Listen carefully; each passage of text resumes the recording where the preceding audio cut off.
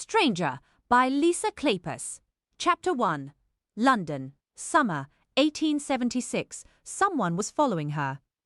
The uneasy awareness crept along the nape of Garrett's neck until the fine hairs stood on end. Lately she had the feeling of being watched whenever she went on her weekly visit to the workhouse infirmary. So far there had been no evidence to justify her unease, no glimpse of a person behind her, no sound of footsteps, but she could feel him somewhere close. Carrying her leather doctor's bag in her right hand and a hickory cane with the other, Garrett continued to walk at a brisk pace. Her gaze took in every detail of the environment. The East London parish of Clerkenwell was not a place to be careless.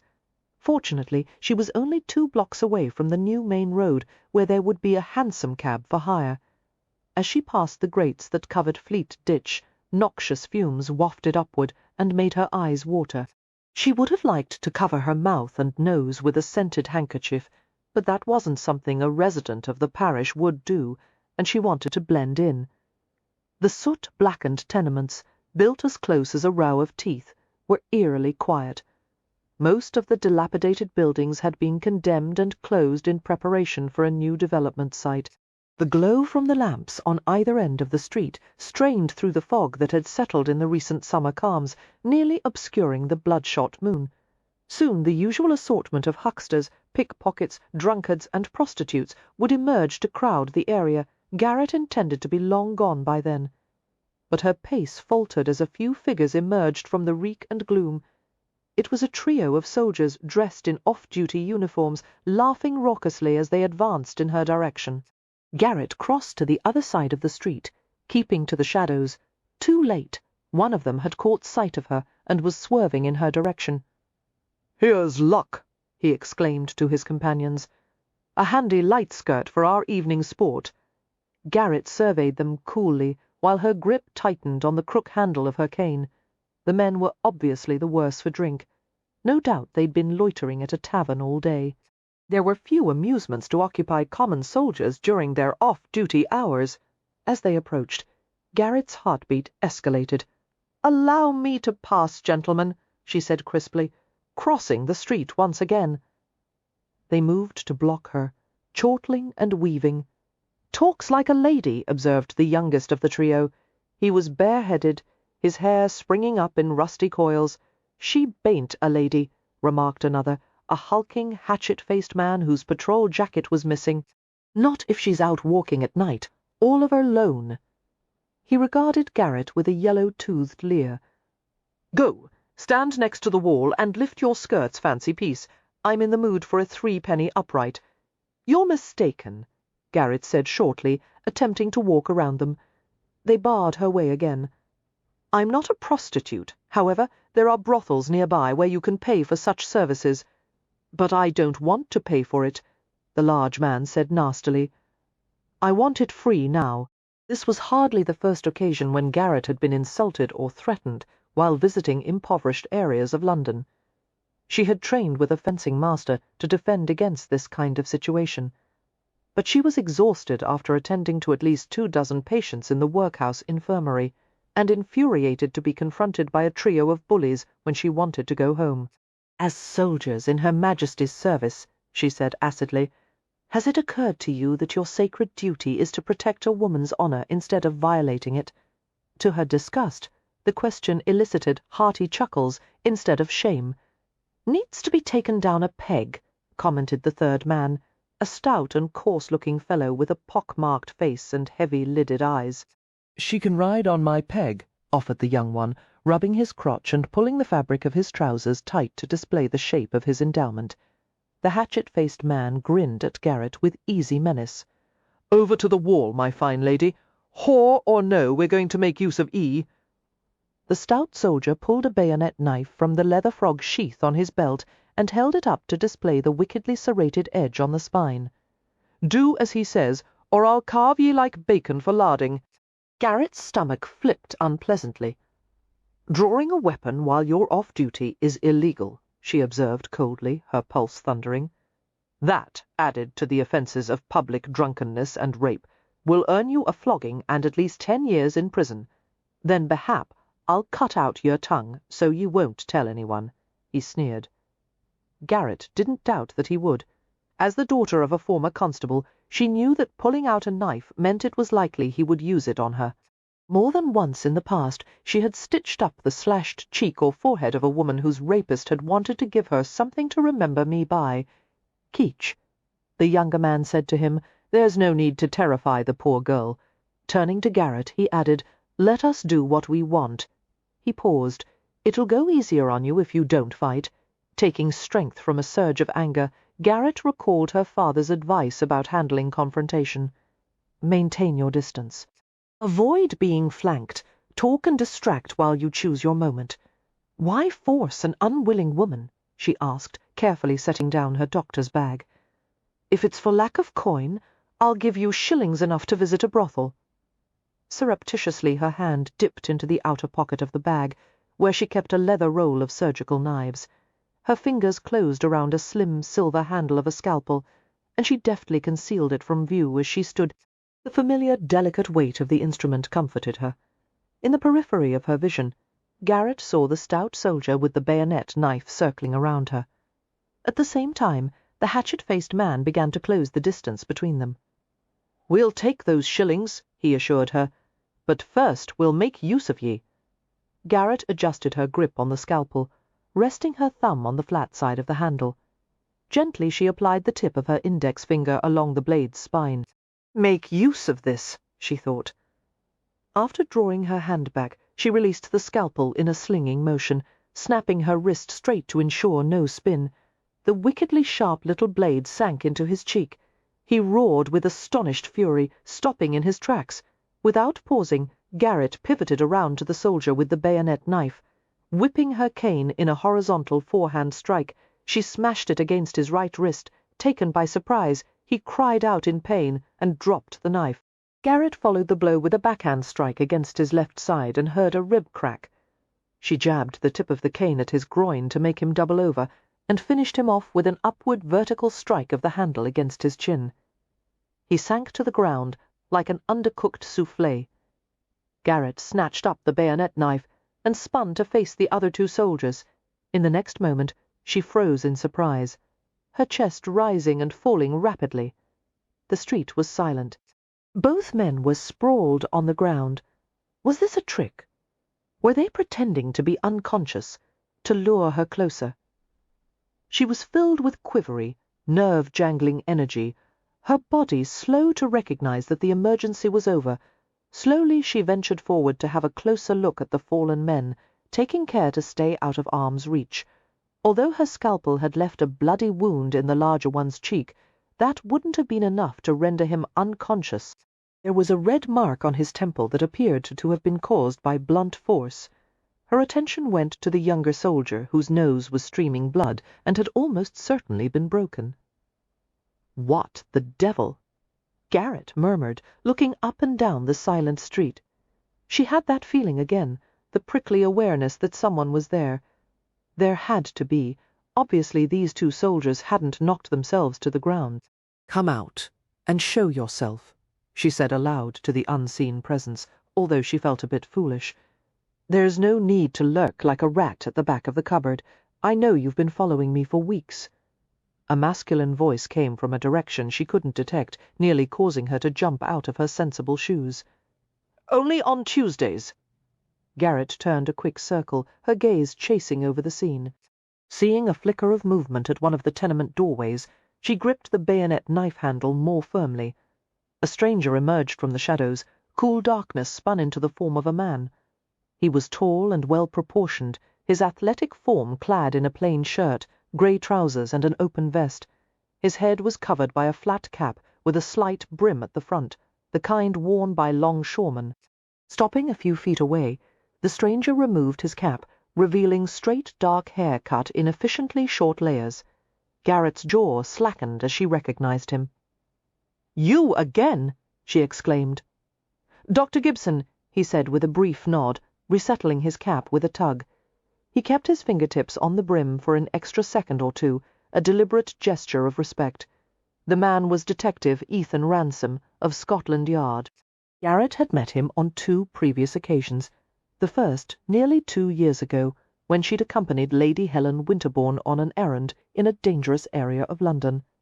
Much to Garrett's annoyance, Ransom had been hired by Lady Helen's husband to follow them. Last month she'd encountered Ransom again when he had visited her medical clinic after Lady Helen's younger sister, Pandora, had been injured in a street attack. Ransom's presence had been so quiet and unobtrusive that one might have taken little notice of him, except that his dark good looks were too striking to ignore. His face was lean, the mouth firm and distinctly edged, the nose strong with a slightly thickened bridge, as if it had once been broken. His eyes were piercing and heavy-lashed, deeply set under straight, thick brows. She couldn't recall the colour. Hazel, perhaps? She would have thought him handsome, if not for the air of toughness that robbed him of gentlemanly refinement. No matter how polished the surface, the impression of a ruffian would always lurk beneath. "Who hired you to follow me this time?" Garrett demanded, executing a deft spin with her cane before resting the tip on the ground in the ready position. It was a bit of a show-off move, admittedly, but she felt the need to display her skill. Subtle amusement flickered across Ransom's face, but his tone was grave. "No one." "Then why are you here? You're the only female physician in all of England. It would be a shame for anything to happen to you." "I need no protection," she informed him. "Furthermore, if I did, you're not the one I would hire to provide it." Ransom gave her an inscrutable glance before going to the soldier she had bashed with her cane. The unconscious man was sprawled on his side. After using a booted foot to roll him onto his front, Ransom pulled a length of cord from his vest and bound the man's hands behind his back. "As you just saw," Garrett continued, "I had no difficulty in trouncing that fellow, and I would have defeated the other two on my own." "No, you wouldn't," he said flatly. Garrett felt a simmer of irritation. "I've been trained in the art of cane, fighting by one of the finest maîtres d'armes in London. I know how to take down multiple opponents." "You made a mistake," Ransom said. "What mistake?" As Ransom held out his hand for the bayonet knife. Garrett gave it to him reluctantly.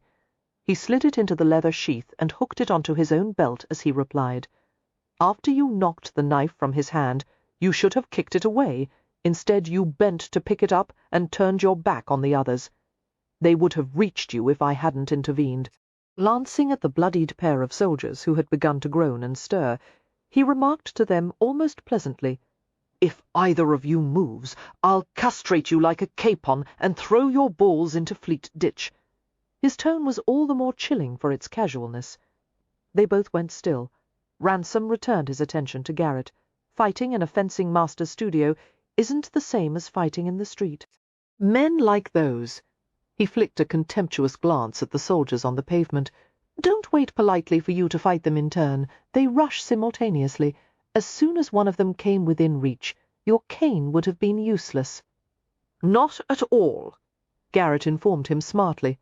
"I would have jabbed him with the point and felled him with a hard strike." Ransom moved closer to her, stopping within an arm's length.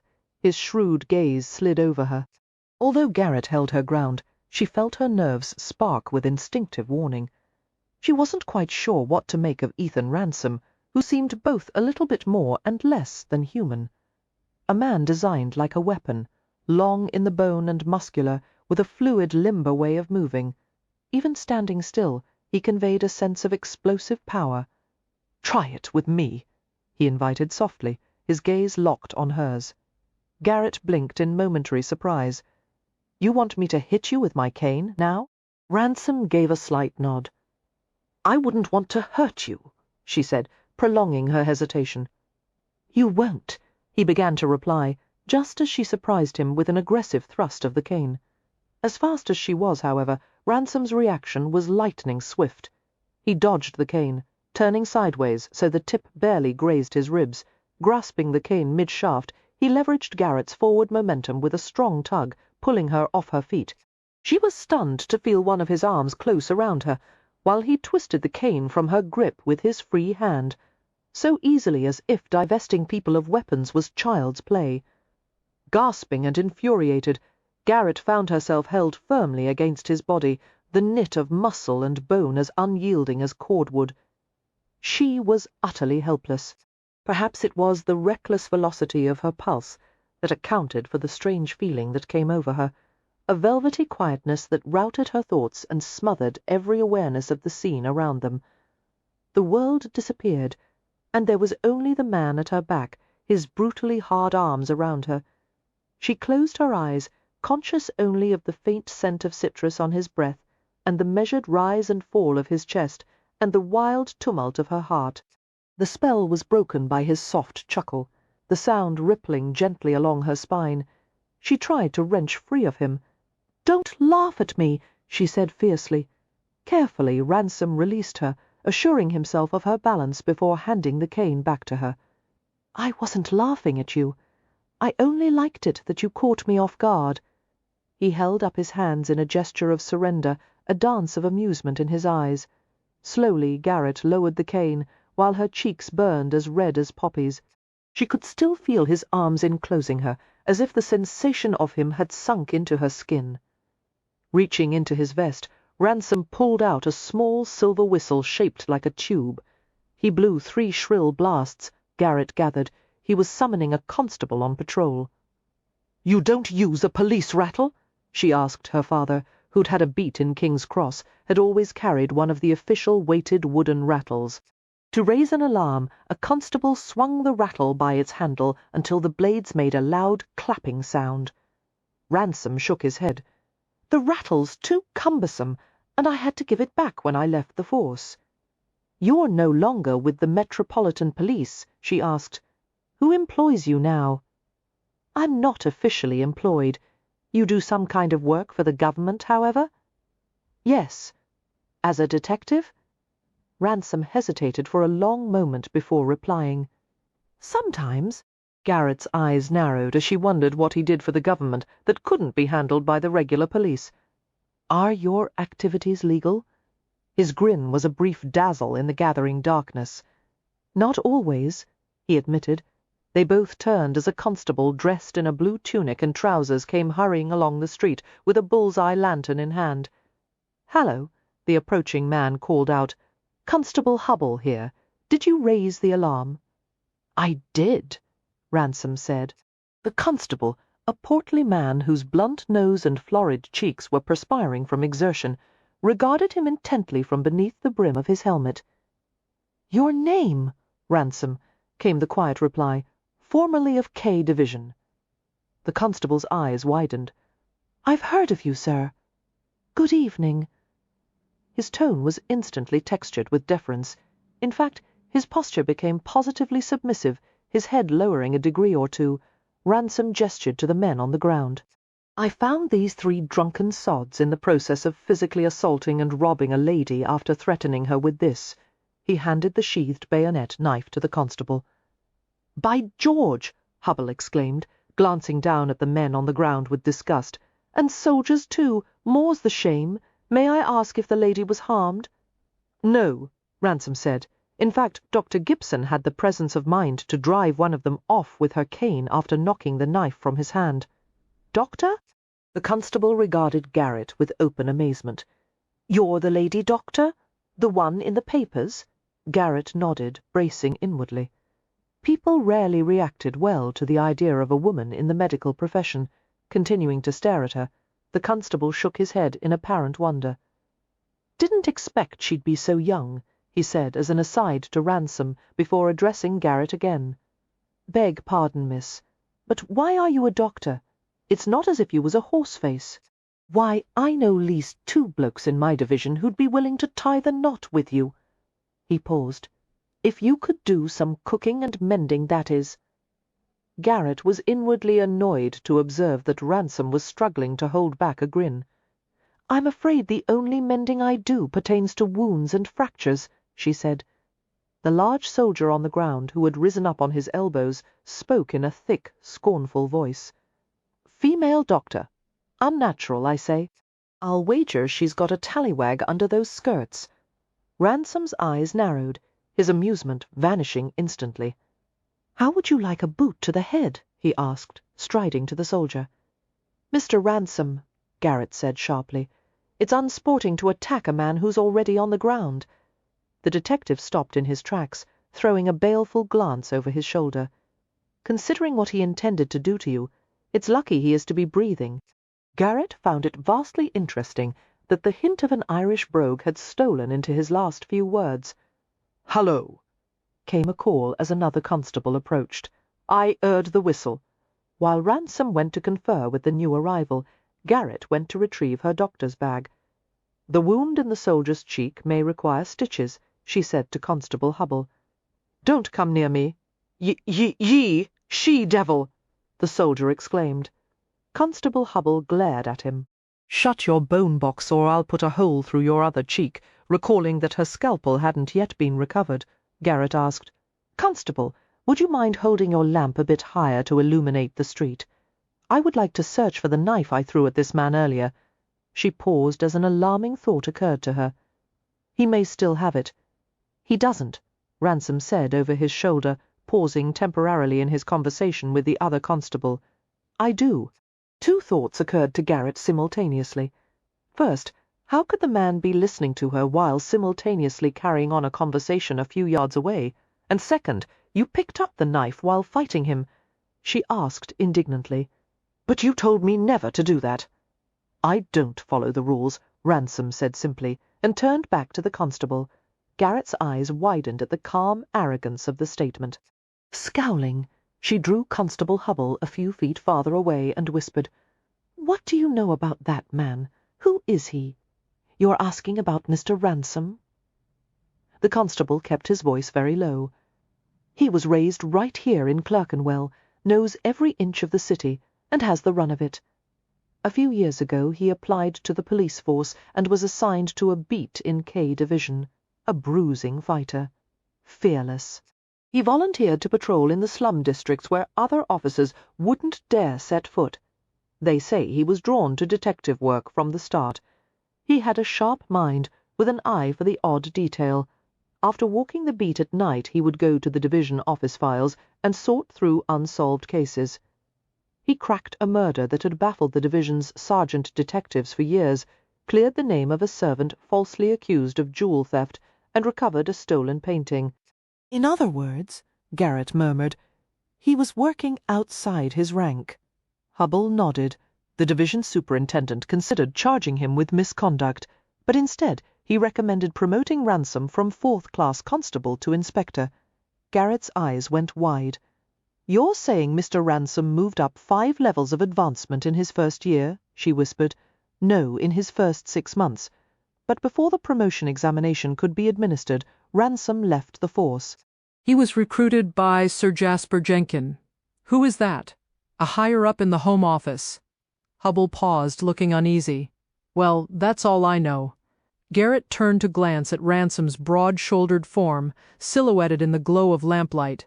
His stance was relaxed, hands shoved negligently in his pockets, but she didn't miss the quick turn of his head as he monitored the environment while talking with the other constable. Nothing escaped him, not even the scuttling rat near the end of the street. "Mr. Ransom," Garrett said, breaking off the discussion. He swiveled to face her. "Yes, Doctor. Will I be required to give a statement about the events of this evening?" "No." Ransom's gaze moved from her face to Constable Hubble's. "It's best for all concerned if we protect your privacy, and mine, by giving Constable Hubble the credit for apprehending these men." Hubble began to protest. "Sir, I couldn't take the credit for your bravery. It was my bravery as well." Garrett couldn't resist pointing out tartly. "I defeated the one with the knife." Ransom came to her. "Let him have the credit," he said in a gently coaxing undertone. "They'll give him a commendation and reward money. It's not easy to live on a constable's salary." Being all too familiar with the limitations of a constable's salary, Garrett muttered, "Of course." One corner of his mouth tugged upward. "Then we'll let these men handle the matter, while I walk with you to the main road." "Thank you, but I have no need of an escort." "As you wish," Ransom said readily, as if he'd fully expected her to refuse. Garrett looked up at him suspiciously. "You're going to follow me anyway, aren't you? Like a lion stalking a stray goat?" A smile deepened the outer corners of his eyes. As one of the constables moved by them with a lantern, a stray shaft of light caught in the long sweep of his lashes, and struck hints of brilliant, jarring blue in the darkness of his pupils.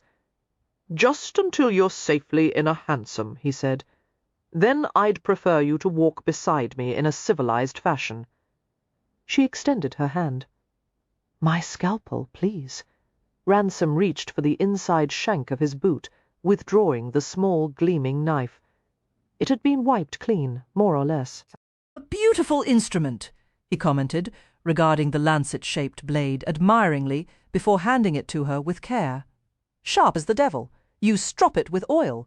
Diamond paste." After replacing the scalpel in her bag, Garrett hefted the bulky weight with one hand and picked up her cane with the other. She was nonplussed when Ransom tried to take the bag from her. "Allow me," he murmured. Garrett moved back, gripping the leather handles more tightly. "I can carry it myself." "Obviously. But I'm offering as a courtesy to a lady, not questioning your ability. Would you make the same offer to a male physician?" "No." "I would rather you consider me as a physician, not a lady." "Why must you be one or the other?" Ransom asked reasonably. "You're both. I have no difficulty carrying a lady's bag while at the same time respecting her professional competence." His tone was matter-of-fact, but something in his gaze unnerved her, an intensity that went beyond the regard of strangers.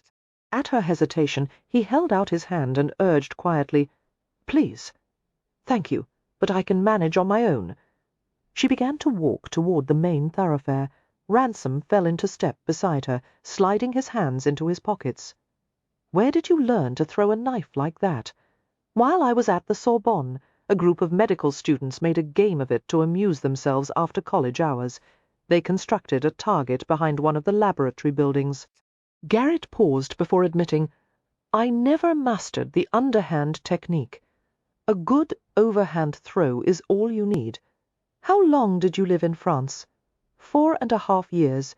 A young woman attending the best medical school in the world," Ransom mused aloud, "far from home, taking classes in a foreign language. You're a determined woman, Doctor." "No medical school here would admit a female," Garrett said pragmatically. "I had no choice. You could have given up." "That is never an option," she assured him, and he smiled. They passed a stunted building with a closed shop front, its broken windows plastered with paper. Ransom reached out to guide Garrett around a pile of empty oyster shells and broken pottery, and what appeared to be a set of rotting bellows. Reflexively, she shrank from the slight pressure of his hand on her arm. "You've no need to fear my touch," Ransom said. "I was only going to help you across the path." "It's not fear." Garrett hesitated before adding a touch sheepishly. "I suppose my habit of independence is too firmly fixed." They continued along the pavement, but not before Garrett caught his brief longing glance at her doctor's bag. A brief chuckle escaped her. "I will let you carry this," she offered, "if you'll speak to me in your real accent." Ransom stopped and looked at her with a flash of surprise, a notch appearing between his dark brows. "What was the slip?" "I heard the hint of a brogue when you threatened one of the soldiers, and the way you touched your hat. It was slower than the way Englishmen usually do it. I was born to Irish parents and raised here in Clerkenwell," Ransom said, matter-of-factly. "I'm not ashamed of it, but at times the accent is a disadvantage." Extending his hand, he waited until Garrett handed the bag to him. A smile crossed his face, and his voice changed, turning resonant and deep as he spoke in a brogue that seemed to have been warmed slowly over a low flame. "Now then, lass, what would you have me say?" Taken aback by his effect on her, the pang of nerves at the pit of her stomach, Garrett was slow to reply. "You're too familiar, Mr. Ransom." His smile lingered. "Ah, but that's the price of it. If you want to hear an Irish brogue, you'll have to put up with a bit o' sweethearting." "Sweethearting?" Disconcerted, Garrett resumed walking. "Compliments to your charm and beauty. I believe that's called blarney," she said crisply, "and I beg you to spare me. 'Tis a clever, stirring woman you are," he continued, as if he hadn't heard her, "and, to be sure, I have a weakness for green eyes." I have a cane, Garrett reminded him, profoundly irritated by his mockery. You couldn't hurt me with that. Perhaps not, she conceded, her hand tightening on the cane's handle. In the next moment she whipped the length of hickory around in a horizontal strike, not hard enough to inflict serious damage, but sufficient to deliver an uncomfortable lesson. Instead, to Garrett's outrage, she was the one who received the lesson. The blow was blocked smartly by her own leather bag, and once again the cane was twisted from her grasp. The bag thudded to the ground, its contents rattling. Before Garrett had time to react, she found herself hauled back against Ransom's chest and trapped by the cane across her throat. The beguiling, whiskey-warm voice fell against her ear. "You signal your moves in advance, darlin'. 'Tis a bad habit. Let go," she gasped, writhing in helpless outrage. Ransom's grip didn't ease. "Turn your head. What? Turn your head to ease the pressure against your windpipe, and grasp the cane with your right hand." Garrett went still as she realized he was telling her how to break the hold. Slowly she obeyed. "Use an inside grip to protect your throat," Ransom said, and waited until she had complied. "Aye, just so now. Tug down on the end of the cane, and use your left elbow to jab me in the ribs. Lightly, if you please." After she'd made the motion, he bent forward as if doubling over. "Good. Grab the cane with both hands now wider, and give it a hard twist as you duck under my arm." Garrett followed his instructions, and then, almost miraculously, she was free. She turned to stare at him with baffled fascination.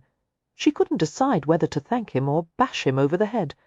Ransom bent to pick up the doctor's bag with a bland smile.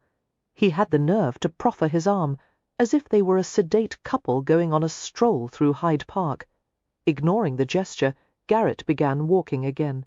"Being choked from the front is the most common way women are attacked," Ransom said. "The second is to hold her from the back, with an arm across her throat. The third is to grab her from behind and carry her off. Hasn't your fencing master taught you to defend yourself without a cane?" "No," Garrett was forced to admit. "He doesn't instruct in hand-to-hand combat. Why hasn't Winterbourne provided a driver and carriage for your outings?" "He's not a miserly man, and he usually takes care of his own." Garrett frowned at the mention of Winterbourne, who owned the clinic where she practiced. The clinic had been established for the benefit of the nearly 1,000 employees of his department store. Reese Winterbourne had hired her when almost no one else had been willing to give her a chance, and for that he would always have her loyalty. "Mr. Winterbourne has offered the use of a private carriage," she admitted. "However, I don't wish to impose on him any more than I already do, and I've been trained in the art of self-defense. You're overconfident, Doctor. You know just enough to be a danger to yourself. There are a few simple tactics that could help you escape an assailant. I could teach them to you of an afternoon." They turned a corner and came to the main road, where knots of raggedly dressed people stood at doorways and steps, while pedestrians in all manner of dress threaded along the pavement. Horses, carts, and carriages passed to and fro along the tramway pavers that had been laid out along the road. Stopping at the curbstone, Garrett looked down the street and waited for a glimpse of a hansom. As they waited, Garrett considered Ransom's words. Clearly the man knew far more about street fighting than her fencing master. His manoeuvres with her cane had been impressive. While half of her was inclined to tell him to go to the devil, the other half was more than a little intrigued. Despite his previous nonsense about sweethearting, Garrett was certain he had no romantic designs on her, which suited her perfectly. She had never wanted a relationship that might have interfered with her career.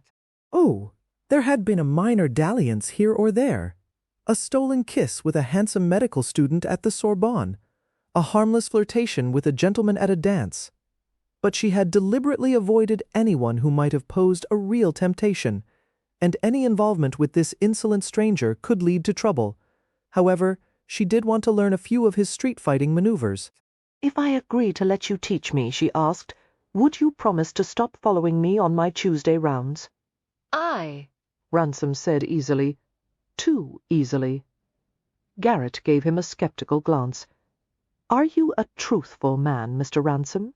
He laughed quietly. "With my job?"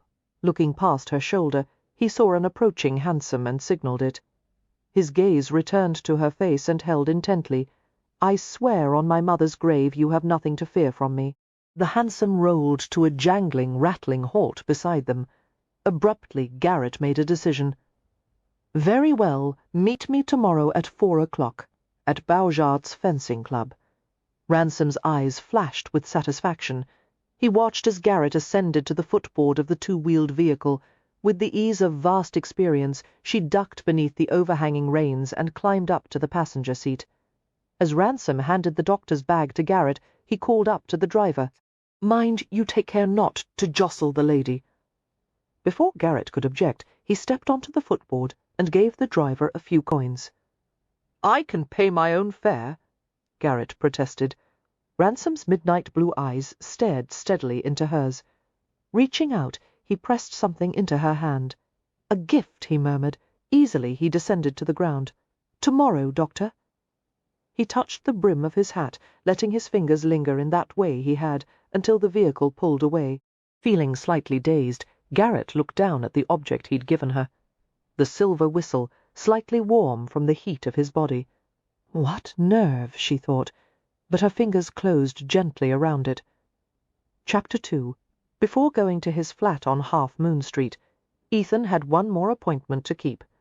He took a hansom to Cork Street, which was almost entirely occupied by Winterbourne's, the famous department store. A few times in the past, Ethan had done private work for the store's owner, Rhys Winterbourne. The jobs had been easy and quick, hardly worth his time, but only a fool would turn down a request from such a powerful man. One of them had involved shadowing Winterbourne's then-fiancée, Lady Helen Ravenel, when she and a friend had visited an orphanage in a hazardous area near the Docklands. That had been 2 years ago, when Ethan had first met Dr. Garrett Gibson. The slim, chestnut-haired woman had been battering an assailant twice her size with precisely aimed strikes of her cane. Ethan had loved the way she'd done it, as if attending to some necessary task like carrying a household bin out to the rubbish carter. Her face had been unexpectedly young, her complexion clean scrubbed and as smooth as a tablet of white soap, all cheekbones and cool green eyes with a sharp little rampart of a chin. But amidst the elegant angles and edges of her features, there was a valentine of a mouth, tender and vulnerable, the upper lip nearly as full as the lower. A mouth with such pretty curves that it did something to Ethan's knees every time he saw it. After that first encounter, Ethan had taken care to avoid Garrett Gibson, knowing she would be trouble for him, possibly even worse than he would be for her. But last month he'd gone to visit her at the medical clinic where she worked, for information concerning one of her patients, and his fascination had ignited all over again. Everything about Garrett Gibson was delicious. The dissecting gaze, the voice as crisp as the icing on a lemon cake, the compassion that drove her to treat the undeserving poor as well as the deserving, the purposeful walk, the relentless energy, the self-satisfaction of a woman who neither concealed nor apologized for her own intelligence. She was sunlight and steel, spun into a substance he'd never encountered before. The mere thought of her left him like a stray coal on the hearth. He had already sworn to himself that he would take nothing from her. All he intended to do was keep her safe on her visits to the Clerkenwell workhouse, or the Bishopsgate orphanage, or wherever she chose to go on her Tuesday rounds. That much he would allow himself. It had been a mistake arranging to meet her tomorrow. Ethan still wasn't sure how that had happened. He'd heard the words leaving his lips as if they were being spoken by someone else.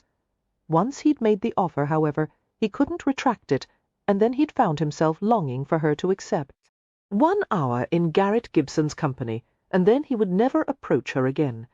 But he wanted, needed, craved those minutes alone with her. He would hoard the memory for the rest of his days. Winterbourne's department store appeared as an unbroken row of grand marble-faced buildings fronted with massive display windows.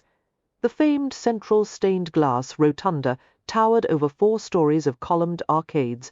It was a palatial structure, built by an ambitious man who'd wanted the world to know that a Welsh grocer's son had made himself into someone of consequence. Ethan walked to the street behind the department store, where the mews, delivery yard, and loading docks were located. Winterbourne's private house was at the far end of the street, connected to the store through private passageways and stairwells. It was Ethan's habit to enter at the back, through the door used by servants and deliverymen. A footman admitted him inside. "Mr. Ransom, this way, if you please."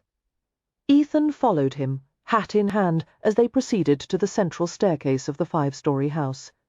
The hallways were lit with crystal sconces and lined with paintings, with views of mountains, oceans, and sunny pastoral scenes. A long pier table set against a wall had been laden with blue and white chinwisery vases, filled with ferns and lavish sprays of orchids. As they passed a trio of potted palms, Ethan noticed a few black grains of dirt on the floor beside one of them. He paused and ducked low enough to look beneath the feathery fronds. A little parade of carved wooden animals, the kind that might belong to a Noah's Ark set, had been set up in the soil around a tiny hut made of matchboxes. It looked like a child's secret hiding-place. Amusement tugged at the corners of Ethan's lips as he recalled that Lady Helen's young half-sister, approximately 5 years old, was being raised by the Winterbournes. Seeing that one of the toy elephants had fallen onto its side, he surreptitiously set it back on its feet. "Sir." The footman had stopped to look back at him, frowning at the guest's untoward interest in a houseplant. Ethan stood, giving him an innocent glance. Just admiring the palm. He continued to follow the footman after bending to whisk the telltale flecks of soil away from the pot with a quick swipe of his hat. They proceeded to the gentleman's room where Ethan had met with Winterbourne on previous occasions. The masculine parlour was seasoned with pleasant hints of oiled leather, cigar tobacco, expensive liquor, and a dry whiff of billiard chalk. After entering the room, Ethan paused near the doorway, his gaze sharpening. Winterbourne stood beside a massive terrestrial globe set in a walnut floor stand, spinning it idly, while another man browsed among a nearby wall rack of billiard cues. The two were laughing quietly together in the manner of long-standing friends. Noticing his presence, Winterbourne said easily, "Ransom, come in." Ethan didn't move, his nerves crawling with the awareness that he had been manipulated. Winterbourne, the bastard, had led him to expect that he would be alone. At 6 feet, Ethan was hardly a small man, but Winterbourne eclipsed him by at least 4 inches in height. Winterbourne approached in a relaxed manner.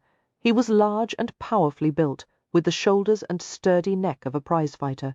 Big fists, a punishing reach from instinct and habit. Ethan's brain rapidly calculated the most efficient sequence of moves to defeat him. Start with a dodge to the side, grab the shoulder of his jacket, hammer him with a few left hooks to the solar plexus and lower ribs. Finish him with a knee to the gut. "Ethan Ransom, allow me to introduce Mr. Weston Ravenel," Winterbourne said, gesturing to his companion. "One of my wife's relations. He asked if I would arrange a meeting with you." Ethan's gaze shot to the stranger, a man in his mid to late 20s with brown-black hair, polished good looks, and an easy smile. He was lean and exceptionally fit, his clothes impeccably tailored. Curiously, his complexion was sun-bronzed, and his hands were work-roughened like someone in a manual trade. To London society, the Ravenel name connoted aristocratic privilege and power, but the Ravenels had never settled into staid respectability like the Cavendishes or Grosvenors. They were a hot-blooded lot, intemperate and reckless in nearly everything they did. The Ravenel lineage had nearly come to an end with the last Earl's death, but they'd managed to find a distant cousin to assume the title. "Please forgive the subterfuge," Weston Ravenel said pleasantly, coming forward. "I have a bit of business to discuss with you, and I didn't know how else to reach you." "Not interested," Ethan said coldly, turning to leave. "Wait. It's in your interest to hear me out. I'll pay for your time if necessary." "God, I hope you're not expensive." "He is," Winterbourne assured him. "I suppose I should have," Ravenel began, but stopped as he drew close enough to have a more thorough look at Ethan in the light. "Damn!" he said quietly, looking into his eyes. Ethan drew in a measured breath and released it slowly. Focusing at a blank space on the wall, he considered his options. There wasn't much point in dodging the bastard now. He might as well find out what he wanted. "I'll stay for 10 minutes," he said curtly. "Would you make it 20?" Ravenel asked. If Winterbourne opened a decent bottle of cognac, he glanced at Winterbourne. By decent, I'm referring to the Gautier 64. Do you know how much that costs? The Welshman asked him, in dawning outrage. I've come all the way up from Hampshire. How often do you have the pleasure of my company? Pleasure is not what I usually call it. Winterbourne grumbled, and went to ring for a servant. Ravenel grinned after him, before levelling an assessing glance at Ethan. The mask of easy charm settled back into place. "Shall we?" he asked, gesturing to the grouping of deep leather chairs. Stone-faced, Ethan went to occupy one of the chairs. He leaned back with his fingers laced lightly across his midriff. As the silence stretched out, he deliberately focused on the rosewood and brass mantel clock. "Counting the minutes, are we?" Ravenel asked. "Very well. I'll go to the point as quickly as possible. 3 years ago, my older brother unexpectedly inherited an earldom, since he knew nothing about estate management, or, God help us, farming. I agreed to move to Hampshire to help him make a go of it." Ravenel paused at a knock on the door. The conversation paused while a butler brought in a silver tray bearing a set of egg-shaped glasses and the bottle of Gautier. Ceremoniously the cognac was poured and served. After the butler had departed, Winterbourne sat on the arm of a heavy leather chair. He held a glass of cognac in one hand, while using the other to lazily turn the globe, as if contemplating which parts of the world he wanted to own next. Why would you change your life like that? Ethan couldn't resist asking. Leaving London for a quiet rural existence was his idea of hell on earth. What were you trying to escape? Ravenel smiled. Myself, I suppose. Even a life of debauchery can become tiresome. And I discovered that estate farming suits me.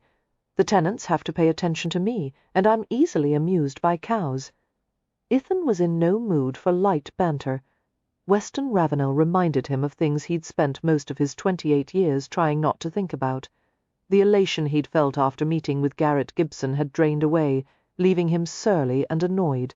After taking a swallow of the fine cognac, and barely tasting it, he said curtly, "You have 18 minutes left." Ravenel lifted his brows. "By all means chatty cheerful. I'll get to the point. The reason I'm here is that my brother and I have decided to sell some family property in Norfolk. It's a large house in good condition, set on approximately 2,000 acres. However, I just found out that we can't do anything with it, because of you." Ethan gave him a questioning glance. "Yesterday," Ravenel said, "I met with our former estate manager and family solicitor, respectively Tothill and Fogg. They explained that selling the Norfolk property is impossible, because Edmund, the old Earl, left it to someone in his will by means of a secret trust." "What is that?" Ethan asked warily, having never heard of such a legal device, a declaration, usually verbal, concerning a bequest of property or money. Ravenel lifted his brows in a mocking expression of astonishment. "Naturally, we were all rather curious as to why the Earl would have left such a generous gift to a man we'd never heard of." After a long pause, he continued in a more serious tone, "If you wouldn't mind talking to me about it, I think I know why." "No," Ethan said stonily. "If the trust wasn't written down, ignore it. I'm afraid it doesn't work that way. According to English law, a verbal trust is absolute. It's illegal to ignore it." There were 3 witnesses to the trust, Tothill, Fogg, and the Earl's long-time valet, Quincy, who has confirmed the story. Pausing, Ravenel swirled the remaining cognac in his glass. His steady gaze met Ethan's. "Tothill and Fogg tried to notify you about the trust upon the Earl's death, but you were nowhere to be found at the time. Now it falls to me to relay the happy news. Congratulations! You are now the proud owner of a Norfolk estate." With great care, Ethan leaned to set his glass on a nearby table. "I don't want it." All the tricks he knew to control his emotions, the regulation of his breathing, the deliberate refocusing of his thoughts weren't working. He was appalled to feel a bloom of sweat on his face. Standing, he rounded the grouping of chairs and headed for the door. Ravenel followed him. "Damn it, wait," came his exasperated voice. "If we don't finish this conversation now, I'll have to go to the trouble of finding you again." Ethan stopped in his tracks. facing away from him. "Whether or not you want the property," Ravenel continued, "you have to take it, because even though the Ravenels can't do anything with the God-forsaken place, we're paying annual taxes on it." Ethan reached into a trouser pocket, pulled out a wad of pound notes, and flung it at Ravenel's feet. "Let me know the balance of what I owe," he snapped. To Ravenel's credit, if he were rattled by the gesture, he didn't show it. Turning to Winterbourne, he remarked casually, "No one's ever showered me with cash before. I must say it inspires feelings of instant affection." Ignoring the scattered pound notes at his feet, he went to lean back against the billiards table. He folded his arms across his chest, levelling an appraising stare at Ethan. "Obviously you had no great liking for Edmund Ravenel. May I ask why?" "He hurt someone I love. I'll not dishonour her memory by taking anything from a Ravenel." The brittleness in the air seemed to ease. Ravenel uncrossed his arms and reached back to rub the nape of his neck, a rueful smile pulling at the corner of his mouth. "Are we being sincere now, then? I beg your pardon for being a flippant ass. If the man were anyone other than a Ravenel, Ethan might have liked him." Winterbourne stood and crossed the room to the sideboard where the butler had left the silver tray. "You might consider selling the property to him," he said to Ethan, refreshing his glass from the cognac decanter. It was the perfect solution. Ethan would be able to dispose of the unwanted land and cut any possible ties to the Ravenel family. "I'll sell it to you for £1, he told Ravenel promptly. "Have the papers drawn up and I'll sign them." Ravenel frowned. "Not for £1. I'll buy it at a reasonable price." After giving him a baleful glance, Ethan went to the window and stared out at the vast mosaic of smoke-blistered rooftops. London was readying for the night, adorning itself with strands of lights, humming in anticipation of sin and pleasure. He had been born to this city, nursed on it, until its violent rhythms were woven through him as surely as the network of his own veins. His blood coursed with its sounds and sensations. He could go anywhere, into the vilest rookeries or most dangerous criminal dens, an infinity of dark and secret places, fearing nothing. "I'll be staying in London for the next month," West Ravenel said. "Before I return to Hampshire, I'll have a proposal drawn up for sale of the Norfolk property. If you like the terms, I'll be happy to take it off your hands." He pulled out a white calling card from a waistcoat pocket. "Let's exchange cards. I'll call on you when I've come up with some figures." "Winterbourne can tell you how to send a message to me," Ethan replied. "I don't have a calling card." "Naturally," Ravenel said darkly, still holding out the card. "Take mine anyway." At Ethan's silent refusal, he exclaimed, "Good God, are you always like this? Your company is remarkably tedious, and that's coming from someone who spends most of his time around farm animals." "Civilized men exchange cards after they meet. Take it." Deciding to humour him, Ethan tucked the white card, engraved with glossy black lettering, into the folding wallet he kept in an interior vest pocket. "I'll see myself out," he said. After retrieving his hat from a table, he settled it on his head and let his fingers graze the brim in a deferential gesture. It was his version of goodbye. He had the Irishman's reluctance to say the word aloud. Chapter 3. Emerging from the ladies' dressing room at Boujart's with her cane in hand, Garrett passed a series of private exercise and instruction rooms. She had changed into the standard ladies' fencing costume, a close-fitting jacket with a high neck, a white skirt hemmed just below the knees, thick white hose, and soft flat leather shoes.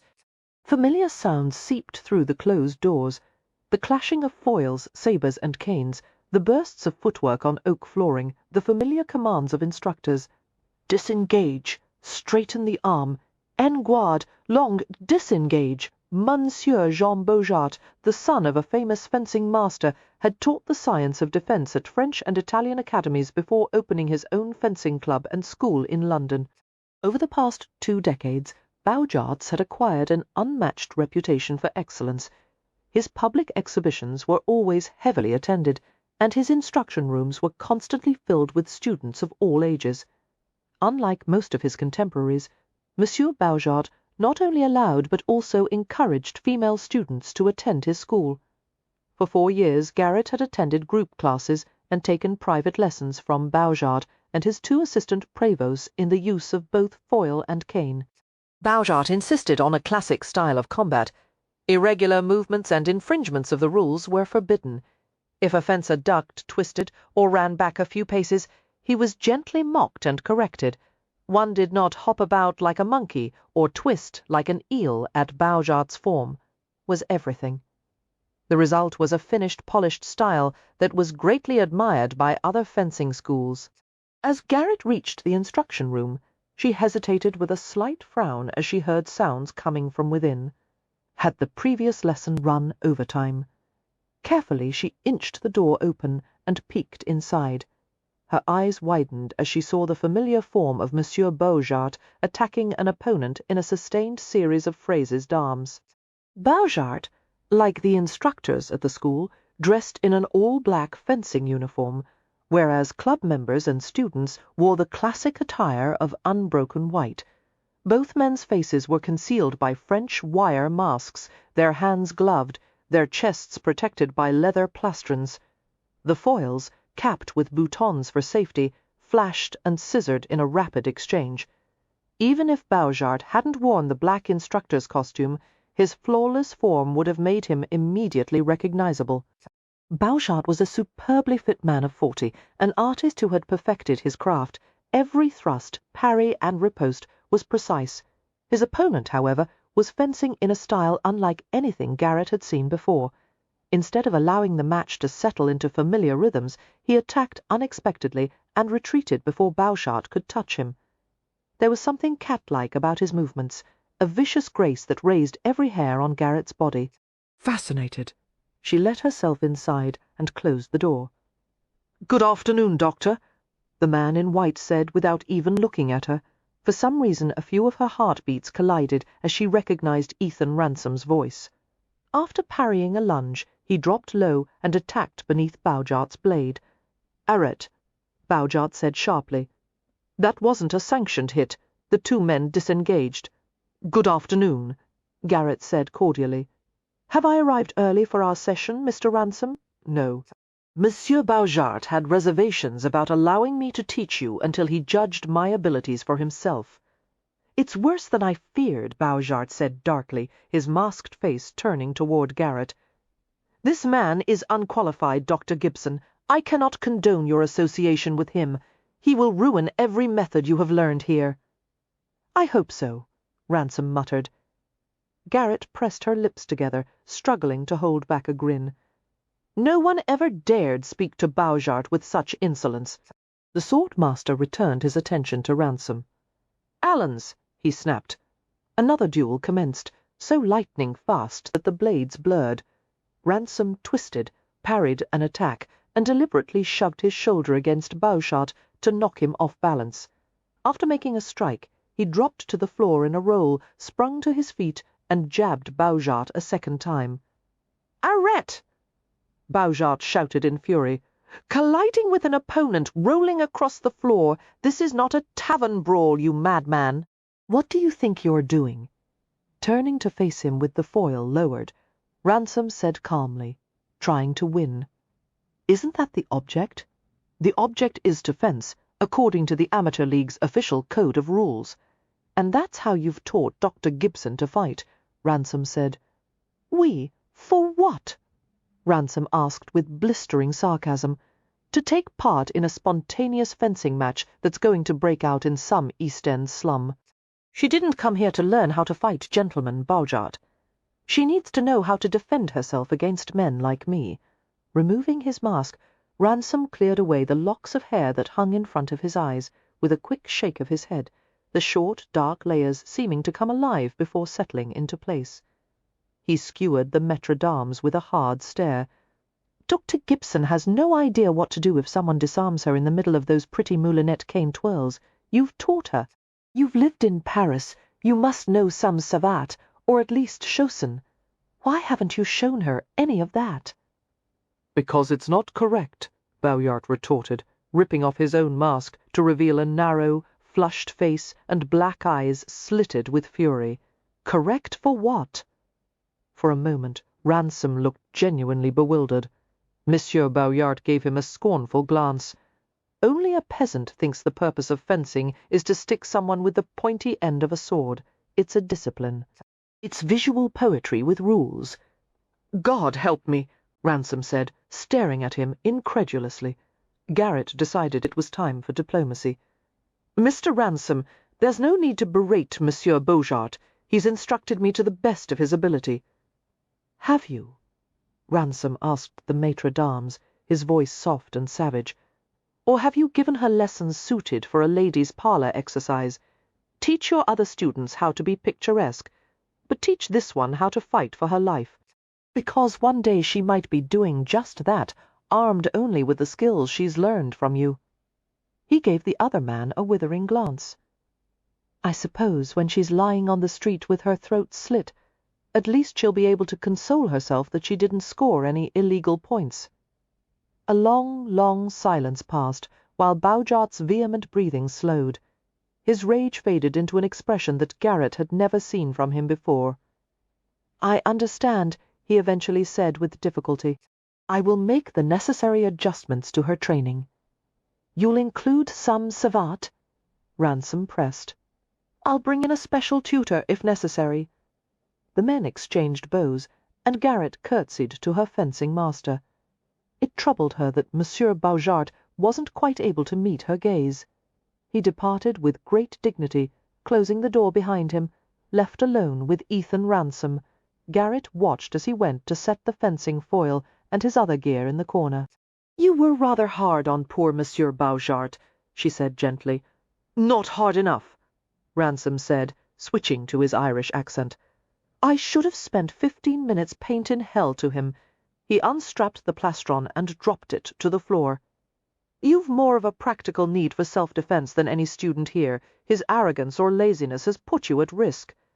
I don't know if I should feel more insulted for Monsieur Baujart's sake or my own, Garrett said dryly. I didn't insult you. Ransom stripped off his gloves and tossed them aside. You implied that I'm incompetent. Ransom turned to face her. No, I've seen you fight. You're an opponent to be reckoned with. Thank you, Garrett said, somewhat mollified. For that, I'll overlook your remark about my moulinet twirls. She saw the flash of an elusive grin. A waste of motion, they are, he murmured, but very pleasing to the eye. Garrett realized this was the first time she'd ever seen him in good lighting. The stunning brightness of his eyes, blue from across the room, sparked an unfamiliar but pleasant tingling high up under her ribs, like delicately tightening knots. His features were ruggedly masculine, with that strong nose and geometric jaw, but the long sweeps of black lashes were a luxurious touch of softness, and when he'd smiled, she could have sworn there was the hint of a dimple in one cheek. Ransom began to meander along a wall of framed illustrations of fencing positions, viewing them with feigned interest. Garrett was more than a little charmed by the hint of boyishness, as if he weren't quite certain how to approach her. He cut a splendid figure in the fencing uniform, a head-to-toe scheme of all white that usually did the male form no favours. The canvas jacket buttoned on one side, and closely fitted down to the high hip, tended to make the average man's shoulders appear narrow and the waist look thick. The snug, flat-fronted trousers would highlight even the slightest tummy bulge. But on Ransom, the severely tailored garments only served to emphasize a physique of remarkable proportions. His body was lean, lithe, powerful, with no trace of softness anywhere. Garrett's gaze travelled from the broad shoulders down to the slim hips, and then even lower to his thickly muscled thighs. As it occurred to her that she was staring, she glanced upward and blushed like a schoolgirl as she met his questioning gaze. I was just noting the unusual development of your quadriceps extensors, she said in her professional voice. His lips twitched. Are you paying me a compliment, Doctor? Certainly not. It was merely an observation. Your physical build might lead one to assume you were a sailor or a blacksmith. I've done a bit of forging and pressing, Ransom said, but only light metalwork. Nothing so difficult as what a blacksmith does. What kind of metalwork? He straightened one of the frames on the wall. Locks and keys, mostly. I apprenticed for a prison locksmith as a boy. Without looking at her, he added, My father was a turnkey at Clerkenwell. Most prisons, including Clerkenwell, were unsanitary, hazardous, and crowded, as it was believed they should have a deterrent atmosphere. In her opinion, no boy should have been allowed to work under such conditions. A dangerous place for a child, she commented, his shoulders hitched in a shrug. It was safe enough, as long as I heeded the rules. Did you have brothers or sisters? She asked. No, I was an only child. So was I. Although Garrett rarely volunteered personal information, she found herself continuing. I always wanted a sister. My mother died when I was born, and my father never remarried. He was a constable in E Division. Garrett looked up at him quickly. Yes. How did you know that? I read it in the newspaper. Oh, of course. She made a little face.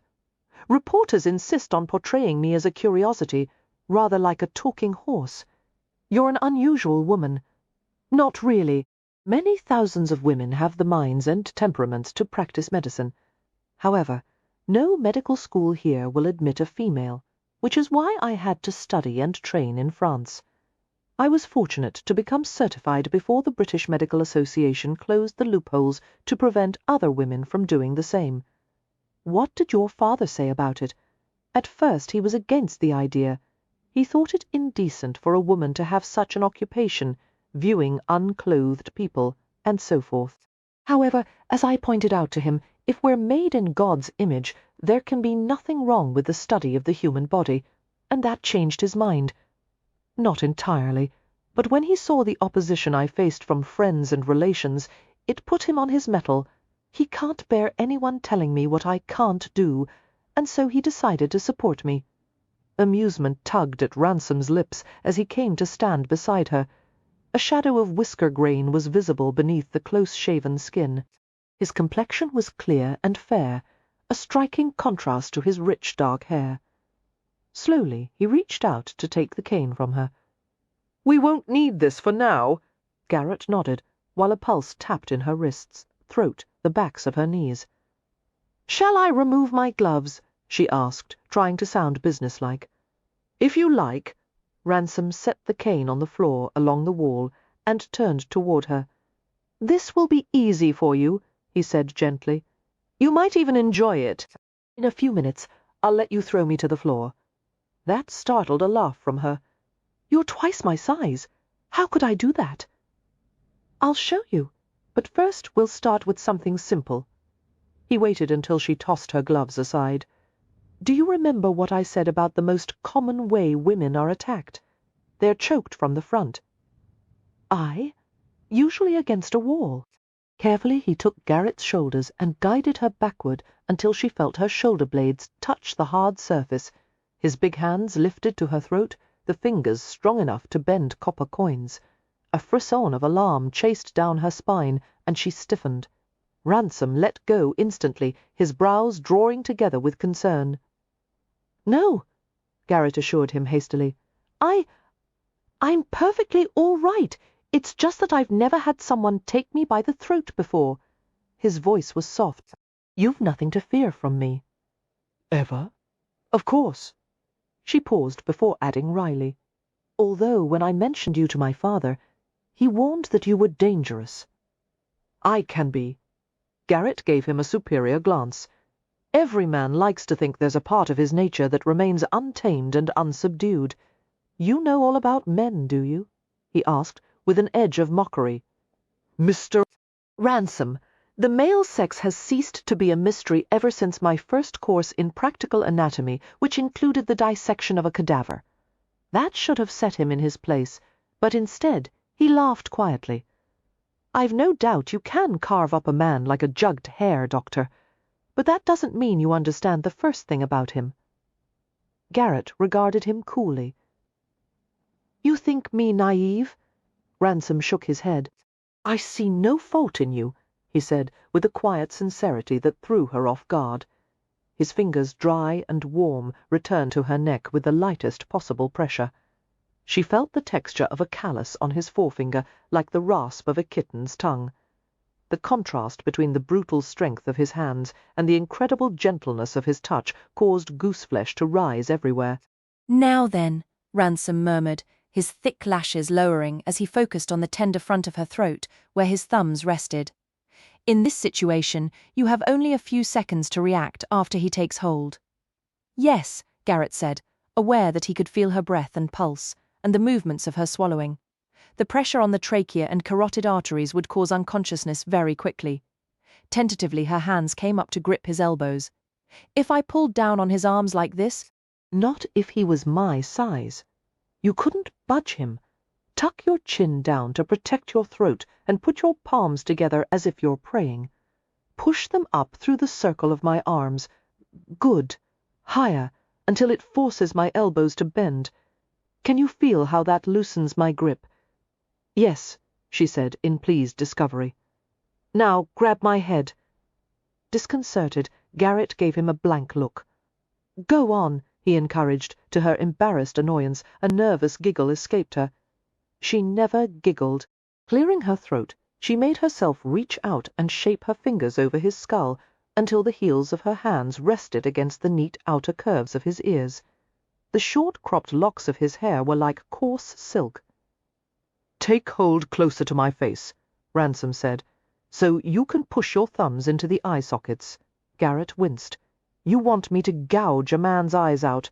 Aye, show the bastard no mercy, as he'll show none to you.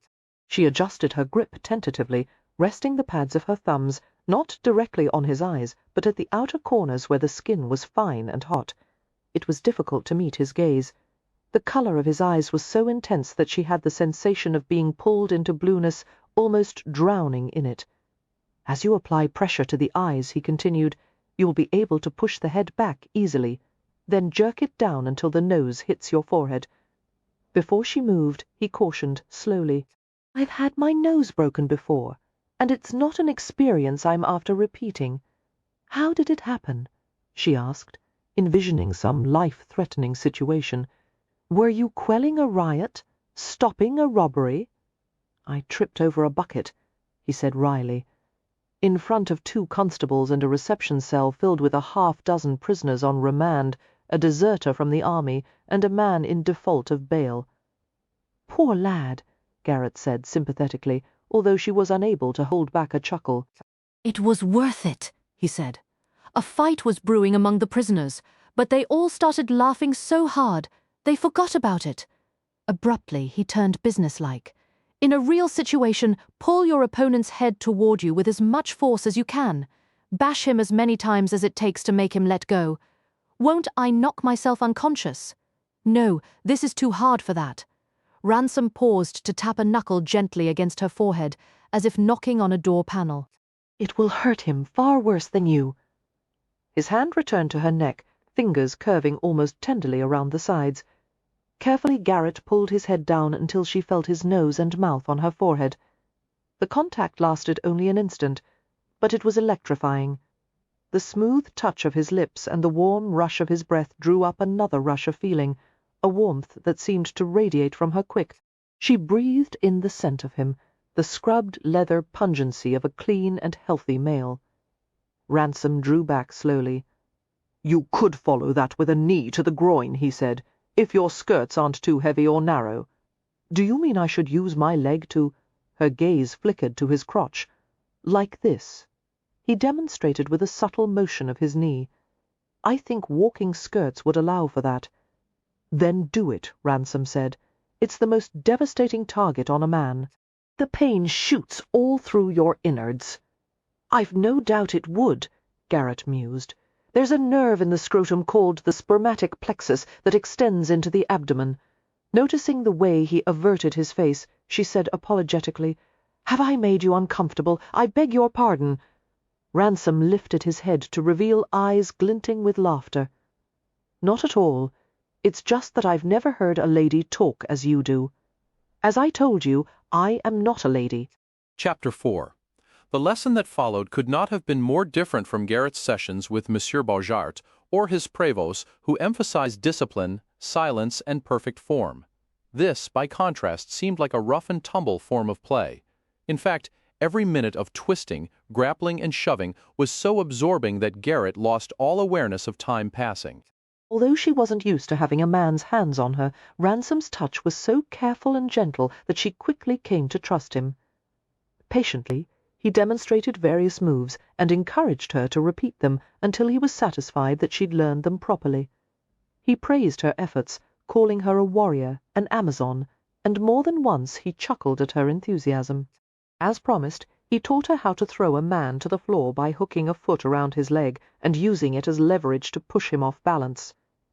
Every time he hit the ground, he rolled in a fluid motion and came to his feet again.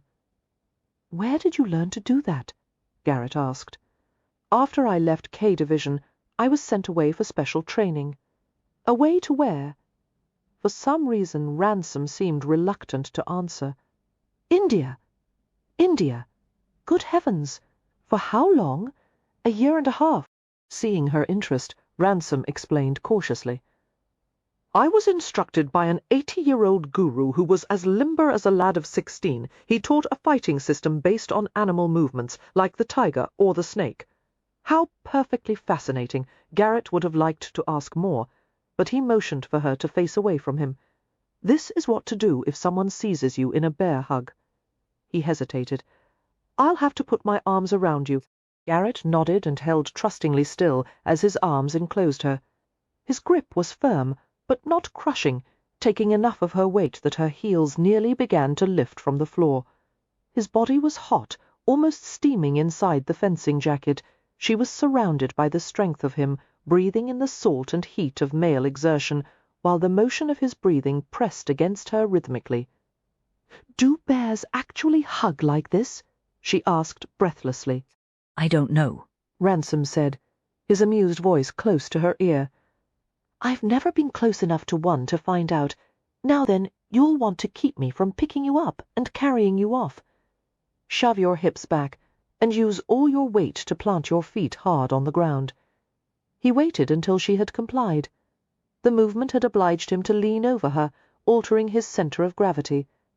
"Good.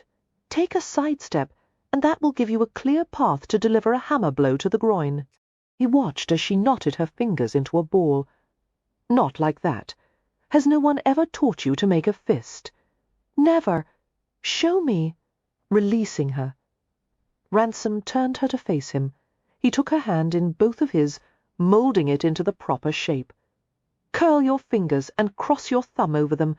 Don't tuck it inside, or you'll break it when you hit someone, and don't clench so tight that your little finger starts to collapse inward." He tested the tension of her closed hand, running the pad of his thumb across her knuckles. The dark fans of his lashes lowered. She thought he would let go then, but instead his fingertips slowly began to explore the miniature valleys between her fingers, the buffed surface of her nails, the soft flesh at the base of her thumb. Garrett's breath caught as he touched the tender inside of her wrist, where a pulse beat light and fast. "Why were you named Garrett?" she heard him ask. "My mother was convinced that I was going to be a boy. She wanted to name me after one of her brothers who died while he was still young, but she didn't survive my birth. Above the objections of friends and relations, my father insisted on calling me Garrett anyway." "I like it," Ransom murmured. "It suits me," Garrett said, "although I'm not certain my mother would have approved of giving a masculine name to a daughter." After a reflective pause, she surprised herself by saying impulsively, "Sometimes I imagine going back in time to stop the hemorrhage that killed her. Is that why you became a doctor?" Garrett pondered the question with a slight frown. "I've never thought about it that way before.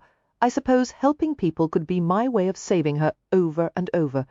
But I would have found the study of medicine fascinating regardless. The human body is a remarkable machine." His fingers stroked over the back of her hand, as if he was smoothing out a tiny silk handkerchief. "Why did you enter into law enforcement?" she asked him. "When I was a boy, I always liked watching the constables when they brought the prisoner van every morning. Big, strong chaps in their blue uniforms and shiny black shoes. I liked the way they brought order to things. What made you want to be one of them?" Ransom drew the tip of his forefinger gently over each of her knuckles, a bit furtively, as if it were something he knew he shouldn't be doing. My father earned £5 a week. It was good pay, especially as we were allowed to live in a watch-house on the prison grounds. But even so, there were times when we couldn't make the money stretch. When Mam worried that I'd had naught but potatoes and milk for weeks, or too many bills had gone unpaid, she would slip away to visit a married gentleman she had an arrangement with. Later Da would see the new soles on my shoes, or a fresh stock of candles and coal in the house, and he would beat her without a word. Then he beat me for trying to stop him, and he wept while he did it. The next day all three of us would carry on as usual, but I couldn't forget about it. I kept telling myself that some day I'd have the power to stop Da, or any man, from hurting Mam. To this day, when I see a woman being threatened or harmed, it's like setting flame to gunpowder. Seeming to realize he was still holding Garrett's hand, Ransom abruptly let go. I was too young to understand what Mam had done with her gentleman friend, or why Da, who fair worshipped her, should have beaten her for it, or why Mam wouldn't let me speak against him. Any husband might be moved to thrash his wife, she said. It was the nature of men, but she hoped I would be better than that. He gave her a troubled, worn-around-the-edges look. I told her I would never strike a woman, and I never have. I'd cut off my arm first. I believe you, Garrett said gently. Your mother was mistaken.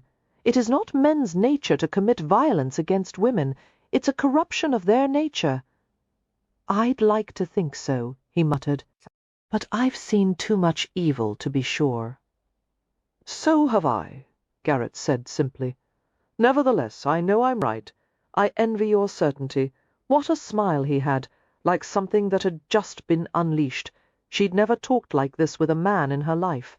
The conversation was easy on the surface, but beneath, it reminded her a little of the feeling she'd had the day of her first classes at the Sorbonne.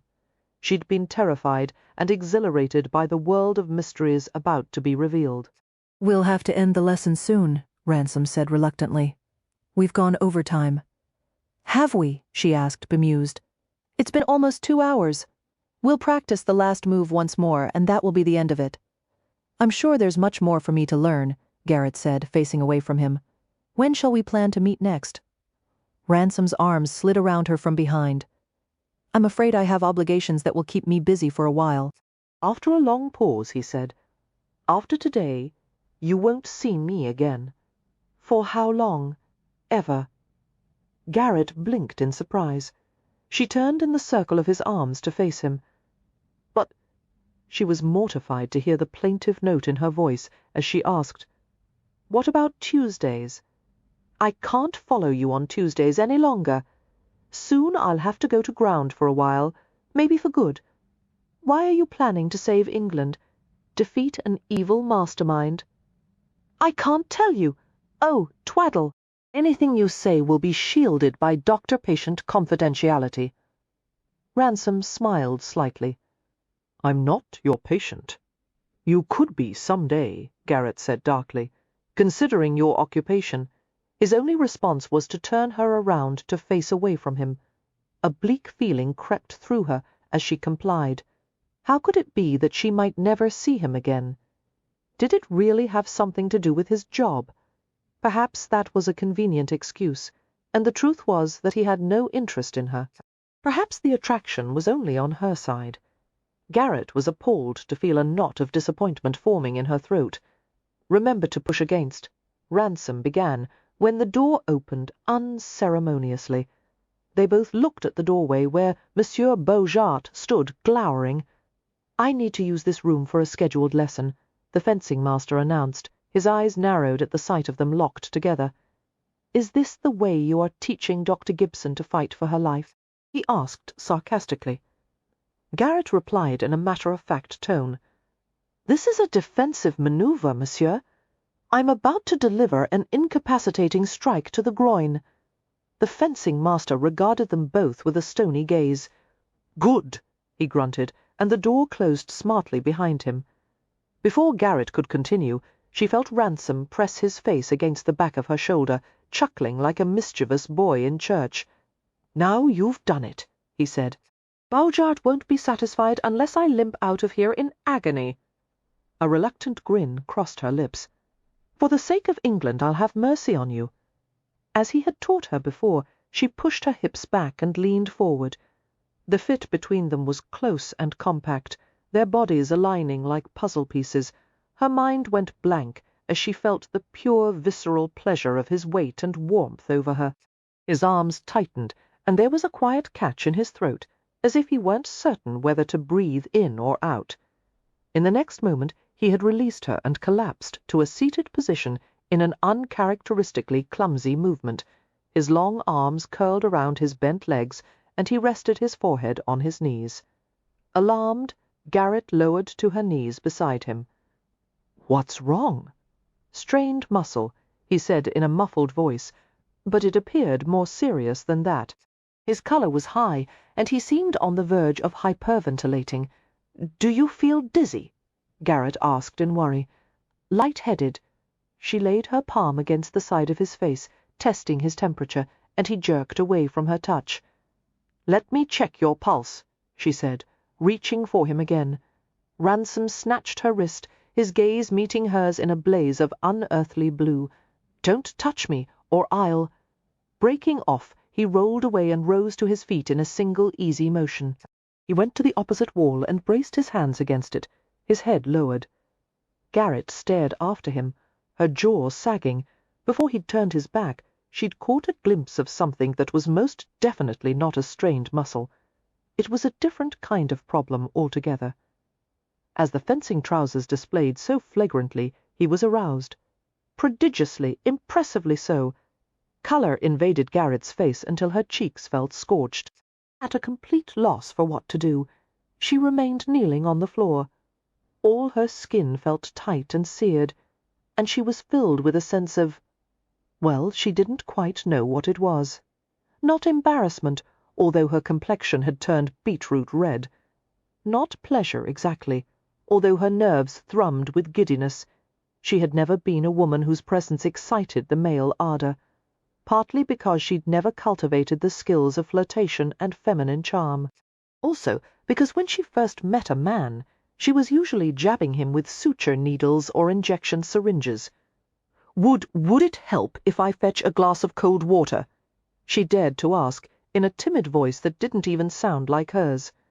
Ransom replied with his forehead leaning against the wall. "Not unless you pour it down my trousers." A strangled laugh was wrenched from her throat.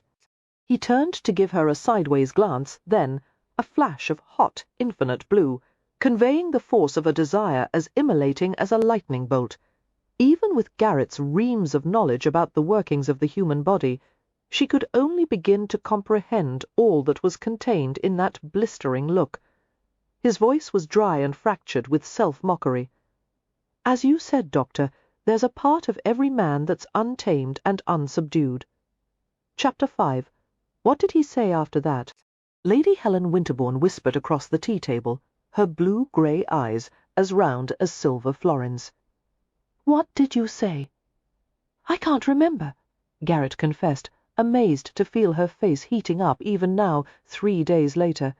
"My mind turned to mush. It was so unexpected. Had you never seen a man in that state?" Helen asked delicately. Garrett gave her a sardonic glance. "I'm a former nurse as well as a physician. I dare say I've seen as many erections as a brothel, madam," she frowned, "but never one that had anything to do with me." Helen hastily crammed a linen napkin against her lips, muffling a laugh. As was their weekly habit, they had met for lunch at the renowned tea-room of Winterbourne's department store.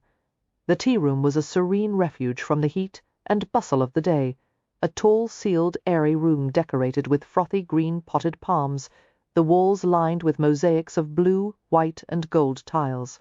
The main floor was crowded with ladies and gentlemen clustered at the round tables.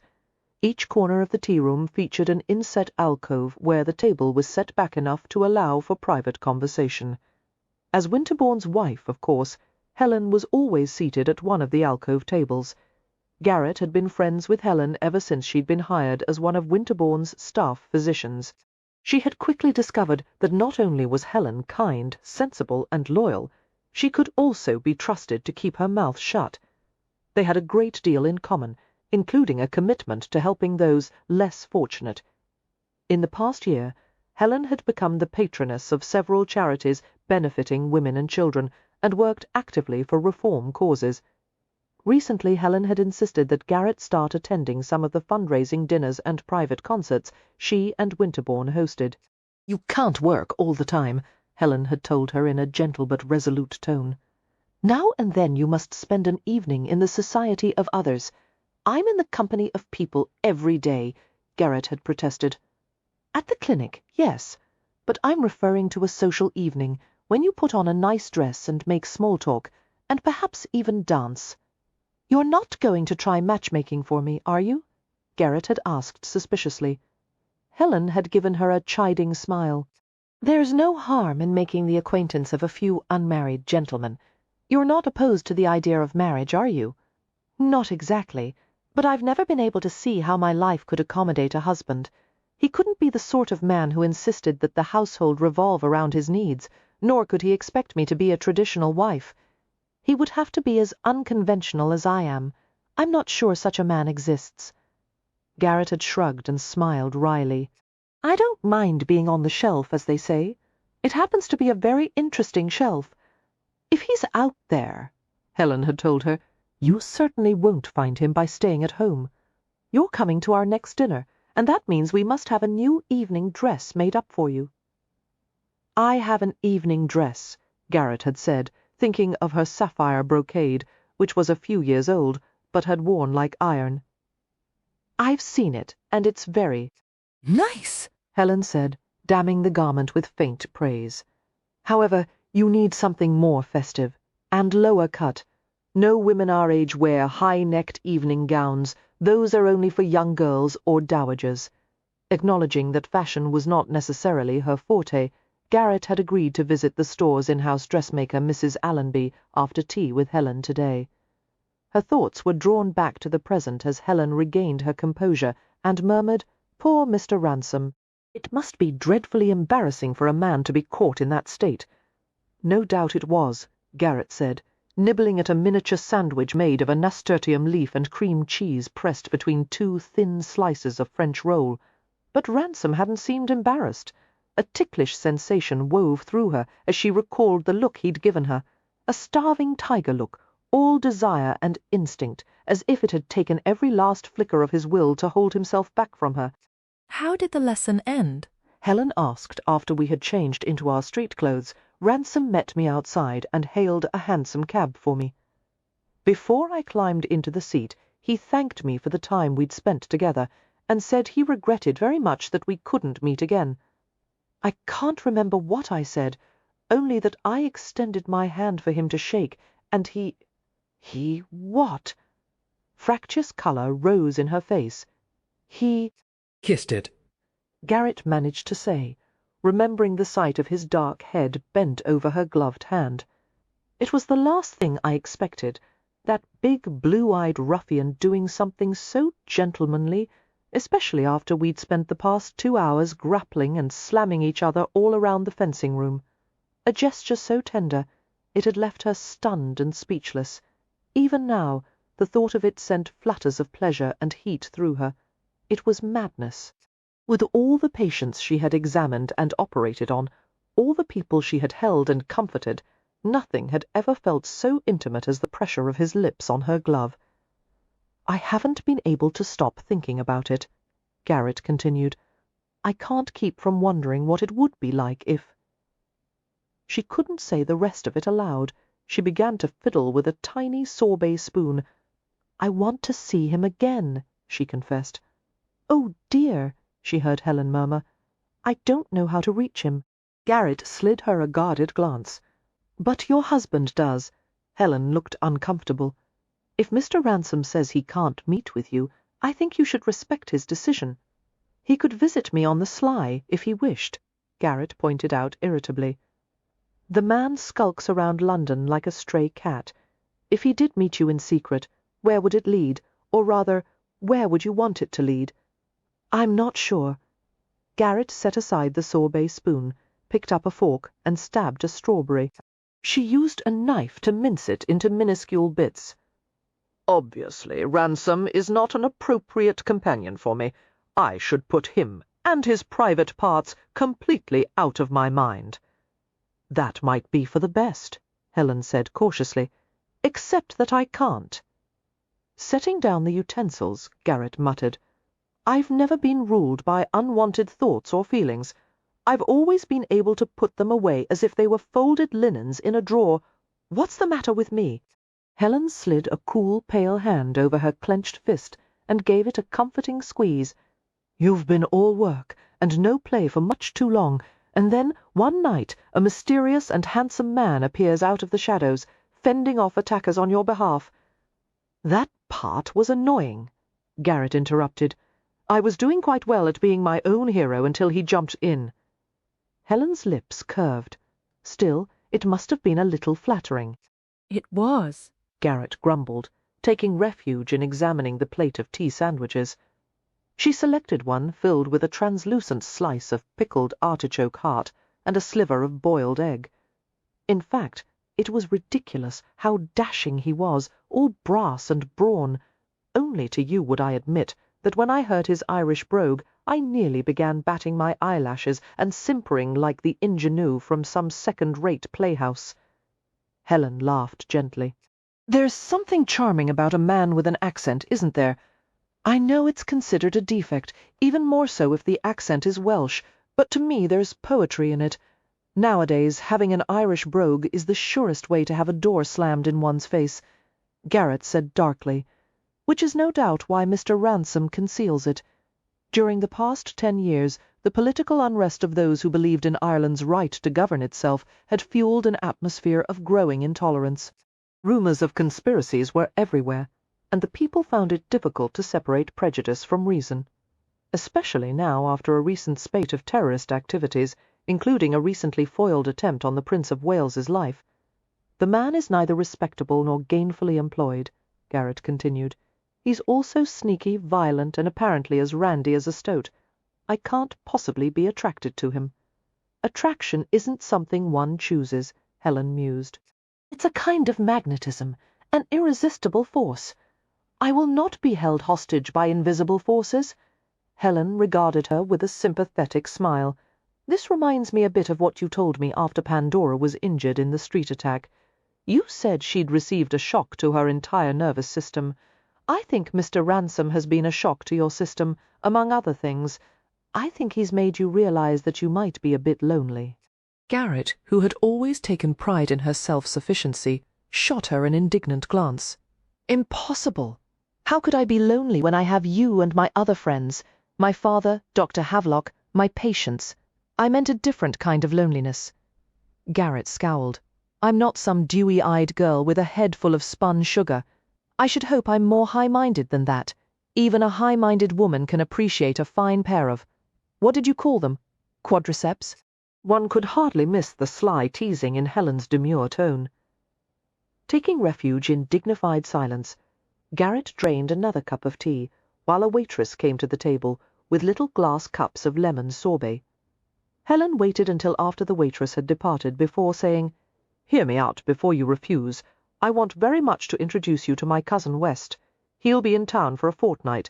You didn't meet him the last time he was here to see Pandora. We'll all have dinner at Ravenel House one evening. No, I beg you, Helen, do not put me or your cousin through such pointless torture.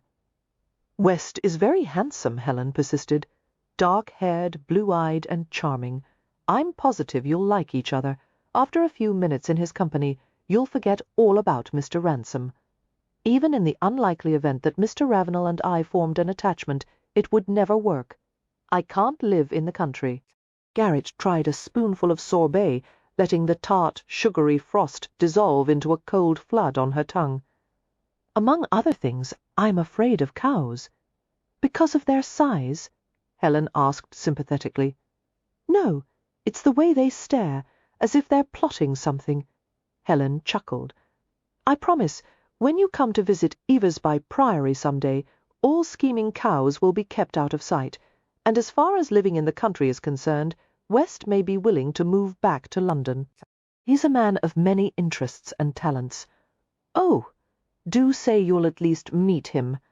I'll consider it, Garrett said reluctantly. Thank you. That sets my mind at ease. A new, serious note entered Helen's voice. Because I fear there's a very good reason Mr. Ransom has decided to stay away from you. Garrett looked at her alertly. What is it? Helen frowned, seeming to debate something within her mind before continuing. I know some information about Mr. Ransom. I'm not at liberty to relay all of it, but there is something you should be made aware of. Garrett waited with forced patience while Helen glanced around to make certain no one was approaching the alcove. It has to do with that incident at the Guildhall last month, Helen said softly. You'll recall that Pandora and Lord St. Vincent attended the reception. Garrett nodded, having heard from Pandora herself about how a loose plank had led to the discovery that bombs had been laid beneath the floor. Within a few minutes, the panicked crowd had rapidly fled the building. Fortunately, the explosive devices had been dismantled before they could be detonated. No arrests had been made in connection to the plot, but it had been blamed on a small group of radical Irish nationalists. One of the reception guests passed away that night, Helen continued. An undersecretary from the Home Office, Mr. Nash Prescott. Garrett nodded. As I recall from the account in the Times, he had a weak heart in the midst of all the alarm and confusion. He experienced a fatal cardiac seizure. That's the official story, Helen said. But Lord St. Vincent told Mr. Winterbourne privately that Mr. Prescott had known about the bomb plot in advance, and it was none other than Mr. Ransom who found Mr. Prescott's body not far from the Guildhall grounds. She paused. After having given chase to him, Ransom chased him from the reception? Garrett looked at her sharply. Believe me, no one in the middle of a cardiac event would be running anywhere. Exactly. Helen hesitated. No one knows for certain what caused Mr. Prescott's death. However, it's possible that Mr. Ransom— Her voice trailed away, the suspicion too terrible to be uttered out loud. Why would he do that? Garrett asked after a long moment. Do you think he may be on the side of the conspirators? No one knows what side he's on, but he's not a man you should have anything to do with. Helen gave her a worried, affectionate look. My husband has a saying about risk-taking. God is good, but never dance in a small boat. The cloud of gloom that Helen's information had cast over Garrett was not helped the following day when her father waved the latest copy of the Police Gazette beneath her nose, asking pointedly, What do you make of this, daughter? Frowning, Garrett took the newspaper from him, her gaze skimming rapidly over the page. On Wednesday night the King's Cross Court holding jail was broken and entered by an unseen intruder who proceeded to attack a cell of 3 prisoners. The victims are soldiers in Her Majesty's 9th Regiment of Foot, confined on charges of assault against a lady whose person has not been publicly identified. The intruder escaped before he could be apprehended. All 3 soldiers will remain in custody without chance of bail until their future appearance at the assizes. Any person giving information to W. Cross, Chief Constable, leading to the apprehension of the unknown offender shall, on his conviction, receive £10 reward. Struggling to conceal the signs of inner chaos, Garrett handed the paper back. Dear God! How could Ransom have attacked 3 men in custody? There's no proof that Mr. Ransom did it, she said crisply. Only Jenkins' men would be capable of going in and out of a heavily guarded court jail without being caught. Garrett brought herself to meet her father's gaze with difficulty. After recent weight loss, the skin of his formerly full-cheeked face now hung slightly loose, and there were deep pockets under his eyes, and he looked so kind and tired that it made her throat tighten. Mr. Ransom can't tolerate any manner of violence against women, she said. That's no excuse, of course. You made light of what happened that night, her father said soberly. You said those soldiers only insulted you, but it was worse than that, wasn't it? Yes, Papa. Then those jackals deserved whatever Ransom did to them. He may be a cold-blooded cutthroat whose soul is bound for hell, but he has my thanks. I'd thrash the bastards myself if I could. I wouldn't approve of you doing that any more than I would him, Garrett informed him, folding her arms. A vigilante is no better than a thug. Is that what you're going to tell him? A wry smile edged her lips. Are you trying to trick me into some kind of admission, Papa? I have no intention of seeing Mr. Ransom again. Her father snorted and lifted the Gazette to continue reading. His voice floated out from behind the rustling pages. Just because you can look a man in the eyes when you lie doesn't mean you've fooled him. The next few days were nothing but annoyance and drudgery. Garrett delivered the baby of a department manager's wife, set a broken collarbone, and performed minor surgery to remove a benign tumour, and all of it felt perfunctory. Not even an interesting case of rheumatic effusions of the knee joints could cheer her up. For the first time in Garrett's life, her enthusiasm for work, the thing that had always filled her with purpose and satisfaction, had inexplicably disappeared. So far, she had managed to avoid dinner with the Ravenels, pleading exhaustion after having stayed up 24 hours with the patient in labour. But she knew another invitation would soon be forthcoming, and she would have to accept. On Tuesday afternoon, as Garrett loaded her bag with supplies for her Tuesday visit to the workhouse, her partner at the clinic approached her. Although Dr. William Havelock had made no secret of his objections when Winterbourne had hired a female physician, he had soon become a mentor and a trusted friend. The middle-aged man, with his distinctive shock of white hair and large leonine head, was everyone's idea of what a doctor should look like. He was a man of remarkable skills and judgment, and Garrett had learned a great deal from him. To his credit, Havelock, despite his gruff manner, was a fair and open-minded man. After some initial resistance, he came to regard Garrett's surgical training at the Sorbonne with interest rather than suspicion, and had soon adopted the antiseptic methods she had learned from Sir Joseph Lister. As a result, the patients at the Cork Street Clinic experienced a substantially higher and faster rate of postoperative healing than average. Garrett looked up as Dr. Havelock came to the doorway of the supply room with 2 small glass laboratory beakers containing pale gold liquid. "I've brought you a restorative tonic," he said, coming forward to hand her one of the beakers. Lifting her brows, Garrett took the beaker and sniffed the contents cautiously. A reluctant smile crossed her lips. "Whiskey?" "Dewar's whiskey." Regarding her with a shrewd but kindly gaze, he raised his beaker in a toast. "Happy birthday!" Garrett's eyes turned round with amazement.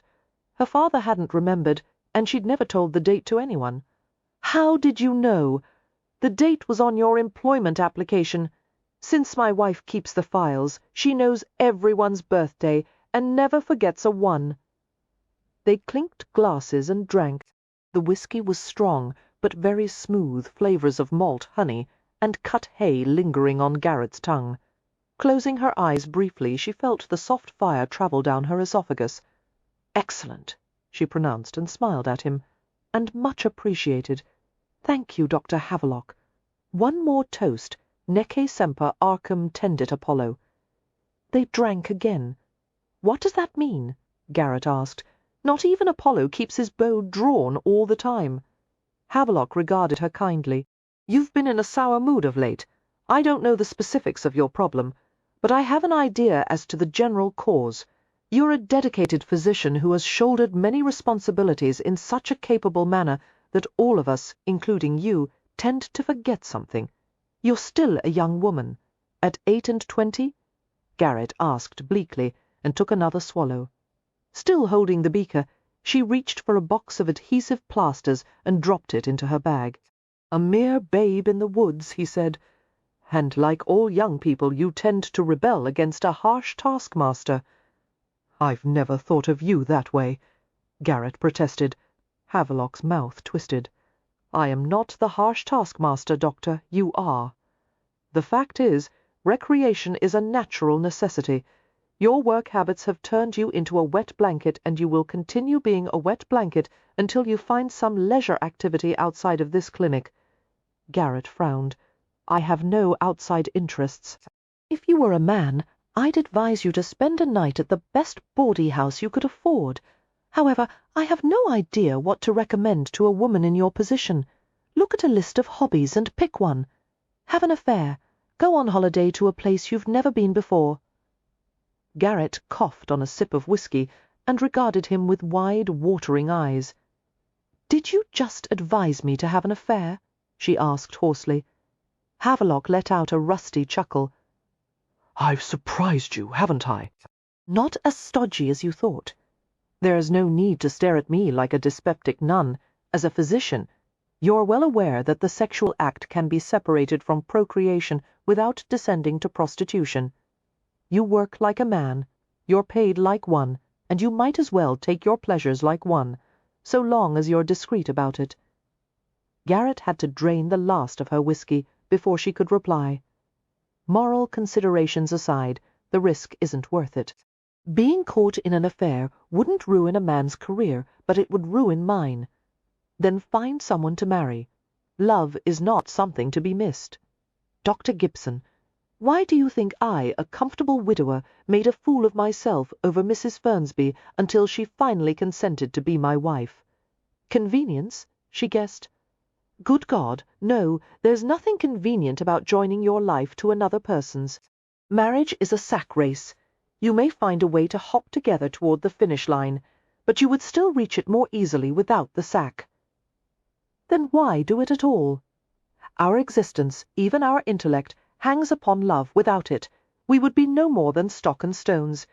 Inwardly astonished by such a sentimental speech coming from Havelock of all men, Garrett protested. It's no simple task to find someone to love. You make it sound as easy as shopping for a good melon. Obviously you've done neither of those things. Finding someone to love is considerably easier than finding a good melon. Garrett smiled wryly. I'm sure your advice is well-intentioned, but I have no use for melons or grand love affairs. She handed the empty beaker to him. However, I'll try to come up with a hobby. That's a start. Havelock went to the doorway and paused to glance over his shoulder. You're very good at listening to other people, my young friend. But you're not nearly as good at listening to yourself. Night was falling by the time Garrett had finished her rounds at the Clerkenwell Workhouse Infirmary. Fatigued and hungry, she removed her white apron and donned her dark brown walking jacket, trimmed with silk braid and cinched with a thin leather belt around the waist, after gathering up her cane and doctor's bag. She left the workhouse and stopped just beyond the iron gate on a front walkway mottled with light and shadow. In the weary hush of the summer evening, she started on the walk back to the main road. The wail of a distant train rode on the dull thunder of churning rods, hissing boilers, and metal wheels. Her steps faltered as she realized that she was reluctant to return home. There was no compelling reason to be there. Her father was playing his weekly game of draw poker with his friends and wouldn't miss her, but she couldn't think of where else to go. The clinic and the department store were closed, and it certainly would not do to appear uninvited at someone else's home. Her stomach growled beneath the confines of her light corset. She realized she'd forgotten to eat lunch. One of the cardinal rules of navigating through the dangerous areas of the city was to appear confident, and here she was, pausing at a street corner, her feet as heavy as lead. What was she doing? What was this terrible feeling inside? Sadness wrapped around yearning, a hollow feeling that no blasted hobby or holiday was ever going to fix. Perhaps she should go visit Helen unannounced. Manners be damned. Helen would listen to her worries and know what to say. But no, that would only lead to more urging to meet Weston Ravenel, a substitute for the man she truly wanted to see, an amoral, oversexed government assassin with a dimple in one cheek. Garrett's mind sifted through remnants of conversations she'd had during the past week. No one knows what side he's on, but he's not a man you should have anything to do with. Ransom is a cold-blooded cutthroat whose soul is bound for hell.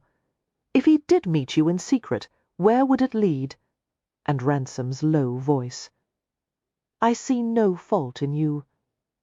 As Garrett stood there, trapped in that mysterious ache of a mood, she could hear a couple quarrelling on a nearby street, the bray of a donkey, the cries of a watercress seller as he rolled his handcart along the pavement. The accumulated hum of city noise filled each passing second as London eased from the tumult of the day to the seething excitement of a warm summer night. It was a mean, big-bellied, prosperous city, shod in brick and iron, wearing a thick overcoat of factory smoke, carrying a million secrets in its pockets. Garrett loved it, all of it, from the dome of St. Paul's down to the lowest sewer rat. London, her friends, and her work had always been enough for her, until now. I wish, she whispered, and bit her lip. Where was Ransom at this moment? Maybe loving the sewer rat was taking it a bit far. I wish, a phrase she never used. If she closed her eyes, which she was not idiotic enough to do in a parish containing 3 prisons, she felt as if she might actually be able to see him, like an image trapped in a fortune-teller's crystal ball. Garrett was bemused to discover the silver police whistle was in her hand. Without even being aware of it, she had fished the whistle from her jacket pocket. The pad of her thumb rubbed across the gleaming surface. Obeying a lunatic impulse, she raised the whistle to her lips and gave an abbreviated blow. Not enough to produce a shrill alarm that would alert a constable, just a little chirp. She closed her eyes and counted to 3, waiting and listening for an approaching footstep. Oh, I wish. Nothing. Her lashes lifted. No one was there. It was time to go home. Morosely she tucked the whistle back into her pocket, unhooked the cane from her left arm, and turned to leave. A smothered exclamation was torn from her as she walked into a wall, the leather bag dropping from her hand. Suffering saviour! Not a wall, a man! Her face was mashed against the centre of a broad chest. Before her mind fully comprehended what had happened, her body had already recognized the feel of tough, heavy muscle, the big hands gripping her securely, the clean masculine scent that was nicer than anything in the world. Dark blue eyes took swift and thorough inventory of her, assuring himself of her well-being. Ransom. He'd been following her after all. A shaken breath of laughter escaped her. As she looked up into his hard face, exhilaration flooded her as if it had been injected directly into an artery. She was shocked at how good it felt to be with him. Her soul was leaping. "That whistle is only for when you need help," Ransom said in a low voice. A scowl darkened his face, but his fingertips flexed slightly, as if he longed to fondle and caress the shape of her. Garrett couldn't help smiling up at him. "I do need help," she replied, striving for a normal tone. "I'm hungry." A hint of raw emotion stirred beneath his controlled surface. "Akushla," he said in a rough whisper. "Don't do this. It's my birthday," she told him. His hot gaze turned her inside out. "Is it?" She nodded, trying to look forlorn. "I'm alone and hungry, and it's my birthday." Ransom uttered a curse as soft as a vesper prayer, and lifted his hand to her face, gently cupping her jaw. The touch of his fingers was so pleasant that she felt a change come over all her skin. After surveying her for a burning moment, he shook his head grimly, as if marvelling at a particularly unfortunate turn of fate. He bent to pick up her bag. "Come!" he said, and she went with him, neither asking nor caring where they were going. Chapter 6. Garrett took Ransom's arm as they walked. He was dressed in workingman's clothes, with a vest made of leather as thin and soft as glove material. The muscled surface of his arm was hard beneath her palm.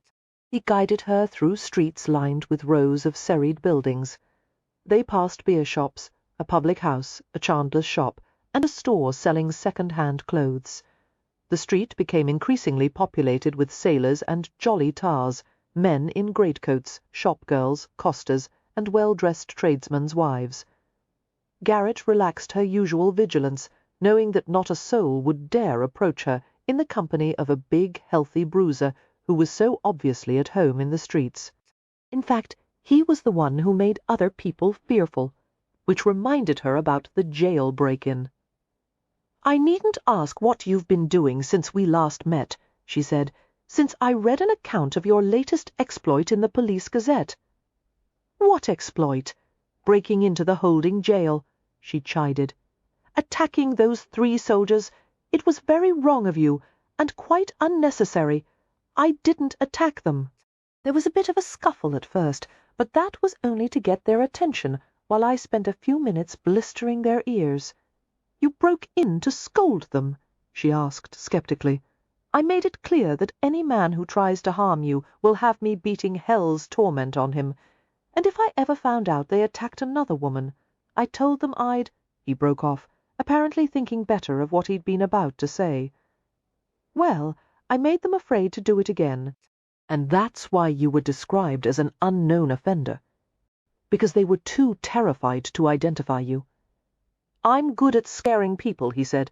Apparently you've appointed yourself judge, jury, and executioner. But all of that should be left in the hands of the British system of justice. The law doesn't always work when it comes to men like that.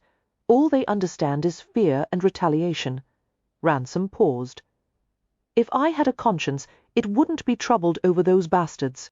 Now, tell me about your visit to the workhouse.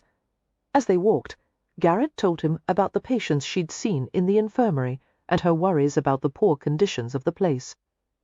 The improper diet of mostly porridge and bread was especially harmful for children, for without sufficient nourishment their growth would be permanently stunted and they would be vulnerable to disease. And yet her appeals to the workhouse officials had fallen on deaf ears. They said if workhouse food were improved, too many people would be pushing their way in to obtain it. They say the same about prison food, Ransom said, darkly amused. Make it too good, the argument goes, and people will commit crimes just to have it, but no one who's ever found himself on the wrong side of a prison door would ever say that, and the only crime someone commits to end up in a workhouse is to be poor. Obviously some common sense is needed, Garrett said, which is why I've decided to go over their heads. I'm compiling a report for the Home Secretary's office and the local government board to explain in detail why workhouse administrators should adopt a minimum set of standards. It's a matter of public health. A faint smile touched his lips. As busy as a stocking full of fleas, he murmured. Do you ever make time to enjoy yourself, Doctor? I enjoy my work. I meant kicking up your heels now and then. I had a similar conversation with Dr. Havelock earlier today, Garrett said with a rueful laugh. He called me a wet blanket. I suppose you'd agree with him. Ransom let out a soft breath of amusement. Do you now? He asked. A wet blanket smothers fire. You are what starts the fire. That threw her off guard. Of course, I'm an infamous temptress, she said sardonically. Anyone could see that. You think I'm mocking you, Mr. Ransom, it's one thing for you to pay me a reasonable compliment, but it's quite another to carry on as if I were Cleopatra, instead of looking chastened or abashed. Ransom regarded her with a touch of perplexed annoyance. Come with me, he muttered, taking her arm and urging her toward a narrow lane where a row of costermongers' wagons and carts had been turned on their ends and chained together with their shafts aimed upward. A strong aroma of toasted herring and burnt chestnuts wafted from a lodging-house nearby. Into a dark alley? I think not. I'd rather not discuss this on the street. There's no need to discuss it. I've made my point, and now I'm after making one. Ransom's grip on her arm was very firm. The only reason she didn't twist away was that she was curious about what he would say. Guiding her into the shadows of an empty doorstep, Ransom set down her bag and cane and turned toward her. Whatever else you may think about me, he said gruffly, I would never play that kind of game with you. The devil knows how you could doubt my attraction to you after our lesson at Beaujard's. Or didn't you notice that being near you made me as randy as a prize bull? I noticed, Garrett whispered sharply. However, the male erection isn't always caused by sexual desire. His face went blank. What are you talking about? Spontaneous priapism can be caused by scrotal chafing, traumatic injury to the perineum, a flare-up of gout, an inflamed prostatic duct. Her list was interrupted as Ransom hauled her against him, front to front. She was alarmed to feel his entire body shaking. It wasn't until she heard a ragged chuckle near her ear that she realized he was struggling not to laugh. Why is that funny? she asked, her voice muffled against his chest. He didn't reply, couldn't, only shook his head vehemently, and continued to wheeze. Nettled, she said, "As a physician, I can assure you there's nothing humorous about involuntary erections." That nearly sent him into hysterics. "Holy God," he begged, "no more doctor talk, please." Garrett held her tongue, waiting while he fought for a measure of control. It wasn't from scrotal chafing, Ransom eventually said, a last tremor of laughter running through his voice. Letting out an unsteady sigh, he nuzzled against the side of her head. "Since we don't seem to be mincing words, I'll tell you what caused it, holding a woman I'd already dreamed about more than I should. Being near you is all it takes to put me in high blood, but I've no business wanting you. I shouldn't have come to you tonight." At first Garrett was too stunned to reply. He wielded honesty like a weapon, she thought dazedly. Now he'd left them nowhere to hide. Coming from a man as secretive as he was, it was astonishing. "You had no choice," she eventually said. "I summoned you." Her cheek curved against his shoulder as she added, "My genie of the whistle." "I don't grant wishes," he said. "A second-rate genie. I should have known I'd get one of those." A last whisk of amusement sank into her hair, and his fingertip charted the soft rim of her ear. Garrett's head lifted, as she saw how close his mouth was, and felt the clean, warm rush of his breath. Her stomach did an odd little flip. She'd been kissed before, once by a charming doctor, while working as a nurse at St. Thomas's Hospital, and another time by a fellow medical student at the Sorbonne. Both occasions had been something of a disappointment. The sensation of a man's mouth against hers had not been unpleasant, but she certainly hadn't understood how anyone could describe kissing as a rapturous experience. With Ethan Ransom, though, she thought it might be different. He was still, his gaze locked on hers with an intensity that sent a jolt through her. He was going to kiss her, she thought, and she went weak with anticipation, her heart thudding and pumping. But he let go of her abruptly, his lips twisting with self-mocking amusement. "I promised you something to eat. We have to keep you in fighting trim." They went back to the main street and proceeded toward a steady thrum of noise. As they turned a corner, Garrett saw Clerkenwell Green ahead of them, bustling with a massive crowd. All the shop fronts were lit, and at least 100 temporary market stalls had been set up and trestled in double rows. Originally a village green with walks, trees, and mown lawn, the space was now a paved public gathering place bordered by houses, shops, inns, factories, public houses, and coffee rooms. Near the centre of the green, a space had been cleared for dancing jigs, hornpipes, and polkas to the music of fiddles and corner paeans. Street singers wandered through the milling throng, stopping here and there to perform comic songs or sentimental ballads. Garrett regarded the scene with amazement. "It looks like a Saturday night market. It's to celebrate the new underground London ironstone line. The railway owner, Tom Severin, is paying out of his own pocket for fairs and concerts across the city." "Mr. Severin may be taking credit for the celebrations," Garrett said wryly, "but I can assure you not a shilling of it has come from his own pocket." Ransom's gaze flashed to her. "You know Severin? I'm acquainted with him," she said. "He's a friend of Mr. Winterbourne's." "But not yours?" "I would call him a friendly acquaintance." A ripple of delight ran through her as she saw the notch between his brows. Was it possible he was jealous? "Mr. Severin is a schemer," she said, "an opportunist. He contrives everything for his own advantage, even at the expense of his friends." "A businessman, then," Ransom said flatly. Garrett laughed. "He certainly is that." They skirted the crowd and headed to a row of stalls, each independently lit with self-generating gas lamps, grease lamps, or candle flames covered with rush-light shades. Food was kept hot in large cans resting on iron firepots, or in tin and brass machines with fragrant steam issuing from little funnels at the top. "What kind of food would you?" Ransom began, but broke off as his attention was caught by a minor disturbance near a cluster of stands. A plump, rosy-faced young woman wearing a felt hat festooned with coloured silk ribbons was clutching a long, flat market basket while a red-haired constable tried to tug it away from her. People were gathering to watch the spectacle, some laughing, others lobbing insults at the constable. "'Tis Maggie Friel Ransom," said in a rueful tone. "I know the family well. I was friends with her brother. Would you mind if I take care of this?" "By all means," Garrett said readily. Ransom strode to the arguing pair, while Garrett followed close behind. "What's this, McSheehy?" he asked the constable. "I'm confiscating her ribbon spool for giving me sass, is what it is," the officer snapped, wresting the basket from the woman's grasp. It contained threads, scraps of fabric, and a long dowel holding rolls of laces and ribbons. The sobbing woman turned to Ransom. "He can't take me ribbons just 'cause I cheeked him, can he?" "I can, and I will," the constable told her, with his face flushed from outrage and exertion, and his ruddy brows and hair. He was as red as a live coal. "You great bully," the woman cried. "May the cat eat ye, and the devil eat the cat. Hush now, and hold your clack, Maggie," Ransom interrupted quietly.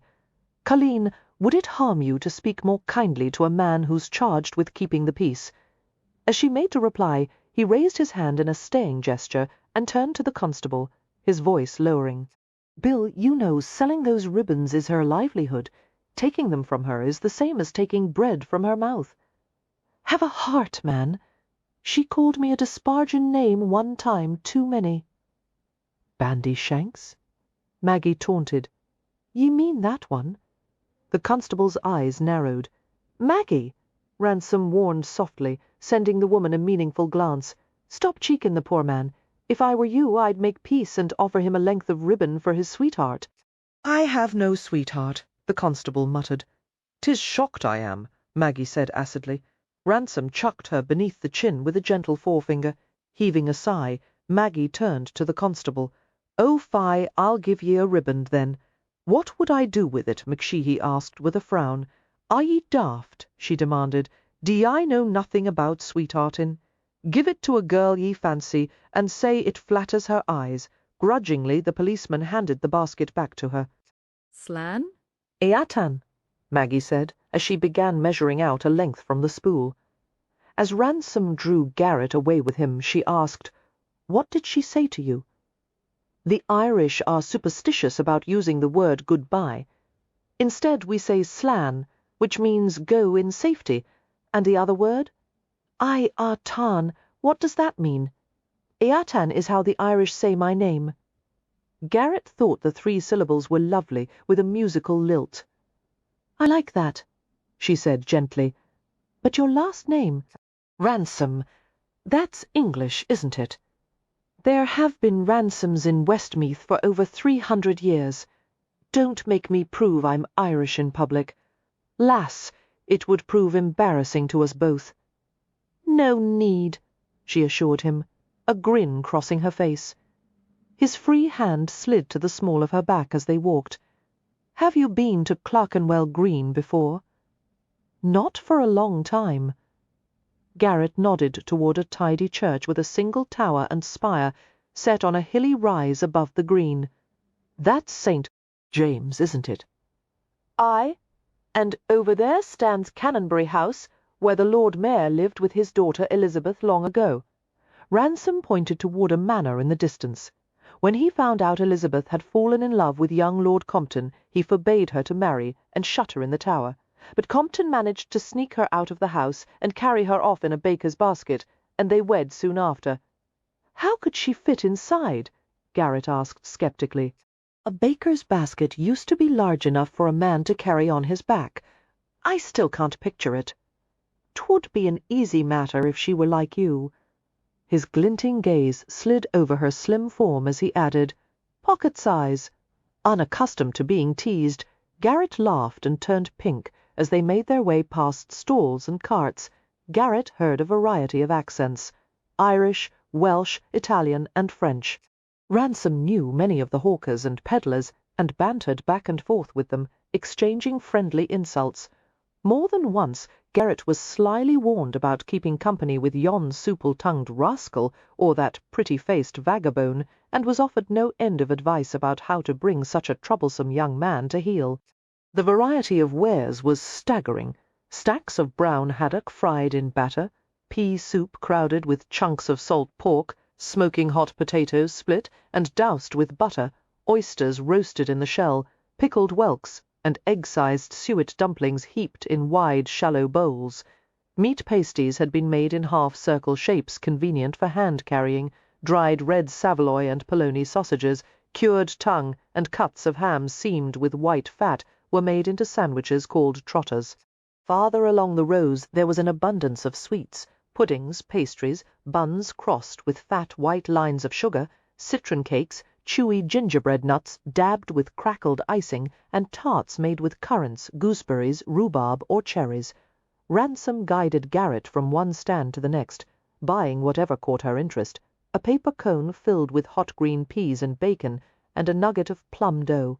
He coaxed her to taste a spicy Italian veal stew called staffata, which was so delicious that she ate an entire cup of it. Nothing, however, could induce her to try a bite of spaghetti, a plate of long, white, squiggly things, swimming in cream. "No, thank you," she said, eyeing it uneasily.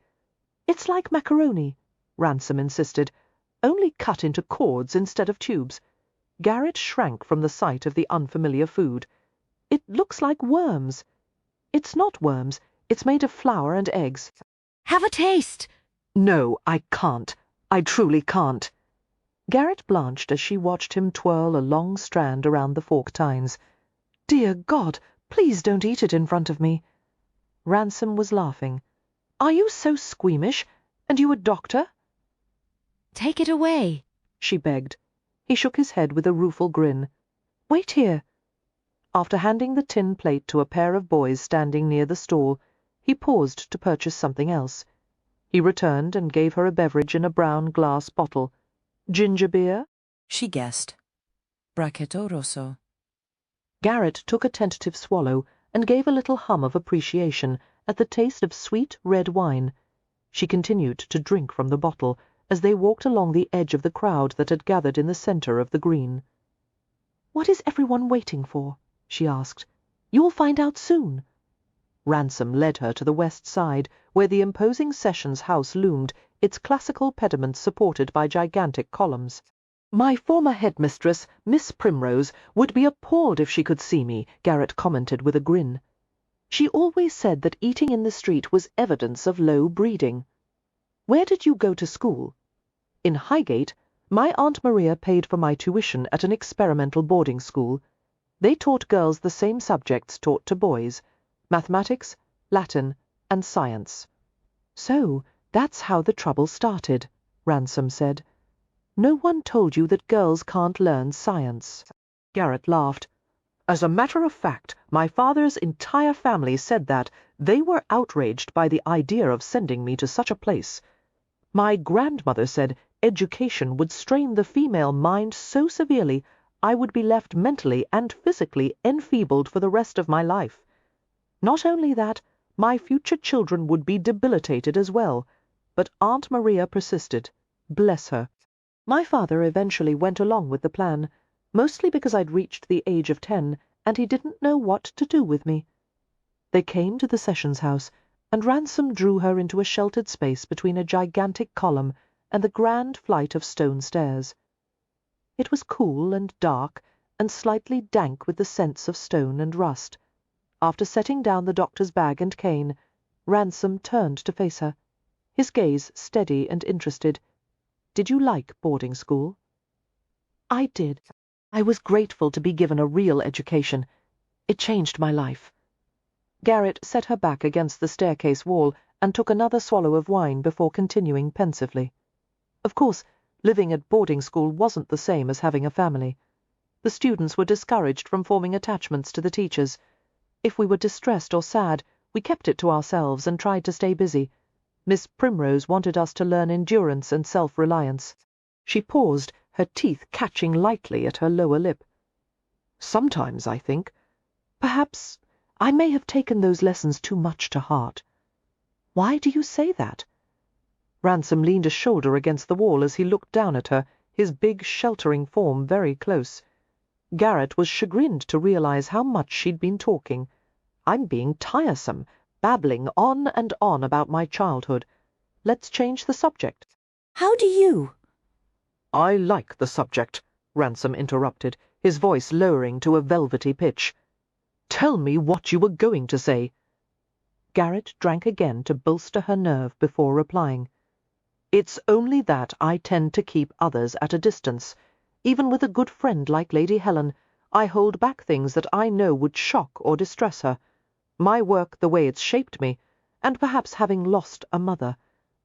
I can't seem to be close to people. 'Tis a habit, is all."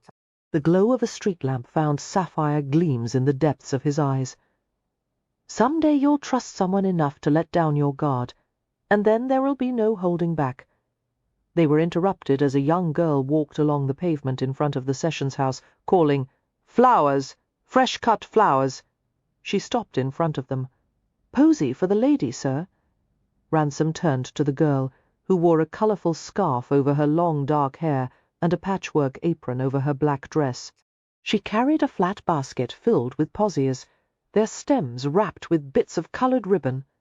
"There's no need," Garrett began, but Ransom ignored her, browsing over the tiny bouquets of roses, narcissus, violets, forget-me-nots, and dianthus. "How much?" he asked the flower girl. "A farthing, sir." He glanced at Garrett over his shoulder. "Do you like violets?" "I do," she said hesitantly. Ransom gave the flower girl a sixpence and picked out one of the posies. "Thank you, sir." The girl scurried away, as if fearing he might change his mind. Ransom turned to Garrett with the cluster of purple blossoms. Reaching for the lapel of her walking jacket, he deftly tucked the ribbon-wrapped stem of the posy into a buttonhole. "Violets make an excellent blood-purifying tonic," Garrett said awkwardly, feeling the need to fill the silence. "And they're good for treating cough or fever." The elusive dimple appeared in his cheek. "They're also becoming to green-eyed women." Self-consciously she glanced down at the posy and touched one of the velvety petals. "Thank you," she murmured. "This is the first time a man's ever given me flowers. Ah, darling," his perceptive gaze searched her face.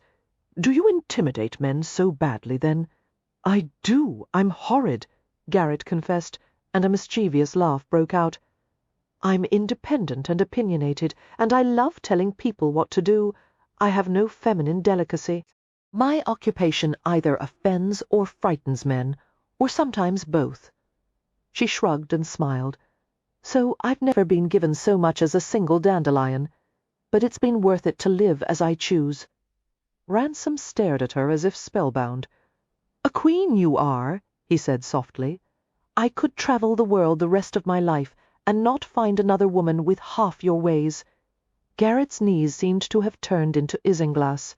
Somewhere in her dissolving brain it occurred to her that there was a reason she felt so warm and chatty and comfortable. Frowning, she held out the wine bottle and regarded it suspiciously. "I've had enough of this," she said, handing it to him. "I don't want to become tipsy." His brows lifted. "You've scarce had enough to make a field mouse tipsy." "It's not just the wine. Dr. Havelock poured a glass of birthday whiskey for me earlier, and I must keep my wits about me." "For what?" She floundered for a reason, but fell silent. Ransom drew her deeper into the shadows. His hand pressed her head to his shoulder against the soft, supple leather of his vest. She felt him stroke her cheek gently, as if he was smoothing the wing of a small bird or the easily torn petals of a poppy. The sweet scent of violets clung to his fingers. For the rest of her life, she thought hazily, that smell would bring her back to this moment. "You're used to being in charge," he murmured, "every second of the day, with no one to catch you if you set a foot wrong." His voice curled around her ear, making her shiver. "But I'm giving you the night off. You'll have my arms to hold you steady. Drink more wine if you like. There'll be music and dancing later. I'll buy a ribbon for your hair and waltz you across the green at midnight. What do you say to that?" "I say we'd look a fine pair of fools," Garrett said, but she let herself relax into the power and heat of him, conforming bonelessly to the hard framework of his body. A brush of silky warmth against her temple raised the little hairs on her arms and the back of her neck. The movements of her breathing pressed into the rise and fall of his chest until the rhythms blended. She was distantly aware of other couples nearby, indulging in bits of amorous fondling and a stolen kiss or two. Before tonight, Garrett had never understood why people indulged in such shameless behavior in public. Now she did. Shadows didn't always harbor fearful things. Sometimes shadows were the only place for a little magic to hide. People were dimming street lamps. The lights in shop windows and public houses were vanishing. A woman was singing somewhere nearby, one of the street entertainers, performing a ballad in Gaelic. Her voice was supple and airy, weaving an intricate melody that fell on the ear like an audible heartbreak. "What is that song?" Garrett asked. "Donal Og, one of my mam's favourites. What do the lyrics mean?" Ransom seemed reluctant to answer. After a long moment he began to translate quietly near her ear. "Black as coal is the grief all around me. You've stolen the future and past from me. You took the east and west from me. The sun, moon, and stars from my sky you've taken. And God as well, if I'm not mistaken." Garrett was too moved to speak. Ethan Ransom could never fit in with the pattern of her life as it was now, nor in any of its possible future shapes. He was an anomaly, dazzling and temporary, a shooting star burning up from the friction of its own velocity. But she wanted this man. She wanted him with an intensity that was beginning to make a number of deranged ideas seem like sensible plans of action. The crowd occupying the green was stirring in anticipation. Carefully, Ransom began to turn Garrett to face away from him, ignoring her muffled protests. "Turn around," he insisted, "so you'll be able to see." "See what?" she asked, wanting to stay against him just as she was. Ransom pulled her back firmly against his chest and crossed an arm around her waist. Before another minute had passed, a long, ear-splitting whistle cut through the air, punctuated by a crackling burst of blue sparks in the upper vault of darkness. Garrett started reflexively, and Ransom clamped his arm more securely around her, his chuckle tickling her ear. The sky over central London exploded with a simultaneous release of approximately 3 dozen aerial maroon rockets. Exhilarated cries and cheers erupted from the crowd as pyrotechnic volleys pierced the air. Fiery tourbillon spirals, plumes, shells, and rains of coloured stars. Elfin light danced over the crowd on the green. Garrett leaned against Ransom, her head tilted back on his shoulder. She was suffused with a feeling that slid back and forth between happiness and wonder, like one of the shot silk fabrics that appeared to change colours when viewed from different angles. Was this really happening? Instead of being safe at home in bed, she was in the middle of the city at night, breathing in air perfumed with violets and the faint char of phosphorus, watching fireworks with a man's arms around her. Even through the layers of their clothing, she could feel the resilient toughness of his flesh, his muscles flexing subtly to accommodate her slightest movement. His head dipped lower until she felt a soft, hot pressure at the side of her neck. A shiver went through her, as fine and distinct as the vibration of a harp string. His mouth found an unbearably sensitive place and lingered in an erotic caress that made her toes curl inside her sensible walking boots. When she made no objection, his lips slid lower, his night beard a prickle of velvet, as it brushed the tender skin. Another kiss, careful and slow, as if to soothe the wild velocity of her pulse. Hot darts of feeling went down her spine and radiated through every soft place in her body. The palms of her hands and the backs of her knees grew damp, and an unexpected, mortifying twitch awakened between her thighs. All awareness sank down to the kisses he strung along the side of her throat. Every throb of her heart sent fire through her veins. Her legs wobbled with the alarming inclination to buckle, but his arms anchored her firmly. She tensed, quivered, bit back, a gasp.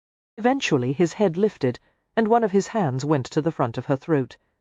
His fingertips explored lightly, weaving hot and cold chills across her skin. She became dimly aware that the last celestial glints were floating downward. The crowd broke apart, some returning to swarm the food stalls, while others gathered near the centre of the green, where a band had begun to play. Ransom continued to hold Garrett, the two of them concealed in the shadowy nook at the front of the Sessions House. They watched people clap and dance. Fathers and mothers hoisted children onto their shoulders, groups of elderly women sang well-remembered songs, old men puffed on their pipes, and boys ran about in search of mischief. Ransom spoke absently, his cheek pressed against her hair. "To the politicians and blue-bloods, we're all alike." They think the working man is a beast of burden with no wit or soul. The pain of loss must not cut him as deep, they think, because he's so used to hardship. But there's as much tender feeling and honor in any of these people as there is in a duke and his kin. They're not pawns. None of them deserves to be sacrificed.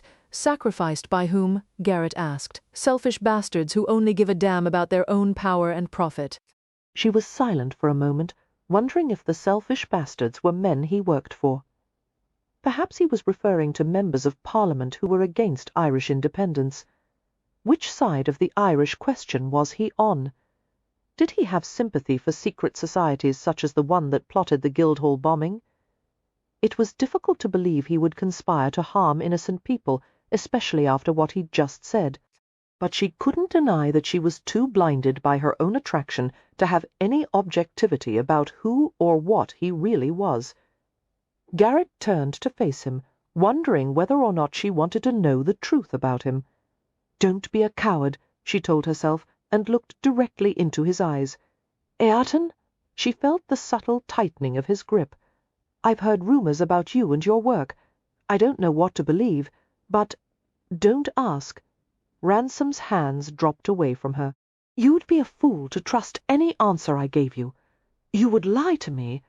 I lie to everyone. Still, I must ask about the night of the Guildhall reception. The man who died. Did you have anything to do with that?" His fingertips touched her lips to silence her. "Would the truth make me think better or worse of you?" she persisted. "It doesn't matter. Tomorrow we'll be strangers again, as if tonight never happened." There was no mistaking the finality in his voice. In the past, whenever there had been a conflict between Garrett's head and her heart, her head always won. This time, however, her heart was putting up a ripping fight. She couldn't fathom how she was going to make herself accept such an abrupt end to the promise of a relationship unlike anything she'd ever experienced. "I don't see how that's possible," she said. "We both know I'm not for the likes of you," Ransom said quietly. "Someday you'll have a good, decent husband of the old stock, who'll give you a fireside of children, and take you to church of a Sunday, a man with some softness to him." "I'll thank you to let me choose my own companion," Garrett said. "If I took a husband, I certainly wouldn't choose some milksop." "Don't mistake softness for weakness. Only a strong man can be soft with a woman." Garrett responded with a distracted flick of her hand, having no patience for aphorisms when so many thoughts were colliding in her head. "Also, I don't plan to have children. I have a career. Not every woman's destiny is to go from maidenhood to motherhood." Ransom tilted his head, studying her. "The men of your profession can have a family. Why can't you? Because, no, I won't be drawn into a diversionary argument. I want to talk with you. We are talking." A mixture of impatience and desire had made her reckless. "Not here. Somewhere private. Do you have a rented room? A flat?" "I can't take you where I live." "Why not? Is it dangerous there?" Ransom took an unaccountably long time to reply.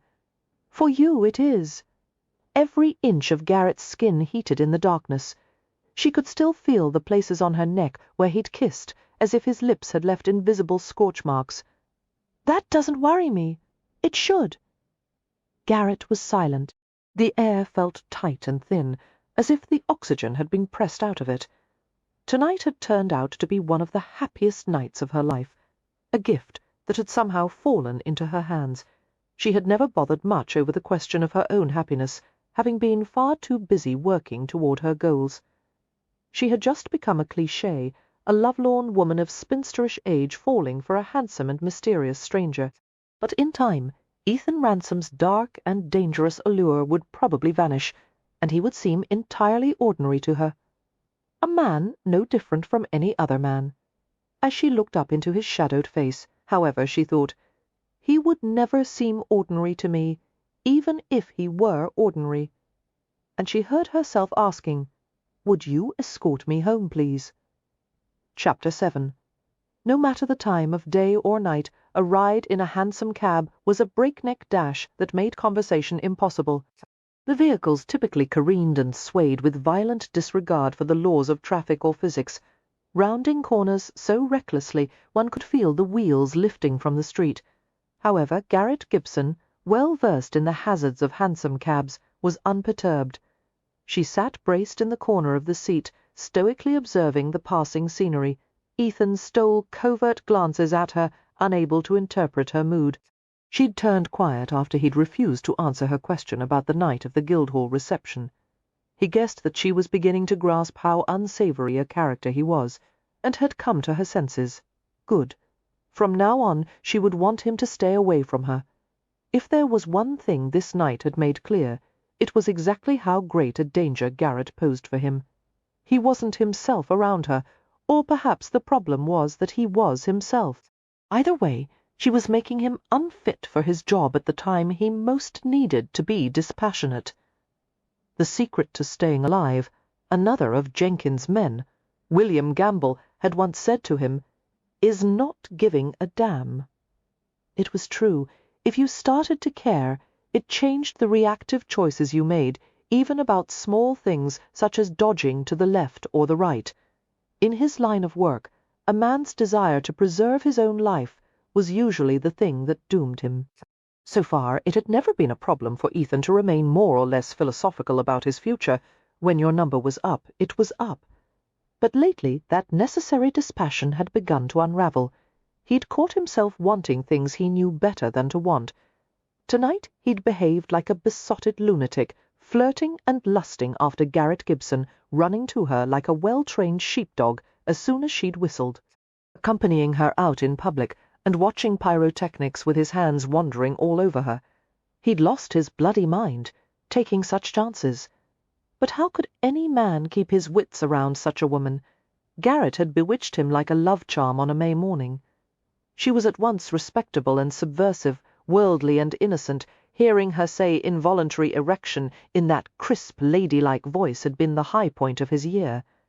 He wanted her so badly, it had put the heart crossways in him. This woman, in his bed, spread beneath him. He actually trembled at the thought of it. She would try so hard not to lose her dignity, even as he teased it away from her, little by little, kissing the spaces between her toes, the soft creases behind her knees. Enough, he told himself grimly. She wasn't his. She would never be his. They approached a row of identical Georgian-style terrace houses. It was an orderly middle-class street, with a paved walk and a few weather-beaten trees. The vehicle came to a rattling, jingling halt in front of a crimson-bricked house with a separate railed basement entrance for servants and deliverymen. One of the upper floors was brilliantly lit, the sound of men's voices drifting through an open window. 3 men. No, 4. Ethan descended from the hansom with the doctor's bag and cane. He reached up to Garrett. Although she didn't need assistance, she took his hand and alighted from the vehicle with an agility that even a corset couldn't constrain. "Wait here," Ethan told the driver, "while I escort the lady to her door." "Cost extra for the waitin'," the driver warned, and Ethan responded with a short nod. Garrett looked up at him with the clear-eyed seriousness that captivated him 1,000 times more than any come-hitherish pout or seductive glance. She had the most direct stare of any woman he'd ever met. "Will you come inside with me, Mr. Ransom?" The momentum of fate ground to a halt. Ethan knew he should walk away from her. No, he should break into a full-bore run. Instead, he hesitated. "You have guests," he said reluctantly, his gaze flickering to the upper windows. "It's only my father's weekly draw poker game. He and his friends usually stay upstairs until midnight. My surgery takes up most of the ground floor. We can talk privately there." Ethan hesitated. He'd begun the evening intending to follow this woman at a safe distance, and now he was considering going into her house with her father and his friends there. How the hell had it come to this? "Akushla," he began gruffly, "I can't. I have an operating room and a small laboratory. Garrett continued in an offhand tone. His curiosity was sparked by the mention of the laboratory. "What do you keep in there?" He couldn't keep from asking. "Rats and rabbits, dishes of bacteria. I'm afraid not." Her lips quirked. "I use the laboratory for mixing medicines and sterilizing equipment, and viewing microscopic slides." "You have a microscope?" "The most advanced medical microscope available," she said, seeing his interest, "with 2 eyepieces, German lenses, and an achromatic condenser to correct distortion." She grinned at his expression. "I'll show it to you. Have you ever seen a butterfly's wing magnified 100 times?" The cabby had been following the conversation attentively. "Lad, are you daft a thiggether?" he asked from his perch. "Don't stand there like stuffed beef. Go inside with the lady." Giving him a narrow-eyed glance, Ethan handed up a few coins and sent the hansom away. He found himself following Garrett to the front of the house. "I won't stay for long," he muttered, "and devil take you if you try to introduce me to anyone." "I won't, although we won't be able to avoid my cookmaid."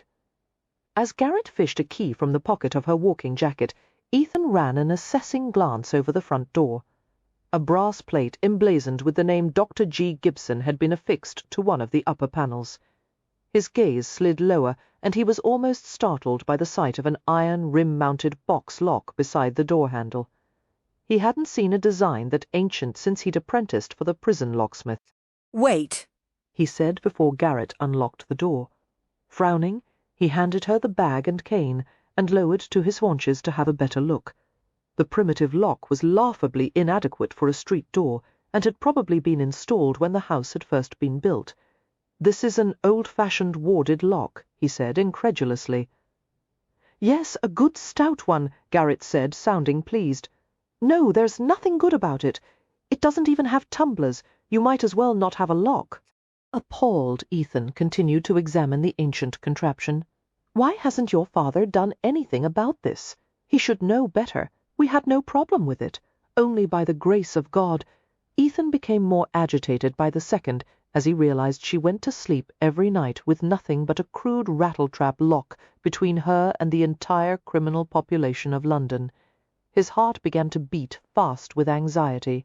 He'd seen what could happen to women who didn't have sufficient protection from the predators of the world, and Garrett was a public figure who attracted both admiration and controversy. Someone could enter the house so damned easily and do whatever they wished with her. He couldn't bear to think about it. Garrett stood there with a skeptical smile, seeming to think he was overreacting. In his agony of worry, Ethan couldn't find the words to make her understand.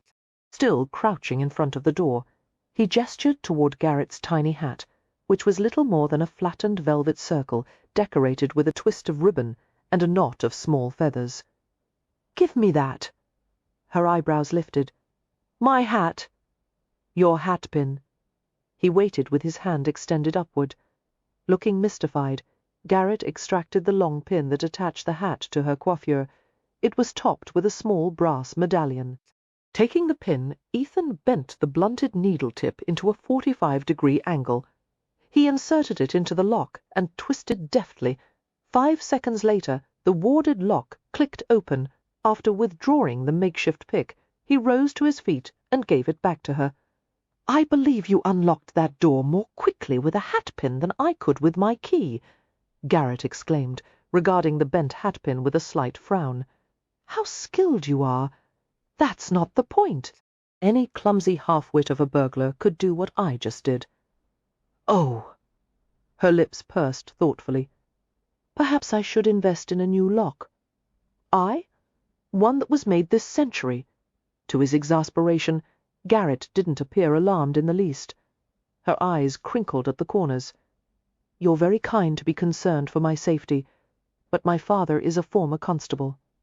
"He's too old to leap a gate," Ethan said indignantly. "And I can defend myself quite." "Don't," he warned, in an ominous tone.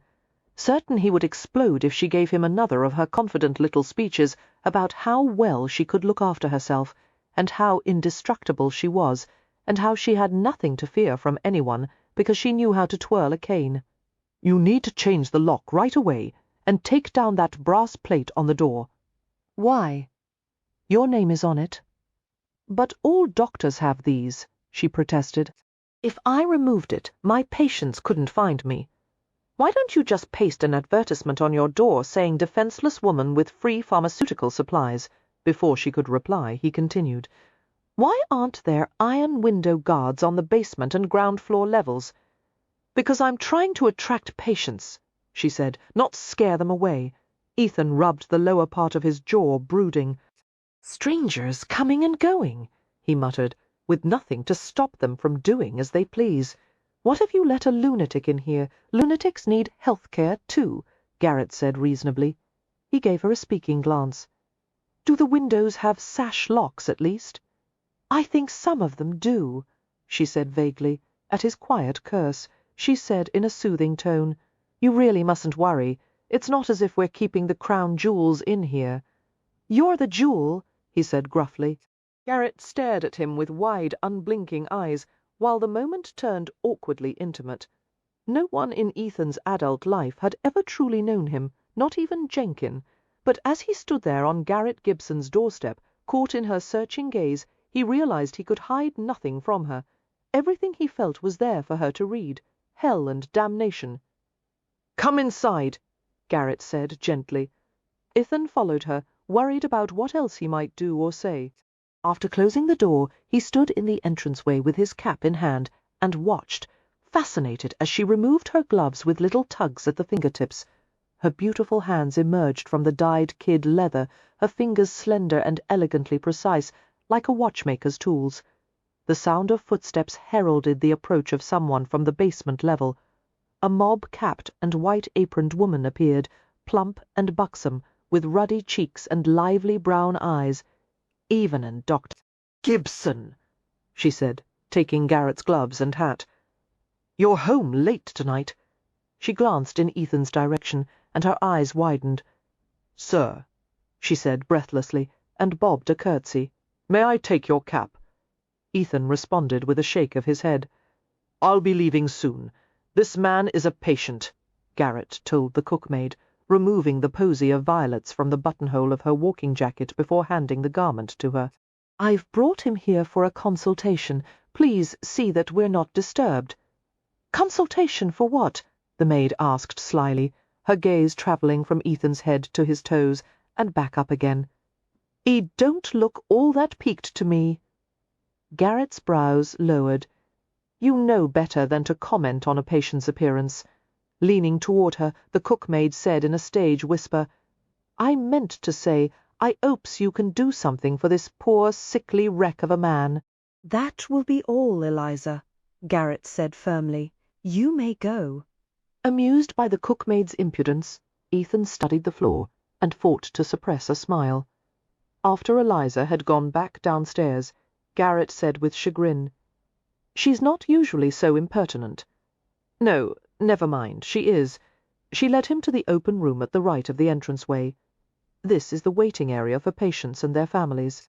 As she busied herself with closing the raised panel shutters, Ethan wandered through the spacious room, which was furnished with a long, low settee, a pair of deep upholstered armchairs, and a pair of small tables. There was a fireplace with a white painted mantel, an escritoire desk, and a cheerful painting of a country scene. Everything was immaculate, the woodwork polished and gleaming, the glass windows sparkling. To Ethan, most houses were stifling and uncomfortable, the floors crowded with furniture, the walls lined with fussy wallpaper, but this place was serene and soothing. He went to look closely at the painting, which portrayed a parade of fat white geese, strolling past the doorway of a cottage. "Some day I'll be able to afford real art," Garrett said, coming to stand beside him. "In the meantime, we'll have to make do with this." Ethan's attention was drawn to the tiny initials in the corner of the work. G.G. A slow smile broke over his face. "You painted it. Art class at boarding school," she admitted. "I wasn't bad at sketching, but the only subject I could manage to paint adequately was geese. At one point I tried to expand my repertoire to ducks, but those earned lower marks, so it was back to geese after that." Ethan smiled, imagining her as a studious schoolgirl with long braids.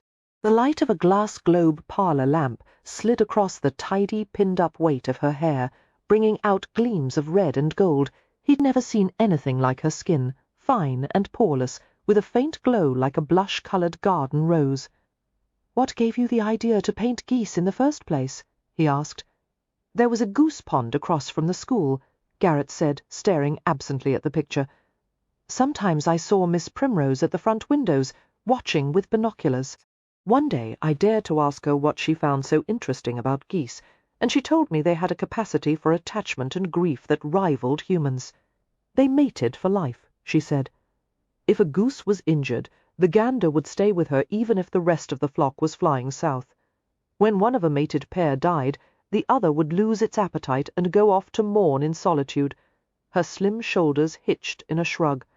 "I've liked geese ever since then." "So do I," Ethan said, "especially roasted with chestnut stuffing." Garrett laughed. "In this household," she warned, "poultry is not a subject to be treated lightly." Her eyes crinkled as she crooked her finger at him. "I'll show you the surgery." They went to the operating room at the back of the house. Astringent smells laced the air, carbolic acid, alcohol, benzene, and other chemicals he couldn't identify. Garrett lit a series of oxyhydrogen lamps until a brilliant glow chased shadows from the tiled floors and glass-panelled walls and bounced from reflectors overhead.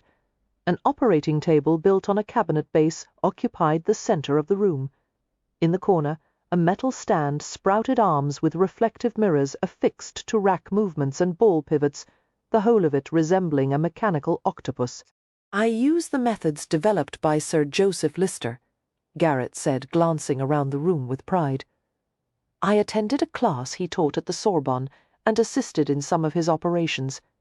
His work is based on Pasteur's theory that wounds suppurate because of germs that enter the body and multiply. My surgical equipment and supplies are always sterilized, and I dress wounds with antiseptic fluids and gauze. All of it gives my patients a far greater chance of survival." Ethan wondered at her willingness to take on the responsibility of life or death, even knowing the outcome would sometimes be tragic. "How do you manage the pressure?"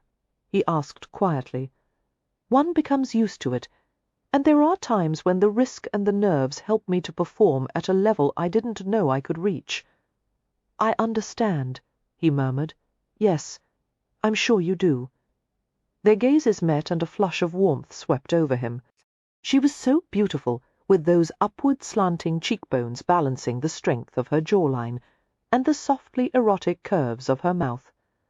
"Doctor," he said with difficulty, "I should probably—" "The laboratory is over here," Garrett interrupted, walking to another part of the room to push back a folding partition. She lit another of those scientific lamps, illuminating a space that included a stoneware sink with a hot and cold water supply, a heavy copper drying oven with burner plates, metal tables, and marble surfaces, and meticulously organized shelves containing bins, dishes, flasks, and intricate appliances. Busying herself at the sink, Garrett started a flow of water. Ethan went to her side, almost dragging his feet in his reluctance. She had stuck the violet posy he'd given her into a test tube filled with water. After fitting the glass cylinder into one of the holes of a wooden rack, she removed a microscope from a rosewood case and set it beside the lamp. "Have you used one of these before?" she asked. "Once. It belonged to a chemist on Fleet Street." "For what purpose?" "I needed help to examine evidence." Ethan watched as she adjusted tiny mirrors and lenses. "Back when I was still with K Division, I was looking into an unsolved murder case. A man was said to have committed suicide with his own folding razor, which was found on the floor next to his body. But the razor was almost fully closed. It made no sense that he would have tried to fold the blade after slitting his own throat. Ethan regretted the words instantly. It was not at all appropriate conversation, given the company and the circumstances. How deep was the cut? She surprised him by asking. Both carotids and jugulars were severed. "Instantly fatal, then," Garrett said. "If it had been suicide, he wouldn't have lived long enough to close the razor." Ethan began to enjoy the novelty of having such a discussion with a woman. The main suspect was a brother-in-law, he told her, who had both motive and opportunity. Within a few hours after the crime had been committed, he was found with a bloodstain on the sleeve of his coat. He claimed he'd visited a butcher's shop that afternoon, and had gotten the stain when his sleeve had dragged the counter. There was no way to prove whether the blood was animal or human. The case was set aside, and the evidence was stored in the division officer's property room. After I read the file, I took the razor and a sample of the blood-stained fabric to a chemist, who examined them with a microscope. He found 2 kinds of fibre caught in the sawtooth edge on the back of the razor. One of them was a perfect match for the blue wool coat, and the other? A strand of hair from a white poodle. It turned out that the brother-in-law owned just such a dog, and the hair had transferred from his coat to the murder weapon. He broke down and confessed under questioning. It was clever of you to approach the case in a scientific manner. Ethan shrugged, trying to conceal his pleasure at Garrett's admiring gaze. You may be interested to learn that now there is a way to distinguish animal blood from human, she said. In birds, fish, and reptiles, the blood corpuscles are oval-shaped, whereas in mammals, including humans, the corpuscles are circular. Furthermore, human ones are larger in diameter than most other creatures. How do you know so much about blood cells? I'm trying to learn all I can. A shadow spread across her expression. My father has a disorder of the blood. Is it serious? Ethan asked gently. She responded with the tiniest possible nod. Understanding the grief that awaited her, knowing she must always be aware of it looming in the not-too-distant future, Ethan wanted to reach for her. He wanted to hold her and promise he would be there to help her through it. The fact that he couldn't struck a note of anger, always the most easily accessible of his emotions, and he felt all his muscles tighten. They both glanced toward the closed surgery door as they heard the creaks and thumps of heavy feet descending the stairs. Multiple voices filled the entranceway from the sound of it. The men who'd been playing cards with Garrett's father were departing. "Eliza?" one of them asked. "Why didn't Dr. Gibson come up to visit as usual?" "The doctor came in late tonight, sir," came the maid's reply. "Where is she? I should like to bid her good evening at least." The maid's voice ratcheted to a higher pitch. "Oh, you can't, Mr. Gleig. She's with a patient. At this hour?" another man asked, sounding disgruntled. "Indeed, Mr. Oxley." In a moment of inspiration, Eliza added, "Poor lad broke his tiblin bone." Upon hearing the unfamiliar word, Ethan gave Garrett a questioning glance. "Tibia," she said, dropping her forehead to his shoulder in a defeated gesture. Ethan smiled and curved a loose arm around her. She smelled like freshly laundered things, with a faint salty coolness beneath. He wanted to follow the fragrance along the tender warmth of her throat and down beneath her bodice. Outside the door, Eliza proceeded to explain the dangerous nature of tiblin injuries, which, if not treated properly, could lead to knee gimps, angular hitchments, and even limputations. Garrett fidgeted in annoyance at the maid's authoritative lecture. "She's giving us cover," Ethan whispered, amused. "But they'll go out and repeat her gibberish," she whispered back, "and before long I'll have a waiting room full of patients with tiblin complaints. It's a new field of medicine. You'll be a pioneer." He heard her muffled chuckle. She continued to lean against him while the trio of constables expressed sympathy for the unfortunate patient. Eventually the men departed with a chorus of hearty farewells. Ethan discovered that his other arm had stolen around Garrett. Making himself let go of her was like trying to uncoil a steel spring. "You should go up to your father now," he said with difficulty. "Eliza will look after him while I take a few minutes to show you some slides. I have insect wings, pollen grains, flower petals. What would you like to see? The inside of a hansom cab," he said softly. "I can't be alone with you, darlin'." Garrett touched the edges of his vest, fingers clamping on the thin leather. "Ethan." A blush rose in her face, like light glowing through pink frosted glass. "I don't want to end this. We could meet in secret now and then. No one would have to know. We would make no claims on each other. We'll just do as we please." The way she fumbled with the words, so unlike her usual precise way of speaking, devastated Ethan. He could only guess what it cost her to lay open her pride like this. He wasn't certain what she was offering, or even if she knew. Not that it mattered. He wanted, craved, needed anything she was willing to give. But he had to make her understand that it was impossible, and even if it were, the idea was beneath her. "Have you had that kind of arrangement with a man before?" He brought himself to ask. Her eyes were the green of deep summer and lush growing things. "I'm a woman who makes her own decisions and handles the consequences." "That means no," Ethan said softly. At her silence, he continued, "You'd be risking your reputation, your career. Believe me, I understand that better than you. Have you ever shared a bed with a man, even once? Why is that relevant?" Her evasive response sent a pleasure pang down to the pit of his stomach. "That means no," he said again, his voice even softer than before. He took a slow breath, trying to steady himself, while his blood sang with the knowledge that she'd been waiting for him. She was meant to be his. God! He wanted her beyond any reckoning of earth or heaven, but her well-being mattered 1,000 times more than his own desires. "Garrett, I'm a man full o' trouble. When I vowed to let nothing harm you, I included myself on that list." A frown crimped her forehead. She closed her grip on his vest until her fists were tight as pine knots. "I'm not afraid of you or your trouble." Her green eyes were narrowed and intent as she tugged him closer. "Kiss me," she urged in a whisper. "I have to go," he said shortly, and pulled back while he was still able. But Garrett moved with him, her hands reaching up to grip his head on either side, the way he'd taught her at Baujart's. The strength of her fingers electrified him. "Kiss me," she commanded, "or I'll break your nose." The threat startled a ragged laugh from him.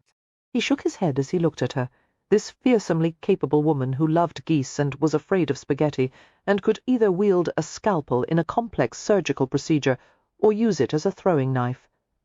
There had always been a cold streak in him, but he couldn't seem to find it now, when he needed it most. He was breaking apart inside. He would never be the same after this. "Christ, you've ruined me," he whispered. His arms went around her, one hand gripping the heavy silken mass of her braided chignon. She guided his head down, and he lost the battle, all his will vanquished, as he began to kiss her as if the world were about to end. For him, it was. Chapter 8. In truth, the kiss started a bit awkwardly. Garrett puckered her lips into an innocently round shape, as if she were pressing them against someone's cheek.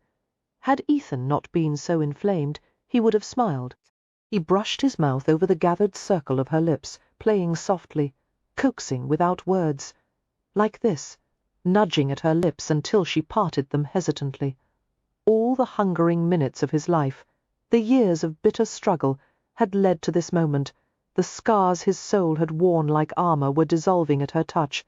She allowed the gentle intrusion of his tongue, made a little sound of pleasure, and to his eternal delight she tried to pull him deeper. The graceful hands he so admired lifted to his head, slender fingers wandering behind his ears and into his hair, and the feel of it was so exquisite he all but purred. The kiss turned into something dark and dreaming, an unspoken language of heat and silk, tenderness and greed. He was so famished for her, had worshipped and wanted her for so long, but he'd never expected to have her in his arms. He'd never imagined she would yield to him like this, her response natural and searing. Nothing had ever devastated him the way she did. He pulled her closer, as if he were trying to protect her with his entire body, and she moaned softly, clinging to him as her knees began to give out like slip-joint hinges, lifting her easily. Ethan sat her on the edge of a metal table and collected her against him, one of his hands guiding her head to his shoulder. She conformed to him bonelessly, her legs forced to part beneath her skirts. Her breath came in flutters, like the bursts of a sparrow's wing beats. Take her right now, came the lust-drenched thought. He could make her want it. He could have her begging for it, right there on the table. It would feel so damn good, better than anything either of them had ever experienced. It would be worth anything. Don't trust me. He managed to warn unsteadily. Garrett's breath struck his neck in a little puff of amusement. "Why?" she whispered. "Are you going to seduce me in my own laboratory?" Clearly she had no idea how close he was to doing just that. Ethan crushed his mouth against her smoothed back hair, his gaze wandering over shelves filled with vaguely menacing instruments and flasks of mysterious fluids. "What man wouldn't be carried away in a setting like this?" he asked dryly. Although there actually was something provocative about it, this scientific room of cold, hard surfaces and the pretty green-eyed creature in his arms. She was the only soft thing in here. "Science is romantic," Garrett agreed dreamily, missing the sarcasm. "There are secrets and wonders waiting to be discovered in this laboratory." Ethan's lips twitched as he charted the length of her spine with his palm. "The only wonder I see is you, a Kushla." Garrett drew back enough to look at him, the tip of her nose brushing his. "What does that word mean? A Kushla? It's a word for female friend." After a moment of consideration, a skeptical grin crossed her face. "No, it isn't. It was pure reflex to kiss her again, a response to an impulse before it had even reached his brain. Her mouth shaped to his with a willingness that drew a primitive grunt of satisfaction from his throat.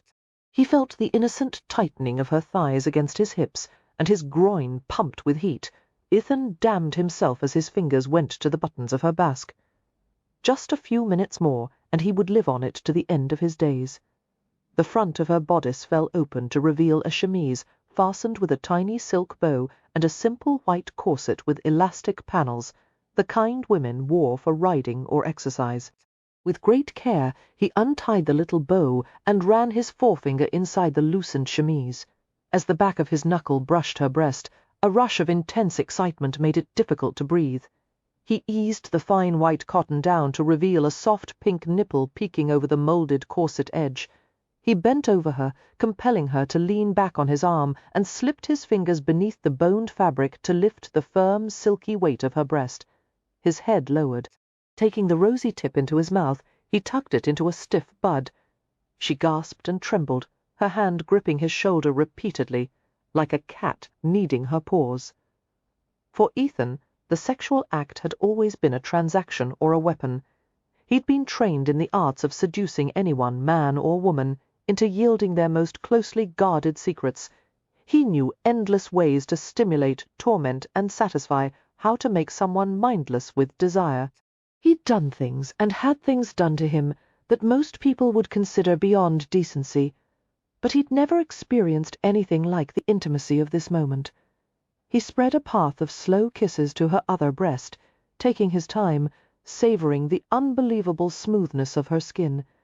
As his lips reached the edge of her chemise, Garrett fumbled to pull the garment down. Even as aroused as Ethan was, he grinned briefly at her impatience. Cupping beneath her breast, he kissed the pale curve, deliberately avoiding the pink center. Her fingers slid into his hair as she tried to guide his mouth to where she wanted it. He resisted, blowing gently against the contracted point. Garrett quivered in frustration as he hovered over the nipple for a torturously long moment, making them both wait. Finally relenting, he caught the firm bud, pulled it deep, teased it with his tongue. That was all he could stand before he had to pull his mouth away. She strained upward to kiss him, but he shook his head and held her off. He'd never been so aroused, his flesh so hard that every throb of his pulse hurt. "I have to stop," he said hoarsely. Now, while he still could, her arms crept around his neck. "Stay with me tonight." Filled with lust and yearning, Ethan nuzzled her flushed cheek. "Ah, darlin'," he whispered, "you don't want that. I wouldn't be nice.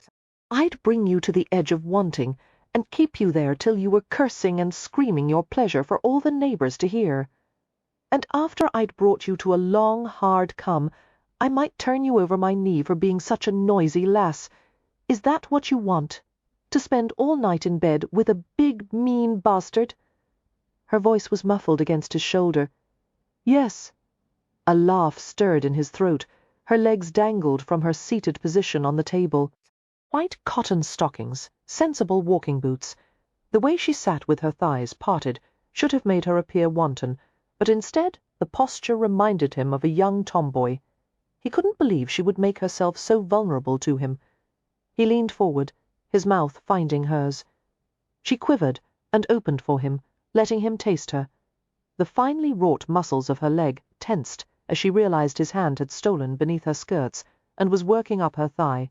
Even the most demurely styled ladies' drawers were constructed with a long slit at the crotch. While the garments were perfectly modest when a woman was in a standing position, they opened completely when she was seated. Reaching the seamed edge of the gap, he let his thumb rest gently against the delicate skin of her inner thigh. Garrett pulled her mouth from his and buried her face in his throat. Ethan tightened his arm around her back, while his thumb slid higher, circling into the edge of a silky rough patch of hair. He skimmed the tops of the curls, stirring the hairs with teasing strokes that awakened vague echoes of sensation at the roots. Gently, he murmured in the hollow space just behind her earlobe, guessing at what might excite or intrigue her. In India, before a man marries, he's taught how to please his wife according to ancient texts on the erotic arts. He learns about the embraces, kisses, strokes, and bites that bring fulfillment. Bites? She asked, dazedly. Love bites, darlin'. Nothing that would hurt you. To demonstrate, he bent to her neck and nibbled softly. She made an agitated sound and arched toward him. "'Tis said the joining of two who are well matched is a high union," he whispered. "And if they become so intoxicated by love as to leave faint marks on the skin, their passion for each other will not be lessened even in 100 years. Garrett's voice was wobbly. "Did you learn any of those erotic arts?" His lips curved against her skin. "I?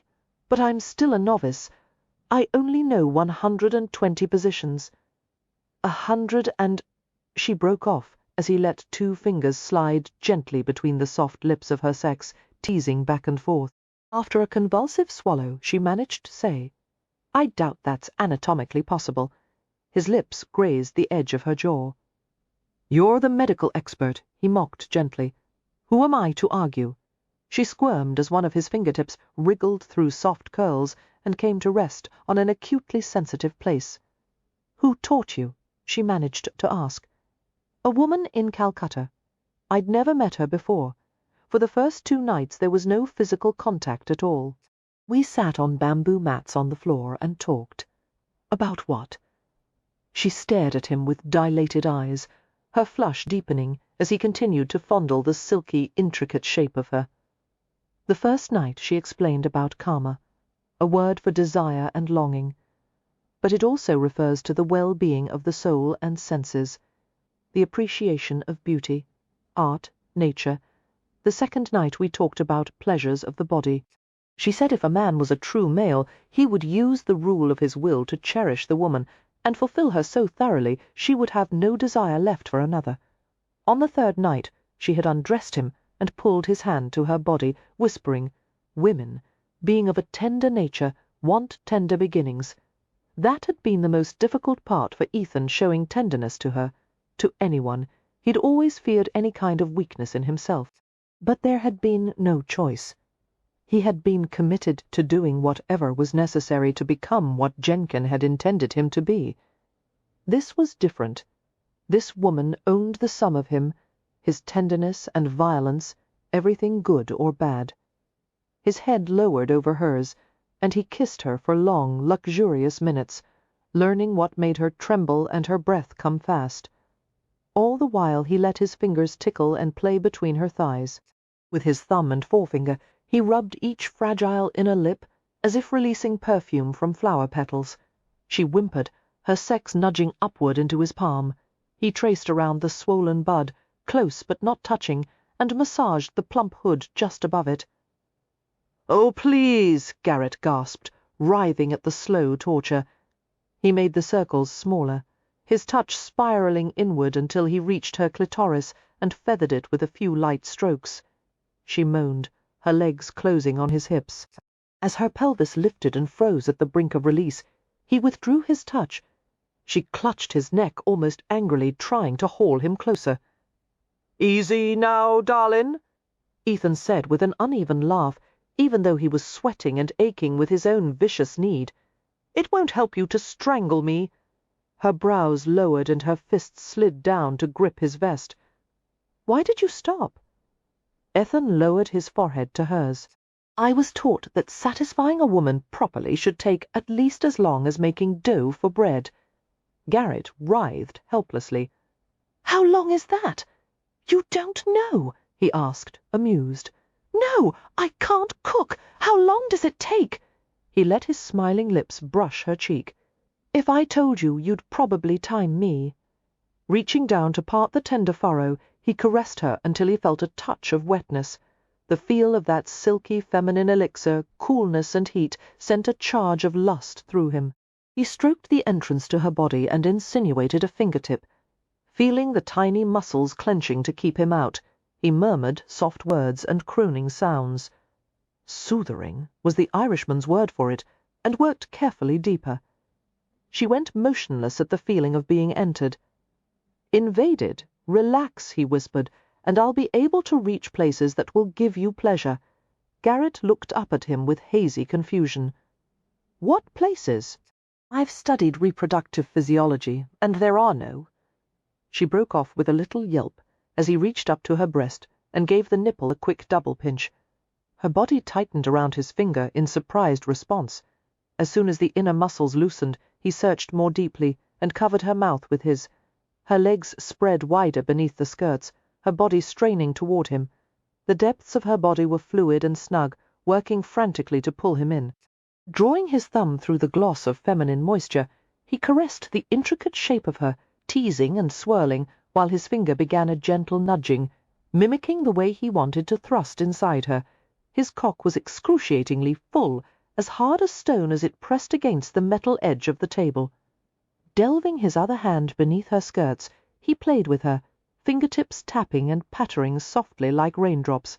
After tracing the slightly distended folds, he tickled between them, grazing the swollen center again and again.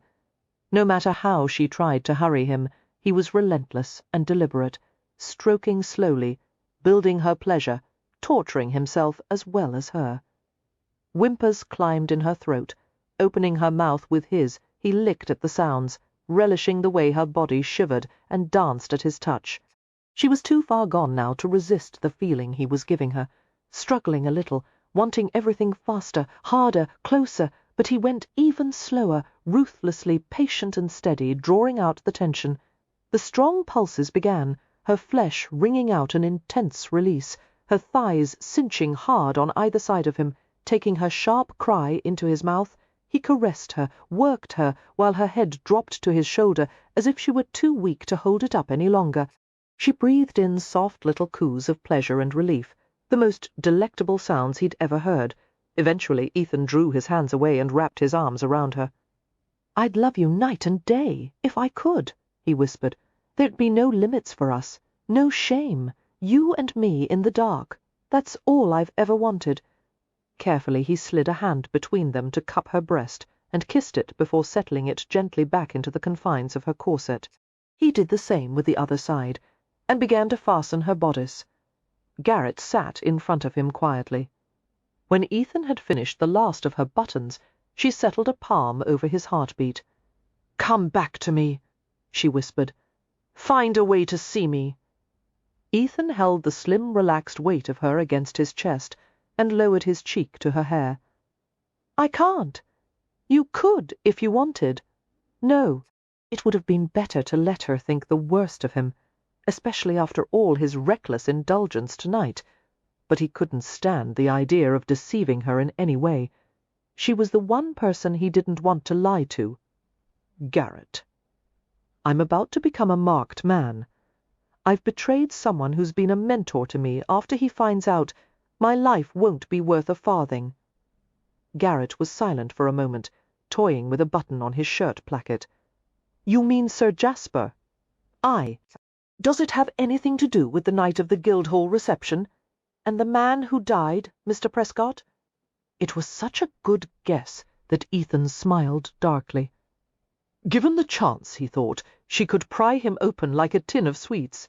Taking his silence for affirmation, Garrett asked in a neutral tone, "Did you kill him? If I tell you, I'd be putting my life in your hands. I'm used to that." It was true, he reflected with a touch of surprise. In all likelihood, she dealt with matters of life and death more often than he did. Staring down into her expectant face, he said slowly, "I helped to fake his death and smuggled him out of the country in exchange for information." "About what?" Ethan hesitated. "A conspiracy involving government officials. If I succeed in exposing them, God willing, it's worth the cost. Not if the cost is your life. One man's life isn't important when weighed against many." "No." Garrett sounded urgent now, her hand closing on a fold of his shirt. "Every life is worth fighting for. It's your job to believe that. It's my job to believe the opposite. Trust me, I'm expendable." "Don't say that. Tell me what you're planning to—" "Garrett," he interrupted gently, taking her head in his hands. "It's not my way to say goodbye. I'll take a kiss instead, but—" Ethan covered her mouth with his... He felt as if he'd been running for thousands of nights through violence and shadows, and had stumbled upon some serene place on a cool spring morning. She had brought him closer to joy than he'd ever been before, but like all moments of surpassing pleasure, it was tempered with the bitter-sweet awareness of its transience. "Forget me," he whispered after their lips parted, and he left swiftly without looking back. The next morning, Garrett emerged from a troubled sleep and began the day as usual. She woke her father and administered his medicine, and had a breakfast of bread, butter, and tea while reading the newspaper. As soon as she arrived at the clinic on Cork Street, she checked on the overnight patients, made notes in their charts, gave instructions to the nurses, and began to receive patients with scheduled appointments. On the surface, everything was routine, but underneath she was miserable, giddy, and shamed all at once. The effort to regulate herself was exhausting. Would she ever see Ethan Ransom again? How in God's name was she supposed to forget him after the things he'd done to her? Every time she thought of those knowing masculine hands, the slow kisses and soft whispers, she wanted to melt to the floor. "You and me in the dark! That's all I've ever wanted." Thinking about him could drive her mad if she let it. Nothing went right. The way the nurses trilled good morning set her teeth on edge. The medical supply cabinets and closets were disorganized. The staff talked too loudly in the hallways and common rooms. At lunchtime, she ate at the staff commissary, and the cheerful bustle she usually enjoyed was profoundly irritating. Oblivious to the conversation around her, she picked morosely at an artful arrangement of cold sliced chicken, watercress, and cucumber salad, and a tiny dish of cherry tapioca. There were more patient appointments in the afternoon, some correspondence and bill-paying, and then it was time to return home. Glum and weary, Garrett descended from the hansom, walked up to her front door, and paused to look at it with a bewildered frown. The familiar nameplate was still there, but a heavy bronze mortise lock had replaced the old, outdated one. There was a new cast bronze doorknob and a lion's head knocker, its jaws clamped on a heavy ring. Unlike the standard snarling, squinty-eyed design, this lion looked rather friendly and sociable. The door's casing had been repaired and reinforced. Old hinges had been replaced with sturdy new ones. A draft-proof weather strip had been added to the bottom edge of the door. Hesitantly, Garrett reached for the door knocker. The ring hit the handsome engraved bronze backplate with a satisfying clack. Before she could continue knocking, the door opened smoothly and a beaming Eliza took her bag and cane. "Evelyn! Dr. Gibson! Look at this door! It's the finest one in King's Cross, I'll warrant." "Who did it?" Garrett managed to ask, following her into the house. Eliza looked puzzled. "Didn't you hire a locksmith?" "I most certainly did not." Garrett removed her gloves and hat and gave them to her. "What name did he give? When did he come?" "This morning after you left. I took your father out for a constitutional in the park. We were gone no more than an hour, but when we came back there was a man working on the door. I didn't ask his name.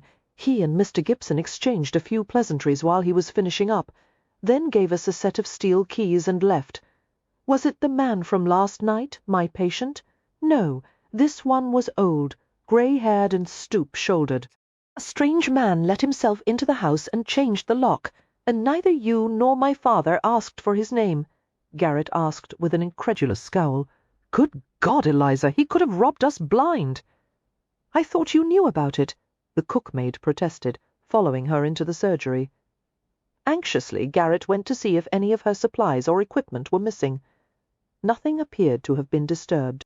Folding back the partition to her laboratory, she checked to make certain the microscope was safely in its case. Turning, she ran her gaze over the shelves of supplies and froze. The dozen glass test tubes in the wooden rack had been filled with violets. The blue petals were as vivid as jewels in the utilitarian environment. An intoxicating scent drifted from the row of tiny bouquets. "Where did those come from?" Eliza asked, standing beside her. "Our mysterious locksmith must have left them as a prank." Garrett removed one of the blossoms and touched it to her cheek and lips. Her fingers were trembling. "Now my test tubes are all contaminated," she said, trying to sound cross. "Dr. Gibson, are you? Are you about to cry?" "Of course not," Garrett said indignantly. "You know I never do that. Your face is all red. Your eyes are watery. An inflammatory reaction. I'm hypersensitive to violets." Eliza looked alarmed. "Shall I toss 'em for you?" "No." She cleared her throat and spoke more softly. "No, I want to keep them. Is everything all right, Doctor?" Garrett let out a slow breath and tried to reply in a normal tone. "I'm just tired, Eliza. Nothing to worry about. There was no one she could confide in. For Ethan's sake, she had to stay silent. She would do as he'd asked, and forget him. He was only a man. The world was full of men. She would find another one. A good, decent husband of the old stock, who'll give you a fireside of children. Would Ethan ever want children, would she? There was no logical reason for her to have children, or marry at all. But she was astonished to realize it was something she might consider. A humbling thought occurred to her. When you meet the right man, the list of things you would never do suddenly becomes much shorter. Chapter 9. The door to Jenkins' office had been left slightly ajar. Ethan paused to knock on the jamb, trying to remain outwardly relaxed despite the weight of foreboding at the pit of his stomach. His ability to shut away his emotions, one of his most useful assets, had disappeared. He was all exposed nerves and raw appetite. He felt as transparent as glass, and there were too many lies he had to keep straight. He'd been like this for the past week, ever since the night he'd spent with Garrett Gibson. The thought of her was deep inside him, at the center of every thought and sensation, as if he existed only as a vessel to contain her. Life had been a damned sight easier when he'd had nothing to lose. It was killing him not to go to her. The only thing that stopped him was the need to keep her safe. "Enter," came Jenkins' relaxed voice. Ethan let himself inside. He'd come into the new government building by way of the back entrance used by servants and junior clerks. Even without the need for discretion, he would have preferred that to going through the brazenly elaborate main entrance and reception rooms, with their plasterwork thickly coated in gilt and the stands of marble columns rising from lapis floors. Ethan found it suffocating. The ostentatious interiors were intended to proclaim the power and grandeur of an empire that ruled almost 1/4 of the earth's surface and refused to yield even an inch of its territory. It had been at Jenkins' insistence that the collection of contiguous offices under the roof of the newest building at Whitehall had all been shut off from each other. The Home Office kept all connecting doors perpetually locked, so no one could walk from there directly to the Foreign Office, India Office, or Colonial Office. Instead, visitors had to go down into the street, walk the outside length of the building, and ascend another staircase. Free communication between offices would have made Jenkins' scheming and plotting more difficult. The corner office provided a view of a nearby building that had originally contained a cockfighting pit. Ethan suspected Jenkins would have preferred it if the cockpit still existed. He was the kind of man who enjoyed blood sports. The air was hot enough to braze a plucked capon. Jenkin always kept a fire lit, even in summer.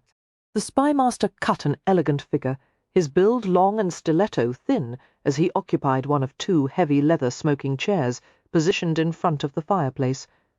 Orange flickers played over his thinning blonde hair and austere features as he regarded Ethan through distal spirals of cigar smoke. His eyes were a shade of cinnamon brown that should have appeared warm, but somehow never did. "Ransom," he said pleasantly, nudging a tabletop cigar stand toward him. "We have much to discuss this evening." Ethan hated the taste of tobacco, but a cigar from Jenkin was a mark of favour that no one refused. As he sat, he took a cigar from the carved ebony stand. Conscious of the older man's attentive regard, he performed the ritual with care. Jenkin had always emphasized the importance of details. A gentleman knew how to light a cigar, how to sit a horse, how to make introductions properly.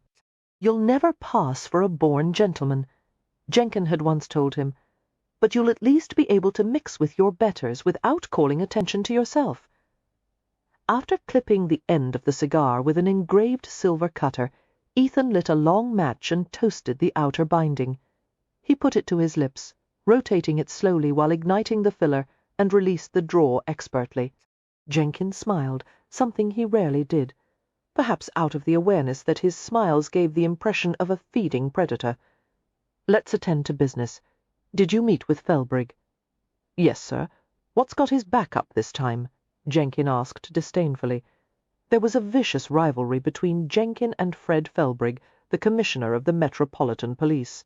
Jenkin and his 8 Secret Service men had become direct competition for Felbrigg and his team of a half-dozen plainclothes active officers. Jenkin treated Scotland Yard with open contempt, refusing to collaborate or share intelligence. He had said publicly that London police were incompetent, a pack of fools. Instead of using them for extra manpower, Jenkin had sent for Royal Irish constables from Dublin. To add insult to injury, Jenkin's position at the Home Office wasn't even legal. He and the Secret Service force had never been approved by Parliament. One could hardly blame Scotland Yard and Fred Felbrigg for being livid. However, Jenkin acquired power as easily as breathing. His influence extended everywhere, even to distant foreign ports and consulates. He had created an international web of spies, agents and informers, all answerable to no one but him. "Felbrigg complains that he hasn't seen any embassy intelligence in a year," Ethan said. "He says the information goes directly from the consulates to you, and you haven't shared a word of it."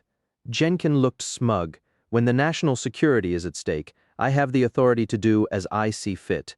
Felbrigg is going to meet with the Commissioner and the Home Secretary to take up the matter with them. The idiot! Does he think it will do any good to whine in front of them like a schoolboy?" "He'll do more than whine," Ethan said. "He says he has intelligence that proves you're endangering British citizens by withholding crucial information." Jenkin gave him a look that could have peeled a turnip. "What intelligence?" "A report that a schooner bound from Le Havre to London sailed 2 days ago, carrying 8 tons of dynamite and 20 cases of fuse. Felbrigg is going to tell the Commissioner and the Home Secretary that you were aware of it, but kept it to yourself." Ethan paused, taking a gentle pull on the cigar and exhaling a stream of smoke, before continuing tonelessly. "The London Port Police weren't even warned, and now the cargo has mysteriously disappeared. My own men are handling it. The Port Police don't need to know. They would bungle what's been set in motion." A short pause. "Who sent the information to Felbrigg? A port official from Le Havre. I want his name, yes, sir." In the silence that followed, Ethan was grateful for the cigar, a prop that gave him something to do, something to look at and fiddle with. Jenkin had always been able to read him so accurately that it was well-nigh impossible to hide anything from him. It was all Ethan could do to keep from confronting him about the missing dynamite. The bastard was planning to do something evil with it, and the knowledge sickened and enraged him. But there was another part of Ethan's heart that grieved. He and Jenkin had formed a bond over the past 6 years. A young man who'd needed a mentor, and an older one who'd wanted someone to mould in his image. Deliberately, Ethan focused his thoughts on the early years when he'd worshipped Jenkin, who had seemed to be the fount of all knowledge and wisdom. There had been endless training from various instructors, intelligence gathering, combat and firearms, burglary, sabotage, survival skills, wireless telegraphy, codes and ciphers.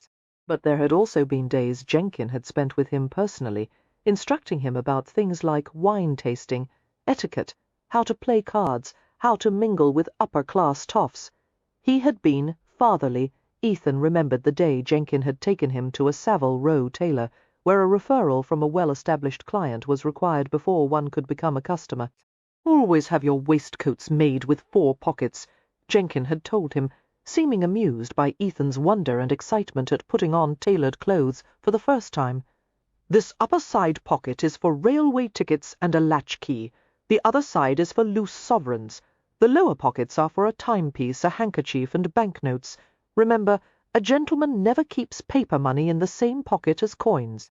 That memory and countless others kindled a sense of gratitude that even 8 tons of missing dynamite couldn't entirely destroy. Ethan held on to the feeling deliberately, letting it soften him. He heard Jenkin's dry voice. "Aren't you going to ask what I've done with the explosives?" Ethan lifted his head and gazed at him steadily, smiling slightly. "No, sir." Seeming reassured, Jenkins settled more deeply in his chair. "Good lad," he murmured. Ethan hated the momentary glow the words gave him. "We see the world the same way, you and I," the older man continued. "Most people can't bring themselves to face the ugly reality that some lives must be sacrificed for the greater good. That sounded like the explosives would be used for another terrorism plot, something similar to what had been planned for the Guildhall. What if some of the victims turn out to be Englishmen?" Ethan asked. "Don't be obtuse, my boy. Our own people have to be targeted. The more prominent, the better. If the Guildhall plot had succeeded, it would have shocked and angered the entire nation. Public opinion would have turned against the Irish radicals who dared to attack innocent British citizens, and it would have ended any question of Ireland's independence. But Irish radicals weren't responsible," Ethan said slowly. "We were. I would call it a joint enterprise." Jenkin tapped the ash from his cigar into a crystal tray. "I assure you, there's no shortage of Irish political insurgents who are more than willing to resort to violence, and if we don't continue to assist their efforts, some lunatic bill on Home Rule may eventually become law." As he drew in another mouthful of smoke, the end of the cigar glowed like a malevolent red eye. "Anyone who thinks the Irish are capable of governing themselves is as mad as a bedbug. They're a brutish race that respects no law. They would respect the law more if it didn't fall so hard on them." Ethan couldn't resist saying, "The Irish are taxed higher than the English in return for only half the justice. Duty is hard when there's no back of fairness to it." Jenkin blew out a stream of smoke. "You're right, of course," he said after a moment. "Even the strongest opponents of Home Rule can't claim that Ireland has been ruled justly. However, Irish independence isn't the answer. The damage it would do to the Empire is incalculable. Our only concern is what's best for England's interests. You know I live for Queen and country," Ethan said flippantly. Undeceived, Jenkins studied him closely. "Does it weigh on your conscience that innocent lives will be lost as a result of our efforts?" Ethan gave him a sardonic glance. "I have no more use for a conscience than I do for neckties. I may have to wear one in public, but I don't bother with one in private." Jenkin chuckled. "This week I want you to help Gamble with some security arrangements. It's for a charity event at the Home Secretary's private residence. A number of MPs and cabinet ministers will attend. With all the recent political unrest, one can't be too careful." Ethan's pulse quickened. More than anywhere else in the world, the London house occupied by Lord Tatham, the Home Secretary, was the place he most wanted access. But he frowned at the mention of William Gamble, a fellow Secret Service agent who would have been perfectly willing to shoot him on command. Jenkin often liked to play them against each other, like a pair of bull-terriers bred for the pit. "Security isn't Gamble's strong suit," Ethan said. "I'd rather make the arrangements by myself. I've already put him in charge. Follow the procedures he lays out to the letter. I want you to focus on the exterior of the house and provide Gamble with an analysis of any landscape features or structures that might pose a risk." Ethan sent him a mutinous glance, but didn't argue. "You will both attend the event." Jenkin continued. "And of course you'll keep your eyes and ears open. Gamble will pose as an under-butler." "And me?" Ethan asked warily. "You'll be a speculative builder from Durham." That placated Ethan slightly. He might enjoy lording it over Gamble a bit at the event. However, Jenkin's next remarks extinguished the flicker of satisfaction. As an enterprising young man about town, you would likely be escorting an eligible lady to the soirée. It would make your guise more believable. Perhaps we should find someone to accompany you, an attractive and accomplished woman, but not one so high-born as to be beyond your reach. There was no specific threat in the words, but they caused a swooping plummet of his stomach. Without even thinking, he began to regulate his breathing in the way the guru in India had taught him. Let each breath flow smoothly. 4 counts in, 4 counts out. "I don't know any ladies," he said calmly. "Is that so?" he heard Jenkin ask, affecting mild surprise. "I was under the impression that lately you've been keeping company with quite an interesting lady, Dr. Garrett Gibson." Now Ethan's stomach no longer felt like it was swooping. It felt like it had crashed through a window and was plummeting in a shower of broken glass. Any time Jenkin was sufficiently aware of a fellow human being to mention his or her name, their lifespan became statistically shorter. Somewhere within the iced-over machinery of his brain, he registered that Jenkin was speaking again. "Never stub the end of a good cigar, Ransom. It doesn't deserve a violent death. Let it burn out with dignity. You haven't answered my question." Ethan, looking down at the collapsed foot of his cigar, which he hadn't even been aware of crushing into the ashtray. As the flood of ruined smoke bit inside his nostrils, he asked tonelessly, "What question? Obviously I would like you to tell me about your relationship with Dr. Gibson." Ethan's face felt stiff, as if it had been covered in plaster and left to dry. He needed to produce a smile, something that looked genuine, and he searched frantically through the chaos of his thoughts until the phrase scrottal chafing came to mind. That was enough to help him crack a grin. Relaxing back in his chair, he lifted his gaze to Jenkins and saw a hint of surprise at his self-possession. "Good. There's no relationship," Ethan said easily. "Who told you there was?" The older man ignored the question. "You've been following Dr. Gibson to the Clerkenwell area. You accompanied her to a special evening market and visited her home afterward. What would you call that?" "I was trifling with her." It required the full force of Ethan's will to remain calm as he realized he'd been shadowed, almost certainly by another agent. Probably Gamble, the disloyal prick. "Dr. Gibson is not the kind of woman one trifles with," Jenkins said. "She's unique. The only female in the entire British medical profession. What does it take to achieve that? Superior powers of mind, a cool disposition, and courage equal to any man's.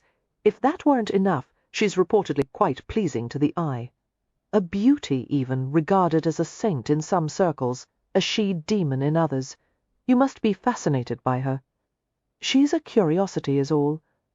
"Oh, come," Jenkins said, with amused chiding. "She's a good deal more than that. Even Dr. Gibson's sharpest detractors won't deny that she's extraordinary." Ethan shook his head. "She has a high way with her." "Hard as flint." "I'm not displeased by your interest in her, my boy. Quite the opposite. You've always said women are a distraction. So they are. However, I've never asked you to live like a monk. A man's natural passions are meant to be exercised in moderation. Prolonged celibacy makes the constitution irritable. I'm not irritable," Ethan snapped. "And I'm no more interested in Dr. Gibson than I am in staring at a bucket of dirt." Jenkin appeared to suppress a smile. "Thou doth protest too much." Seeing Ethan's lack of comprehension, he asked, "Haven't you read the copy of Hamlet I gave to you?" "I didn't finish it," Ethan muttered. The older man was obviously displeased. "Why not?" "Hamlet spends all his time talking. He never does anything. It's a revenge play with no revenge. How do you know if you haven't finished it?" Ethan shrugged. "I don't care how it ends. The play is about a man who's forced to face the reality of human depravity. He lives in a fallen world in which right and wrong is whatever he decides. There is nothing either good or bad, but thinking makes it so. I assumed you would have had enough imagination to put yourself in Hamlet's place.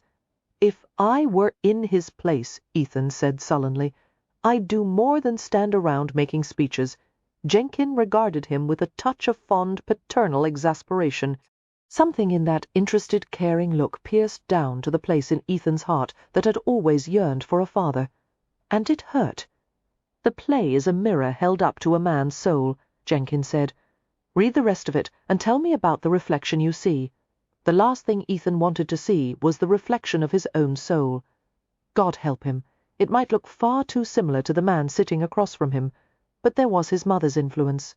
More and more often of late, Ethan had found himself thinking about her shame at the sins her circumstances had obliged her to commit, and her hopes that he would grow up to be a good man. She'd turned to religion near the end of her life, and had worried constantly about salvation, not only her own, but also her son's. She had died of cholera not long after Ethan had joined K Division. One of Ethan's last memories of his mother was how she'd wept with pride upon first seeing him in the blue uniform. She'd thought it would be the saving of him. Oh, how she would have hated Sir Jasper Jenkin. As for Dr. Gibson, Jenkin continued, My compliments on your taste. A woman with a brain will keep you interested out of bed as well as in it. If Jenkin thought Ethan cared for Garrett, he would use her as a pawn to manipulate him. She might be threatened or harmed. She might simply disappear one day, as if into thin air, never to be seen again unless Ethan did whatever unspeakable thing Jenkin wanted of him. I prefer a woman who's easy for the taking and easy to discard, Ethan said curtly. Unlike Dr. Gibson. Not at all, came Jenkin's softly chilling reply. As you and I are both aware, Ransom, anyone can be discarded. Leaving Whitehall on foot, Ethan headed north and cut across to the Victoria Embankment, a road and river walk along the Thames. The new roadway along the granite-faced embankment had been expected to ease the crush of daytime traffic along Charing Cross, Fleet Street, and the Strand, but it seemed to have made no appreciable difference. At night, however, the embankment was comparatively quiet. Occasional puffs of smoke or steam rising through the iron ventilation grids reminded pedestrians of the subterranean world beneath their feet, tunnels, telegraph wires, underground railways and pipes for gas and water. Wandering near a coal and forage wharf, Ethan reached a maze of alleys crowded with excavating equipment and temporary contractors' workshops. He slipped behind a massive stone-channeling machine and waited. In less than 2 minutes, a dark figure entered the alley. As Ethan had expected, it was Gamble. The lean, wolfish face and sharp brow were distinctive even in the shadows. Like Ethan, he was tall, but not so towering that he would stand out in a crowd. With his big arms and bulldog chest, he carried most of his power in his upper torso. There were many things to admire about William Gamble, but very little to like. He was physically adept and aggressive, able to tolerate brutal punishment and keep coming back for more. His tenacity had driven him to train harder than any of Jenkin's men. He never complained or made excuses, never exaggerated or boasted. Those were all qualities Ethan respected.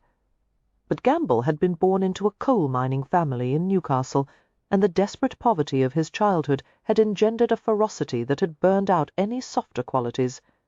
He had come to revere Jenkin with an intensity that verged on zealotry. There was no sentiment in him, no trace of empathy, which Ethan had once judged as a strength, but had turned out to be a weakness. Gamble tended to miss the fiddly little clues and signals that people unconsciously gave away in conversation. As a result, he didn't always ask the right questions, and often misinterpreted the answers. Keeping still, Ethan watched Gamble come farther into the space between the sheds. He waited until Gamble's back was turned and sprang from behind, fast as a striking cobra. Hooking the bend of his arm around the thick neck, Ethan jerked the man back against his chest. Ignoring Gamble's violent writhing, he gripped his own left bicep and fitted his hand against the back of the man's head to increase the pressure of the choke. The combination of pain and oxygen deprivation worked in a matter of seconds. Gamble submitted, going still. In a quietly vicious tone, Ethan asked near his ear, "How long have you been reporting on me to Jenkin?" "Weeks," Gamble gasped, clutching at the arm around his throat. "You made it easy, sodding idiot. An idiot who's about to crush your larynx." Ethan slowly tightened his arm against the trachea. "You've put an innocent woman at risk. If anything happens to her, I'll beat the marrow out of you and hang you up like salted pork." Straining to breathe, Gamble didn't reply. For a moment the urge to finish him off was nearly overpowering. It would be so easy to constrict his grip a few degrees more and prolong the hold until the bastard was properly throttled. Uttering a low curse, Ethan released him with an abrupt shove. Wheezing, Gamble pivoted to face him. "If anything happens to her," he retorted hoarsely, "it will be your fault. Did you think Jenkin wouldn't find out? Someone else would have told him if I hadn't. You're daft as a rock if you think Jenkin will like you better for turning into a snitch." Seeing Gamble's defensive posture, his muscles tensed to fend off an attack, Ethan said sardonically, "If I were going to kill you, I'd have done it already." "You should have. I'm not the enemy," Ethan said in exasperation. "Why in God's name are you wasting time and effort fighting me?" "Eliminate a rival without mercy," Gamble quoted, "or one day he'll try to replace you."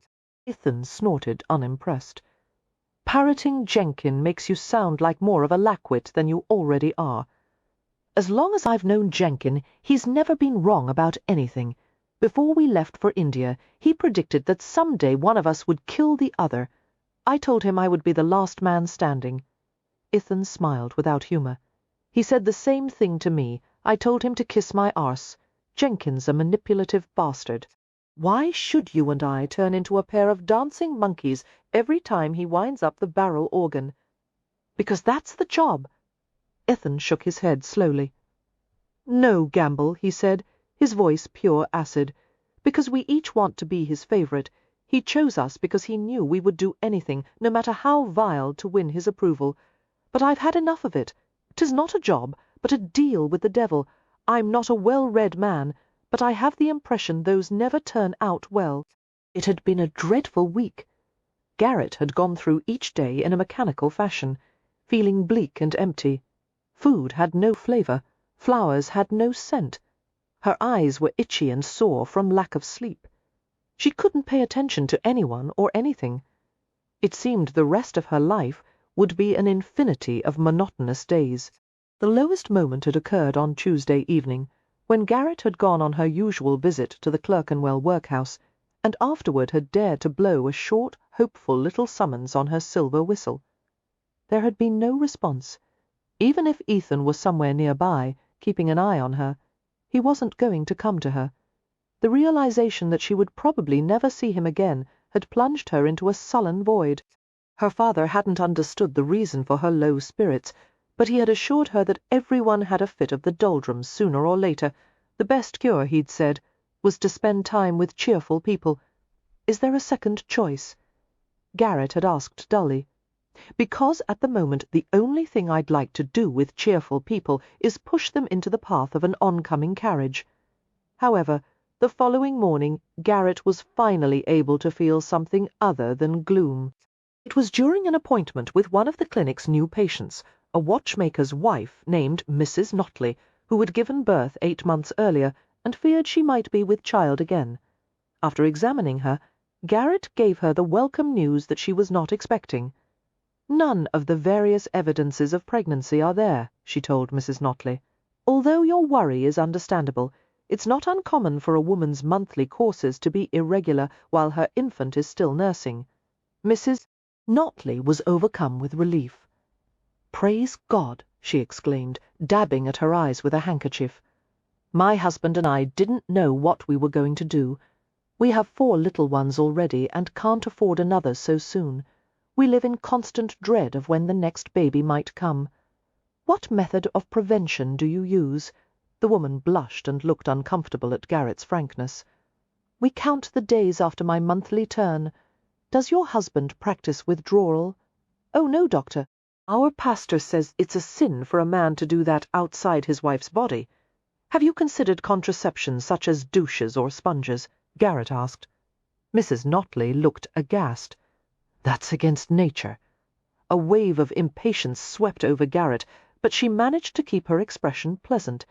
Nature must occasionally be prevented from having its way, or we should have no inventions such as running water or lace-up shoes.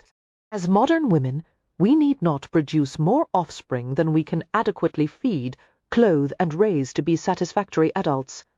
Let me tell you about some safe options that will reduce the chances of unwanted pregnancy. No, thank you. Garrett's brows drew together. May I ask why not? Our pastor says a large family is a blessing, and we mustn't refuse gifts from God. On any other day, in any other mood, Garrett might have tried to coax her into viewing the issue from a different perspective.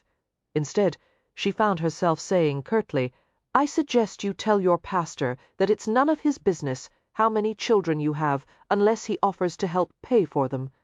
One rather doubts the good Lord wishes for you and your entire family to end up in the poorhouse. Surprised and offended, Mrs. Notley stood from her chair, still clutching the tear-dampened handkerchief.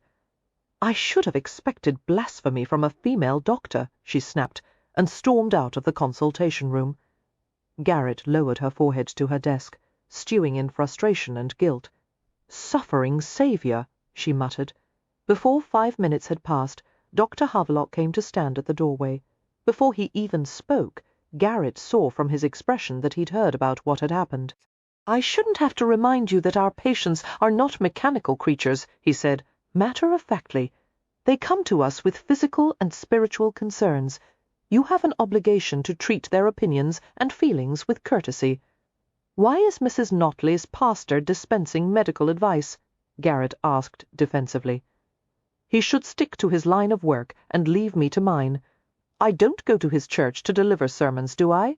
A fact for which his congregation is profoundly grateful, Havelock assured her. Garrett dropped her gaze and rubbed her face wearily. My own mother died in childbirth because she didn't receive adequate medical attention. I would like my female patients to know how to protect and care for themselves. At the very least, they should understand how their own reproductive systems work. Havelock's gravelly voice softened. As you're well aware, girls are taught from early childhood that any interest in the workings of their own bodies is shameful. A young woman is praised and admired for her ignorance of sexual matters until her wedding night, when she's finally introduced to intimacy with pain and confusion. Some of my female patients are so reluctant to discuss their own anatomy that they have to point to an area on a doll to tell me where it hurts.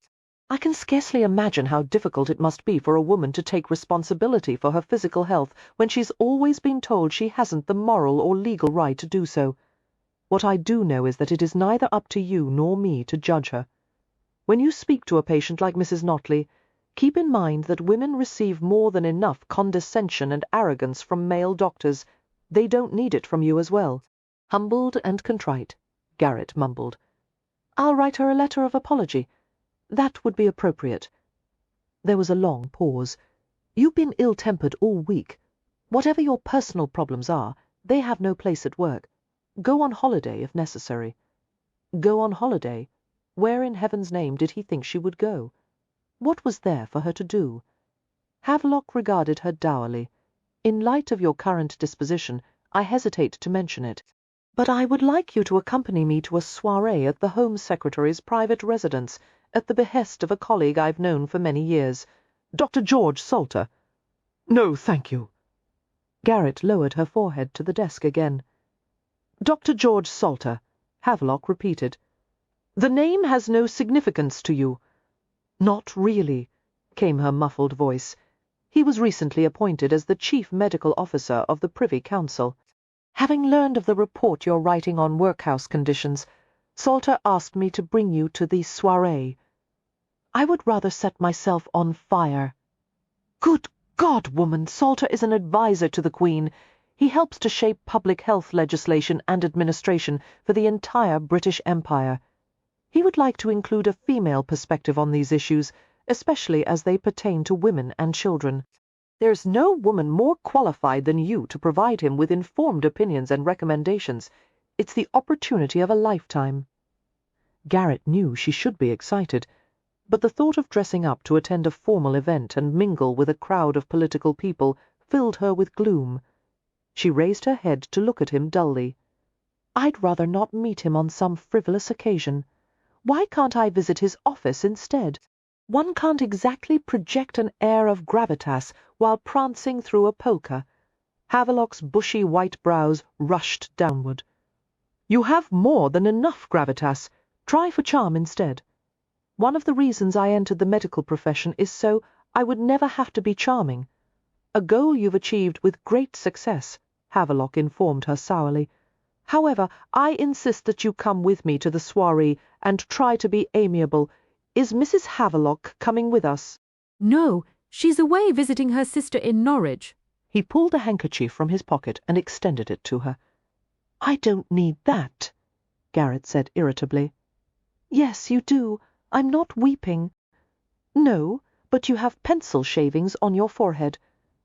Although Havelock's face was expressionless, he couldn't quite keep the hint of satisfaction from his tone.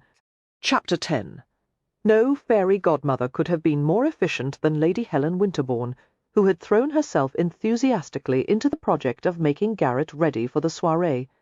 She had enlisted the store's chief dressmaker, Mrs. Allenby, to alter a new dress she hadn't yet worn, and refused to allow Garrett to pay for it. "You've done so much for me and my family," Helen had insisted.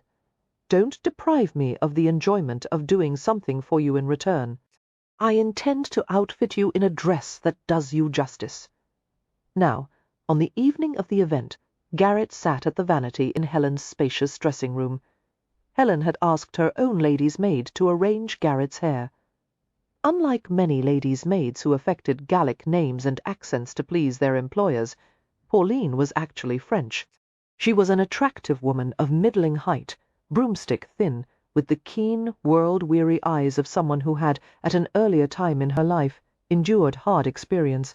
As Garrett conversed with her in French, Pauline relayed that as a girl she had been a Parisian seamstress, and had nearly starved to death while working 18-hour days sewing slop shirts. A small bequest from a deceased cousin had enabled her to move to London and find work as a housemaid, and eventually become trained for the position of lady's maid. To Pauline, the preparations for an evening out were a serious undertaking. After scrutinizing Garrett thoroughly, she picked up a pair of tweezers, used 2 fingers to stretch the skin of Garrett's brow, and began to pluck. Garrett flinched at each little sting of uprooted hair. "Is this necessary?" "Oui." Pauline continued to pluck. "Aren't they thin enough already?" "They're caterpillars," Pauline replied, wielding the tweezers mercilessly. Helen intervened in a soothing tone. "Pauline is only removing a few stray hairs, Garrett. She does the same for me," regarding Helen's sleek, fine brows, the tips ending in precise points. Garrett subsided uneasily.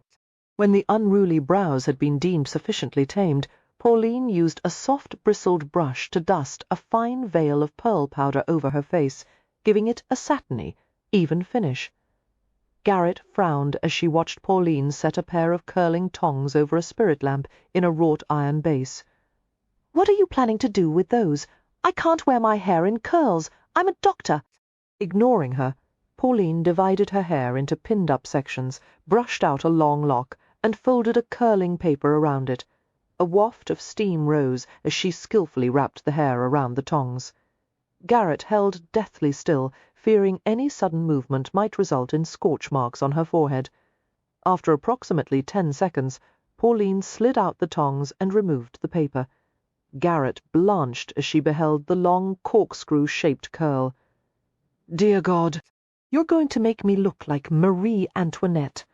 "I think I'll ring for some wine," Helen said brightly, and hurried to the bell-pull. Pauline proceeded to turn every lock of hair on Garrett's head into a bouncy spiral, while Helen distracted her with conversation. As the clock struck 8, Helen's little half-sister Carys came into the room. The 6-year-old was dressed in a ruffled white nightgown, her fine blonde hair twirled around strips of calico that had been tied into little bundles on her head. Reaching out with careful fingers to touch one of the long curls, Carries asked, "Are you going to a ball?" "A soirée, actually." "What is that?" "A formal evening with music and refreshments." Carries moved to sit on her older sister's knee. "Helen," she asked earnestly, "do Prince Charmings go to soirees?" Sliding her arms around the child, Helen cuddled her close. "Sometimes they do, darling. Why do you ask?" "Because Dr. Gibson hasn't caught a husband yet." Garrett laughed. "Carries? I would rather catch a cold than a husband. I have no wish to marry anyone." Carries gave her a wise glance. "You will when you're older." Helen buried a smile amid the little rag curl bundles on the child's head. Pauline turned Garrett's chair to face away from the vanity mirror and began to pin her hair up section by section. She used a fine-toothed comb to tease and texture the roots of each curl before twisting and pinning it into place. "C'est fini," she finally pronounced, and handed Garrett a hand mirror so she could view both the front and back. To Garrett's pleased surprise, the coiffure was lovely. The front had been left in gentle waves, with a few loose tendrils at the hairline. The rest had been formed into a soft coronet of loops and curls at the top of her head, leaving her neck and ears exposed. As a finishing touch, Pauline had inserted a few hairpins tipped with clear glass beads that glittered among the upswept locks. "Not Marie Antoinette?" Pauline asked, looking smug. "No, indeed," Garrett said with an abashed grin. "Merci, Pauline. You've done a magnificent job. Tu es artiste." With great care, the lady's maid helped Garrett into an elegant dress of pale blue-green silk with a transparent, shimmering overlay. The gown needed little ornamentation other than a phrase trim, a thin froth of ruffle at the neckline. The skirts were drawn back to reveal the shape of her waist and hips, with the excess folds and draperies flowing gracefully to the floor. It concerned Garrett that the bodice was cut so low, although both Helen and Pauline assured her that it was by no means improper. The sleeves were little more than gauzy puffs, through which her shoulders and arms could easily be seen. Carefully lifting the hem of the skirts, she stepped into heeled evening slippers covered in blue silk and sewn with glittering crystal beads. Garrett went to the full-length looking-glass, and her eyes widened as she beheld this new version of herself. How odd it felt to be dressed in something light, glimmering, and luxurious, the skin of her throat and chest and arms exposed. Was she making a mistake, going out like this? "Do I look foolish?" she asked uncertainly. "Is this unseemly?" "My goodness, no," Helen said earnestly. "I've never seen you look so beautiful. Your prose that's turned into poetry. Why would you worry about appearing foolish? When I'm dressed like this, people will say I don't look like a doctor." Garrett paused before continuing wryly. "On the other hand, they already say that even when I'm wearing a surgeon's cap and gown." Carries, who was playing with the leftover glass beads on the vanity table, volunteered innocently, "You've always looked like a doctor to me." Helen smiled at her little sister. "Did you know, Carries, that Dr. Gibson is the only lady doctor in England?" Carries shook her head, regarding Garrett with round-eyed interest. "Why aren't there others?" Garrett smiled. "Many people believe women aren't suited to work in the medical profession. But women can be nurses," Carries said with a child's clear-eyed logic. "Why can't they be doctors? There are many female doctors. As a matter of fact, in countries such as America and France, unfortunately, women aren't allowed to earn a medical degree here yet. But that's not fair." Garrett smiled down into the girl's upturned face. "There will always be people who say your dreams are impossible, but they can't stop you, unless you agree with them." After arriving at the Winterbourne residence, Dr. Havelock looked her over with approval, pronounced her quite presentable, and collected her in his private carriage. Their destination was the Home Secretary's private residence on Grafton Street, at the northern end of Albemarle. Many of the neighbourhood's grand homes were inhabited by government officials who insisted it was essential for them to live as men of high social position at taxpayers' expense. The drawing-room work, it was claimed, is but a part of the office work, and therefore lavish social entertainments such as this were ultimately for the public benefit. Perhaps that was true, Garrett thought, but it had all the appearance of indulging in the sweets of high office. They were welcomed into the opulently decorated house, its rooms filled with fine art and massive swags of flowers, the walls covered in silk or hand-painted paper. It immediately became apparent that at least 400 guests had been invited to an event that could only have comfortably accommodated half that number. The crush of bodies made the atmosphere stifling and hot, causing ladies to perspire in their silks and satins, and gentlemen to stew in their black evening coats. Servants moved through the gauntlet of shoulders and elbows with trays of iced champagne and chilled sherbet. The Home Secretary's wife, Lady Tatham, insisted on taking Garrett under her wing. The silver-haired, heavily bejewelled woman steered her expertly through the crowd, introducing her to a large number of guests in rapid succession. Eventually they reached a group of a half-dozen dignified older gentlemen, all looking serious and vaguely perturbed, as if they were standing around a well into which someone had just tumbled. "Dr. Salter!" Lady Tatham exclaimed, and a grey-whiskered gentleman turned toward them. He was a short man of sturdy build, his face kind and jowly beneath a neatly trimmed beard. "This fetching creature," Lady Tatham told him, "is Dr. Garrett Gibson."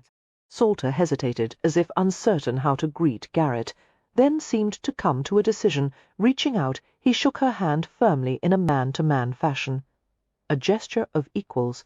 Garrett adored him instantly. "One of Lister's protégés, eh?" Salter remarked, his eyes twinkling from behind a pair of octagonal spectacles. "I read an account in the Lancet about the surgery you performed last month. A double ligature of the subclavian artery, the first time it's been done successfully. Your skill is to be commended, Doctor." "I was fortunate in being able to use the new ligatures Sir Joseph is developing," Garrett replied modestly. "It allowed us to minimize the risk of sepsis and hemorrhage." "I've read about this material," Salter said. "Made of catgut, is it?" "Yes, sir." "How is it to work with?" As they continued to discuss the latest surgical advancements, Garrett felt very comfortable in Dr. Salter's presence. He was affable and open-minded, not at all the kind of man who would treat her with condescension. In fact, he reminded her more than a little of her old mentor, Sir Joseph. Now she was sorry for having been so grumpy when Dr. Havelock had insisted she attend the soirée. She would have to admit to him that he'd been right and she'd been wrong. "If I may," Salter eventually said, "I would like to prevail on you from time to time to have your opinions concerning matters of public health. I would be delighted to help in any way I can," Garrett assured him. "Excellent!" Lady Tatham broke in then, laying a glittering, gem-weighted hand on Garrett's arm. "I'm afraid I must steal Dr. Gibson away, Dr. Salter. She is much in demand, and guests are clamouring to make her acquaintance." "I can't blame them a bit," Salter said gallantly, and bowed to Garrett. "I look forward to our next meeting at my office in Whitehall, Doctor."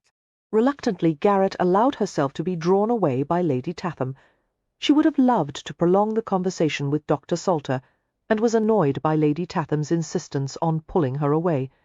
One might have assumed from the woman's claim about clamouring guests that people had been forming a queue to meet her, which was certainly not the case.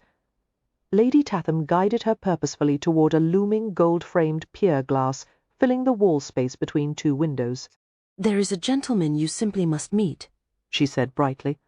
"A close associate and personal friend of my husband's. It would be impossible to overstate his importance in matters of national security, and he is a frightfully clever man. My poor brain can scarcely follow him." They approached a fair-haired man standing at the pier-glass. His form was thin and elongated, as if he were a figure from a work of French medieval art. There was something striking about him, something repugnant and yet compelling, although Garrett couldn't identify what it was. She only knew that something twisted sickly inside her as she met his gaze. His eyes, unblinking and copper-coloured like an adder's, were set deeply in the narrow framework of his face. "Sir Jasper Jenkin," Lady Tatham said. "This is Dr. Gibson," Jenkin bowed, his gaze taking in every subtle variation of her expression. Garrett was grateful to feel a sense of cold, steady purpose descend over her, as it always did just before a particularly difficult surgical procedure or in an emergency. But underneath the surface, her thoughts raced. This was the man who posed such danger to Ethan Ransom. The one Ethan thought might have him killed. Why had Lady Tatham made a point of introducing them? Had Jenkins somehow found out that Garrett was acquainted with Ethan? And if so, what did he want with her? "Sir Jasper is one of the men in my husband's inner sanctum," Lady Tatham said lightly. "I confess I'm never quite certain how to describe his occupation other than to say he is Lord Tatham's officially unofficial adviser." Jenkins chuckled briefly. He didn't smile naturally. The muscles of his face seemed poorly designed for it. "That description is as accurate as any other, my lady." How about treasonous bastard? Garrett thought. But she kept her expression perfectly bland as she said demurely, "A pleasure, sir. I've been eager to make your acquaintance, Dr. Gibson. What an exceptional creature you are. The only woman admitted to the honours of this soirée on her own merit, rather than as some gentleman's accessory." "Accessory," Garrett repeated, her brows lifting. "I hardly think the ladies present deserve to be described that way. It is the role most women choose for themselves, only for lack of opportunity." Lady Tatham giggled nervously and tapped Jenkins' arm lightly with her fan in girlish rebuke. "Sir Jasper likes to tease," she told Garrett. Jenkins made Garrett's skin crawl. There was a quality about him, a malignant vitality that people would interpret as magnetism instead of corruption. "Perhaps you're in need of an accessory, Dr. Gibson," he said. "Shall we find some virile young trophy for you to flaunt on your arm?" "I already have an escort. Yes, the estimable Dr. Havelock. I see him over there at the side of the room. Would you like me to take you to him?" Garrett hesitated.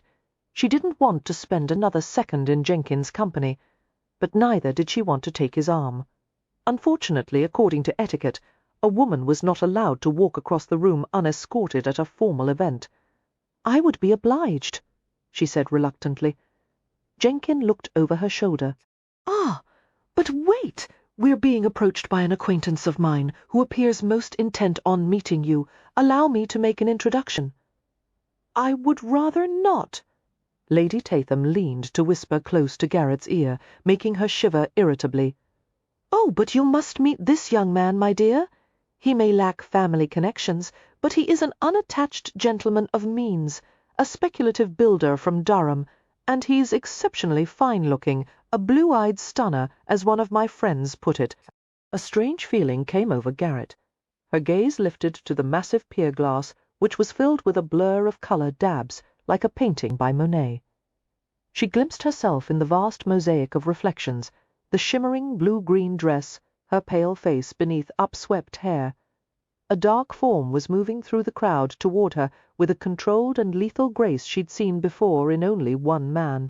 Alarmed by the violent pulse that had begun to lash in her wrists and throat, Garrett closed her eyes briefly. Somehow she knew who the blue-eyed stunner would turn out to be. She was sure of it, and while her brain warned that something was very wrong, her senses were running wild with anticipation. She could feel a tide of colour rising to the surface of her skin, a bloom of exhilaration and desire. There was nothing she could do to suppress it. The room was an oven. She was being braised alive. To make matters worse, her corset had been cinched a half-inch tighter than usual to accommodate Helen's slender measurements, and while it hadn't been a problem up until now, she suddenly couldn't take in enough air. Someone came up behind her, a large form pausing amid the crush of bodies until there was sufficient room to move to her side. All her skin changed, goose-flesh rising despite the sweltering heat. Garrett was filled with ice and fire, nearly ill with excitement as she turned to confront an unfamiliar version of Ethan Ransom, all steely masculine perfection in formal black and white, every inch of him polished and impeccably groomed. "What are you doing here?" he asked quietly, in the English accent that seemed jarring now that she was familiar with his real one. Confused and uncertain. They were supposed to be strangers, weren't they? Garrett asked faintly, "Hash, have we met?" Something in his stone-cold face softened. "Sir Jasper knows we're acquainted. He assigned me to help with the security arrangements for tonight, but neglected to mention you would be here, and for some reason your name was left off the guest list. He levelled a hard glance at Jenkin. "I asked Lord and Lady Tatham to make certain Dr. Gibson would attend," Jenkin explained in a silken tone. "I thought it would enliven the evening particularly for you, Ransom." "I do so like to see young people enjoying themselves." Ethan's jaw set. "Apparently it slipped your mind that I have a job to do." Jenkin smiled. "I felt quite certain of your ability to do more than one thing at a time." He glanced from Ethan's hard face to Garrett's flushed one. "Perhaps you might take Dr. Gibson to the refreshment room for champagne. She seems rather overcome by my little surprise." Ethan held the older man's gaze for a long moment, while tension laced through the air like metallic thread.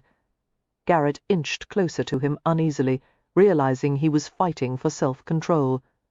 Lady Tatham's fatuous smile began to dissolve.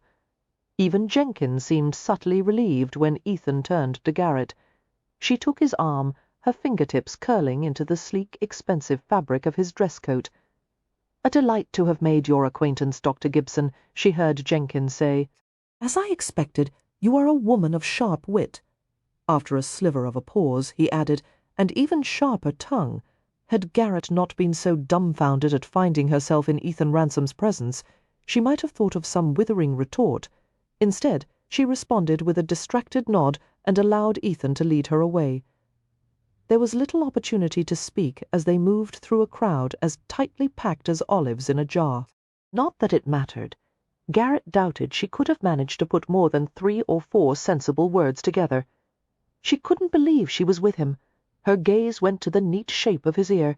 She wanted to kiss it. She wanted to press her mouth to the place where his close-shaven beard started and move down to his throat where she could feel him breathing. But he seemed so unyielding, so unreachable in his iced-over wrath that she wasn't at all certain he would reciprocate. Silently Ethan led her through the circuit of rooms and out to a stairwell landing with a cluster of potted palms near one corner. The palms had been arranged to partially conceal a small plain door that must have led to the service area of the house. With effort Garrett managed to speak. "Is that the man you referred to as your mentor? Why did he want me to be here tonight?" "It's a warning for me," Ethan said flatly, not looking at her. "A warning about what?" The question seemed to fracture Ethan's self-assured facade. "He knows that, where you're concerned, I have a preference." Guiding her past the palms, he opened the service door and took her to the landing of a servant's stairwell. The abrupt cessation of noise was an unspeakable relief. It was cool and dimly lit in the stairwell, the dank staleness relieved by a slight breeze filtering in through outside air vents. "Preference," Garrett repeated cautiously. "What does that mean?" You prefer me to what? As they stopped in a corner, Ethan's head and broad shoulders were silhouetted in the faint glow of a sconce on the opposite wall. She began to tremble as he stood over her, big and dark, his nearness awakening a pulse of high music in her. "I prefer you to everything," he said gruffly, and bent to take her mouth with his. Chapter 11. As Ethan kissed her roughly, Garrett melted against him, a moan catching in her throat. Too much pleasure, too much feeling, and yet she wanted more. She couldn't seem to draw it in fast enough. His body was solid and heavy, raw power wrapped in civilized formal attire. Her hands slid inside his black evening coat, following the lean contours of his waist up to the muscled vault of his ribs and chest. Ethan tensed and shivered at her touch and angled his head to fit their mouths more tightly together. Still not enough, she had to feel more of him, all of him. Daring to reach down to his hips, she pulled him closer and gasped at the feel of his aroused form against hers. Ethan broke the kiss with a muted growl, the heat of his breath collecting in her ear as he bit gently at her earlobe. Embers caught low inside her and spread heat to every tender place in her body.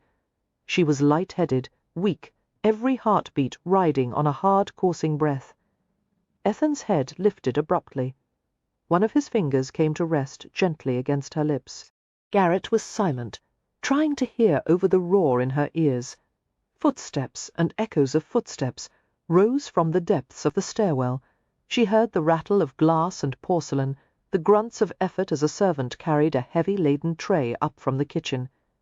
Garrett's heart clattered to a halt as she realized she was about to be caught in a scandalous embrace in a servant's stairwell.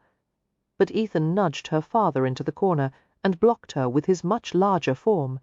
She leaned into the concealment of his chest, her fingers clamping on the edges of his coat lapel. The footsteps came nearer, then halted. "Don't mind us," Ethan said over his shoulder, sounding relaxed. "We won't tarry long." "Yes, sir." The footman walked past them. Ethan waited until the servant had left the stairwell before he murmured against Garrett's hair, his breath stirring the pinned-up curls. "You're more beautiful every time I see you. You shouldn't be here." "I didn't. I know." "It's Jenkins' doing." She tilted her head back to look up at him, her face tense with worry. Not for herself, but for him. How did he find out we were acquainted? One of his men followed me and saw us at the night market. From now on, Jenkins will try to use you to manipulate me.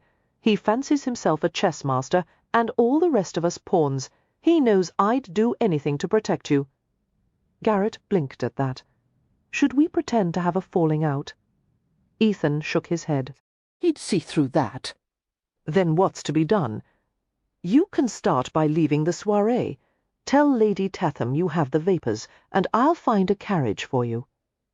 Garrett stepped back from him and gave him an indignant glance. The vapours is a term for a hysterical fit. Do you know what it would do to my career if people thought I might succumb to vapours in the middle of a medical procedure? Besides, now that Sir Jasper knows about our mutual attachment, I wouldn't be any safer at home than I am here. Ethan looked at her alertly. Mutual? Why else would I be lurking with you in a servant's stairwell? She asked dryly. Of course it's mutual, although I haven't your pretty way of putting things.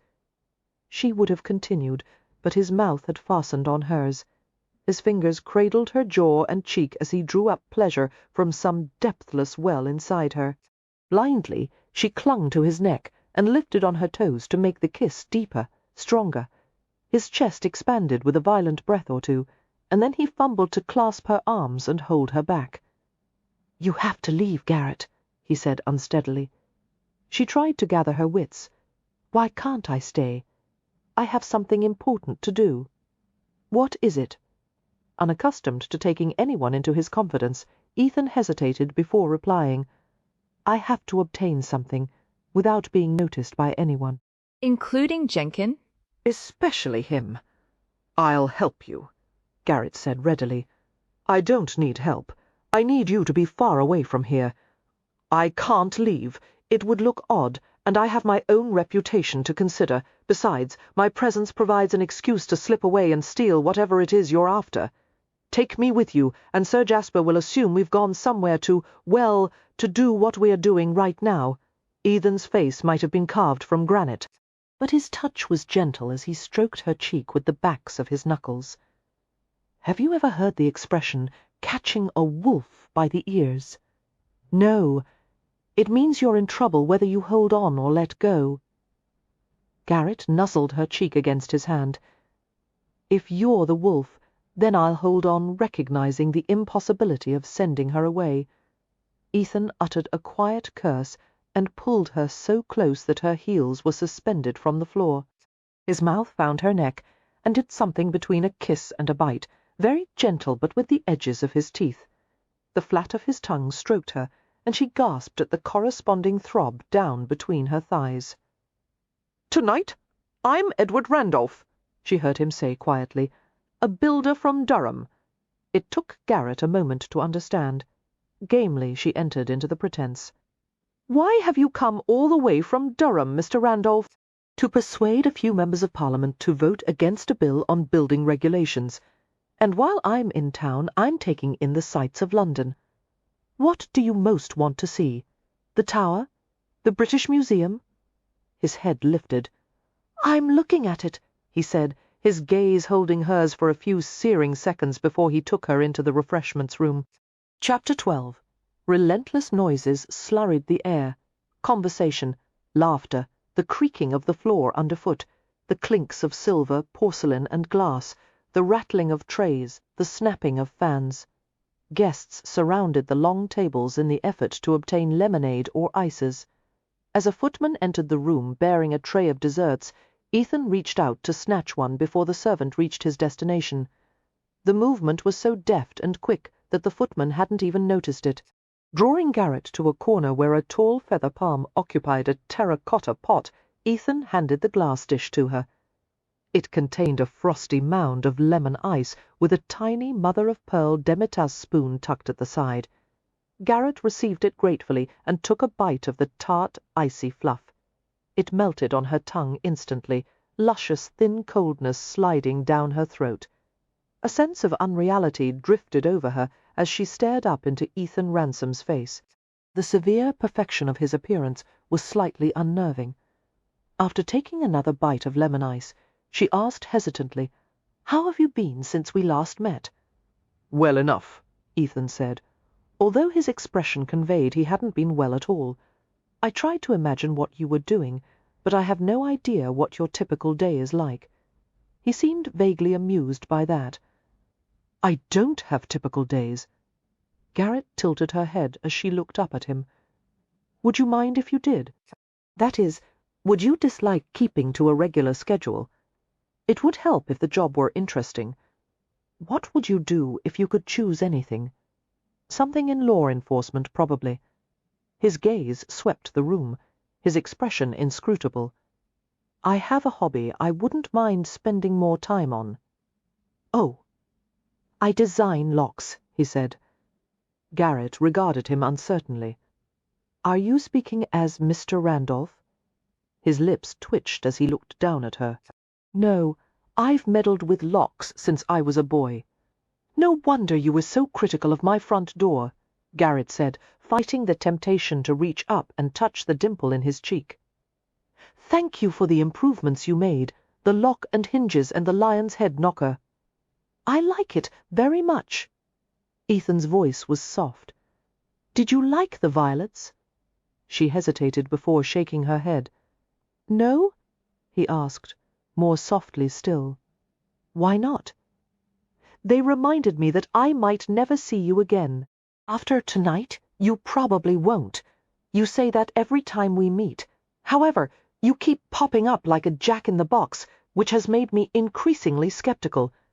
Garrett paused before adding in an abashed tone, "and hopeful." His gaze caressed her face. "Garrett Gibson, as long as I am on this earth, I'll want to be wherever you are." She couldn't help smiling ruefully. "You're the only one who does. I've been in a foul mood for the past 2 weeks. I've offended nearly everyone I know, and frightened off 1 or 2 of my patients." His voice was dark velvet. "You needed me there to sweeten your temper." Garrett couldn't bring herself to look at him as she admitted huskily. "Yes."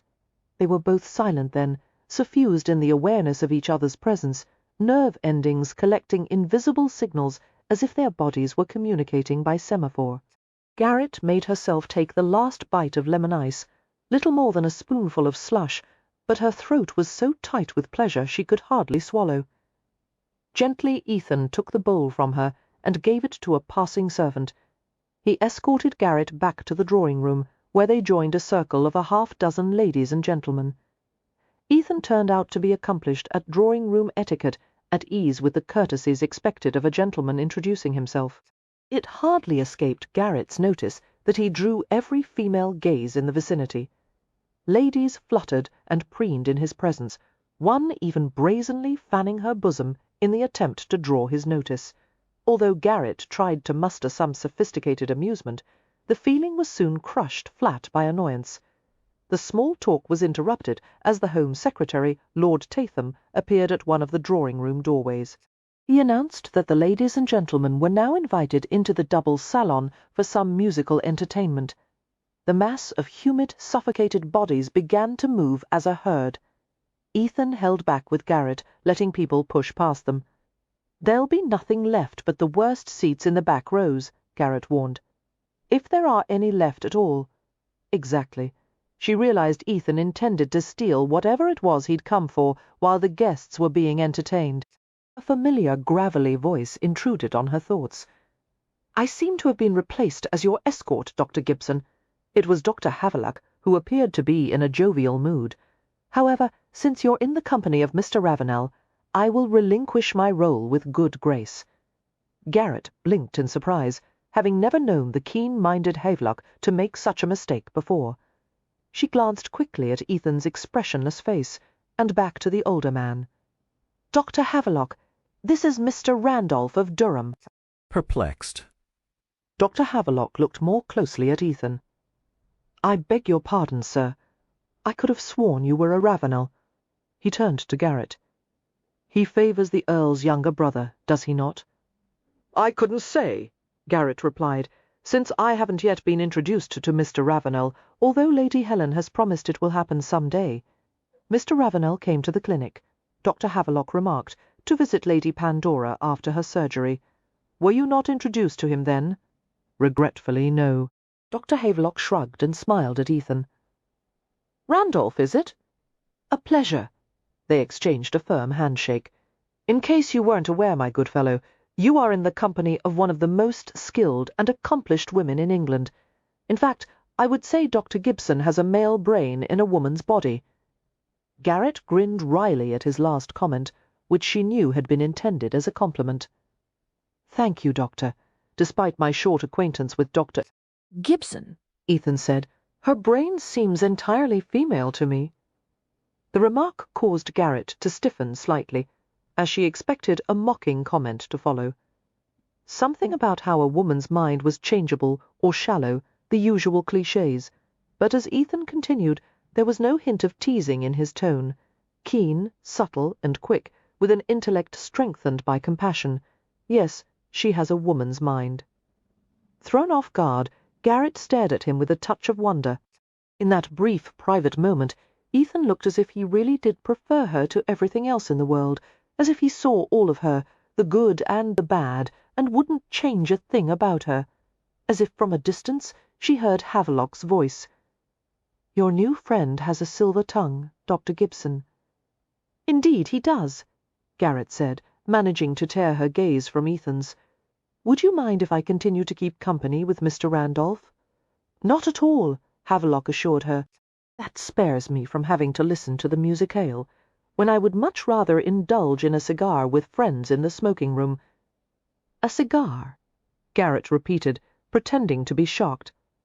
After all the times I've heard you refer to tobacco as a poisonous luxury. Not long ago you told me you hadn't smoked a single cigar since your wedding. Few men can defeat a willpower as strong as mine, Havelock said. But by Jove, I've done it after Havelock had left them. Garrett studied Ethan closely. He was right about something. You do have the look of the Ravenels, especially your eyes. I can't think how I missed that before. What an odd coincidence. Ethan didn't reply to that, only frowned as he asked, why does Lady Helen want to introduce you to Weston Ravenel? She seems to think we would enjoy each other's company, but I haven't had the time to meet him yet. Good. Don't go near the bastard. Why? What's he done? He's a Ravenel. That's reason enough. Garrett's brows lifted. You bear ill will toward the family. Aye. Even Lady Helen. She's the gentlest, sweetest-natured woman in the world. No reasonable person could dislike her. 'Tis none of them in particular I hate, Ethan said in a low tone, but all of them in general, and if you ever take up with Ravenel, I'll have to throttle him with my bare hands. For a moment Garrett was too taken aback to respond. She stared at him with cool disapproval. I see. Beneath that smartly tailored evening suit, there is nothing but a jealous brute with no ability to control his primitive urges. Is that it? Ethan regarded her without expression, but after a moment she saw a glint of humour in his eyes. Bending his head over hers, he murmured, It's probably best for both of us. Acushla, if you never find out what's beneath my evening suit. Garrett had never been the kind of woman who blushed easily, if at all, but she found herself turning as red as a beetroot. Looking away from him, she tried to bring the rampant colour under control. How can you hate an entire family? She asked. They can't all have done something to you. 'Tis not important. Obviously that wasn't true. But Helen hadn't mentioned a word about any conflict between the Ravenels and Ethan Ransom. What in the world could have made him so hostile? She decided to take the matter up with him in the future. They lingered in the refreshments room until most of the crowd had departed for the double salon, and they drifted out with the last few stragglers. Lady Tatham's voice could be heard in the distance, announcing the first of the entertainers. The serene piano notes of Chopin's Polonaise in E-flat major rippled into the hallway like the cool, soothing water of a brook. Instead of heading toward the music, however, Ethan took Garrett along a hallway to the other end of the house, and down a set of private stairs. "Where are we going?" Garrett asked. "Tatham's private study?" They proceeded to the ground-floor level, crossed the entrance hall, and went along a quiet hallway. They reached a door near the end, and Ethan tried the handle. It refused to budge. Lowering to his haunches, Ethan examined the lock. "Can you open it?" Garrett asked in a whisper. "A pin and tumbler lock?" he asked, as if the answer should have been obvious. He fished a pair of slender metal tools from an inside coat pocket. Meticulously he inserted an instrument with a crook at the end into the bottom of the keyhole, and used the other pick to work the pins inside, lifting them one by one. Click! Click! Click! In no time at all the barrel turned, and the door opened. After guiding Garrett into the dark room, Ethan took a tiny steel match case from his pocket and deftly lit a batwing lamp that extended from the wall. A short, wide sheet of flame filled the glass bowl shade, spilling a white glow through the room. Garrett turned to view her surroundings, and started at the sight of an Irish setter sitting calmly by the hearth before she realized the canine had been stuffed by a taxidermist. The study was bursting with an abundance of decorative objects, peacock feathers sprouting from a crane-necked vase, bronzes, figurines, and ornamental boxes. Most of the walls were covered by towering black walnut cabinetry with drawers and shelves, some of them with locks built into the front. What little wall space remained was filled with paintings of dogs and hunting scenes, as well as small artifacts and oddments displayed behind glass-fronted frames. Beyond the swags of velvet drawn back from the window panes, embellished iron bars and scrollwork formed a protective cage around each casing. Ethan had gone behind the desk and was running his fingers lightly over a section of wall panelling set at dado height. "What are you looking for?" Garrett asked in a hushed voice. "Account ledgers." He pressed a length of framed moulding and released a hidden catch. The panelling swung open, revealing the front of a rather astonishing object, a massive steel sphere affixed to an iron pedestal. Garrett came up behind him. "What is that? A cannonball safe. Why isn't it shaped like a rectangle? More secure this way. You can't blow the door off. There is no place to insert explosives, no bolts, rivets, or screws to pull out, and no joints to force wedges into." Lowering to his haunches, Ethan examined a curious brass dial with numbers and notches at the edge. It had been attached to the center of the faceplate. "A keyless lock," he murmured, before Garrett could ask. He reached into his coat and pulled out a brass disc. A brief shake, and the instrument extended into a narrow cone. It was a collapsible telescopic ear horn, the kind many of Garrett's elderly patients used. She was mystified as he hooked the wire earpiece over his ear and bent to listen intently as he rotated the brass dial. "I need to find the sequence that will open the lock," Ethan said. "The clicks of an inner drive wheel will tell me how many numbers make up the combination." Returning his attention to the task, he rotated the dial and kept the ear horn pressed to the door. "3 numbers," he said eventually. "Now for the hard part, figuring out what they are." "Is there some way I could help?" "No, it's—" he began, and stopped as a thought occurred to him. "Do you know how to plot markers on a line chart?" "I should hope so," Garrett said, lowering to a crouch beside him. "I could hardly maintain my patients' records properly otherwise. Would you prefer the markers connected or left scatterplot?" "Connected," Ethan said. He shook his head slightly as he glanced at her, the hint of a dimple appearing. Reaching into his pockets, he pulled out a small notebook, the pages printed with a faintly inked grid. He handed the book to her. Starting position numbers are on the horizontal axis. Contact point numbers are on the vertical axis. As I test numbers on the dial, I'll tell you which ones to map out. I had no idea safecrackers used coordinate paper, Garrett said, taking a tiny pencil from him. They don't yet. At the moment, I'm probably the only man in England who can get past this lock. It's a mechanical device with its own set of rules. Even the craftsmen who make it can't do it. Who taught you, then? Ethan hesitated before replying. I'll explain later. He bent to his task, setting the ear horn back against the safe. As he gently manipulated the dial, listened for clicks, and murmured sets of numbers to Garrett, she plotted them out efficiently. In no more than 10 minutes, they were finished. She handed back the book and pencil. Ethan studied the pair of jagged lines on the chart and drew crosses at the points where they converged. 37. 2. 16. What order do they go in? That's a matter of trial and error. He dialed the numbers from largest to smallest with no result. Next he tried from smallest to largest. As if by magic, a smooth mechanical sound reverberated from the innards of the safe. How very satisfying! Garrett exclaimed triumphantly. Although Ethan was trying to maintain his concentration, it seemed he couldn't hold back a grin. You have the makings of a fine criminal mind, Doctor. He rose to his feet and wrenched the top handle of the safe downward. A circular door, at least 7 inches thick, soundlessly pivoted open to reveal the interior. Somewhat anticlimactically, the contents consisted of a simple stack of files and ledgers. But Ethan's breath had quickened, and a notch of concentration had appeared between his thick brows. Garrett could tell that his thoughts were in a ferment of activity as he pulled out the stack and set it on the desk. Searching through the materials, he found a volume he wanted, and spread it flat. He began to thumb rapidly through the pages, his gaze taking in dozens of entries at a time. I expect we'll be discovered soon, he said without looking up. Go to the door and watch through the crack. Tell me when someone approaches. His voice was dispassionate, his actions swift but measured as he sorted through the stack.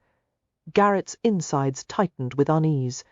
She went to the closed door and discovered there was just enough of a space between the edge and the jamb for her to squint through. With a touch of amazement, she realized Ethan was so attuned to detail, so aware of everything in his periphery, that he noticed such things as a 1/4-inch wide crack in a door.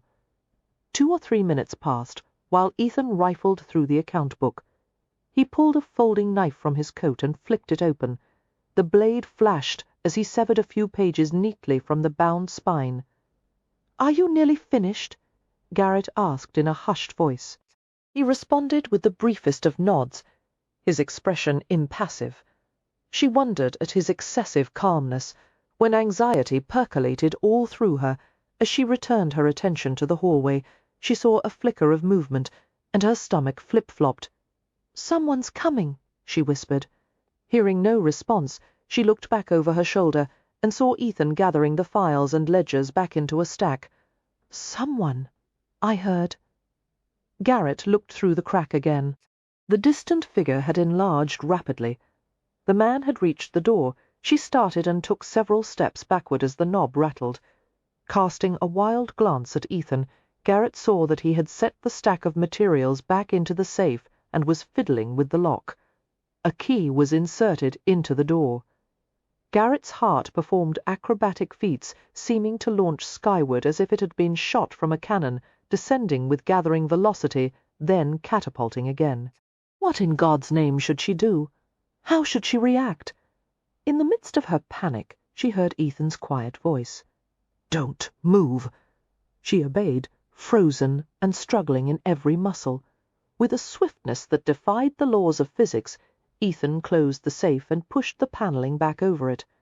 He tucked a handful of folded pages neatly inside his coat.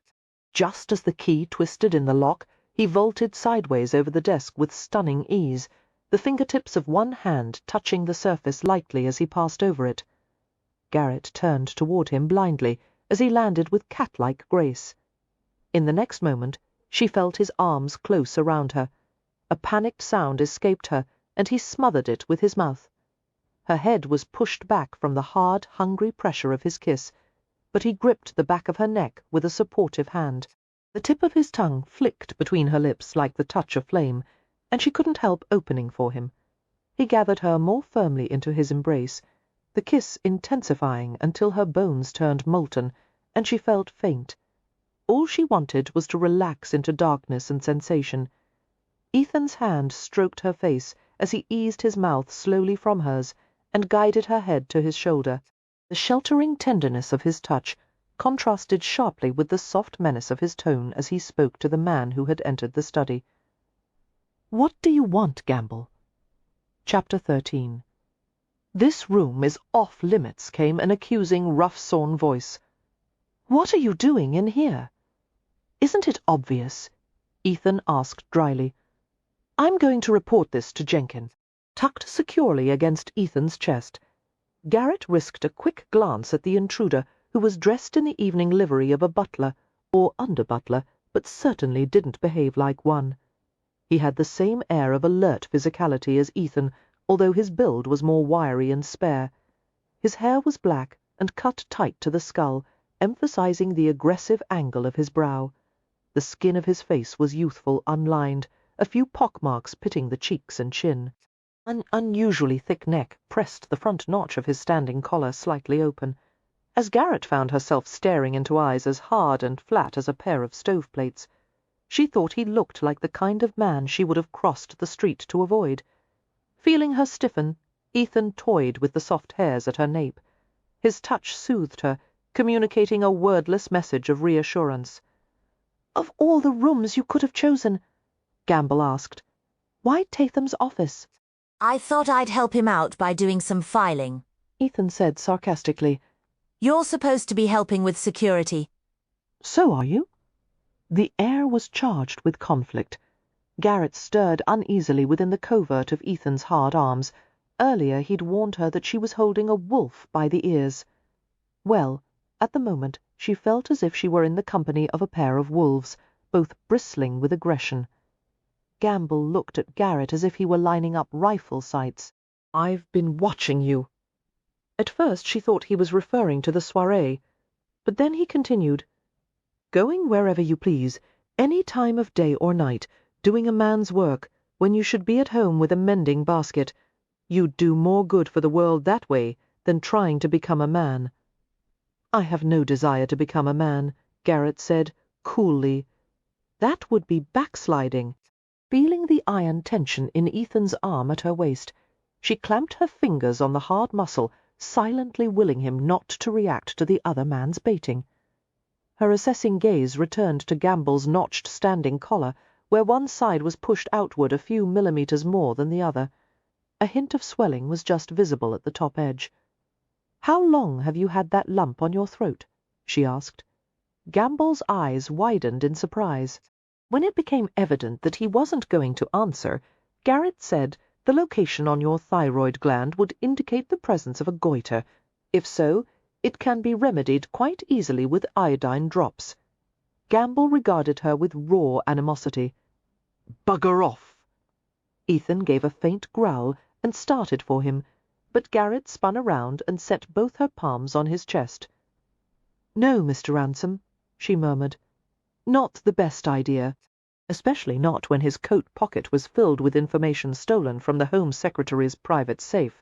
Gradually the wall of muscle relaxed beneath her hands. "If he leaves the lump untreated," Ethan asked hopefully, "how long before he chokes on it?" "Get out," Gamble snapped, "or you'll choke on my fist down your gullet."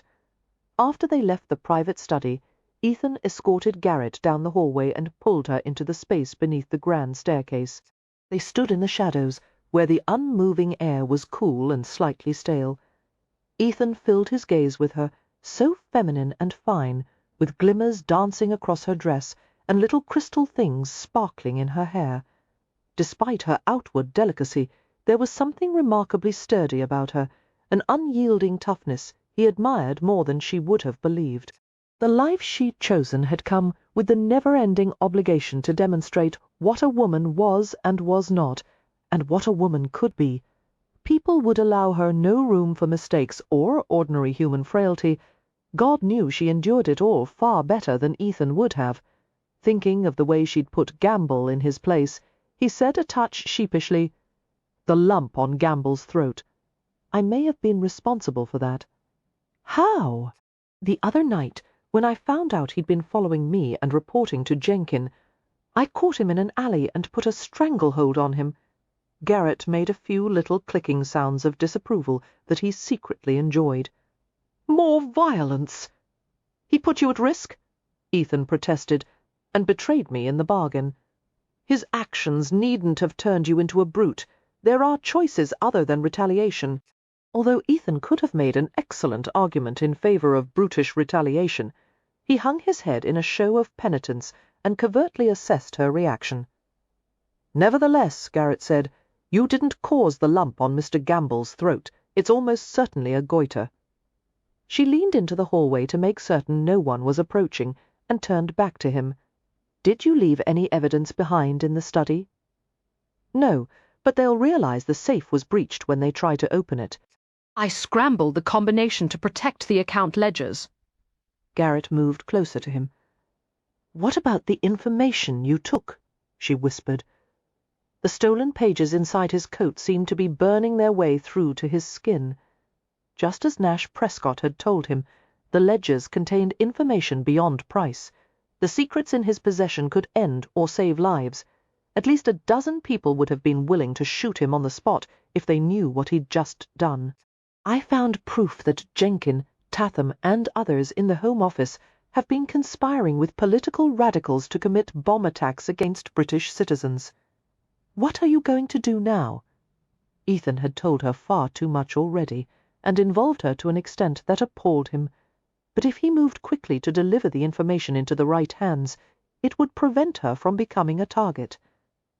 "I'll bring the pages to Scotland Yard," he said. "The Commissioner will leap at the chance to be rid of Jenkin. Tomorrow, hell will break loose at Whitehall." One of her hands came lightly to his coat lapel. "If all goes as it should, will you and I be free to—" "No," Ethan interrupted gently. "I told you before, I'm not for the likes of you." Seeing her bewildered expression, he floundered for a way to make her understand his limitations, the things she would want that he couldn't give. He would never be civilized enough for her. "Garrett, I've never had the kind of life with dinner bells and mantel clocks and tea tables. I roam half the night and sleep half the next day. I live in a rented flat on Half Moon Street with an empty pantry and a bare wooden floor.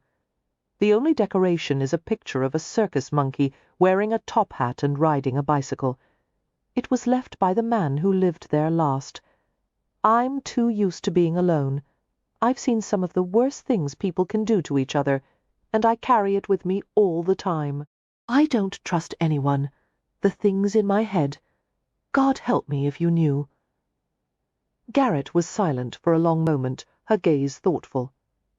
"I've also seen some of the worst things people can do to each other," she eventually said. "I dare say there's little left in this world that would shock me. I'm aware of what kind of life you've led, and I would hardly try to turn you into a tame man about the house. I'm too set in my ways. At your age—" Her brows lifted. Ethan was simultaneously amused and offended by the way she spoke to him, as if he were some cocksure lad who considered himself more worldly wise than his experience merited. "I'm 29, he said. "There," she said, as if that had proved something. "You can't be such a hardened case as all that. Age has nothing to do with it." The conversation was a thin veneer over the real discussion taking place between them. Ethan felt his insides tighten with yearning and dread as he let himself think of what she might ask of him, what he might promise in a moment of insanity. "Garrett," he said brusquely, "I'll never fit into a conventional life." A curious smile edged her lips. "Do you think my life is conventional? Compared to mine?" She seemed to look inside him, taking his measure. Ethan stood there helplessly, more bound by those green eyes than by 40 fathoms of ship's chain. He was filled with regret for all the moments he would never have with her. God, his desire for her was intolerable, but there was an inescapable reckoning laid up for men like him. "Then I'm to have nothing of you?" she asked. "A few pressed violets in a book and a new front door lock. That's all I'll have to remember you by?" "What would you like?" he asked readily. "Name it. I'll steal one of the crown jewels for you." Garrett's eyes softened, and she reached up to stroke his cheek. "I'd rather have the monkey picture." Ethan looked at her in bewilderment, thinking he hadn't heard right. "I would like you to bring it to me after you've taken care of your other business," she said. "Please. When? Tonight?" Ethan was thunderstruck. She looked so innocent, as if she weren't proposing something that went against every social and moral principle. "Akushla," he managed to say, "I can't spend the night with you. That right belongs to the man you'll marry." Garrett levelled that direct, disarming stare at him. "My body is my own, to be shared or withheld as I choose." Standing on her toes, she pressed a soft kiss to his lips. Her slim hands framed the sides of his face, her thumbs on his taut jaw. "Show me what you can do," she whispered. "I think I might like to try a few of those 120 positions." Ethan was almost too aroused to stand upright. His head lowered until his forehead rested against hers. That was the only place he could touch her. If he let his hands take hold of her, he would lose control entirely. His voice was scratchy. "They're not for virgins." "Then show me how you make love to a virgin." "Damn you, Garrett," he muttered. There were things about her he didn't want to know. The curve of her naked back, the secret scents and textures of her skin, the intimate colors of her, the rush of her breath against his neck as he entered her, the quickening pleasure rhythms of their joined bodies. Knowing such things would turn the pain of leaving her into agony. It would turn living without her into something worse than death. On the other hand, chances were he'd end up in a weighted sack in the Thames before the week was out. Garrett stared up at him, her eyes bright with challenge. "My bedroom is on the second floor to the right of the stairs. I'll keep a lamp burning." Her lips curved slightly. "I would leave the front door unlocked. But since it's you, there is no need." Chapter 14. Ethan went directly from the soiree to the upper-class Belgravia address belonging to Fred Felbrigg, the Commissioner of the Metropolitan Police. Taking the stolen evidence to Felbrigg was a logical choice, since he had both the authority and incentive to bring the Home Office conspirators to justice. When Tatham's and Jenkins' crimes were brought to light, a great deal of unpleasantness would ensue: arrests, resignations, select committees, hearings and trials. But if anyone could be trusted to do the right thing, it was Felbrigg, a devoutly religious man who prized order and routine. On top of that, the police commissioner despised Jenkins. It was no secret at Scotland Yard that Felbrigg was appalled by the spymaster's unauthorized position at the Home Office, and the unsavory intelligence-gathering methods of his hand-picked agents, disgruntled at having to leave his bed in the middle of the night. Felbrigg came down to his study with a dressing robe thrown over his nightclothes, with his ginger whiskers, short, spindly build, and the flaccid nightcap with a tasselled end dangling over the back of his head. He looked like an elf. "An irate elf. What's this?"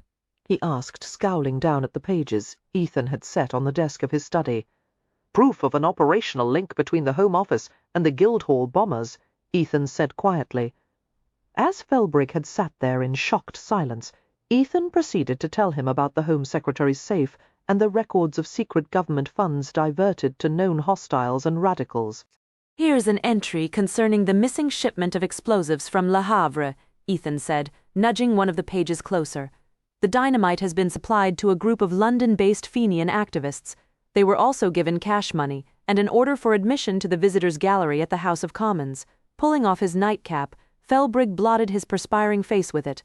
Why would they want to visit Commons? It's possible they were reconnoitering. At the Commissioner's blank look, Ethan added in a matter-of-fact tone, "For a potential attack on Westminster." It was no wonder, he thought privately, that Jenkins kept outmanoeuvring this man over and over again. To call him a plodder wouldn't have been entirely fair, but neither would it have been inaccurate. Felbrigg bent his head over the pages, reading slowly. Something nagged at Ethan as he watched the Commissioner pore over the evidence. He was certain Felbrigg would never look the other way if he had any inkling that Jenkin was conspiring to kill the innocent citizens he'd sworn to protect. Felbrigg hated Jenkin. He'd suffered more than his share of slights and insults from the man. Felbrigg had every reason, personal and professional, to use this information against him. Still, Ethan's instincts were jangling unpleasantly. Felbrigg was sweating, tense, nervous, and while that could easily be attributed to having been taken by surprise, his reaction didn't feel right.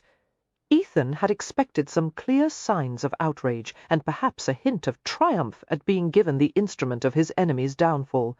But Felbrigg's white-faced quietness unnerved the hell out of him. The move had been made, however. There was no way to take it back. Something had been set in motion, and whatever it was, the only choice now was to keep to the shadows until Felbrigg had taken action. "Where will you be tomorrow?" Felbrigg asked. "Out and about. How will we be able to communicate with you?" "You have enough evidence for investigations and subpoenas," Ethan said, watching him closely. "I'll communicate with you when it's necessary. The account ledgers are still in Lord Tatham's safe." "Still there," Ethan said, neglecting to mention that he'd changed the combination. He kept his eyes on Felbrigg, who found it difficult to hold a shared gaze for more than 1 or 2 seconds. "What aren't you telling me, you bastard?" "This matter will be handled properly and swiftly," Felbrigg said. "I knew it would be. You're known as a man of honour. You swore before a justice at Westminster to execute the duties of your office faithfully, impartially, and honestly." "And so I have," Felbrigg retorted, visibly annoyed. "Now that you've ruined my night's rest, Ransom, I'll bid you good night while I deal with the damned mess you've set before me." Which made Ethan feel slightly better. He returned to his flat and changed into a workingman's clothes, cotton trousers, an open jacket, a work shirt, and short leather boots. Taking a moment to wander through the spare rooms, he wondered for the first time why he'd lived like a recluse for so long. Bare walls, hard furniture, when he could afford a fine home. But he'd chosen this place. His job required anonymity, isolation, with Jenkin as the hub of his existence. He'd chosen that, too, for reasons he didn't understand and didn't want to examine. Stopping in front of the monkey engraving, Ethan stared at it closely. What would Garrett make of it? It was an illustration for an advertisement, with the product name cropped off. A grinning, top-hatted monkey peddling circles in front of onlookers who kept their distance. Its eyes were melancholy or maniacal. Ethan couldn't quite decide. Was there a ringmaster just out of view who'd dressed him up and set him to his task? Was the monkey allowed to stop when he was tired? Why had Garrett asked him to bring this damned picture to her? She thought it would reveal something about him, which it didn't, by God. He resolved she would never set eyes on the thing he'd be bloody embarrassed to show it to her. Why had he left it on the wall? Why had he even mentioned it to her? It would be better for both of them if he disappeared tonight for good. He could go to the other side of the world, change his name, become someone else. God knew it would increase his life expectancy. Garrett would achieve even greater renown, perhaps build a hospital, teach, inspire. She might marry and have children. But for Ethan, she would live as a dream in the shadows of his memory. Certain words would always make him think of her. So would the sound of a police whistle, and the smell of violets, and the sight of green eyes, and a sky full of fireworks, and the taste of lemon ice. He started to reach for the picture, swore quietly, and jerked his hand back. If he went to her, God, the possibilities filled him with fearful wonder and hope, a deadly emotion for a man of his profession. What was one night worth? What would it cost each of them? Garrett came to the drowsy awareness of tender warmth brushing her face, like sun-warmed petals falling onto her skin. A soft breath rushed hotly over her cheek. "Ethan?" She smiled and stirred, experiencing the delight of waking in another's presence for the first time. He smelled like night air and mist. With a sleepy murmur she nudged upward into the velvet caresses, catching at a firm, sweet mouth. Beneath the covers her bare toes curled. "I didn't hear you," she whispered. She was a light sleeper, and her floor creaked. How had he reached her so quietly? Ethan was leaning over her, his hand smoothing her hair. She had gathered the long curling locks into a single bunch at the back of her neck and tied them with a ribbon. His heavy lashes lowered as he glanced down her body, clad in a simple white nightgown with little pleats at the bodice. Gently he settled his hand over her chest, the tip of his middle finger touching the hollow above her clavicle, where her heartbeat thrummed visibly. His gaze returned to her face. "Garrett, doing this will make everything worse." Pressing her mouth beneath his jaw, she drew in the delicious scent of him and rubbed a kiss into the texture of shaven beard. "Take off your clothes," she whispered. She felt his swallow ripple beneath her lips. He took an unsettled breath and stood. While Garrett sat up in the small bed to watch, Ethan undressed without haste. One by one the garments were tossed into a careless heap. He had the most beautiful form Garrett had ever seen, long-limbed and sleek, his shoulders and chest broad, his flesh toughened and polished to a hard sheen from years of brutal exertion. The light from a frosted glass lampshade caught multiple curves of muscle as he moved, silvered crescents gleaming over the powerful surface of his body. She had already known he was well endowed, but that wasn't the same as actually seeing him like this. Oh, he was something, handsome all over, a potent male in his prime, completely comfortable in his nakedness. Whereas she, who was hardly ever disconcerted by nudity, felt nervous, embarrassed, shaky with desire. Before returning to the bed, Ethan's gaze swept over the personal objects on Garrett's dresser and vanity table. A mother-of-pearl brush and comb set, an embroidered lamp mat she'd made in school, the hairpin box with a crocheted cover, a long-ago gift from Miss Primrose, and a little porcelain jar of almond oil salve. He paused to look more closely at the small framed object on the wall, a pair of tiny knitted baby's mittens, each with a ribbon-work flower on the back. "My mother made them for me," Garrett said, a bit sheepishly. "Perhaps it's silly to keep them on the wall, but I have very little to remember her by. She was clever with her hands." Ethan came to sit on the bed. He took her hands and lifted them to his lips, kissing her fingers and palms. "That's where you came by it, then?" Garrett leaned forward to press her cheek against the thick layers of his hair. "Did you bring the picture?" she asked. "I set it by the door." Resting her chin briefly on his shoulder, she saw a wrapped rectangular parcel leaning against the wall. "May I see it?" "Later," Ethan said. "God knows what you'll make of it. The monkey looks homicidal. I'm sure he has good reason," she said, pulling back to look at him. "Bicycle seats can cause chafing and perineal numbness." For some reason Ethan seemed to find the comment more amusing than it warranted. Laughter glimmered in his eyes, and the dimple appeared in his cheek. Garrett was unable to resist touching the tempting little hollow with her fingertip. She leaned forward to press her lips against it. "Every time I see this, I want to kiss it," she told him. "Kiss what?" "Your dimple." Ethan looked genuinely perplexed. "I don't have a dimple." "Yes, you do. It shows when you smile. Has no one ever mentioned it?" "No. Haven't you seen it in the mirror?" The outside corners of his eyes crinkled. "I don't usually smile at the mirror." His hand curled around the back of her neck, and he possessed her mouth with warm, hungering pressure. She opened to the silky intrusion of his tongue, the exquisite taste of him making her head swim. He eased her back onto the bed, kissing her lazily, filling her senses with slow fire. Gentle hands moved over the nightgown, learning the shape of her body through the thin muslin. Tentatively she touched the light mat of hair on his chest, the curls soft and crisp against her fingertips. She reached around him, and her eyes flew open as she felt how deeply developed and distinct the muscles of his back were. "Good heavens!"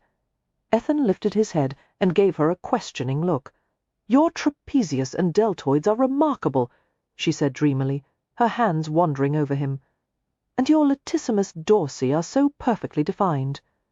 A low laugh broke from him as he unfastened her nightgown. "You'll embarrass me with all these flowery compliments." His weight settled partially over her, his thigh nudging hers apart, and she felt his lips on her chest, skimming softly over newly revealed skin. Her breathing deepened, her pulse rushing while his hands wandered everywhere, tugging at her nightgown, slipping under it. Soon she was naked, with all the textures of him, roughness, smoothness, hardness, silk, covering her gently. He was utterly in control, guiding her into a realm where he was the master and she was the novice. His strong hands moved over her slim body with gossamer light strokes. "I've dreamed of this for so long," he whispered. "The first time we met, part of my brain said, 'I want that one.'" Garrett smiled against the furry surface of his chest. She nuzzled against the neat dark circle of a male nipple and touched her tongue to it. "Why didn't you pursue me then? I knew you were too fine for me." "No," she protested softly. "I'm not a high-born lady. I'm a commoner." "There's nothing common about you." Ethan began to play with her long hair, sifting his fingers through it, lifting a lock to brush the ends against his lips and cheeks. "Do you want to know why I gave you violets? They're beautiful and small, but tough enough to grow in the cracks of city pavement. More than once I've been in some dark place and seen them clustered near a broken stoop or at the base of a brick wall, bright as jewels. Even without sunlight or good soil, they show up to do a flower's job." He bent to press his lips against the gilded curve of her breast, as if he could taste the light on her skin. "There was no need to leave a lamp burning in your room," he whispered. "I could find you anywhere, in daylight or darkness." Slowly he kissed and licked a trail of heat between her breasts, leaving faint traces of wetness that cooled in the wake of his breath. He delved into her navel and blew gently into the small hollow, and paused as an unexpected scent caught his attention. "Lemon," he murmured, hunting for the source of the fragrance. "It's a sponge," Garrett said cautiously, a wash of colour spreading over her throat and face. One of the ways to guard against pregnancy was to insert a piece of soft sponge dampened with lemon juice. It goes inside." "Yes, I know," Ethan murmured, nuzzling lower on her stomach. "You do?" A smile curved against her skin. "I'm no fledgling lad." Gently his hand parted her thighs, his fingertips sliding down the insides to her knees, and back up again. Down, up. The stroking was hypnotic, undulating, as if she were being teased by delicate tentacles. His mouth ventured along the crease of her leg and groin, an electrifying hint of bristle, rasping across the tenderness, as he nudged deeper, lower. Slowly, his fingers slid into the protective curls that covered her sex, kneading and stroking, his thumbs parting the soft furrow. He pushed his tongue in and upward, separating the folds with a long, sinuous lick. Garrett stiffened and gasped, pushing at his head. Ethan propped himself on his elbows, a gleam of tenderly mocking amusement in his eyes. "Have I shocked you, love?" Garrett found it hard to think. Her entire body was throbbing. "A little," she said unsteadily. "It is my first time." "But you sounded so adventurous earlier, with all your talk of positions." His fingers began to toy with her indecently, sifting among the feathery curls. Desire seemed to radiate from her. She was surprised not to see wisps of steam rising from her skin. I expected we'd start in a more civilized way and work up to more adventurous things later." One corner of his mouth quirked lazily. "You didn't invite me to your bed expecting a civilized lover." His thumbs stroked into the tender slit of her sex and circled through a slick of wetness. A shiver of pleasure centered in the depths of her body. He shot her a glance of concentrated blue heat across the blushing surface of her skin, seeming to read her thoughts as if they'd been emblazoned in the air. "You wanted to find out how much I could make you feel. You wanted to know what it was like to lose yourself in passion and find yourself safe in my arms afterward. Now I'm here, and I'm going to love you with everything I have in me." His fingers gently parted her, teasing their way among silky pleats and petals. Mesmerized, she watched his head lowering, the powerful shoulders flexing. He began to feast on her slowly, and it felt so good she thought she might faint. His tongue coaxed and tormented, darting and swirling. Her flesh became wetter, silkier, the inner lips turning full and hot, intimate muscles clamping helplessly on emptiness. He searched the intricate secrets of her sex, growling softly in satisfaction at the private taste of her. Please, please, please, she wanted to beg, but the only sound she could make was a quiet whimper. The desire he aroused left no room for dignity. Nothing could have drawn her attention away from him and what he was doing to her. An entire marching band could have come blaring through the room, and she wouldn't have noticed. She had become a purely physical being, writhing mindlessly until Ethan's arms slid beneath her thighs and curled around them, holding her snug and still.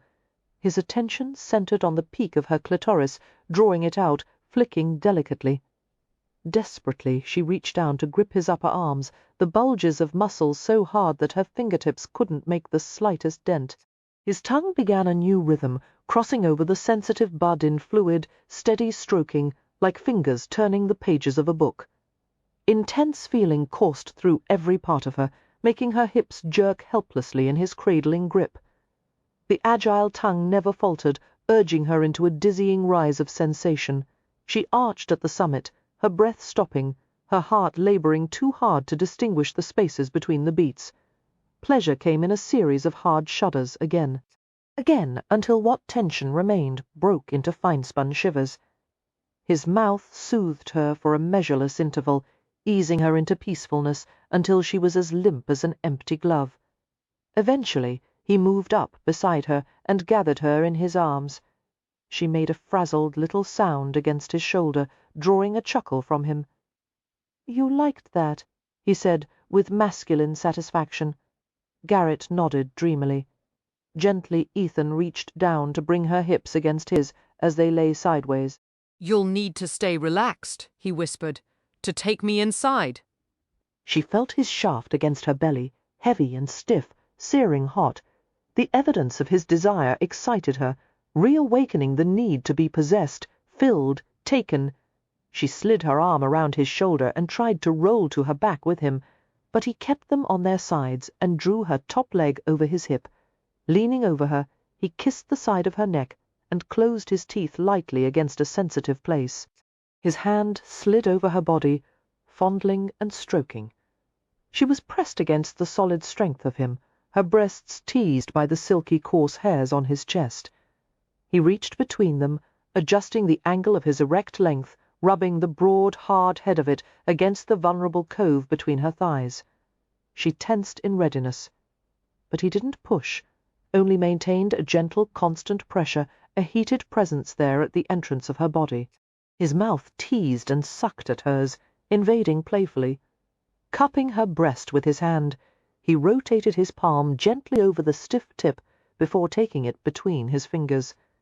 She couldn't help squirming at the wickedly experienced caresses, the undulation of her hips working against the head of his shaft. The opening of her body smarted and stretched. The intrusion felt impossibly wide. Daunted, she tried to hold still, but his beguiling hand slid down, fingers dancing over the folds of her sex, spreading and teasing her.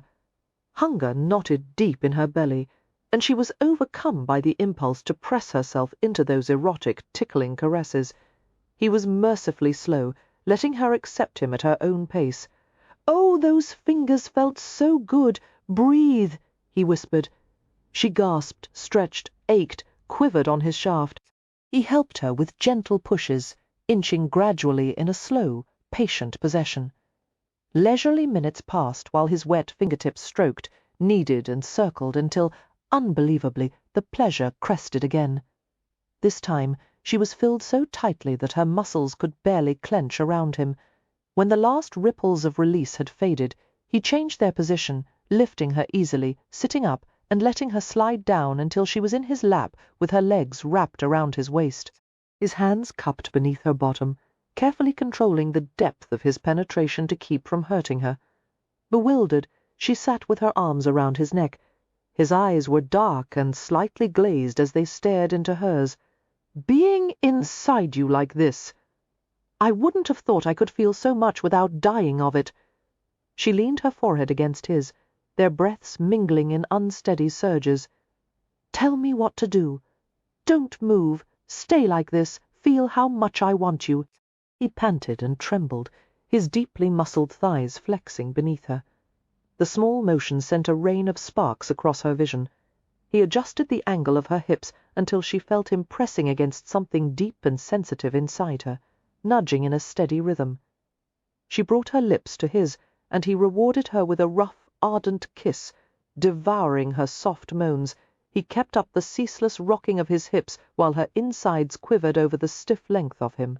His body was so powerful beneath her, all around her, he could crush her so easily, but his hold was careful and cradling, as if she was something exquisite he was afraid of breaking. Lowering her mouth to his shoulder, she savoured the taste of salt and maleness. He was very deep now, her body had relaxed enough to take more. She rode the upward nudging of his hips, and everything was soreness and delight and wonder. The heavy muscles of his back twitched with pleasure as her fingers scored lightly over the surface, leaving invisible markings of ownership. His breath stopped as release caught up to him at last, the rhythm breaking. Blindly he nuzzled at her throat and made a quiet sound like a lost wild creature. She curled her arms around his head, rubbing her mouth into the satiny locks of his hair, while her body contained the shocks of his release, the liquid heat, the slow unfolding relief. They lay in a tangle, drowsing and caressing, as the night gradually thinned into a sharp white dawn. At the first hint of approaching daybreak, Ethan stretched and sat up, lowering his feet to the floor. Garrett rose to her knees and hugged him from behind, her breasts flattening against his back. "Don't leave," she longed to beg, but instead said quietly, "Come to me as soon as you're able." Ethan was silent for a long moment. "I'll try a kushla. If things don't go as they should, if you should have to go away somewhere, promise you'll take me with you." Ethan turned to face her then. "Love," he shook his head slightly, "I wouldn't do that to you. Your family and friends, your patients, your practice, everything is here. It would ruin your life to leave all that. It would ruin my life not to have you." As soon as the words left her lips, Garrett realized it was the truth. "I could be a doctor anywhere. I have a little nest egg set aside. Once we settle somewhere, I'll be able to earn enough to provide for us until you find a suitable occupation. We'll manage. I'm afraid we would have to take my father with us, but—" "Garrett." A rapid succession of emotions crossed Ethan's face, an odd smile twisting his lips. Taking her head in his hands, he imprinted a brief, hard kiss on her mouth. "You wouldn't have to support me. I have enough to— Well, it doesn't matter. It won't come to that." He pulled her head against his chest and rocked her slightly, crushing a kiss against her hair. "I'll come to you if I'm able, I swear it." Closing her eyes in relief, Garrett slid her arms around him. The next evening, Ethan walked along the footway of Blackfriars Bridge, a structure that was cinched across the lowest banks of the Thames like a buckled luggage strap. 5 wrought iron spans set on enormous red granite river piers supported the bridge's steep gradient. No matter which direction vehicles or pedestrians came from, it was a long, dead pull to get to the other side. Although the light was fading, the air was still thick with the growls and hisses of factories, the commotion of dockyards, and the bone-jarring clamour of a nearby railway bridge. Ethan passed a series of pulpit-shaped niches filled by sleeping vagrants covered with tattered newspapers. None of them stirred or made a sound as he walked by. Finding a place to stand at the railing, he proceeded to eat the dinner he'd bought at a fish shop on the Southwark side. For a penny, a customer could have a meal as fine as any wealthy toff in London. A fillet of fresh haddock or cod dredged in breadcrumbs and fried over a coal fire in an iron cauldron of boiling fat. When the inside was firm and white, and the outside crust a sizzling deep brown, the fillet was wrapped in parchment along with a hot lemon wedge and a few sprigs of parsley fried into salted green crisps. Leaning against the curved railing, Ethan ate slowly and considered his situation. He had kept moving throughout the day, wandering inconspicuously among crossing sweeps and dustmen, sandwich men wearing billboards front and back, shoeblacks, horseholders, peamen, and pickpockets. He was weary to the bone, but he felt safer out in the streets than trapped in the confines of his flat. Crumbling the bit of parchment into a ball, Ethan dropped it over the bridge railing and watched it descend more than 40 feet until it hit the smeary black water.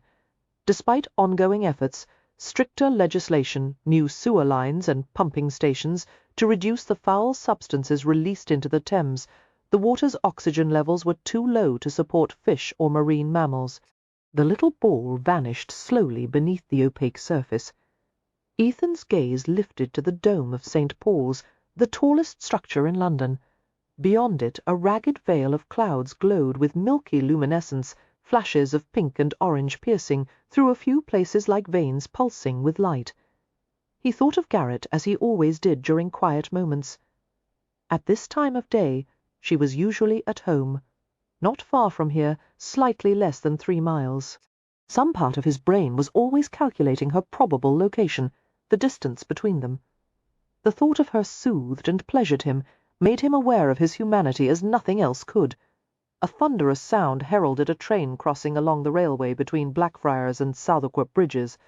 Although Ethan was well accustomed to railway noise, he flinched at the violent rattling of metal plate girders, ironwork rail supports, and rolling stock couplings. Continuous ear-splitting puffs of steam were punctuated regularly by the combustive roar of the firebox. Turning from the water, Ethan began to resume his walk along the footpath. He was stunned by a tremendous wallop to his chest, as if someone had struck him with a cudgel. He was thrown backward onto his arse, the breath knocked out of him. Wheezing and choking, he worked to pull air back into his lungs. A strange buzzing feeling circled through his insides. It took all his strength to rise to his feet. His limbs weren't working properly, muscles quivering and bunching in response to the confused signals of his brain. The buzzing turned into something searing and terrible, hotter than fire. It didn't seem possible that human flesh could harbor so much pain.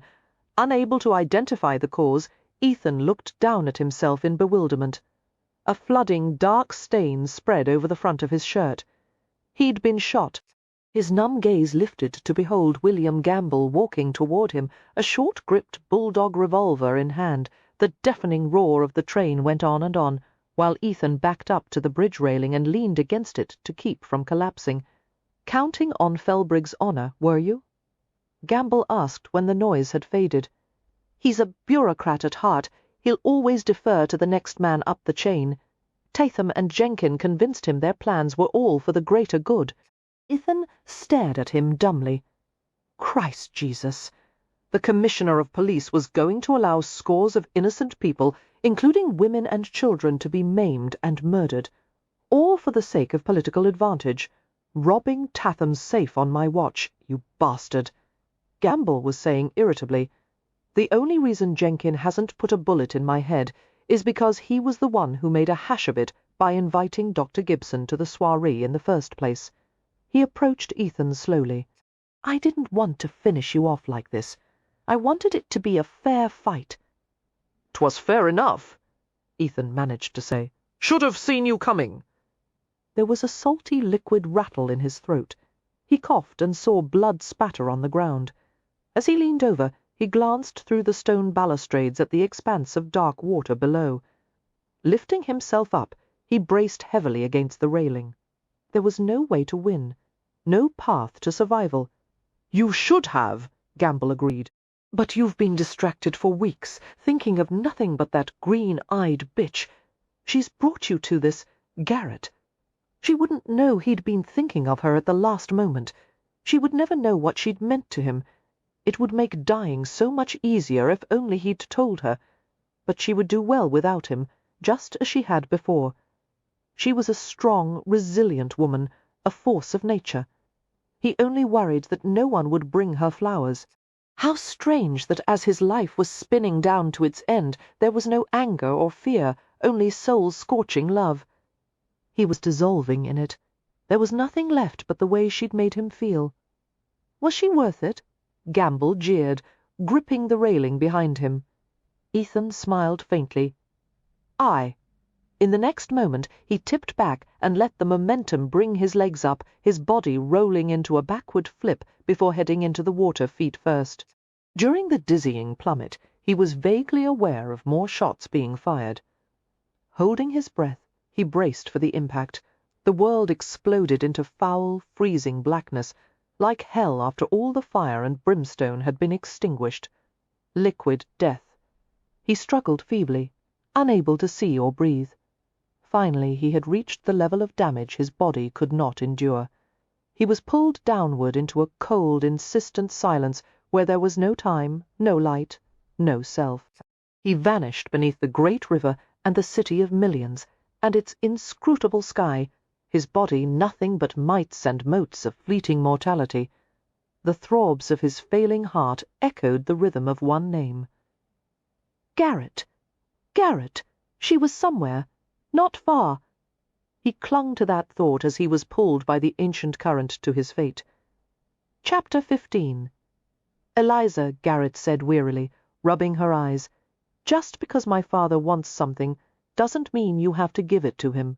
The cookmaid faced her defensively as they stood in the kitchen, where the heavy, ripe sweetness of mincemeat pie hung thickly in the air. I gave him the thinnest sliver, no wider than your finger. Look, I'll show the pie to ye. I don't want to see the pie. I want you to follow the weekly menu I gave you. He can't abide eating like an invalid. He is an invalid.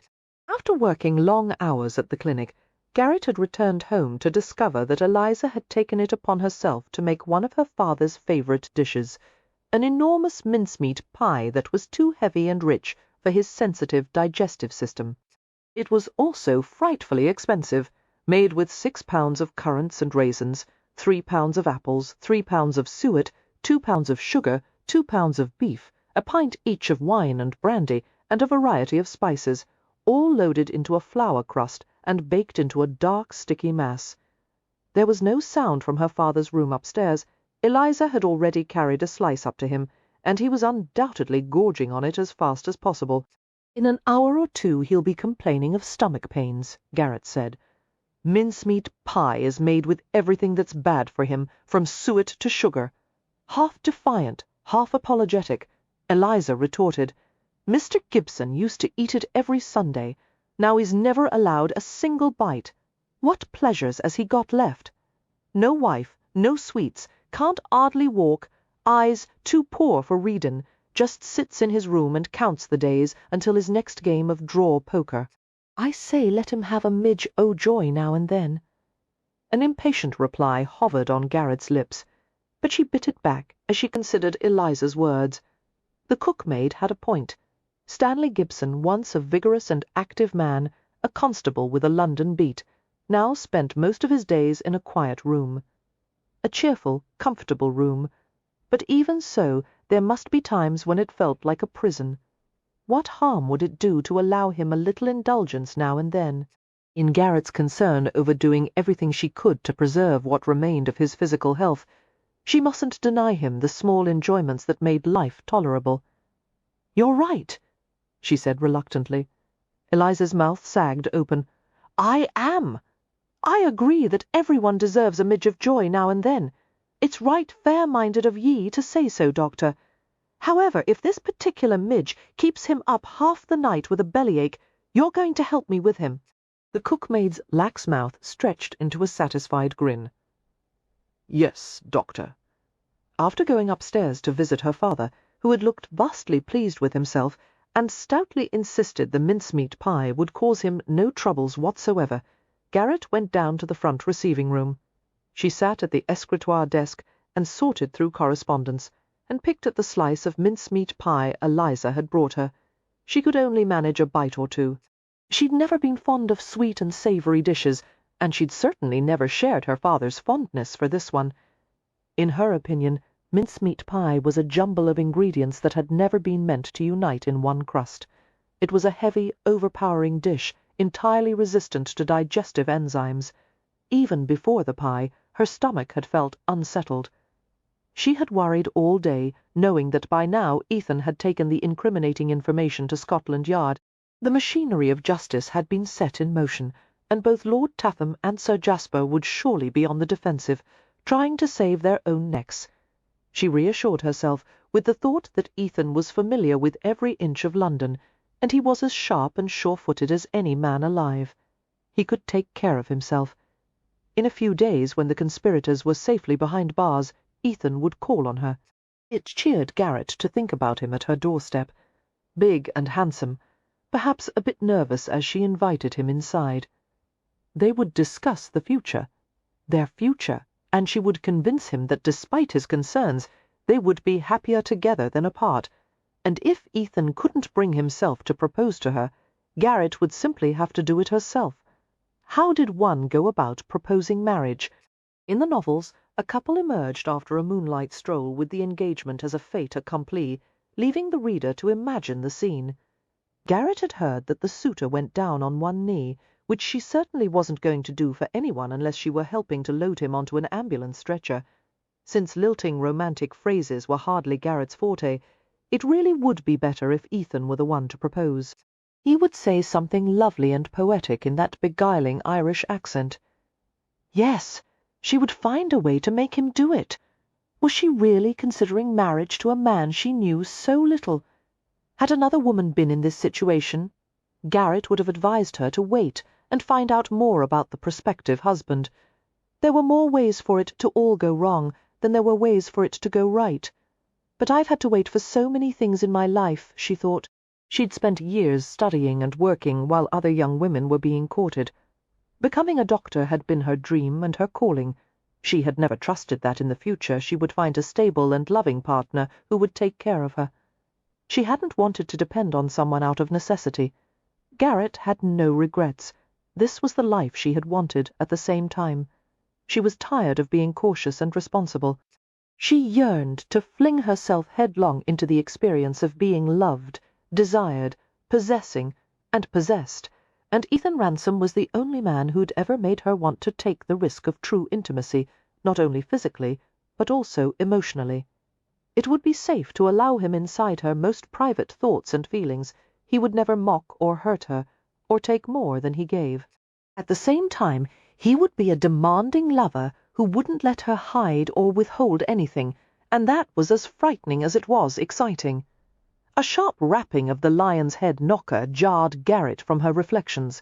It was well past calling or delivery hours. Before 5 seconds had passed, another burst of percussion resounded through the air. Eliza sped to the entranceway, exclaiming beneath her breath about people knocking fit to wake the dead. "Evenin'," Garrett heard the cookmaid say. "What business are you about?" A muffled conversation ensued, unable to make out what was being said. Garrett frowned, and half turned in her chair to look at the sitting-room doorway. Eliza came into view, holding a folded card. She frowned and chewed at her lips before saying, "It's one of Lord Treneer's footmen, Doctor. He bid me to give you this while he waits." Garrett extended her hand for the note. Breaking the wax seal, she saw a few lines written in a hasty forward slant, the T's crossed to the right of the stems, the dot of one of the I's missing. It was from Kathleen, Lady Treneer, the Earl's wife. "Dr. Gibson, if you are able, I beg you to come to Ravenel House with all possible haste. There has been an accident involving a guest. As the matter is sensitive, I ask your discretion in keeping this matter entirely private. Thank you, my friend." K. Garrett stood up so abruptly that her chair nearly toppled backward. "Someone's been injured," she said. "I'm off to Ravenel House. Make certain the surgical kit is in my bag, and fetch my coat and hat." Eliza, bless her, wasted no time with questions and scampered off. She had helped Garrett on many occasions when speed was of the essence in seeing to a patient. Although Garrett was Lady Helen's doctor as well as Pandora's, the rest of the Ravenels usually relied on the services of a trusted family physician. Why hadn't they sent for him? Was he unavailable? Or had they decided Garrett was better equipped to deal with the situation? The footman, a tall, fair-haired fellow, obeyed instantly as she gestured for him to follow her to the surgery. "Who's been injured?" Garrett asked briskly. "Afraid I don't know, miss." Ma'am, doctor, a stranger." "Male or female?" "Male. What happened to him?" At his hesitation, Garrett said impatiently, "I must know the nature of the injury so I can bring the right supplies. It was an accident with a firearm." "Right," she said briskly, snatching up a wire basket filled with odds and ends, and dumped it out on the floor. Hurrying to a supply shelf, She began selecting bottles and putting them in the basket. Chloroform? Ether? Carbolic acid? Iodoform? Collodion? Bismuth solution? Cotton lint? Gauze, rolled bandages? Glycerin? Catgut? Ligatures? Isopropyl alcohol? Metallic salts. Carry this, she said, shoving the basket at the footman, and this, she hefted a large jug of sterilized water and gave it to him. He curved his free arm around it, staggering slightly. Come, she said, striding to the entranceway where Eliza was waiting with her hat and walking coat. I don't know how long I'll be away, Garrett said to the cookmaid, tugging on the coat. If my father complains about his stomach, give him a dose of the digestive tonic in his bedroom cabinet. Yes, doctor. Eliza handed her the heavy leather doctor's bag and cane. The footman hurried to the front door and struggled to open it with both arms full until Eliza darted forward to do it for him. Garrett stopped at the threshold as she saw the plain black carriage with no identifiable insignias or designs. Glancing at the footman suspiciously, she asked, "Why is it unmarked? The Ravenel carriage has the family crest lacquered on the side. It was Lord Treneer's decision. It's a private matter, he told me." Garrett didn't move. "What are the names of the family dogs?" The footman looked slightly affronted. "Napoleon and Josephine. Little black spaniels." Tell me one of Lady Pandora's words. Pandora, one of the twins, often used made-up words such as frustrating or flopulous when the ordinary ones didn't suit her. Despite her attempts to curb the habit, they still slipped out from time to time. The footman thought for a moment. "Lamnesia?" he ventured, as if hoping that would satisfy her. She said it when Lady Treneer misplaced her basket of wool knitting yarn. That sounded like Pandora. Garrett gave him a decisive nod. "Let's proceed." The drive from King's Cross to Ravenel House, on South Audley, was approximately 3.5 miles, but it felt like 300. Garrett simmered with impatience as she held her doctor's bag on her lap and kept her hand on the basket of rattling, sloshing bottles beside her. She was eager to do whatever she could for the Ravenels, who had always been gracious and kind, and had never put on airs despite their elevated social status. The current Earl Devon, Lord Treneer, was a distant Ravenel cousin who had inherited the title unexpectedly after the last 2 earls had died in quick succession. Although Devon was a young man with no experience at running a large estate and managing its attendant financial obligations, he had shouldered the burden admirably. He had also taken responsibility for the 3 Ravenel sisters, Helen, Pandora, and Cassandra, all unmarried at the time, when he could have easily thrown them to the wolves. At last, the stately Jacobean house came into view, its squared-off shape ornamented with lavish scrolls, pilasters, arches, and parapets. For all its great size, the residence was welcoming and warm, comfortably mellowed with age. As soon as the carriage stopped, one footman was there to open the door, while another reached in to assist Garrett. "Take this," Garrett said without preamble, handing the basket of supplies to him. "Be careful. Most of these chemicals are caustic and highly flammable." The footman shot her a glance of suppressed alarm and gripped the basket carefully. Garrett alighted from the carriage by herself and strode across the flagstone tiles to the front steps of the house, almost running in her haste. 2 women waited for her at the threshold, the plump, silver-haired housekeeper, Mrs. Abbott, and Lady Cassandra, a fair-haired young woman with blue eyes and the kind of face that belonged on a cameo. Behind them, the grand entrance hall bustled with a sense of controlled panic, housemaids and footmen running back and forth with cans of water, and what appeared to be dirty toweling and linens. Garrett's nose twitched as she caught an ambient scent in the air, a taint of some kind of organic matter mixed with caustic chemicals. Whatever its source, the smell was rank and rotten. The housekeeper helped Garrett remove her hat and coat.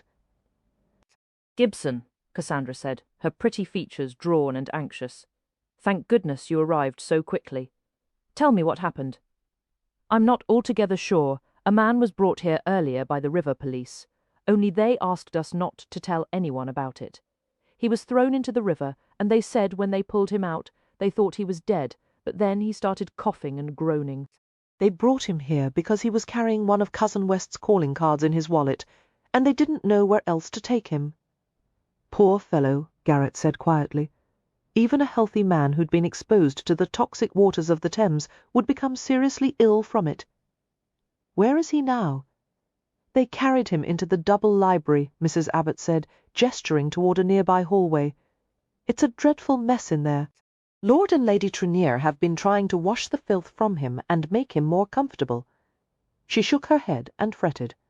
The carpets, the furniture, no doubt all ruined. Why would an earl and countess personally tend to a stranger? Garrett asked, puzzled. A new voice joined the conversation as a man approached them from the hallway. He's not a stranger. His voice was deep and easy, the accent refined. As Garrett turned to face him, a shock of excitement and confusion stopped her breath. Ethan. Blue eyes, the dark hair, the big, athletic frame, but it was not him. A leaden weight of disappointment settled over her, followed by a chill of premonition. "I'm West Ravenel." The man glanced beyond her to Cassandra. "Darling," he murmured, "let me have a few moments with the doctor." The girl left at once, accompanied by the housekeeper. Turning back to Garrett, Ravenel said quietly, "The wounded man is an acquaintance of yours. You're here because he asked for you." Cold barbs of fear lodged in Garrett's chest. The few bites of mincemeat she'd had earlier seemed to rise in her esophagus. Swallowing against the nausea, she forced herself to ask, "Is it Mr. Ransom?" "Yes." More sharp spikes were driven into her chest, pinning her pounding heart in place. She felt her face contorting, spasming. Ravenel spoke with measured slowness, trying to give her time to absorb the information. "There's a bullet in his chest. He's lost a great deal of blood. The wound doesn't seem to be bleeding now, but his condition is very bad. He goes in and out of consciousness. We sent for you not out of any hope that you could heal him, but because he wanted to see you one last time." Garrett tried to think above a flood of sick horror. She wanted to scream, weep, collapse. But as she thought of the men who were responsible for harming him, a bolt of fury engulfed her, searing through the smothering despair. How dare they do this to him? The burst of rage steadied her and gave her strength. Her fist tightened around the handles of her leather bag. "Show me to him," she heard herself say in a level voice. "I'll fix him." Chapter 16. "I don't think you understand the severity of his condition," Ravenel said as he led the way to the double library. "He's hanging by a thread." "I understand his condition quite well," Garrett said, proceeding along the hallway with heel-digging strides. "Any perforating wound of the chest is life-threatening. Furthermore, the Thames is contaminated with bacteria, nitrates, and poisonous chemicals. One can hardly do enough to disinfect him. But you think there's a chance of saving him?" he asked skeptically. "I will save him."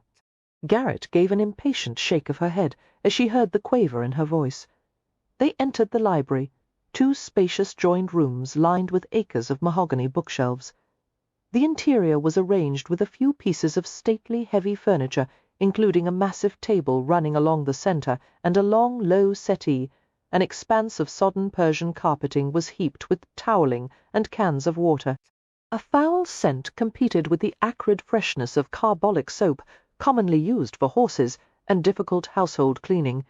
The small, slim form of Kathleen, Lady Trenier, and the far more substantial one of her husband, Devon, were bent over a still form laid out on the settee. Garrett's heartbeat was so rough that the lights in the room seemed to pulse in front of her eyes. "Good evening," she said, trying to sound composed without success. Both of them turned toward her. Kathleen, a red-haired woman with delicate, almost feline beauty, regarded her with concern. "Dr. Gibson," she murmured. "Countess," she said distractedly, and gave a cursory nod to the tall, dark-haired earl. "Lord Trenier." Her gaze went to Ethan. If not for the continuous trembling that shook Ethan's long frame, she would have assumed he was already dead. His complexion was waxen, his lips blue-tinged, his eyes closed and sunken. They had covered his body with a quilt, but had left his shoulders and one arm bare. His hand lay palm upward with the fingers slightly curled, the nails lavender grey. Setting down her doctor's bag, Garrett knelt on a folded towel beside the settee and reached for his wrist to check his pulse. It was nearly too weak to detect. His veins were colourless and flattened. Oh God! He'd lost too much blood. Anything she did was going to kill him. Ethan jerked a little at her touch. The thick lashes lifted to reveal a flash of unearthly blue. His disoriented gaze settled on her, focusing with effort. A faint smile ghosted across his lips. "Garrett, my time's run short. Nonsense," she said firmly. "I'll have you back to rights quite soon." She began to pull back the quilt, but his big, cold hand slid over hers, stopping her. "I'm dying, love." She heard him whisper. The words shook Garrett by the spine as nothing ever had before. She was distantly amazed that she could manage a coherent reply. "I'll thank you to leave the diagnosing to me." His fingers wrapped around hers. The feel of them was unfamiliar, devoid of their natural heat and strength. "Garrett!" She used her free hand to ease the quilt down until the bullet wound was visible. It was a surprisingly neat, small circle. Given the elasticity of skin, the bullet was undoubtedly larger than the hole's diameter. Ethan's gaze fixed on hers as he spoke with effort. "The first moment I saw you, I knew you were my share of the world. I've always loved you. If I could choose my fate, I'd never be parted from you. Acushla, pulse of my heart, breath of my soul, there is nothing on this earth more fair and fine than you. Your shadow on the ground is sunlight to me." He fell silent, his eyes closing. Tremors racked his body. Pain drew his eyebrows together, as if he were concentrating very hard on something. Clumsily Garrett drew away from him to rummage in her bag, yanking out a stethoscope. Her heart was dashing itself to pieces. She wanted to throw herself on him and howl in despair. "I'm not strong enough for this," she thought. "I can't bear it. God, please don't let this happen. Please." But as she looked down at Ethan's ashen face, a mantle of calm determination settled over the blaze of anguish. She would not lose him. Carefully she set the stethoscope at various points on his chest, from just above his collarbone down to the bottom of his rib cage. Although his breathing was far too rapid and shallow, his lungs didn't appear to have been damaged. Clinging to that one small bit of good news, she reached into her supplies, found her hypodermic needle case, and prepared a syringe of morphine. "Ethan," she asked quietly, "can you tell me what kind of gun it was? Did you see how far away the shooter was standing?" His eyes slitted open, staring at her without comprehension. "Devon, Lord Trenier," answered from behind her. "From the powder burns it appears he was shot at point-blank range. There is no exit wound. I would guess it was a large-caliber round shot at low velocity." She hoped he was right. The inward track of a heavy bullet through the flesh would be wider, which would make probing and removal easier. "He said it was one of Jenkins' men," Trenier continued. "A professional assassin would use one of the more modern bullets with a conical shape instead of round. If so, it would be partially encased in a shell of copper or steel. Thank you, my lord." A pointed tip made it likely the bullet had pursued a direct course instead of bouncing and ricocheting inside him, and if the projectile was covered by a hard casing, the lead wouldn't have fragmented. Trenier gave her an astute glance, understanding that she was going to operate on Ethan right there in a last-minute effort to save his life. His eyes were dark blue rimmed with black. Ethan's eyes, was she going mad? No, she wouldn't think about anything except the work that awaited her. "What do you need?" Kathleen asked, coming to stand beside her. "We have 3 large cans of boiled water and more in the process of heating. We've been using it to wash him with carbolic soap." "Excellent," Garrett said. "The footman has carried in a basket of surgical chemicals, if you would, my lady. Please find the one labelled sodium hypochlorite and pour the entire contents into one of the cans of water. Use that to disinfect every inch of the library table and cover the surface with clean linen sheets. We'll need as many lamps in here as you're able to provide." She turned to Devon. "My lord, can you send someone to fetch Dr. Havelock? I'll fetch him myself. Thank you." Also, make certain he brings the Roussel transfuser. He won't want to, but don't let him come without it." Continuing to kneel beside the settee, Garrett swabbed Ethan's upper arm with antiseptic solution. Tilting the morphine syringe upward, she expertly forced the air from the small glass chamber until a clear drop appeared at the tip of the hollow needle. Ethan stirred and blinked, seeming to regain his sensibilities. Garrett, He said carefully, as if he knew her but wasn't quite sure of the name. His gaze flickered to the hypodermic needle in her hand. "Don't need that. You'll be glad of it when I start probing for the bullet." His chest rose and fell with an agitated breath. "Don't even think about opening me up like a tin of boiled ham. You're going to receive proper medical treatment," she informed him. "If I made it through surgery, the fever would kill me." "You will make it through surgery, and you will definitely have fever, a nasty one. After being doused in that filthy river, you're teeming with inflammatory microbes. Fortunately, I've brought a variety of antiseptic solutions. Before long, I'll have you as clean as a bobbin." "For God's sake, woman!"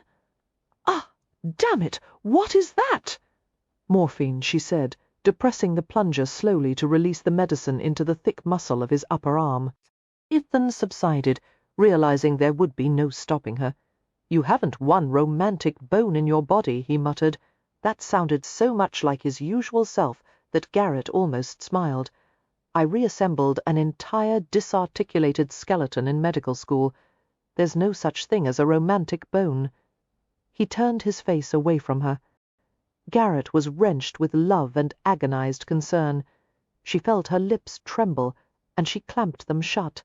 She knew Ethan understood how close to death he was, and had resigned himself to what he thought was inevitable. He wanted to spend the last few minutes of his life, lucid and aware, in the arms of the woman he loved. But instead of caressing him, her hands would be plying surgical instruments.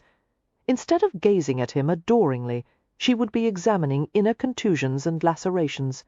No, her way was not romantic. She wouldn't be the woman he loved, however, if she didn't use all her skills in an effort to save him. Setting aside the hypodermic syringe, Garrett looked down at the perfect shape of his ear. She bent to rub her lips softly against the lobe. "Eatan," she whispered. "Listen to me. This is what I do. I'll bring you through this and take care of you.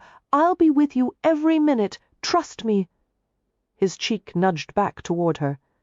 She saw that he didn't believe her. All the light in his eyes had vanished save a last glint or two, like the ember of a candle-wick that had just been snuffed. "Tell me you love me," he whispered. Panicked words fluttered and darted inside her. "I love you. I need you. Oh, God, please stay with me."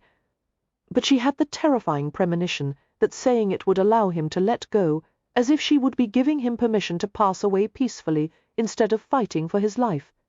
"Later," she said gently. "When you wake up after the surgery, I'll tell you." By the time Dr. Havelock had arrived, Ethan had been transferred to the massive oak library table. It had taken the combined efforts of West Ravenel and 3 footmen to move him as carefully as possible in the fear of dislodging possible bone shards or lead fragments, or causing other damage. Ethan had slipped into a delirium, only letting out an occasional groan or wordless exclamation. With Kathleen's help, Garrett had wiped Ethan's form from head to toe with disinfectant solution and shaved around the gunshot wound in preparation for surgery. They had draped a towel across his hips for modesty, and covered him with clean cotton blankets afterward. A blue-white pallor gave his flesh the illusion of cool marble perfection, sculpted and polished to a silky sheen. It was somehow worse to see a man of such robust health reduced to this condition. The morphine had taken what effect it would, but Ethan was still in obvious pain, and Garrett didn't dare give him any more with his blood pressure so low. Garrett had never been so relieved as she was when Dr. Havelock arrived. His capable presence made her feel that, together, they would pull Ethan through. Havelock's distinctive shock of snow-white hair had been brushed back hastily, his cheeks and chin glinting with a day's growth of silver beard. He examined Ethan with quiet efficiency, responding to the wounded man's incoherent murmurs with a few soothing words. When Havelock had finished his evaluation, Garrett went with him to the far end of the library for a private conference. "He's on the verge of circulatory collapse," Havelock said quietly, his expression grave. "In fact, I've never seen a patient with a capacity to endure such severe hemorrhage." The bullet penetrated the left pectoral muscle. "I wouldn't be surprised if an artery has been completely severed. That's what I thought, but if so, it should have been immediately fatal. Why has the bleeding stopped? If it were leaking into the chest cavity, his lung function would be impaired, but it isn't. It's possible the artery has constricted and retracted within its sheath, thereby sealing itself temporarily. If it turns out to be the axillary artery, would there be enough blood supply left for the arm if I tie it off?" "Yes, there would be sufficient collateral circulation, but I wouldn't advise it. What would you advise, then?" Havelock regarded her for a long moment, his gaze kind in a way she didn't like. "Make the poor fellow as comfortable as you can, and let him die in peace." The words were a slap in the face. "What?"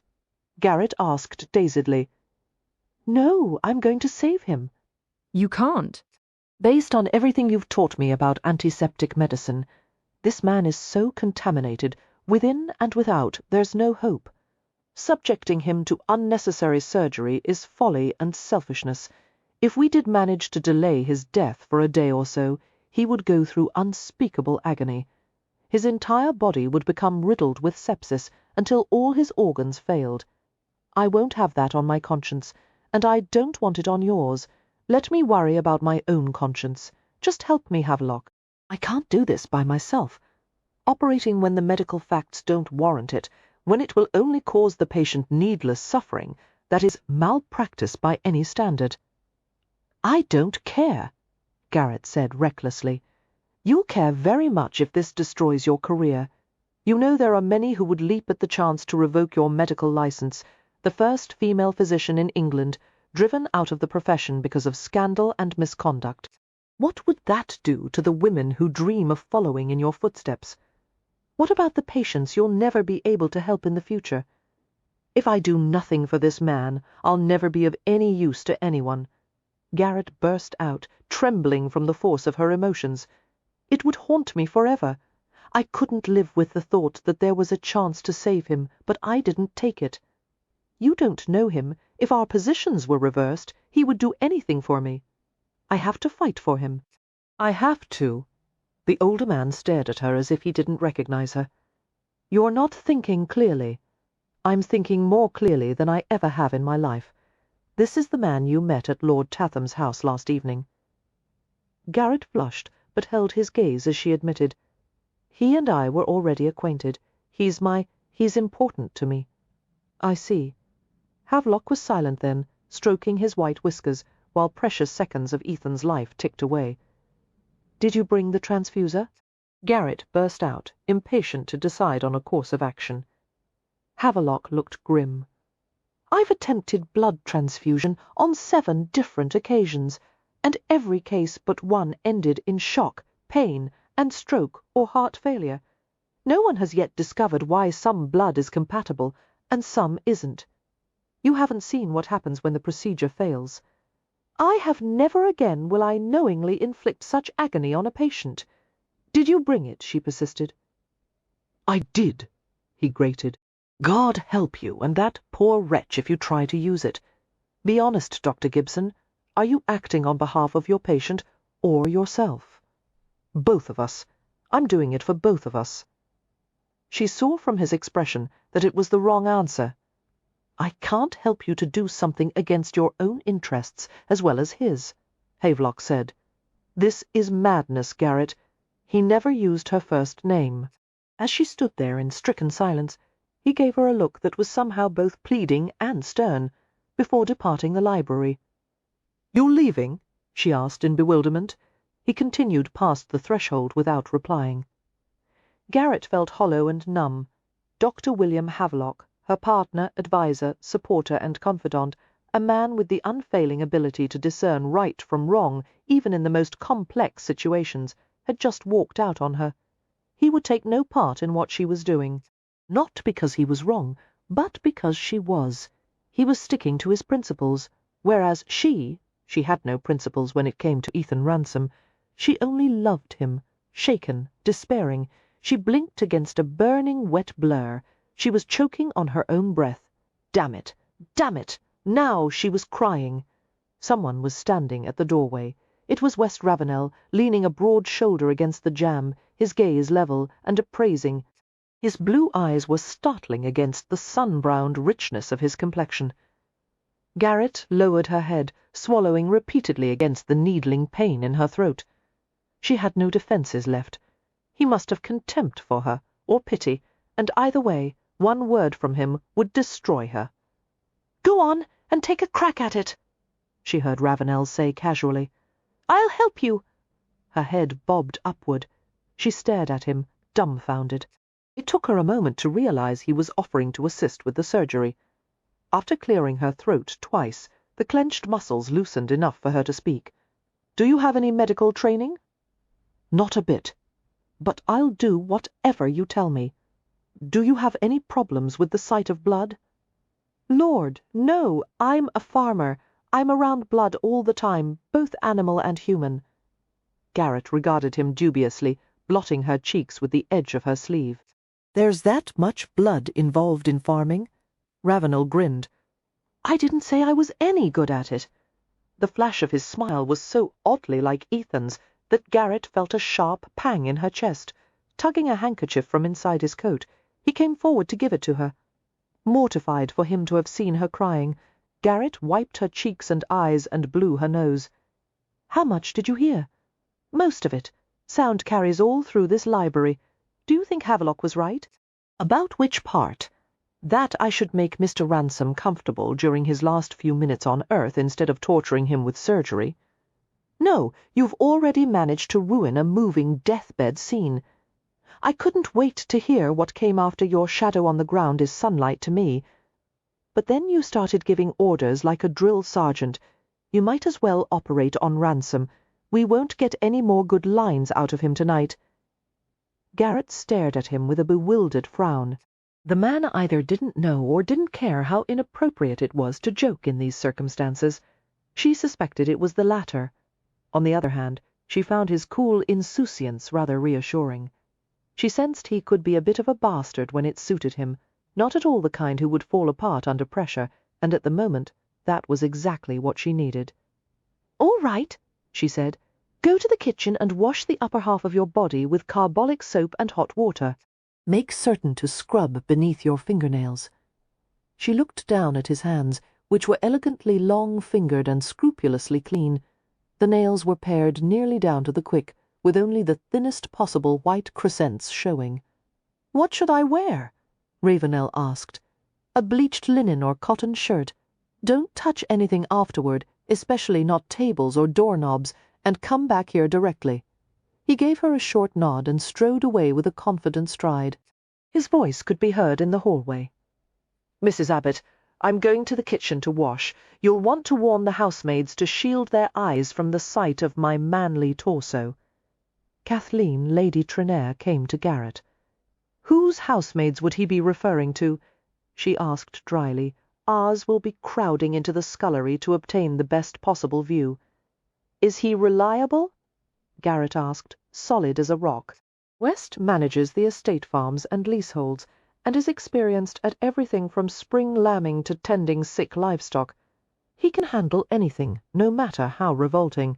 And I'm usually like that also. But—" Kathleen paused and looked chagrined. "I'm with child again, and I'm queasy most of the time." Garrett looked at the Countess with concern, seeing that she was clammy and ashen, and visibly unsteady. The foul smell of polluted water must have made her wretched. "It's not good for you to be exposed to this contamination," she said. "You must bathe at once, and lie down in a well-ventilated room. Also, have your cook make tea with fresh ginger root. That will help to settle your stomach." "I will." Kathleen smiled at her. "You'll have West and the servants to help you. My husband will be making arrangements for Mr. Ransom to be spirited away from London as soon as possible. He must be taken to a safe place until he's well again." "I fear you may have rather too much faith in my abilities," Garrett said grimly. "After the surgery you performed on Pandora, There's no doubt in any of our minds that you have miracles up your sleeves. Thank you." To Garrett's annoyance, her eyes began to water again. Kathleen's small hands came to hers and gripped them warmly. "Do your best, and let fate take its course. You can't blame yourself for the outcome if you know you did everything you could."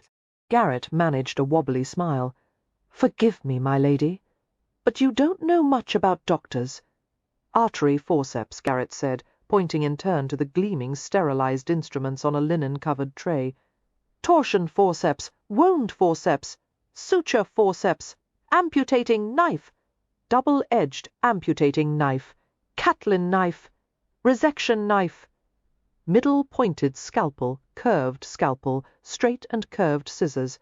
You'll have to tell me as we go along. My mind went blank after amputating knife." West Ravenel stood beside Garrett at the library table, where Ethan's unconscious form was draped in clean white sheets and a cotton blanket. Garrett had administered chloroform by careful drops into a cylindrical inhaler filled with sterilized lint, while Ravenel had held a nose and mouth piece attached to a length of silk-covered tubing over Ethan's face. Carefully Garrett folded back the sheets to expose the sinewed, powerfully honed shape of his torso down to his navel. "What a specimen!" she heard Ravenel say flippantly. "He has muscles in places I didn't know there were muscles." "Mr. Ravenel," Garrett said, picking up a large irrigator syringe, "please keep your remarks to a minimum." Carefully she flushed out the wound with a chloride of zinc solution and set the syringe aside. "Hand me the Nelaton probe, the one tipped with unglazed porcelain." After inserting the probe, she discovered the bullet's path was a straight track, running at a slight upward slant toward the outer border of the first rib. The probe's tip tapped against something hard. Garrett withdrew the probe and regarded the blue mark on the end. "What is that?" Ravenel asked. "The porcelain turns blue where it comes into contact with lead." The bullet had ended up in an area rich with major veins, arteries, and nerves, all protected by an abundance of tough, unyielding muscle. Garrett had been taught in medical school never to operate on a family relation or someone with whom she had an emotional attachment. A surgeon needed objectivity. But as she looked at Ethan's still face, she realized she was about to begin one of the most difficult procedures of her career on a man she'd fallen in love with. "God help me," she thought, "not as blasphemy, but as prayer. I need the scalpel with the curved edge," she said. Ravenel gingerly handed the instrument to her as she prepared to make an incision just beneath the clavicle bone. She heard him ask, "Do I have to watch this part?" "I would prefer that you hand me the correct instrument when I ask for it," she said crisply, "which would require keeping your eyes open." "Just asking," he said. "They're open." She cut down carefully, dividing fibrous tissue and fascia, and clamped the edges of the incision. The bullet was lodged in the axillary artery, along with what appeared to be a bit of woven fabric from a shirt or waistcoat. As Havelock had suspected, the ends of the severed artery had contracted and sealed inside its sheath. The other side was blocked by the lead slug. "He should have bled to death within minutes," she murmured. "But the bullet has temporarily occluded the artery. That, along with coagulum, is acting as a plug." Still staring intently at the wound, she asked, "Can you thread a needle?" "Yes. Good. Use a pair of forceps to remove a catgut ligature from that bottle, and use it to thread the thinnest needle on the tray." She positioned Ethan's arm farther upward to form a right angle with his chest. As Ravenel saw where she was preparing to make a second incision, he asked, "Why are you going to cut near his armpit when the wound is on his chest?" "I need to tie off the distal end of the artery first. Please let me concentrate. Sorry, I'm used to operations on farm animals. If he were a plague-ridden cow, I would understand exactly what was happening. Mr. Ravenel, if you don't stop talking, I will chloroform you and do this by myself." He shut his mouth obligingly. For the next several minutes Garrett performed the delicate work of ligating the artery in 2 places, taking care not to damage the network of nerves and veins in the axillary region. She removed the bullet and the bit of cloth, debrided damaged tissue, and irrigated the wound to flush out debris and bacteria. At her direction, Ravenel used a curette to freshen the exposed incisions with antiseptic solution. She installed rubber drainage tubes, painstakingly stitched them in place with carbolized silk, and dressed the wounds with boracic gauze. "Are we finished?" Ravenel asked. Garrett was too occupied with evaluating Ethan's condition to reply immediately.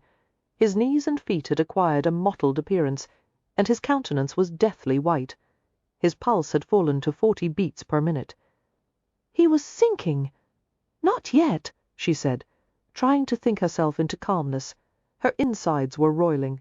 We need someone else, one person to donate blood, and the other to assist me. The Roussel apparatus, where is it?" "You're talking about a blood transfusion?" Ravenel asked. "Does that usually work?" She didn't look at him as she replied flatly. "At least half the cases die within an hour." Lord Trenier's quiet voice came from the corner of the room. "I have the apparatus right here." Garrett hadn't realized he'd been watching the operation. She'd been too intent on her work to notice his arrival. Coming forward, Trenier set a gleaming rosewood case on the library table. "What can I do?" he asked. "Open the case, but don't touch anything inside it. I need one of you to donate the blood, and the other to help with the transfuser." "Take my blood," the Earl said readily. "No." Ravenel said, "I insist on being the donor. If he lives, it will annoy him far more." He smiled slightly as his gaze met Garrett's. Something about his presence was so relaxed and steady that it smoothed the edges of her panic. "Very well." She took a measured breath. "Lord Trenier, please wash your hands in the basin on the other side of the table and douse them with carbolic solution. Mr. Ravenel, remove your shirt and sit on the table so that your left arm is positioned next to Mr. Ransom's right one." The transfuser was already sterilized. It was a strange-looking device, a collection of delicate, unvulcanized rubber tubes sprouting from a rigid cupping glass, like a mechanical sea creature. One tube was connected to a water aspirator, another to a tiny junction tap, and a cannula with a needle, and another to a balloon pump regulator. The unwieldy mass shook a little in Garrett's hands as she lifted it carefully from the case. Although she had assisted in a transfusion once, the operating surgeon had used a far simpler and more old-fashioned apparatus. If only Havelock had stayed, damn him, and given her some advice about how this contraption worked. As Garrett looked up from the transfuser, she blinked at the sight of a shirtless West Ravenel hoisting himself easily onto the table. Despite his earlier crack about Ethan's athletic form, he was certainly no physical lightweight himself. He had the hard, rippling musculature of a man accustomed to lifting and carrying heavy weight. But what had surprised Garrett was the discovery that his torso was tanned the same shade of golden brown as his face, all over. What kind of gentleman went outside in the sun for that long with no shirt? Ravenel's lips quirked as he saw her expression. A twinkle of arrogant amusement appeared in his eyes. "Farm work," he said in a matter-of-fact tone, "and I do some quarrying. Half naked?" Garrett asked tartly, setting the transfuser on an expanse of clean linen. "I've been loading rock into horse carts," he said, "which suits my intellectual capacity perfectly, but it's too hot for a shirt." Although Garrett didn't smile, she appreciated the touch of humour which helped to stave off an attack of nerves. One mistake, an air bubble in the vein, would finish Ethan off in short order. The Earl came to her. "What now?" he asked. She handed him a sterilized glass vessel. "Fill this with boiled water." While the Earl attended to the task, Garrett listened to Ravenel's heart with the stethoscope and checked his pulse. He had the heart of an ox, the rhythm strong and regular. She filled the water aspirator of the transfuser and tied a length of surgical bandage firmly around the thick muscle of his upper arm. "Make a fist, please." His brawny forearm flexed, a perfect median basilic, she said, swabbing the inside of his arm with isopropyl alcohol. "I could find it without even tying a band around your arm. I would preen and bask in your admiration of my vein," Ravenel said, "if I didn't see that 3-inch needle attached to one of those tubes." "I'll be as gentle as possible," she said, "but I'm afraid it will be uncomfortable." Compared to a bullet in the chest, I suppose one can't complain without sounding like a milksop. His older brother told him kindly, "We all know you're a milksop. Go ahead and complain." "You may wish to look away, Mr. Ravenel," Garrett murmured, "and keep making a fist." "Call me West. I don't know you well enough for that. You're draining the life essence from my median basilic," he pointed out. "I'm on a first-name basis with women who've done far less to me than that. Son of a bitch!" The profanity burst out as he felt Garrett ease the hollow curved needle into his vein. He frowned down at the sight of his blood running along the rubber tube into the aspirator. How much of this is he going to need? Probably no more than 10 ounces. Will replenish his vessels just enough to restore his pulse to its normal rate and volume. Garrett tied a band around Ethan's lax upper arm and hunted for a vein. None were visible. "Lord Trenier, if you would help me by applying pressure to his arm here, and here," the Earl clamped his fingers on the places she had indicated. Nothing. No vein. No pulse. Ethan's last breath escaped in a sigh. He was gone. "No, you don't," Garrett said fiercely, swabbing his arm and picking up a scalpel. "You're bloody well not going to do this to me, you so buggering bastard," deftly pinching a fold of cool skin. She made a quick incision to expose a depleted vein. "Hand me the director," she said through gritted teeth. As Trenier hesitated over the tray of instruments, she snapped, "The pointy one." Immediately he picked it up and handed it over to her. Within seconds, Garrett had lifted the vein with the director, made a transverse cut with a scalpel, and inserted a cannula. While Lord Trenier held the cannula in place, she connected it with the transfuser and used the pumps and aspirator to withdraw every dram of air in the line and flush it with sterile water. Although she'd never used this kind of transfuser before, her hands somehow knew what to do, guided by a part of her brain that was thinking 10 times faster than usual. A twist of a silver stopcock, and blood began to flow into the vein. The two men were now connected by a hermetically sealed channel. Garrett exerted pressure on the balloon pump to release the blood into Ethan's arm at a slow pace to keep from overwhelming the heart. Her lips moved in a ceaseless incantation. "Come back! Come back! Come back!" After 1 minute had passed, a miraculous change came over the lifeless form. His pulse resumed. His color rose rapidly. His chest lifted once, twice, and he began to breathe in deep, fitful gasps. Another minute, and he was perspiring and twitching. Garrett let out a sigh of relief that sounded embarrassingly like a whimper. Feeling her eyes brim, she covered them with one hand and fought for self-control. A few profane words escaped her lips as a tear slid down to her chin. "You curse so beautifully," she heard Ravenel say dryly. "Few women can do it with such natural ease." "I learned at the Sorbonne," Garrett said with her hand still over her eyes. "You should hear me curse in French. I'd rather not, or I might fall in love with you. By the way, does Ransom have enough blood now? Because I'm starting to feel a bit light-headed." After Garrett had cleaned her instruments and the transfuser equipment, she checked Ethan's vital signs for the 10th time. Pulse, 100. Temperature, 99. Respirations, 30. He was sweating profusely and stirring uneasily as the effects of anesthesia slowly faded. Leaving him in the care of Mrs. Abbott, Garrett unsteadily made her way to a corner of the library and sat on a small carved step-ladder. Bending forward, she rested her head on her knees. She was distantly aware that she was shaking as if from a seizure. She couldn't think what to do about it, only crouched there and quivered until her teeth rattled. Someone was beside her, lowering to his haunches. A large warm hand settled high on her back. A sideways glance revealed that it was West Ravenel. There were no glib comments, only a calm, friendly quietness that soothed her. His touch reminded her a little of the way Ethan would sometimes stroke or gently grip the nape of her neck. She began to relax, the tremors fading. He stayed like that, the pressure of his hand light and comforting, until she let out a shuddering sigh and sat up. Ravenel's hand slid away. Wordlessly, he gave her a glass filled with a small portion of whiskey, or brandy, something alcoholic, and she took it gratefully, Her teeth clattered against the edge of the glass as she took a swallow.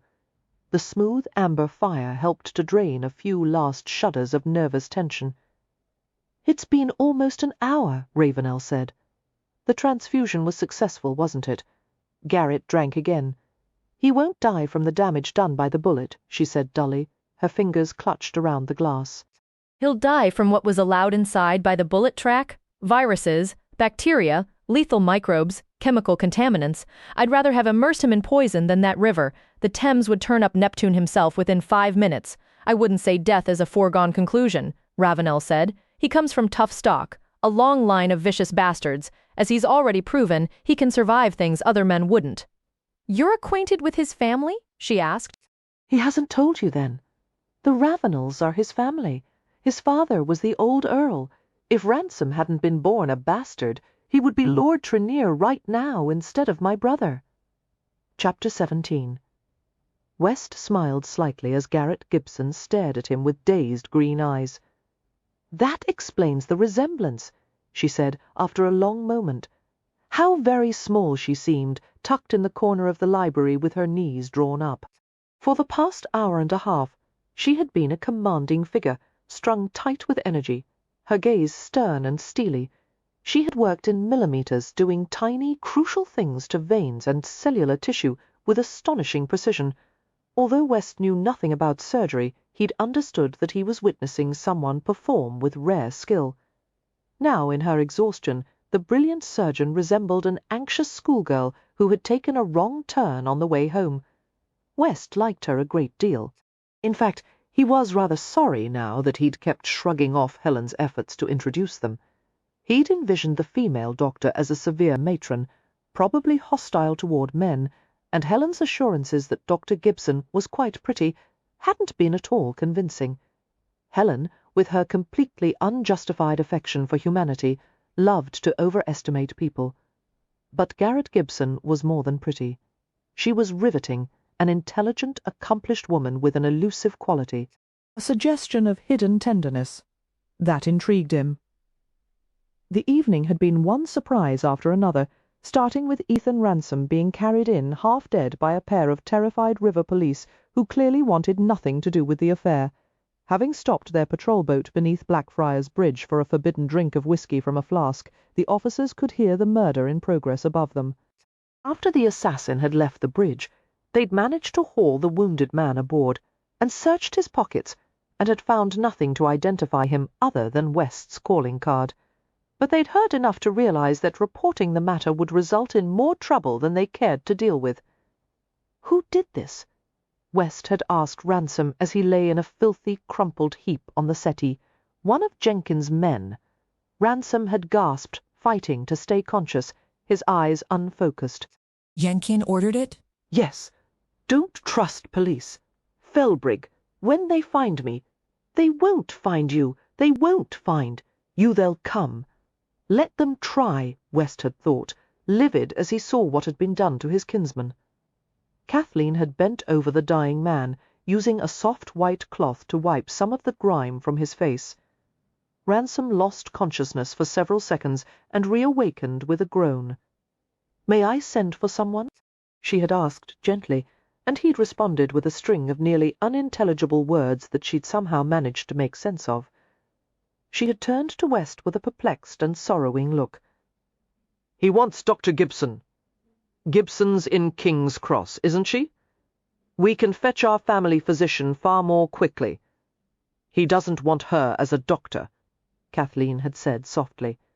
"He wants the woman he loves." It had struck West as a highly improbable pairing, the doctor and the government agent. But after seeing them together, he realized their connection didn't have to be understood by anyone except the two of them. Rising to his feet and looking down at Garrett's strained face, West saw that she'd nearly reached the breaking point. She stared back at him vacantly, too drained and overwhelmed to ask a single question. "Doctor," he said gently, "I've just spoken to my brother, who's arranged for us to take Ransom to Hampshire. We're leaving in a few hours. He can't be moved. He's not safe here. No one else is, either. There's no choice." Garrett snapped back to attention, her gaze sharpening. All the jolting could kill him. It's out of the question.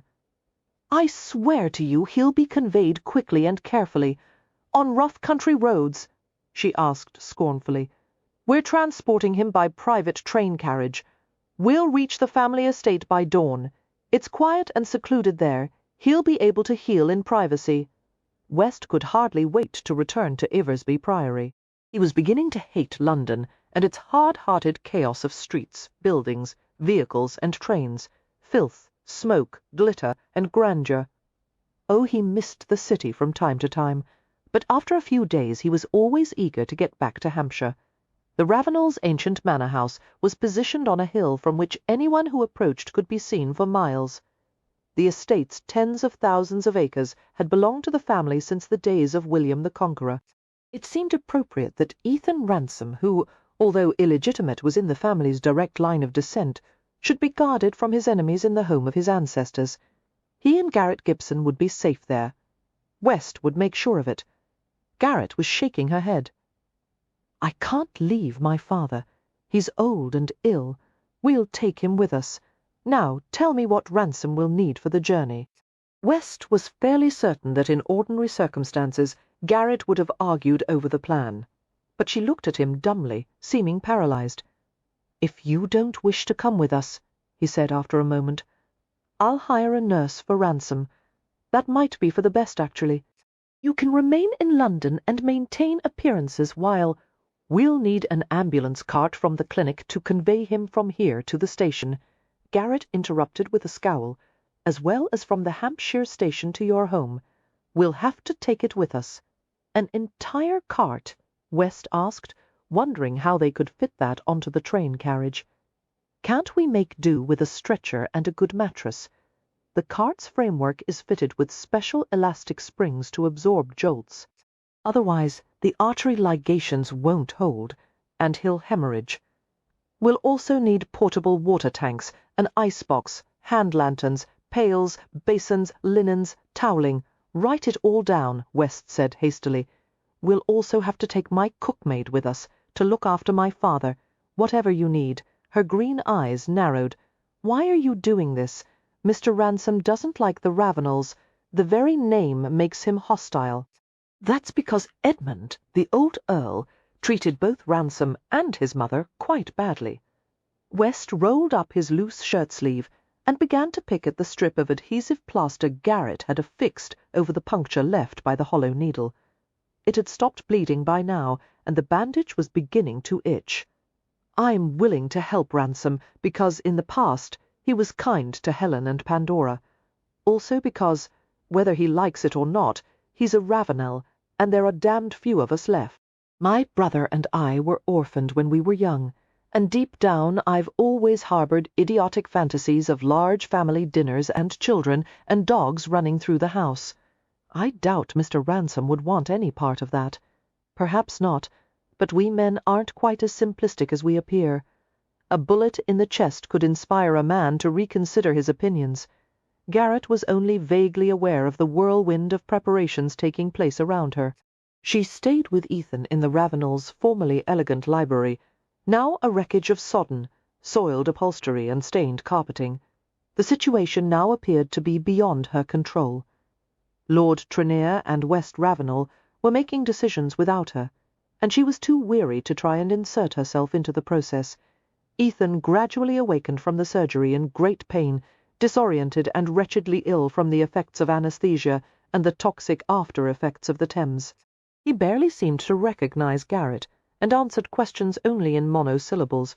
She did what she could to ease his misery, giving him another injection of morphine, bathing his face with cool water and sliding a small pillow beneath his head.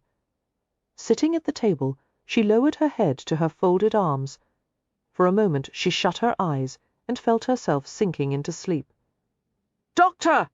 came Kathleen's gentle voice. Garrett jerked her head up, trying to collect herself. How are you feeling, my lady? Much better, thank you.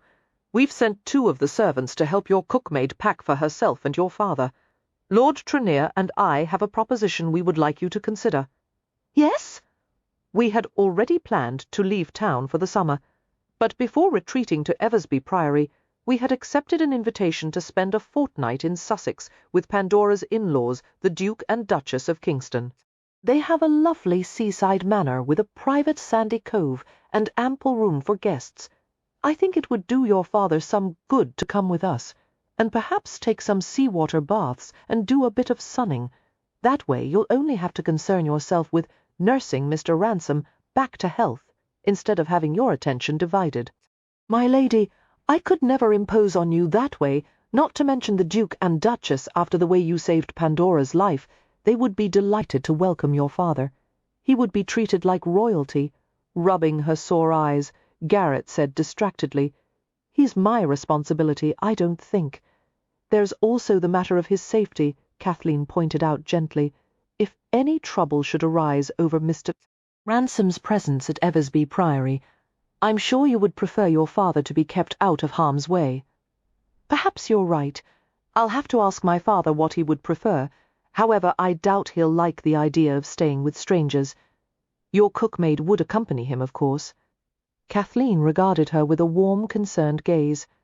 I'll bring him to you as soon as he arrives, and you can discuss it. He'll want to go with me, Garrett said. I'm all he has. But when Stanley Gibson arrived at Ravenel House and the choice before him was laid out, his reaction wasn't exactly what Garrett had expected.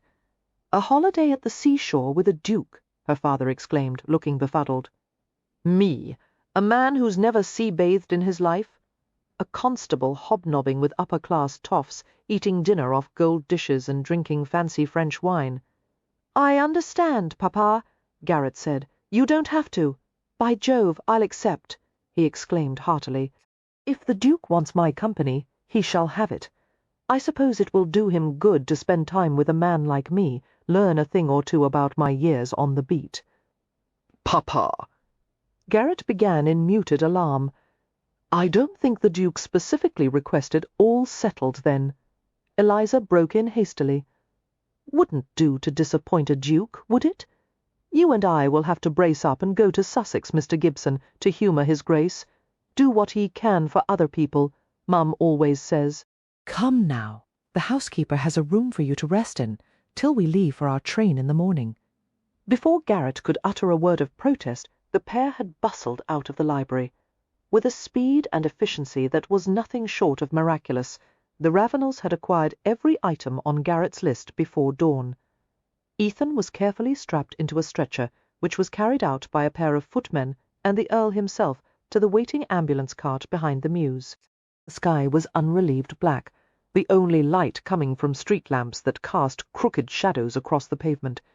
Sitting beside Ethan in the covered cart, Garrett could see very little of their route or direction. West had told her that they were going to a private railway station just south of London, where they would board a special train without being observed and bypass the usual permissions and restrictions. Extra precautions had been taken for guarding crossings and securing facing points, which would be timed to allow the train to run without stoppages. A single horse pulled the ambulance cart at a measured pace. Despite the vehicle's shock-absorbing springs, Ethan was jostled and jarred until stifled groans escaped him. Unable to imagine what hell he was enduring, Garrett held his hand, not letting go even when his grip turned bone-crushingly tight. The cart slowed as they came to a place so dark and quiet that it seemed as if they had entered some remote forest. Peeking beneath the hem of the cart's canvas covering, Garrett saw towering gates covered with ivy, and ghostly sculptures of angels, and solemn figures of men, women, and children with their arms crossed in resignation upon their breasts. Graveyard sculptures. A stab of horror went through her, and she crawled to the front of the cart, to where West Ravenel was sitting with the driver. "Where the devil are you taking us, Mr. Ravenel?" He glanced at her over his shoulder, his brows raised. "I told you before, a private railway station. It looks like a cemetery." "It's a cemetery station," he admitted, with a dedicated line that runs funeral trains out to the burial grounds. "It also happens to connect the main lines and branches of the London Ironstone Railroad, owned by our mutual friend Tom Severin." "You told Mr. Severin about all this? Dear God! Can we trust him?" West grimaced slightly. "One never wants to be in the position of having to trust Severin," he admitted. but he's the only one who could obtain clearances for a special train so quickly. They approached a massive brick and stone building housing a railway platform. A ponderous stone sign adorned the top of the carriage entrance. Silent Gardens. Just below it, the shape of an open book emblazoned with words had been carved in the stone. Ad meliora, toward better things, Garrett translated beneath her breath. West looked back at her in surprise. "You've studied Latin?" She sent him a sardonic glance. "I'm a doctor." A quick, apologetic grin crossed his face. Of course. The ambulance cart came to a halt at the platform, where the Ravenel carriage and 2 other vehicles were already parked. The instant the brake was applied, footmen and a pair of porters rushed forward to begin the process of removing the stretcher from the vehicle. "Be careful," Garrett said sharply. "I'll manage them," West told her, "while you board the train carriage. If they bump or jar him—" "Yes, I understand. Let me handle it." Frowning, Garrett descended from the cart and took in her surroundings. A reverse-painted glass sign beside the door listed the contents of each floor. Mortuary rooms, crypts, storerooms, and third-class waiting rooms on the basement level, chapel, robing rooms, and second-class waiting rooms on the main level, and offices and first-class waiting rooms on the upper levels. A second sign instructed mourners as to which funeral carriages on the train were designated for first-class coffins, and which ones were for second and third class. Staring more closely at the sign, Garrett gave a bemused shake of her head at the discovery that corpses on the train were divided into social classes just as living passengers were. To a doctor, however, there were no class divisions between one unclothed body and another, whether living or dead. Every man, rich or poor, was alike in his natural state. An amused male voice with a Welsh accent broke into her thoughts. "Aye, even a corpse must know its place." Garrett turned quickly. "Mr. Winterbourne," she exclaimed, "no one told me to expect you. I'm so sorry to have troubled you." Her employer smiled down at her. Little reflected lights from nearby gas lamps gleamed in his dark eyes. "No trouble, Doctor. This is close to the time I rise every morning. I wanted to make sure the train carriage was stocked and ready for you." Her eyes widened. "It's your train carriage? The passenger carriage is mine, but the locomotive and extra rolling stock belong to Tom Severin. Sir, I'm indebted to you more than I can say. Not at all. Lady Helen and I consider you one of the family. Helen sends her love, by the way." Winterbourne hesitated, his gaze chasing restlessly around the platform before returning to hers. "I was told about Havelock's refusal to assist in the surgery. For what it's worth, his decision doesn't sit well with me. Please don't blame him. You don't?" Garrett shook her head. "Faithful are the wounds of a friend," she quoted with a grim smile. "A true friend will tell you when he thinks you're making a mistake. A true friend will be making the mistake with you," Winterbourne said dryly. "As it happens, I don't agree that you did anything wrong. Had I been in your place, I would have made the same choice." "You would. If there were any chance of saving someone I loved, I'd take it and be damned to anyone who stood in my way." Looking her over, Winterbourne said frankly, "You're at the length of your tether. There are 2 staterooms in the train carriage. Try to steal a few minutes of rest before you reach Hampshire." He reached into his coat and withdrew a weighty leather envelope. "Take this." Cautiously, Garrett peeked inside the pouch, which was stuffed with £100 notes. It was more cash money than she'd ever held in her life. "Mr. Winterbourne, I couldn't possibly—" "Money doesn't solve every problem," he said. "But it never hurts. Send for me if there's anything you need. When Ransom's condition improves, let me know." "Yes, sir. Thank you." As Winterbourne escorted her onto the train, they passed a crew of shopmen busily removing the wheels of the ambulance cart to make its transport easier. The stretcher had already been conveyed onto the railway carriage, which was a virtual palace on wheels. It had 2 staterooms, each with its own connected toilet room, equipped with hot and cold running water, an observation room, and a parlour, with movable velvet-covered chairs and reading lamps. Winterbourne's carpenters had devised a suspension of the stretcher on cross supports attached to the wall with heavy metal spring hooks. Garrett winced briefly as she saw that the hooks had been bolted directly into the carriage's beautiful quartered English oak woodwork. However, the arrangement would work well to minimize shocks and jolts once the train started moving. After the stretcher was settled into its makeshift berth, Garrett pushed a chair to the place beside it. She laid her palm tenderly across Ethan's forehead, which was dry and hot to the touch, and took up his wrist to check his pulse. He was flushed and restless, his breath fitful. Coming to stand at the other side of the wounded man, Winterbourne regarded him with a deep frown of concern. "He's always seemed indestructible," he said quietly. "He's made powerful enemies. I don't like it that you're in the crosswires with him." "He didn't like it either. He tried to keep a distance between us." Winterbourne looked sardonic. "Not hard enough, it seems." Garrett smiled faintly. "I made it difficult for him. I can be stubborn at times. I've noticed." But Winterbourne's gaze was kind, staring down at Ethan's face. Garrett said, "He expected from the beginning that it would come to this. He thought there was no other possible path for his life to take." "Perhaps you should prove him wrong," she heard Winterbourne murmur. "I will," she said. "If I have the chance, I will." Chapter 18. As the train headed southwest to Hampshire, the subdued greys and blues of London gave way to a palette exploding with brilliant colour.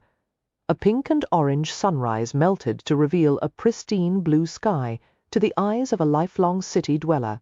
Hampshire looked like a storybook land, with winding streams, ancient old-grown forests, and green pastures divided by endless miles of hedgerows. Ethan had fallen into an uneasy sleep, lulled by the constant subtle rocking of the train's motion. Garrett had to restrain herself from reaching over to fuss with him constantly, like a finicky artist working on a clay sculpture. She turned her attention to West Ravenel, who was sitting by a window and watching the passing scenery with keen interest. "How did you find out about Mr. Ransom?" Garrett asked. West's gaze was warm and audacious, far different from Ethan's secretive and penetrating one. He seemed to be at ease with himself and the world, a rare gift at a time when men of his class were faced with economic and social upheaval that threatened the loss of their traditions. About his connection to the family, West asked easily and continued without requiring an answer.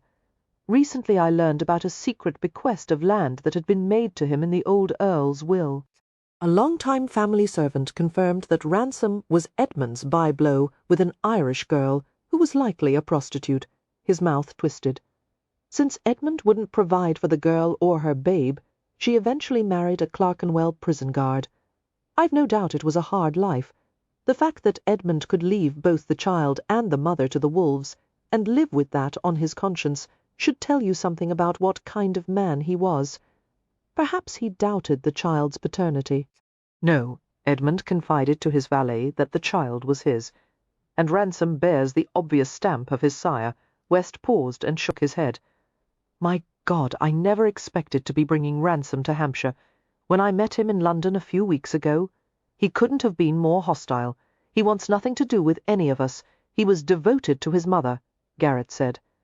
It's possible he feels that forming an attachment to the Ravenels would be disloyal to her memory. West considered that with a frown.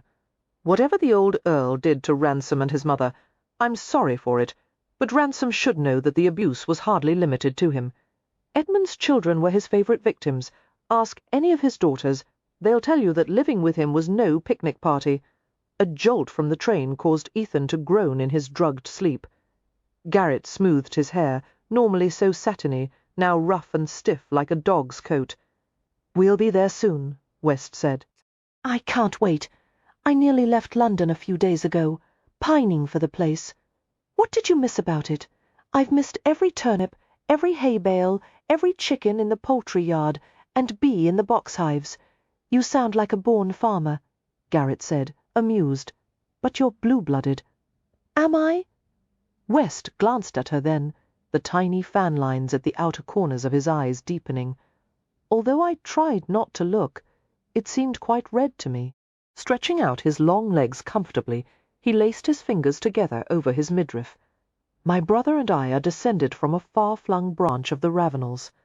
No one ever expected us to darken the doorstep of Eversby Priory, much less for Devon to inherit the title and all that came with it. How did it fall to you to manage the land and tenant farms? Someone had to. Devon was better suited to handle a snarl of legal and financial matters. At that point, my impression of farming was that one was obliged to arrange hay in picturesque stacks. It turned out to be slightly more complicated than that. What do you like about farming? West considered the question, while the train puffed and clambered resolutely up the incline of a broad hill covered with golden-flowered firs. I like clearing a new field and hearing the roots crack, and watching stumps being pulled under the plough blades. I like knowing that after I sow 3 bushels of wheat on an acre, the proper mixture of sun, rain, and manure will yield 64 bushels. After having lived in London for so long, I'd reached a point where I needed something to make sense. His gaze turned absent and dreamy. I like living in the seasons. I love the summer storms that come in from the sea, and the smell of good soil and mown hay. I love big breakfasts with new-laid eggs boiled until the yolks are set but still a bit soft, and hot buttered muffins spread with comb honey, and rashers of fried bacon and slabs of Hampshire ham, and bowls of ripe blackberries just picked from the hedgerows. "Please," Garrett said thickly, beginning to feel nauseous from the train's oscillation. "Don't talk about food," West smiled. "After some rest and a day or 2 of fresh air, you'll find your appetite." Instead of stopping at the public station in the market town of Alton, the special train proceeded to a private railway halt located on the east side of the vast Eversby Priory estate. The halt consisted of a single platform covered by a wooden and iron scrollwork canopy. The 2-story signal box had been constructed of brick and wood with multi-paned glass windows and a green tiled roof.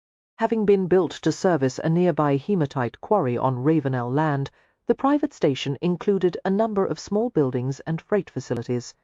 There were also wagons for quarrying, tramways that led to and from the quarry site, steam drills, pumps, and boring equipment. A mild early morning breeze swept inside the train carriage as West opened the door.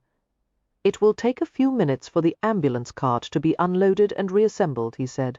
After a pause, he added apologetically, "You'll probably want to give him something extra for pain during the last part of the journey." "Not all the roads are paved." Garrett's brows rushed down. "Are you trying to kill him?" she demanded in a scathing whisper. "Obviously not, or I would have left him in London." After West left the railway carriage, Garrett went to Ethan, who had begun to stir. His eye sockets appeared bruised and sunken, and his lips were dry as chalk. She held a flexible rubber tube to his lips, and he sucked in a few sips of ice water. Ethan's lids cracked open, and his unfocused gaze found her. "Still here," he said in a hoarse whisper, not appearing entirely happy about the fact. "You're going to be better soon. All you have to do now is sleep and heal."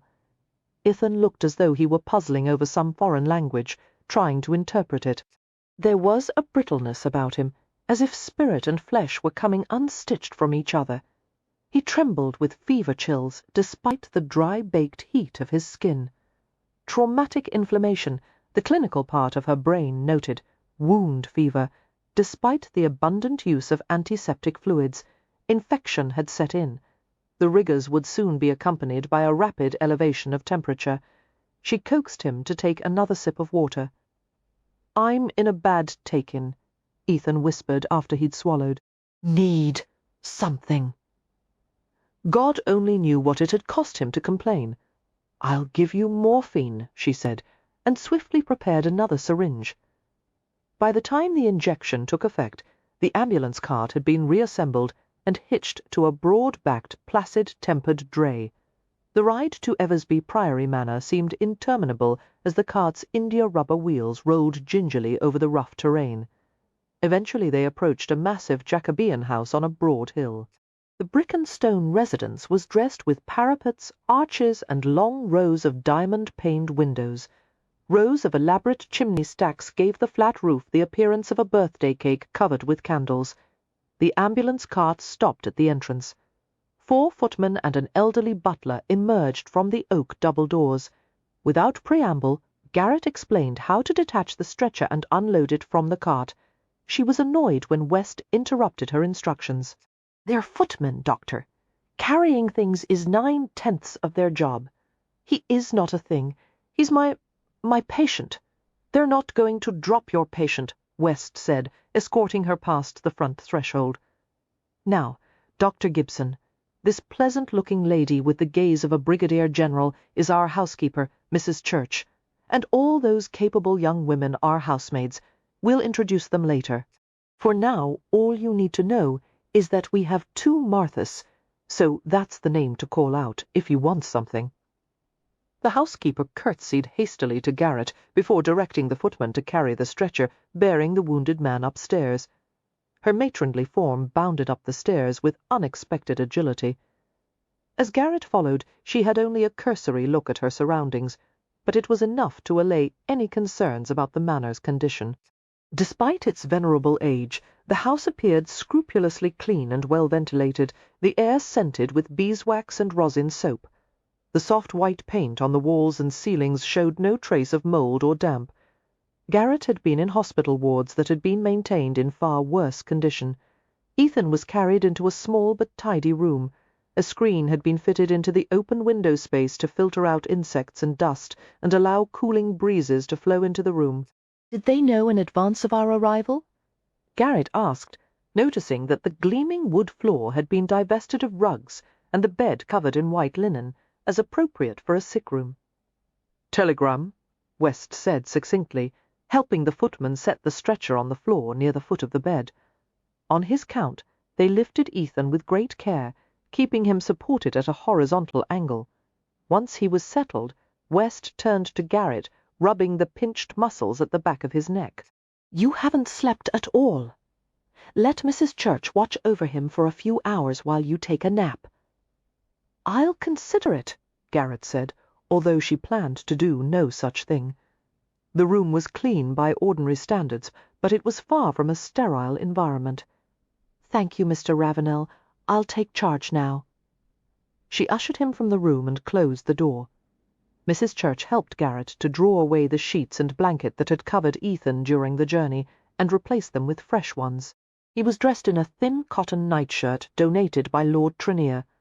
Later, Garrett would change him into one of the garments obtained from the clinic, a patient nightshirt made to open in either the front or the back. Ethan awakened just long enough to give her a bleary glance, his eyes vivid blue-black in his fevered complexion. He was shivering from head to toe. Garrett weighted him with another blanket and gently touched his bristled cheek. She'd never seen him a day past a shave. More by force of habit than necessity, her fingers slid to his bare wrist to find his pulse. His hand moved, twisting until his long fingers curled around hers. He blinked once, twice, and sank into slumber. "Poor handsome lad!" the housekeeper exclaimed softly. "How was he injured, doctor?" "Gunshot wound," Garrett said, slowly disentangling her fingers from his Mrs. Church, shook her head. "The Ravenel temper," she said darkly. "It's been the end of more than one promising young man in his prime." Startled, Garrett shot her a questioning glance. "I know a Ravenel when I see one," the housekeeper said. "Those high cheekbones and the long nose, and the way the hairline grows in that slight peak." Staring down at Ethan thoughtfully, she continued, "The old master, Edmund's indiscretions were hardly a secret. I'd guess this is a natural child of his. Probably not the only one." "It's not for me to confirm," Garrett murmured, tucking the covers more closely around Ethan's still form. She felt protective of him, defensive on his behalf. Not only had he been made physically helpless, but also one of his deepest secrets was now being discussed over his sickbed. However, his injury is not the result of an unruly temperament. He was attacked after risking his own life to protect a great number of innocent people. Mrs. Church regarded Ethan for a long, wondering moment. "A good, brave man, then. The world needs more like him." "It certainly does," Garrett agreed, although she knew Ethan would have mocked such pronouncements about his heroic nature. "What is his prognosis?" Garrett gestured for the housekeeper to come away from the bedside and stand with her at the window. "The wound is contaminated," she said, "and it's poisoning his blood. His fever will rise until he reaches a crisis. We'll have to keep him very clean to help his system rid itself of infection and keep the wound from suppurating. Otherwise—" She stopped, her heart twisting. Turning to the window, she stared out at neatly tended garden walks curving beside stone walls covered with flowering vines. In the distance, a row of glass houses glittered in the morning light. This was a world away from London, so ordered and serene that it seemed nothing bad could happen here. The housekeeper was waiting patiently for her to resume.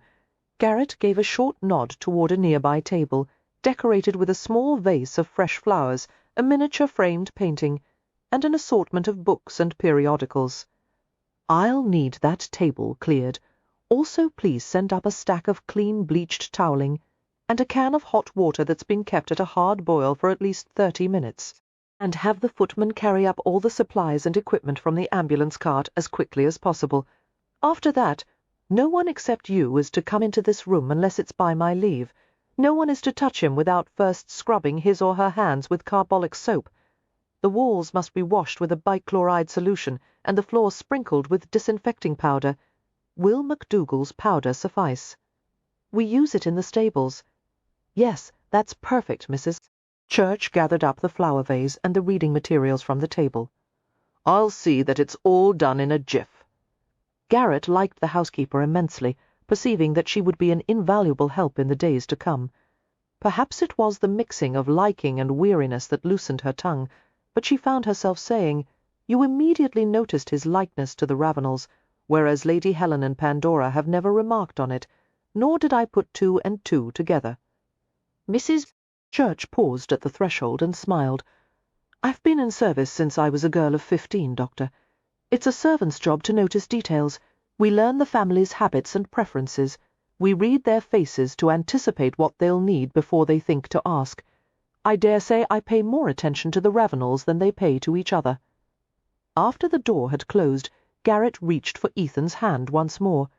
It was strong and elegantly shaped, the knuckles and fingertips slightly roughened. His skin radiated heat like stones baking under the sun. The fever was coming on fast. Inside his veins and connective tissue, microscopic processes were taking place, unseen battles raging among cells, bacteria, chemicals. So much of it is out of my control. She thought helplessly. Very lightly she set down his hand and laid her palm on his chest, over the blanket, measuring the quick, shallow motions of his breathing. Her feelings for him seemed to unfurl in all directions.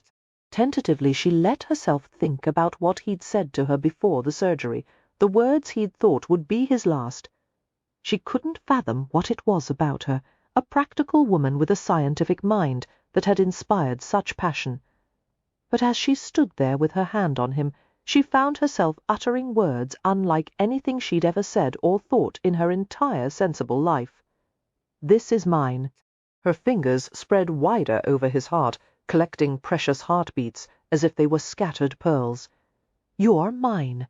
You belong to me now." Chapter 19. By the next day, Ethan's temperature had gone up to 103 degrees, and the day after that it reached 105. He had fallen into delirium, his fevered mind prowling through memories and blood-haunted nightmares that left him weak and agitated. He spoke gibberish, tossing and turning, and not even a dose of the strongest opiate could ease him. At times he would sweat profusely, burning up from the heat, but soon afterward would shake with bone-jarring chills. Garrett left the sick room for only a few minutes at a time to see to her own needs. She slept in a chair beside Ethan's bed, dozing with her chin on her chest, waking instantly at the slightest noise or movement. She trusted only Mrs. Church to help her change the sheets and bathe Ethan's body with cool antiseptic-soaked cloths. When his temperature skyrocketed, they packed him in waterproof bags of ice wrapped in linen. Garrett drained and cleaned his wound frequently and bullied him into taking sips of water and purifying tonic. His injuries appeared to be healing, but even so, toward the third evening, he seemed to retreat to a place where she couldn't reach or soothe him. "I've 9 devils in my skull," he muttered, struggling to rise from the bed.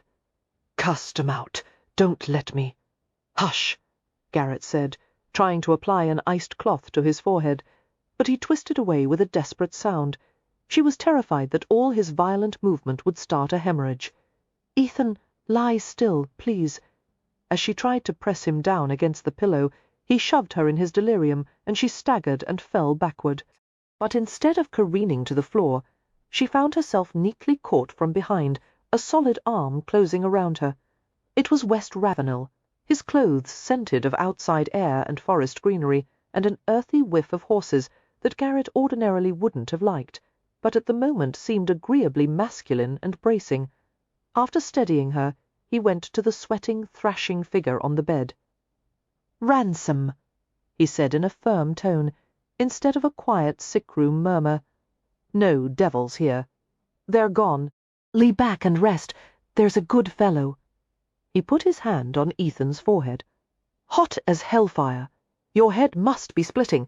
Mine always is during a fever." Reaching for a waterproof ice bag that had been dislodged from Ethan's chest, he carefully set it against the top of his skull. To Garrett's amazement, Ethan subsided and began to breathe more deeply. "Did you wash your hands?" she asked West. "Yes, but believe me, any bacteria I may have brought in are no match for his." His frowning gaze remained on Ethan, whose features were pallid and sharp. "How high is the fever?" 105, Garrett said dully. "He's in the worst of it now." West's attention moved to her. "When did you last eat?" "I had bread and tea an hour or two ago. 12 hours ago, according to Mrs. Church, and I'm told you haven't slept for 3 damned days." "I have slept," Garrett said curtly. "I meant the kind in which one applies the body to a horizontal surface. It's not sleeping if it's in a chair. You're about to collapse. I'm perfectly able to assess my own condition. You can hardly focus your eyes.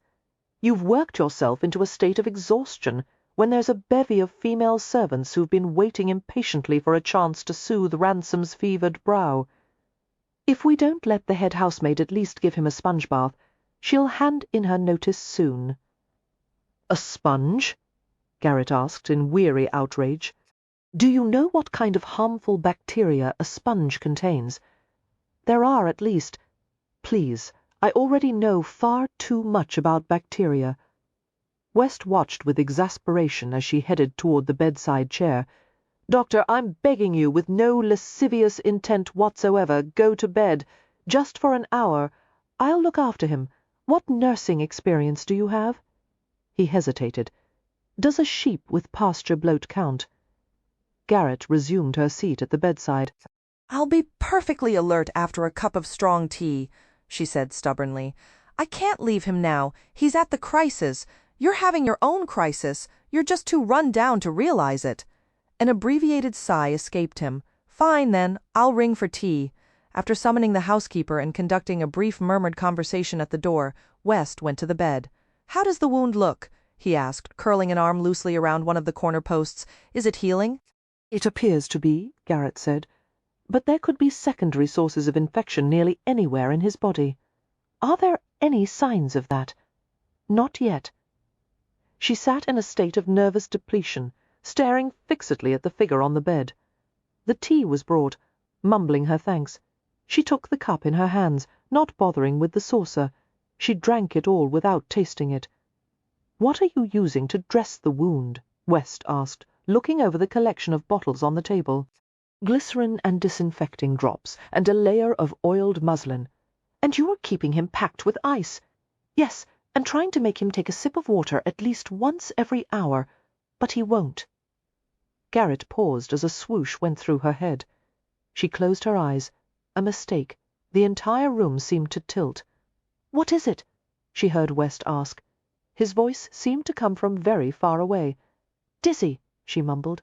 "Need more tea, or—" Her lashes fluttered upward, and she had to fight to keep her eyes open. West was in front of her, easing the china cup from her lax fingers before it could drop. His assessing gaze ran over her, and it was then that she realized what he'd done. "What was in my tea?" she asked in a panic, trying to rise from her chair. "What did you put in it?" The room revolved. She felt his arms close around her. Nothing but a pinch of valerian, West said calmly, which wouldn't have had nearly this much of an effect if you weren't ready to drop from exhaustion. I'm going to kill you, she cried. Yes, but to do that you'll have to have a nice little rest first, won't you? Garrett tried to strike him with her fist, but he ducked easily beneath her flailing arm and picked her up as her knees buckled. Let go. I have to take care of him. He needs me. I can manage the basics of nursing him while you sleep. No, you can't, Garrett said weakly, and was horrified to hear a sob breaking from her throat. Your patients all have 4 legs. He only has 2, which means he'll be half the trouble, West said reasonably. Garrett writhed with helpless rage. Ethan was on his deathbed, and this man was making light of the situation. He contained her struggles with maddening ease. As West carried her along the hallway, Garrett desperately tried to stop crying. Her eyes were on fire. Her head throbbed and ached, and it had become so heavy that she had to rest it on his shoulder. There, now, she heard him murmur. It's only for a few hours. When you awaken, you'll have any revenge you want. Going to dissect you, she sobbed, into a million pieces. Yes, West soothed. Just think about which instrument you'll start with. Perhaps that 2-sided scalpel with the funny handle. He brought her into a pretty bedroom with flowered paper on the walls. Martha, he called. Both of you. Come see to Dr. Gibson. No mystic's vision of hell, with sulphurous chasms and human forms charred to ember, could have been worse than the place where Ethan was trapped. Demons with steel claws leaped at him in the darkness. He thrashed to escape, but every movement drove the claws deeper into his flesh. They dragged him to pits of fire and roasted him over white-hot coals, cackling with laughter as he cursed them. Sometimes he was aware that he was bedridden, while a calm-faced angel tended his tortured body in ways that unleashed fresh shocks of pain. He almost preferred the demons. His racked mind couldn't summon her name, but he knew who she was. She insisted on tethering him to the earth with those slim, inexorable hands. He wanted to tell her he'd slipped too far. There was no coming back, but her will was stronger than his weakness. A tide of fire rose from the floor, blossoming with blue heat. He whimpered and gasped, climbing to escape it, pulling himself up from the deep well of curling flame. There was a circle of light above him, a man reaching down. Seeing his father's muscular arms and knotted hands, Ethan reached upward frantically. "Da!" he whispered. "Fire! Pull me out! Don't let it take me! You're out! I have you!" A powerful grip enclosed his hand. "Don't let go, Da! I won't lie! Still now!"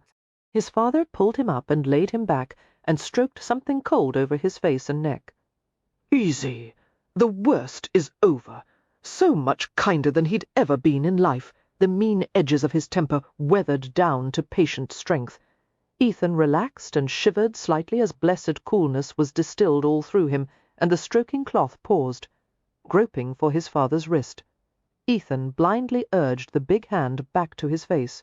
The soothing movements resumed, and Ethan's tired mind threaded its way into quietness. He awakened to the steady light of morning on his eyelids while someone tugged at his bandage, peeling it away like the skin of a fruit. Burning liquid was applied to his shoulder in steady, measured drips. During the process a man was talking. Not to him, but at him, in a light, aimless flow that required no response.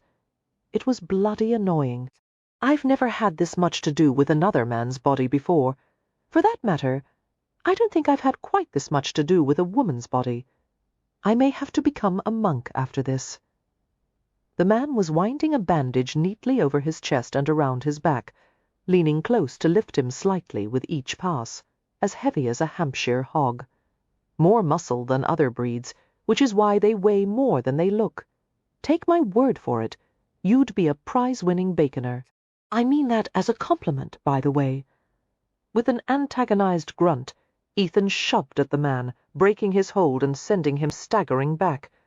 After a swift glance at his surroundings, Ethan half-rolled toward the table near the bedside and grabbed a metal utensil. Ignoring the vicious stabbing ache of his shoulder, He stayed on his side and glared at the man by the bed. It was West Ravenel, who regarded him with a slightly tilted head. "Feeling better today, are we?" he asked in a tone of artificial cheer. "Where am I?" Ethan asked hoarsely. "Our hallowed ancestral domain, Eversby Priory." West glanced at the bandage on Ethan's chest, which had begun to unravel. He reached for the loose end. "Let me finish wrapping that, or—" "Touch me again," Ethan growled, "and I'll kill you with this." West drew his hand back instantly, his gaze falling to the utensil in Ethan's grip. "That's a spoon." "I know." The corner of West's mouth twitched, but he retreated a step or two. "Where is Garrett?" Ethan demanded. "After performing surgery, travelling to Hampshire, and staying up for 36 hours to look after you, she was obliged to rest a bit. Your fever broke during the night, which will undoubtedly be welcome news when she awakens. In the meantime, I've been taking care of you." West paused. "So far, I preferred it when you were unconscious." Ethan felt a flush of humiliation creeping over him as he realized this man had cared for him during his delirious ravings. Oh God, the dream about his father, the moments of paternal tenderness he'd always craved from the man who'd raised him. And the hand-holding, had he imagined that? Or, relax, West said calmly, although his eyes twinkled with amusement. "We're family." It was the first time he'd directly addressed Ethan's connection to the Ravenels. Ethan glanced at him warily, refusing to reply. "In fact," West continued, "now that my blood is running through your veins, we're practically brothers." Ethan shook his head, perplexed. "Transfusion," West explained. "You received 10 ounces of Ravenel 49, a fairly decent vintage, it seems, since it brought you back to life when your heart stopped after surgery." He grinned at Ethan's expression. "Cheer up, you might develop a sense of humor now." But Ethan's intent stare wasn't one of dismay or resentment.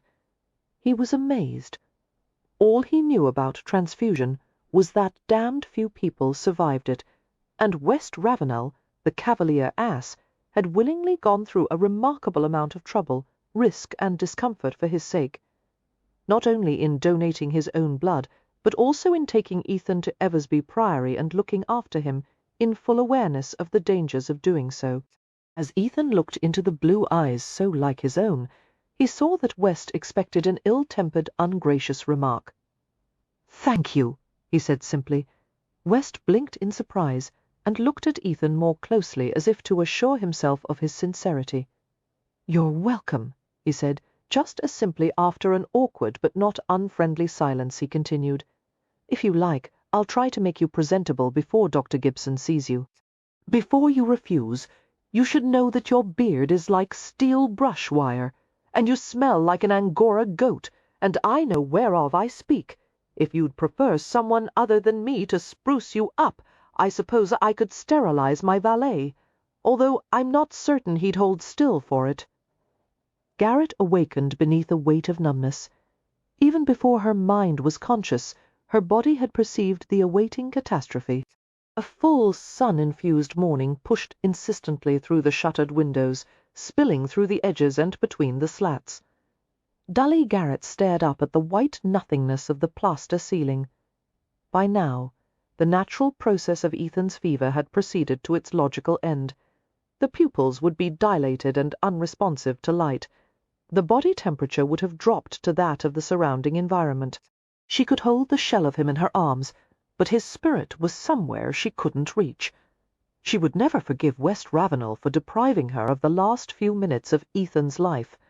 Moving like an old woman, she eased out of bed. Every muscle and joint was sore, every inch of her skin hurt. She went into the connecting toilet room to make use of the facilities and wash her face, taking her time. There was no need to rush. An unfamiliar dressing robe made of green flowered fabric had been laid out for her on a chair, with a pair of slippers on the floor. She had a vague memory of 2 housemaids helping her change into a nightgown and taking down her hair. Her clothes were nowhere in sight, and there wasn't so much as a hairpin on the dresser. She wrapped the robe around her front and tied the drawstring at her waist. The slippers were too small for her feet. She padded barefoot from the room toward the chasm of grief that awaited. She would keep walking over the edge into an endless fall. Ethan had blazed through her life and disappeared before she'd even fully come to comprehend all there was to mourn. Sunlight pierced the windows and shot across the floors. The sounds of servants going about their daily tasks made her flinch. Now she understood why people shrouded the house in times of grief. Any kind of stimulation was jarring. Her footsteps slowed as she heard the sounds of conversation coming from the sick room. West Ravenel, with his usual irreverence, was chatting casually with someone in a dead man's room. But before rage could assert itself, Garrett reached the doorway and saw a figure sitting upright on the bed. Her body went as taut as umbrella wire. One of her hands fumbled at the door frame to secure her balance. Ethan. The air exploded into sparks that showered into her eyes and filled her lungs. For a moment she couldn't see, couldn't breathe. Her blood rushed with wild fear and joy. Was it real? She couldn't trust her own senses. Blindly she turned in West's direction. She had to blink and blink before she could see him, and even then he was a watery blur. Her voice came out in a croak. His fever broke, and you didn't wake me. What would be the point? You needed sleep, and I knew he'd be no less alive in the morning. "You'll be a damned sight less than alive by the time I'm through with you," she cried. West lifted his brows, looking smug. "Am I going to begin every day of your visit being showered by death threats from the two of you?" "It seems likely," Ethan said from the bed. There was the sound of his voice, familiar and wry and lucid. Trembling, Garrett brought herself to face him, terrified he might disappear. Ethan was sitting up, propped on pillows, clean-shaven and washed. He looked unreasonably normal, considering how close to death he'd been a few hours earlier. His gaze moved over her, taking in her unbound hair, the velvet dressing robe, the tight knots of her bare toes peeking from beneath the hem. His blue eyes, the farthest edge of sky, the darkest ocean depths, were filled with warmth, concern, tenderness, all for her, only for her. She made her way to him as if she were wading through hip-deep water. Her legs would barely support her. When she reached him, he grasped her arm and gently tugged her closer until she was perched on the edge of the mattress. "Acushla!" His hand came up to cradle the side of her face, his thumb caressing the crest of her cheek. "Are you all right? Am I?" Amazed that his first question was about her, Garrett felt herself begin to crumple like a ball of fragile paper. Slowly, Ethan drew her across his body, guiding her head against his good shoulder. To her self-disgust, she had broken into tears of utter relief when she would have liked so much to muster a semblance of dignity. It didn't help that Ethan had closed an arm around her and had begun to smooth her loose hair and murmur softly near her ear. You're in for a hard time of it now, love. You wanted me, and now you'll have me." The comfort left her as weak and exposed as a newborn thing. "You're holding me too close," she said when she was able, trying to pull away from him. "I'll cause a secondary hemorrhage." His arm tightened. "I'll decide when you're too close." A gently exploring hand moved over her back. She melted against him while he crooned softly and cuddled her. Soothing. "I feel superfluous now," West announced from the doorway. "I suppose it's time for my exit, but first, Doctor, you'll probably want to know that the patient's wound was dressed and the bandage changed this morning. Still no signs of suppuration. We gave him some barley water, which he refused, and then we tried toast water, which led to increasingly violent demands for actual toast, until we finally had to humor him. He also made us give him tea to wash it down with. I hope that won't cause any problems. Has he harmed you in any way?" Garrett asked in a muffled voice. "No," West replied, "but he threatened me with a spoon." "I was asking Ethan." A faint smile curved Ethan's lips as he looked down at her, his fingers twining gently in her hair. "I've no complaints, save for the barley water." He looked over her head at the man in the doorway. Although his tone wasn't what anyone would have called affectionate, it contained a note of cautious friendliness. Thank you, Ravenel. I'm sorry for the way I behaved when we met before. West shrugged casually. There's family for you, more kin than kind. The quote snared Ethan's attention, the motion of his breathing pausing beneath Garrett's head. That's from Hamlet, isn't it? Do you have a copy of it here? There's a complete set of Shakespeare's plays in the library, West said, including Hamlet. Why are you interested? Jenkin told me to read it. He said it was a mirror to a man's soul. God, no wonder I hate it. Garrett drew back to look at Ethan. He was pale and exhausted, the lines of his face set in a way that she knew meant he was in pain. The only thing you're going to do for the next week is lie still and rest, she told him. Reading Hamlet is too much excitement for you. Excitement, West repeated with a snort. It's a play about procrastination. It's a play about misogyny, Garrett said. Regardless, I'm giving Mr. Ransom an injection of morphine now, so he can sleep. Good night, sweet prince, West said cheerfully, and left the room. Ethan closed his hand over the shape of Garrett's thigh through the folds of her robe and nightgown, preventing her from leaving the bed. No morphine just yet, he said. I've been out of my head for days. He was pale and exhausted, his cheekbones standing out in sharp relief, his eyes shocking blue. He was beautiful, alive and breathing, and hers. The familiar private energy was coursing between them again, the invisible connection she had never felt with anyone else. Ravenel told me some of what happened, Ethan said, but I want to hear the whole of it from you. If he made me out to be an evil-tempered shrew, she said, I'm not sure I would disagree. He said you were as valiant and wise as Athena. He has a high regard for you. Does he? That surprised Garrett. I've never doubted myself more than I have these past few days, nor been so afraid. She stared at him anxiously. After you heal from the surgery, you may be left with slightly less strength and range of motion on that side. You'll still be more fit than the average man. But it may take months before you stop feeling stabs of pain when you lift your arm. I know you're not accustomed to any kind of vulnerability. If you should end up in a fight and someone strikes the site of the wound... I'll be careful. With a wry twist of his mouth, Ethan added, The devil knows I won't be seeking out any fights. We'll have to stay here until you're stronger. You can't go anywhere for at least a month. I can't wait that long, he said quietly. They both fell silent, aware of all they had yet to discuss, but agreeing tacitly that it could be set aside until later. Tentatively Garrett slipped her hand into the front opening of Ethan's nightshirt to make certain the bandage was secure. He covered her hand with his, trapping it against his warm, lightly furred chest. The silky coarse hair, to which she'd given no notice during his fever, now felt acutely intimate as it brushed her knuckles, awakening a flurry of butterfly tickles in her stomach. His free hand cupped the back of her head and drew her toward him. Mindful of his condition, Garrett kept the kiss careful and light. His lips were dry, hot, but not from fever. It was the clean, healthy male warmth she remembered so well. She couldn't help opening to the softly urgent pressure, detecting the hint of sugared tea and the beguiling taste of him. Oh God, she'd never thought to have it again. His mouth slanted more firmly over hers, dark, erotic pleasure wrapping around her senses like velvet. She tried to end the kiss, but his arms wouldn't loosen, and she didn't dare risk hurting him by pushing at his chest. 1 minute swooned into another, while his lips caught at hers with soft, seductive bites.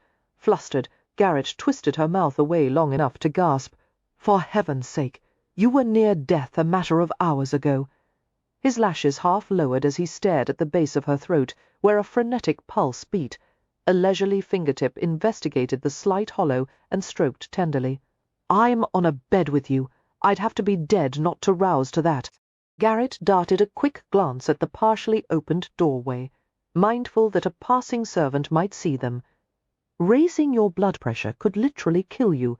For the sake of your health, any and all sexual expenditures are forbidden. Chapter 20. It took Ethan approximately a fortnight to seduce her. Garrett had written out a precise schedule for his recovery. On the first day he would be allowed to sit up in bed, propped on pillows. On the 4th or 5th day, he could leave the bed and sit in a chair for an hour, once in the morning and once in the afternoon. It would take a month, she informed him, before he could walk about the house unassisted. The two of them were, for the most part, left to their own devices, as West was occupied with problems that had gone unaddressed during his stay in London. He was busy with tenants and their land improvements, as well as supervising the use of some newly purchased machinery for haymaking. Usually he left the house at sunrise and didn't return until dinner. In the absence of Garrett's usual responsibilities, there was more leisure time to fill than she could remember having even in childhood. She spent nearly every minute with Ethan, who was recovering at an astonishing rate. His wound was healing and closing without any trace of infection, and his appetite had returned in full measure. The delicate invalid offerings sent up from the kitchen, beef tea, blancmange, jellies, and puddings, had been roundly rejected in favour of regular food. Ethan slept a great deal at first, especially since the opiates Garrett administered for pain made him drowsy and relaxed. During the hours he was awake, she sat by his bedside reading Hamlet aloud, as well as the most recent editions of the Times and the Police Gazette. Garrett found herself bustling about in a state of barely contained joy, doing small things for him, straightening the covers, monitoring everything he ate and drank, measuring out tonic in neat little cups. Sometimes she sat at the bedside just to watch him sleep. She couldn't help it after having nearly lost him. She took intense satisfaction in having him safely in bed, clean and comfortable and well-nourished. Ethan must have found her attention smothering, any man would have, but he never said a word. Often she caught him watching her with a faint smile as she busied herself with little tasks, reorganizing her supplies, rolling freshly sterilized bandages, misting carbolic spray around the room. He seemed to understand how much she relished, needed the feeling of having everything under control. During the second week, however, Ethan became so restless from confinement that Garrett reluctantly allowed him to leave the bed and sit outside on a small second-floor terrace, overlooking the vast estate gardens. With his shirt removed, and his wound lightly covered with gauze, he lounged like a tiger, dozing and stretching in the sun. Garrett was amused to notice a few of the housemaids gathering at an upstairs parlour window that afforded a view of the private terrace, until Mrs. Church came to shoo them away. One could hardly blame them for wanting a glimpse of the half-dressed Ethan with his dark good looks and superb physical build. As one lazy sun-washed day followed another, Garrett was forced to accommodate the relaxed pace at Eversby Priory. There was no other choice. Time moved at a different pace here, where the manor's thick walls had once housed no less than a dozen monks, and the fireplaces in the common rooms were large enough to stand in. The clamour of locomotives on railway tracks, omnipresent in London, was rarely heard. Instead, there was the sound of shift-shafts and warblers in the hedgerows, the chiselling of woodpeckers in the nearby forest, and the whickers of farm horses. Distant bursts of hammering and sawing could be heard as carpenters and craftsmen worked on the south facade of the house. But that was a far cry from the tumult of London's public construction works. There were 2 daily meal-times at Eversby Priory, a hearty breakfast and a hedonistic dinner in between. An artful miscellany of leftovers was arranged in a sideboard buffet. There was no end of cream, butter, and cheese made from summer grass milk. Juicy, tender bacon and smoked ham were served at nearly every meal, either on their own or chopped into salads and savoury dishes. There were always abundant vegetables from the kitchen garden and ripe fruit from the orchards. Accustomed as Garrett was to the quick and Spartan fare at home, she had to force herself to eat slowly and linger at the table. In the absence of any schedule or responsibilities, there was no need to rush. While Ethan slept in the afternoons, Garrett fell into the habit of taking a daily walk through the estate's formal gardens. The summer flowering beds had been beautifully maintained, but intentionally left just a bit dishevelled, lending offhand charm to the otherwise disciplined design. There was something about being in a garden that made thinking easier, not just regular thinking, but the kind that went a few layers down. This, she mused on her walk one day, was why Havelock had advised her to go on holiday. As she passed a bronze fountain of frolicking cherubs and a bed of chrysanthemums with curled and tangled white blossoms, she recalled something else Havelock had said on that occasion. Our existence, even our intellect, hangs upon love. Without it, we would be no more than stock and stones. Now she had done both things he'd advised, gone on holiday, although it certainly hadn't started that way, and found someone to love. How extraordinary this all was!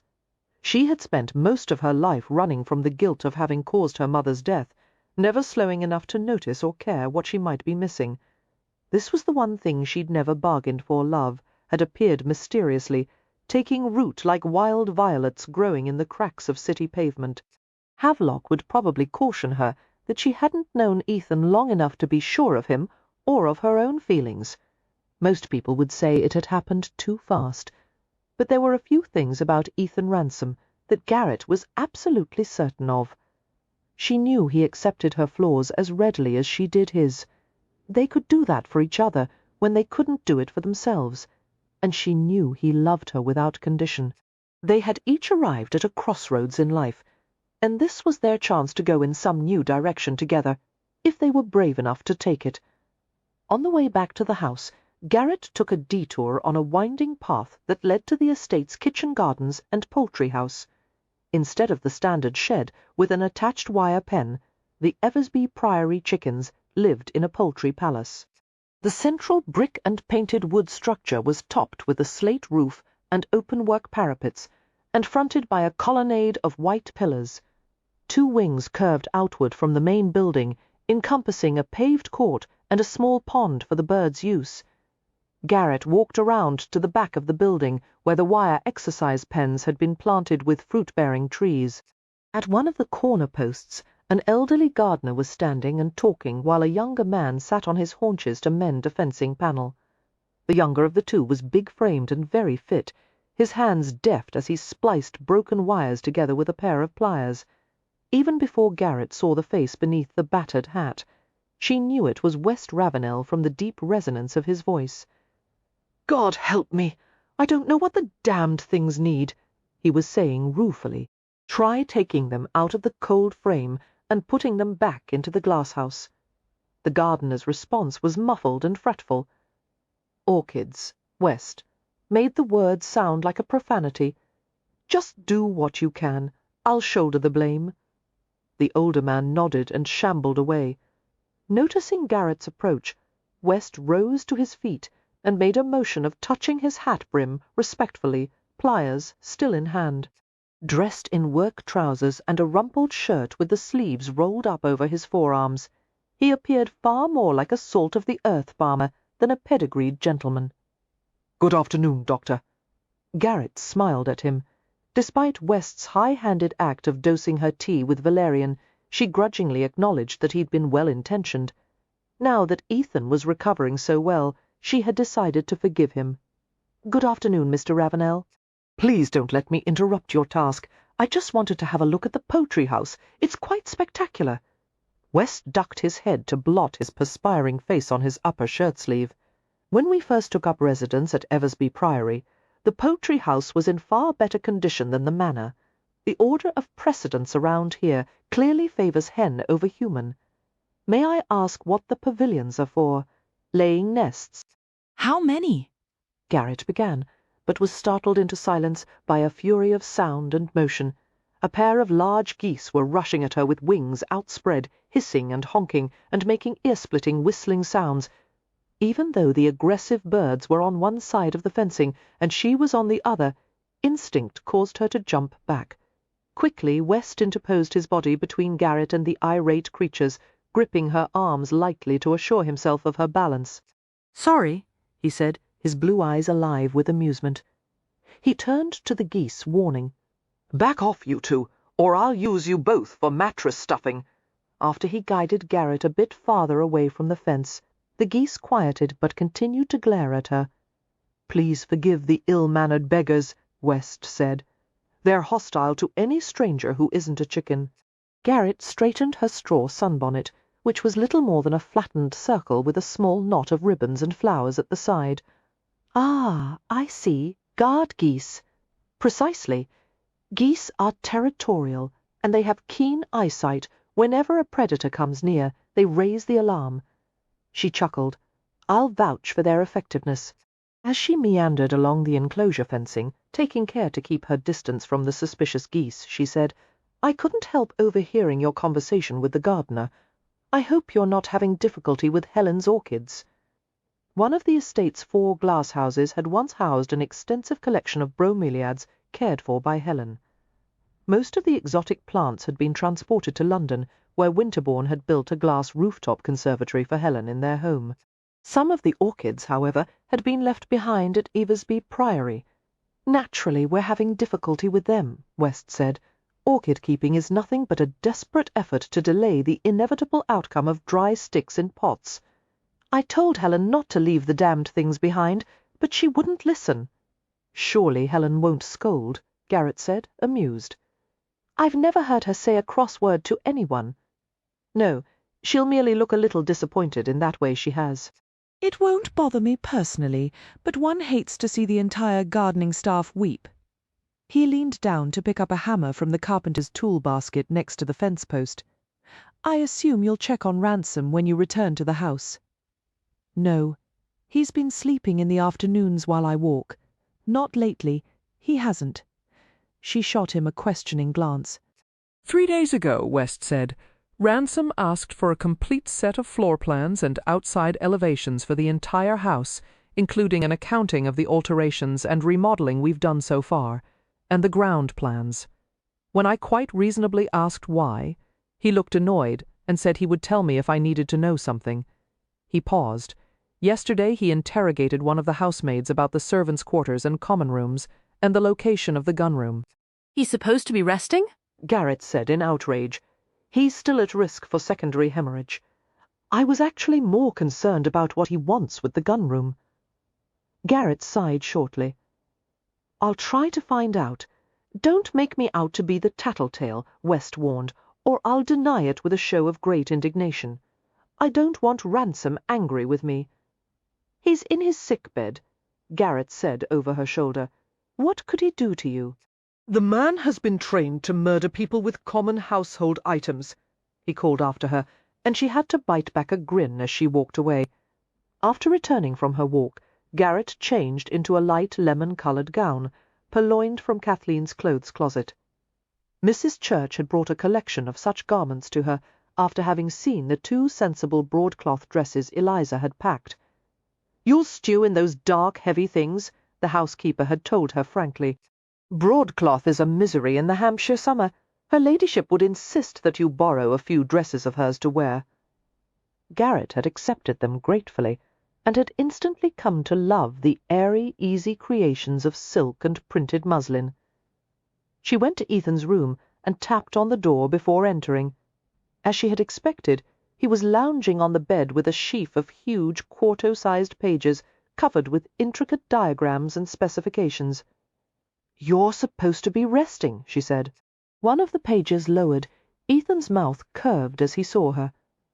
"I'm on the bed," he pointed out. "As my father would say, that's splitting straws with a hatchet." Garrett entered the room and closed the door. Her heart skipped a beat at the sight of him, relaxed and lazy and masculine, with that chocolatey dark hair falling over his forehead. He was barefoot and clad in a shirt and pair of trousers borrowed from West. 2 leather braces crossed over his back and came down over his front to fasten at his waistband, a necessity, since the trousers hung a bit loose at the waist and wouldn't stay up otherwise. He was drinking a glass of cold tea brewed with healing herbs, honeysuckle, milk thistle. As his gaze swept over her, bright filaments of awareness awakened all through her body, and she felt an absurd pang of shyness. "You're as pretty as a daffodil in that dress," he said. "Come closer and let me see it." The yellow dress, consisting of thin layers of silk tissue, was an afternoon at-home gown, fastening with only a few buttons and loops. It had been cleverly designed to give the appearance of a corset worn underneath, allowing the wearer to go without stays. Her hair was arranged in a softer style than usual by a housemaid who aspired to be a lady's maid and had asked to practice on her. The maid had curled it into loose waves, pulled it back loosely in front with a silk ribbon, and pinned it in a French twist in the back. As Garrett came to the bedside, Ethan reached out to catch a fold of the yellow silk in his fingers. "How was your walk, Akushla?" "Very pleasant," she said. "I went to see the poultry house on the way back." "Near the kitchen garden?" "Yes." She glanced at the plans with a quizzical smile. "Why are you studying the estate's layout?" He took his time about replying, making a project of gathering the scattered pages. "Assessing weak spots. You're worried that someone might try to break into the house." He hitched one shoulder in an evasive half-shrug. "'Tis a miracle they haven't been robbed blind by now. No one ever seems to lock the doors." "It's because of all the repair work," Garrett said. "There are so many contractors and craftsmen coming and going, it's easier to leave things open for the time being." "Mr. Ravenel told me they've had to pull up floors to install modern plumbing and replace entire walls that were rotting from bad drainage. In fact, the entire east wing has been closed until they can restore it at some future date. It would be better to raze the whole house to the ground and build a new one. Why try to resurrect an oversized old rubbish heap?" Garrett's lips quirked at his description of the elegant and historic estate. "Ancestral pride," she suggested. Ethan snorted. "From what I know of the Ravenel ancestors, they have little reason for pride." Garrett sat on the edge of the mattress, with one leg folded beneath her. "They're your ancestors, too," she pointed out, "and it's a renowned family name." "That means nothing to me," Ethan said irritably. "I have no right to the Ravenel name, and no desire to claim kinship with any of them." Garrett strove for a neutral tone, but she couldn't quite keep the concern out of her voice. "You have 3 half-sisters. Surely you'll want to become acquainted with them." "Why would I? What would that get me?" "A family." Ethan's eyes narrowed. "You'd like a connection to them, would you? You should have let Lady Helen introduce you to West Ravenel. By now you'd be a member of the family in full." Taken aback by how quickly his mood had changed, Garrett replied calmly, "Good heavens, how cross you sound. I don't want Mr. Ravenel. I want you. It doesn't matter to me what your name is, or what connections you have. If it makes you unhappy to associate with the Ravenels, we won't. Your feelings matter to me more than anything else." Ethan gave her an arrested stare, the chill vanishing rapidly from his eyes, and he reached for her with a quiet groan, pulling her close. Mindful of the bandage beneath his shirt, Garrett protested, "Please be careful of your wound." But the muscles in his arms kept tightening until she was forced to lean on his sturdy chest. His fingers wove into her hair, disheveling the loosely pinned locks, and he nuzzled his face against her head. They stayed like that, breathing together. At length Ethan said, "How could I ever say Angus Ransom wasn't my father? He took my mother to wife and raised me as his own, and never let on to me that I was another man's bastard. A decent man he was, for all that he went on the drink more than he should, and was too fond of giving me the back of his hand. He kept me fed and taught me to work, and more to the back of all that, he saw to it that I learned to read and cipher. There were things I hated about him, but I loved the man." "Then you must honor his memory," Garrett said, touched by his loyalty. "Do what you feel is right. Just remember that it's not fair to blame Mr. Ravenel and Lord Trenier for past events they had nothing to do with. They've done nothing but try to help you. Mr. Ravenel went so far as to give you his own blood." She made her voice very soft as she added, "That deserves some gratitude, doesn't it?" "Aye," Ethan said gruffly, and fell silent, his fingers moving lightly in her hair. "About the transfusion," he said eventually. "Does it alter a man? Change his nature in some way, if he's given someone else's blood?" Garrett lifted her head and regarded him with a faint, reassuring smile. "That question is still being debated among scientists. But no, I don't believe so. Although blood is a vital fluid, it has nothing to do with a person's characteristics any more than the heart has to do with one's emotions." Reaching up with her hand, she softly tapped her forefinger against his temple. "Everything you are, all you think and feel, is in here." Ethan looked baffled. "What do you mean about the heart? It's a hollow muscle. It's more than that." He sounded vaguely outraged, like a boy who'd just been told there was no Father Christmas. Symbolically, yes, but emotions don't actually come from there. They do, Ethan insisted. Taking her hand, he brought it down to his chest and pressed her palm flat against the strong beat. The love I have for you, I feel it right here. My heart beats faster for you all on its own. It aches when we're apart. Nothing tells it to do that. If Garrett had any defenses left, they fell away in that moment like scaffolding from around her heart. Rather than debate physiology or explain the brain's influence on muscular action, she raised herself over his chest to kiss him tenderly. She had intended the contact to be brief, but Ethan responded passionately, sealing their mouths together.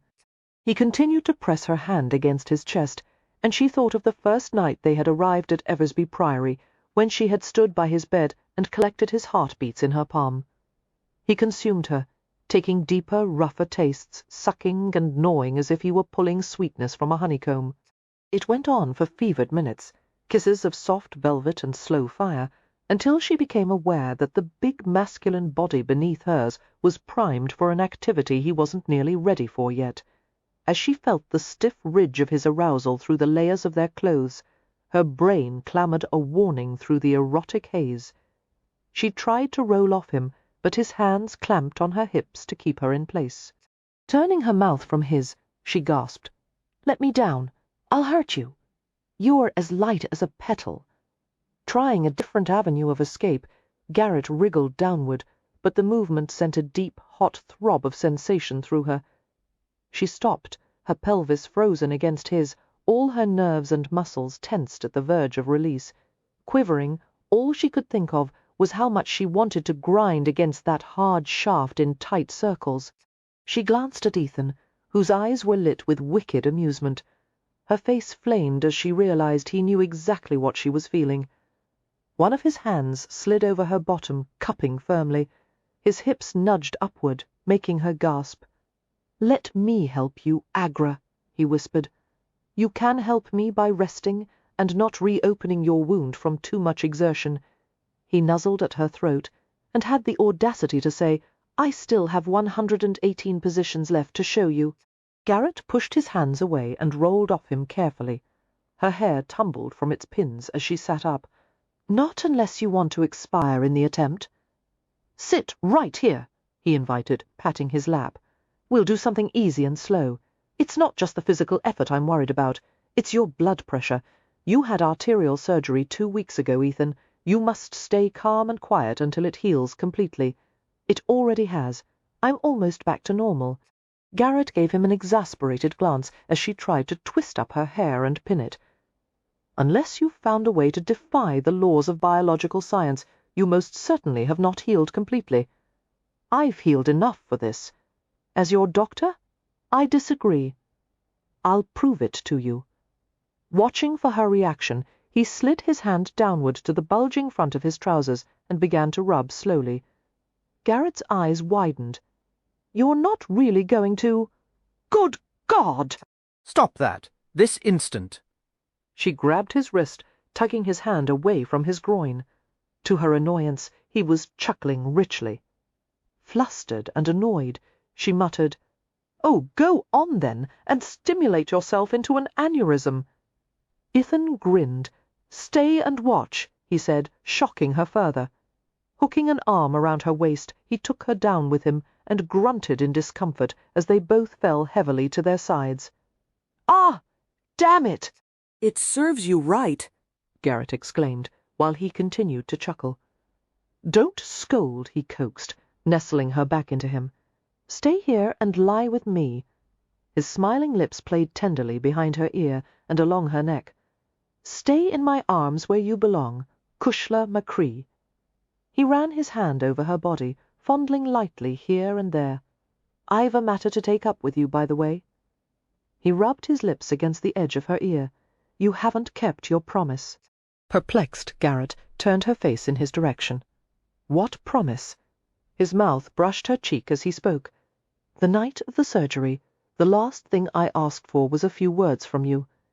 But you wouldn't say them." "Oh." Colour rushed beneath the tender pressure of his lips. "I was afraid to," she confessed huskily. I thought you might live longer if I made you wait. I'm still waiting. I didn't mean to. I'm sorry. I've been so, but I do. Of course I do." Carefully, Garrett turned within the warm haven of his arms and lay facing him. She cleared her throat before saying in a slightly clenched voice, "I love you." At the very same moment Ethan had begun to ask, "Do you mean you?" They both fell silent. How thoroughly awkward. With a defeated groan, Garrett turned onto her back and closed her eyes, too embarrassed to look at him. The first time she'd ever said it to a man, and she'd made a hash of it. "I love you," she repeated, but didn't sound at all the same as when he'd said it. She wanted to add something to make it more eloquent, but she couldn't think of what. "You had such a lovely way of putting it," she grumbled, "even when you were half-conscious. I wish I could say something poetic, because I feel, but you were right. I don't have a romantic bone in my body. Sweet love, look at me." She opened her eyes to find Ethan staring down at her in a way that made her feel sun-dazzled. "You don't have to be poetic," he said. "You've held my life in your hands. When I was near death, you were the anchor to my soul." His fingertips slid from her temple and down over her flushed cheek, stroking tenderly. "I never dared to dream of hearing those 3 words from you. They're beautiful when you say them." Garrett smiled reluctantly. "I love you," she said again, and this time it felt easier and more natural. His lips strayed over the tip of her nose, her cheeks, her chin, before wandering back for another dizzying kiss. "Let me pleasure you after all the care you've taken of me. Let me do at least that much for you." The idea quivered through her, but she shook her head and said, "I didn't go to the trouble of saving your life merely for you to toss it away in a moment of self-indulgence. I only want to play," Ethan coaxed, unloosening the fastenings of her bodice. "It's a dangerous game. What's this?" His fingers curled around a long pink silk cord and tugged, gently unearthing, a small object from beneath her chemise. It was the little silver whistle he'd given her. Closing his hand around the bright metal, still warm from her skin, he sent her a questioning look. Turning pink, Garrett confessed sheepishly, "It's a sort of talisman. Whenever you're not with me, I pretend I can use it to send for you, and you'll magically appear." "Whenever you want me, love, I'll always come running. You didn't the last time I tried it. When I'd finished my rounds at the workhouse, I stood on the front steps and blew this whistle with no results whatsoever. I was there." Ethan stroked the hollow of her throat with the rounded end of the whistle. "You just couldn't see me." "Truly?" He nodded, setting aside the gleaming little tube. "You were wearing the dark green dress with the black trim. Your shoulders were drooping, and I knew you were tired.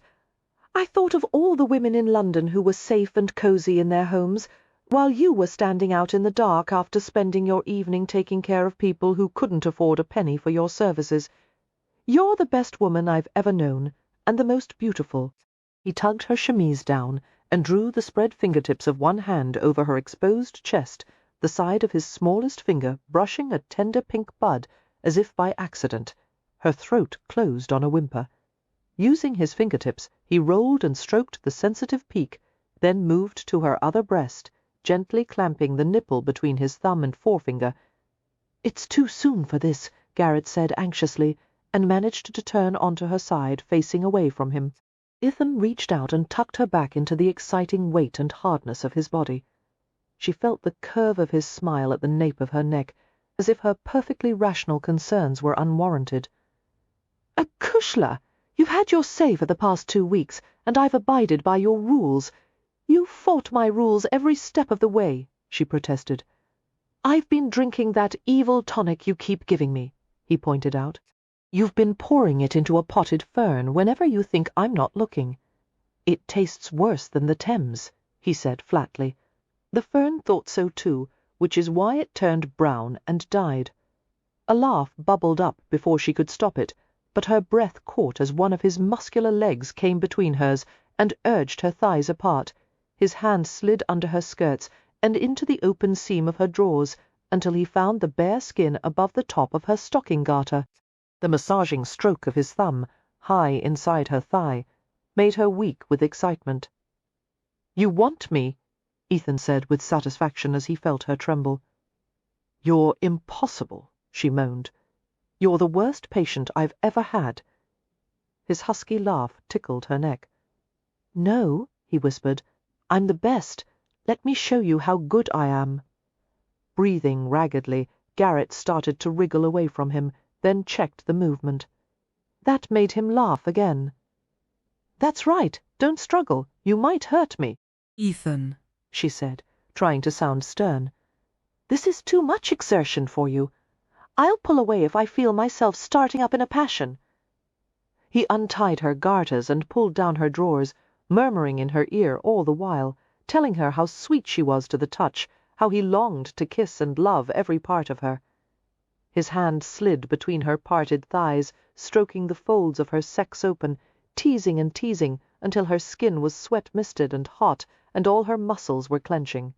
Gently his fingertip found the entrance to her body and wriggled into silkiness, wetness, pulsing warmth. They both groaned softly. Garrett tried desperately not to move, as his finger eased farther into the wet, grasping depths, pushing in deep, sliding out slowly and back in again. "Eatan," she begged, "let's wait until you've healed properly. Please, please. 7 more days, that's all." A breath of laughter rushed across her bare shoulder as he worked at the front of his trousers. "Not 7 more seconds." Garrett squirmed as she felt the pressure of a smooth, broad shape at the tender breach of her sex. She couldn't hold back a moan. The rim of her entrance contracted, tiny muscles grasping for the blunt silken pressure. "You're trying to pull me in," came his dark whisper. "I can feel it. Your body knows where I belong." She felt a liquid nudge, her flesh tightening, then yielding at the helpless sensation of being opened and penetrated. He entered an inch or two. Agitation quickened her blood as she lay there cradled and surrounded with that hot, teasing presence just inside her. Garrett had no idea how many minutes passed while they lay together, motionless except for the rhythms of their breathing. Her body stretched, a slight relaxation, and there was another slight easing inward. In the dreamlike stillness, she began to feel fuller and fuller. He was gradually moving deeper, occupying her in such slow increments that she couldn't perceive whether the impetus was coming from him or herself. Some of it had to be her own doing. The maddening craving had made it impossible to stay absolutely still. Her hips kept spasming with the urge to push down on that tantalizing hardness. Every sensation was magnified in the silence. She was acutely aware of the air against her bare legs, the coolness of the linen sheets and knitted cotton bedding beneath her, the hairiness of Ethan's arm across her, the resinous spice of shaving soap, the faint, salty traces of intimacy. Her eyes closed as she felt the throb of his shaft far up inside her. He was buried to the hilt now, filling her so thickly that she could feel every twitch and pulse of him. They were both outwardly still, while deep inside her flesh was shaping around him, eagerly caressing his hard length, enticing him to stay. She clamped against the swollen invasion, and pleasure washed down to her toes and up to the top of her skull, and the stiff length inside her throbbed and jerked in response, and that made her inner muscles clench again, over and over again, their joined flesh squeezing, swelling, throbbing, the deep and secret movements as uncontrollable as her heartbeat. Exquisite heat suffused her until she couldn't stand it any longer. His name broke from her lips in a dry sob. Eatan. His hand slid down over her front to the place where she clasped him, and he massaged her sex tenderly, steadily. She arched, her hips locking tight to his, and she convulsed and shuddered within his cradling embrace, the release surging out of control, draining her until she collapsed in his arms like a handful of wilted meadow flowers. Ethan felt her tremble as she realized he was still erect. He ran a soothing hand over her hip and thigh, wishing she were fully naked. She was exquisite, so slim and finely made, her flesh tender and yet filled with tensile strength. They reclined together amid swaths of yellow silk, with her legs and chest bared. He loved the colors of her, pink and mauve and ivory all washed in light. The glistening tumble of her hair held the colours of autumn, chestnut, maple, russet, umber. He could see her toes curling and relaxing, clean, pink little toes, the nails gleaming and filed. Her flesh was snug and lively in the aftermath of her climax, gripping repeatedly to keep hold of him. It was bliss to be inside the hollows and heat and vibrant life of her. She would bend to no man's will, not even his, but she would yield to him out of trust and desire. Only him. Carefully he pulled up her top leg and hooked it back over his, spreading her wider. She made a feeble protest, something about overexerting himself, and he hushed her and kissed behind her ear. "Trust me," he whispered. "I'll thrive none the worse for loving you. I promise now. Let me have a little more of you." Now that she was relaxed and accustomed to him, he was able to slide farther inside. She gasped in surprise and caught at his wrist, concerned that he might be hurting her. He withdrew slightly, but her hips promptly followed the movement, taking him deep again. A grin crossed his lips. "Hot little wench," he said, near her ear. "You'll have your fill of me, if that's what you want." Closing his hand on her hip, he began to move her languidly on his hard, wet shaft, controlling the rhythm, keeping it slow and steady. Her breathing hastened, and she melted against him, letting him guide her easily. Every awareness converged as he went deeper and deeper into the mysterious soft depths of her, and there was no world but her, no breath, no language, no sun, no stars, nothing that didn't begin and end with her. He felt her pleasure take flight again. The slender body arched and taut in the steep ascent, the unfolding rapture. He was with her, inside her, caressing her with every part of himself. The culmination, as it approached, was severe and blinding, searing through him with unimaginable force. He withdrew and slid his shaft against the sweet groove of her firm, pale buttocks, and let himself be immolated in the scorching white fire, feeling purified by it, lust and love and pleasure mingling until there was nothing but ecstasy within and without. He felt her quiver at the hot spill of his release against the small of her back. Gently he rolled her to her stomach and used her discarded drawers to wipe away the residue. Gathering her back in his arms, he let out a long, shivering sigh of contentment, a chuckle stirring in his chest. He moved to catch the lobe of her ear with his teeth and touched it with his tongue. If that didn't kill me, he couldn't resist murmuring, "Nothing will." Chapter 21. The next day, after Garrett left for her afternoon walk, Ethan ventured downstairs to the first floor by himself. He knew what she would have said about his excursion, and she would have been right, but it was necessary. He was a sitting duck at Eversby Priory, and by extension so were Garrett, West Ravenel, and every other member of the household. He damned well couldn't make an accurate assessment of the situation from his bedroom. From his visits to the upstairs terrace, and a few brief meanderings around the second floor, Ethan had a good sense of his limitations. Overall, he was still weak and prone to tiring easily. He hadn't yet recovered his strength, balance, or mobility. For a man accustomed to functioning at the highest level of physical fitness, it was infuriating to have trouble walking down a flight of stairs. The bullet wound and the surrounding tissue still ached, and there were stabs and zings of pain when he moved his arm or shoulder in certain ways. Garrett had decided it was better not to immobilize the limb, to keep it from weakening and turning stiff. Ethan gripped the balustrade to keep himself steady as he made his painstaking way down the grand staircase. When he was at the halfway point, a footman passing through the entrance hall below caught sight of him and stopped abruptly. "Sir!" The footman, a young, big-shouldered fellow with the soft brown eyes of a puppy dog, stared up at him with unease. "Is there? Do you?" "May I help?" "No," Ethan replied pleasantly. "I'm stretching my legs a bit, that's all." "Yes, sir, but the stairs—" The footman began to ascend the staircase hesitantly, as if fearing Ethan would topple right in front of him. Ethan didn't know how much the servants had been told about who he was or about the specifics of his condition, but clearly this footman knew he shouldn't be going anywhere on his own, which was irritating. It also reminded him of how precarious his situation was. All it would take was a whispered confidence between one of these servants and someone in the nearby village, or a casual comment from a deliveryman or workman, to start rumours spreading. All servants talk, Jenkin had once told him. They notice every deviation from the household's normal pattern, and they draw conclusions. They know what secrets the master and his wife are keeping from each other. They know where the valuables are, how money has been spent, and who's been fucking whom. Never believe a servant who claims not to know something. They know everything.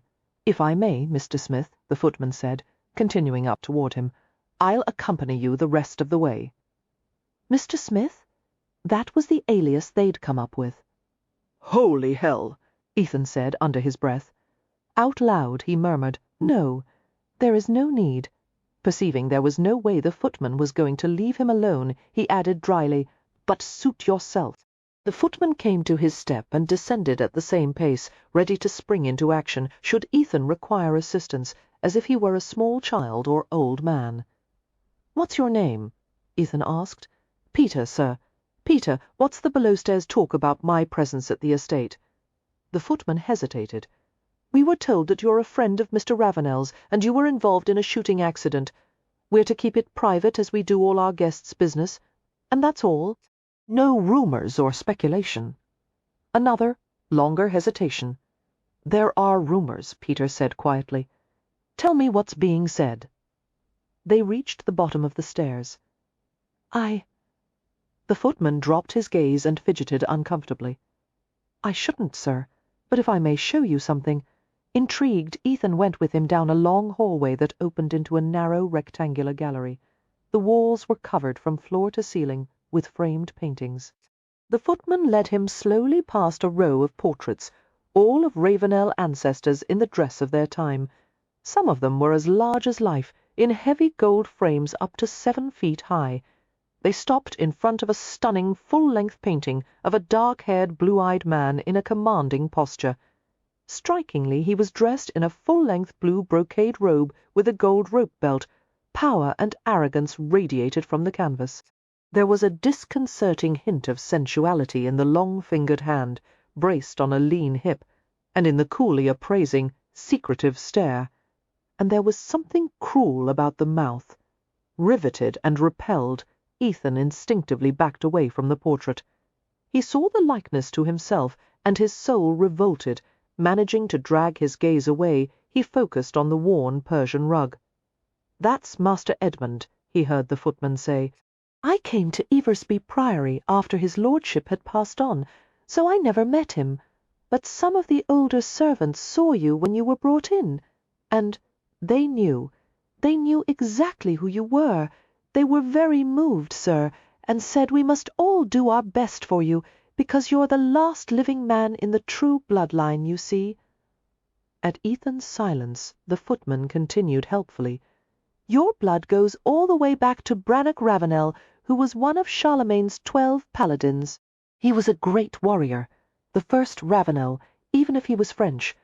Ethan's mouth twitched, despite his inner turmoil. Thank you, Peter. I'd like to be alone for a few minutes. Yes, sir. After the footman had left, Ethan went to set his back against the opposite wall. He levelled a brooding stare at the portrait, his thoughts in a welter. Why had Edmund chosen to be portrayed for posterity in such unconventional attire? It seemed like a gesture of disdain, as if he couldn't be bothered to dress for his own portrait. The robe was thickly embroidered and luxurious, something a Renaissance prince might have worn. It conveyed the rather spectacular self-assurance of a man who didn't doubt his own superiority, no matter what he wore. Memories jolted loose as Ethan stared at the resplendent figure in the portrait. Ah, ma'am, he whispered unsteadily, you shouldn't have had a damned thing to do with him. How could his mother have thought any good would come of it? She must have been awestruck, intoxicated by the idea of being desired by a man of high position, and some corner of her heart had always been kept for him, this man who had treated her like an object to be used and discarded. Ethan closed his eyes. They turned hot and liquid beneath his lids. A casual masculine voice broke the silence. Up and about, I see. I'm glad they managed to find clothes to fit you." Ethan froze, horrified to be caught in a vulnerable moment by West Ravenel. He darted a blurred glance at him and forced his mind to focus on the conversation. Something about clothes. West's butler and valet had brought an assortment of garments in varying sizes from his closet and trunks for him to make use of. Some of the clothes had been costly, with perfect tailoring and buttons made of gold or ornamental stones such as agate or jasper, but they had been too roomy for Ethan to wear. "Aye, they did," Ethan muttered. "Thank you." Swiftly he dragged a coat sleeve across his eyes and found himself saying the first thing that came to mind. "You used to be fat." West seemed amused rather than offended. "I prefer pleasingly plump. I was a London rake, and for your information, all true rakes are fat. We spend all our time indoors, drinking and eating. Our only exercise consists of bedding a willing wench or two." He gave a nostalgic sigh. "God, there are times when I miss those days. Fortunately, I can take a train to London when the need arises." "There are no women in Hampshire?" Ethan asked. West gave him a speaking glance. "You're suggesting I bed the innocent daughter of a local squire, or a wholesome milkmaid? I need a woman with skills, Ransom." He wandered to a space next to Ethan and braced his back on the wall in an identical posture. As his gaze followed Ethan's to the towering portrait, he looked sardonic. "That painting captures him perfectly. A member of the upper crust, lording it over the crustless.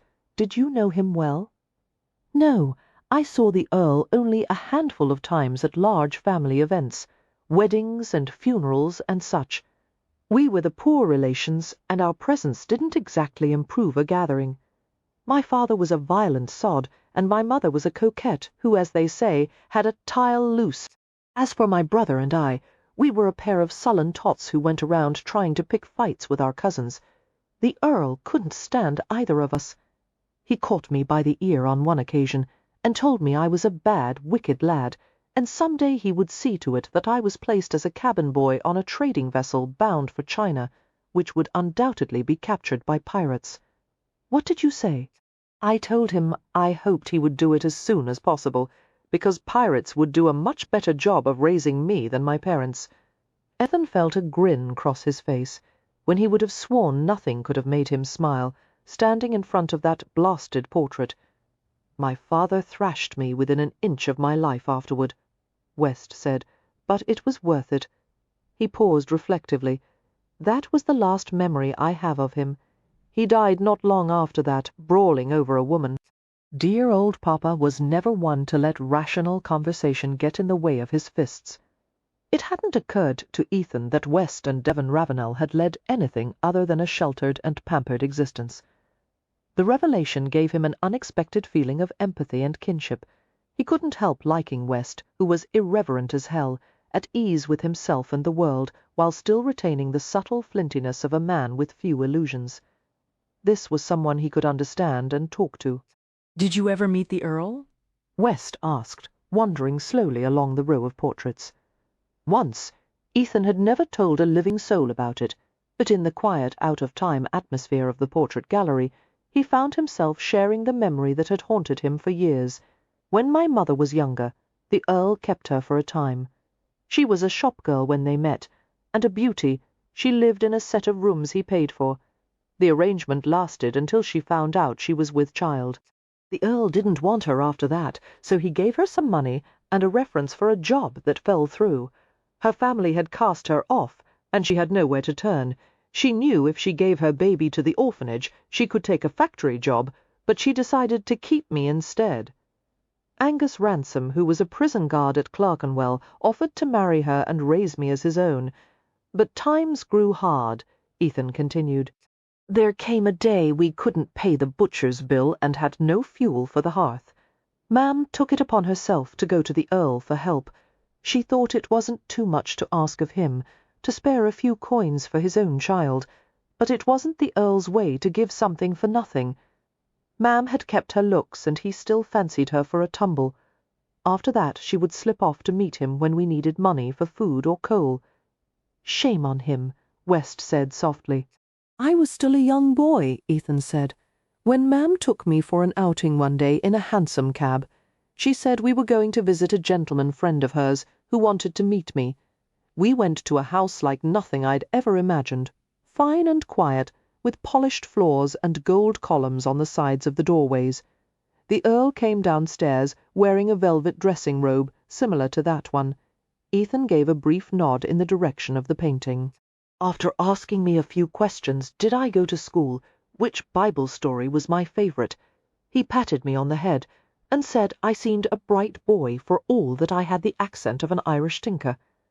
He pulled a little sack of sweets from the pocket of his robe and gave them to me, barley sugar sticks. They were Ma'am bade me sit in the parlour while she went upstairs to talk with the Earl. I don't know how long I waited there, eating barley sweets. When Ma'am came down, she appeared the same as when we'd arrived. Not a hair out of place, but there was something humbled in the look of her.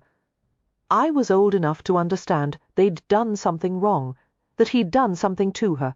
I left the little bag of sweets beneath the chair, but it took weeks for the taste of barley sugar to fade from my mouth. On the way home, Ma'am told me the man was very important, a high-born gentleman, and he was my real father, not Angus Ransom. I could tell she took pride in it.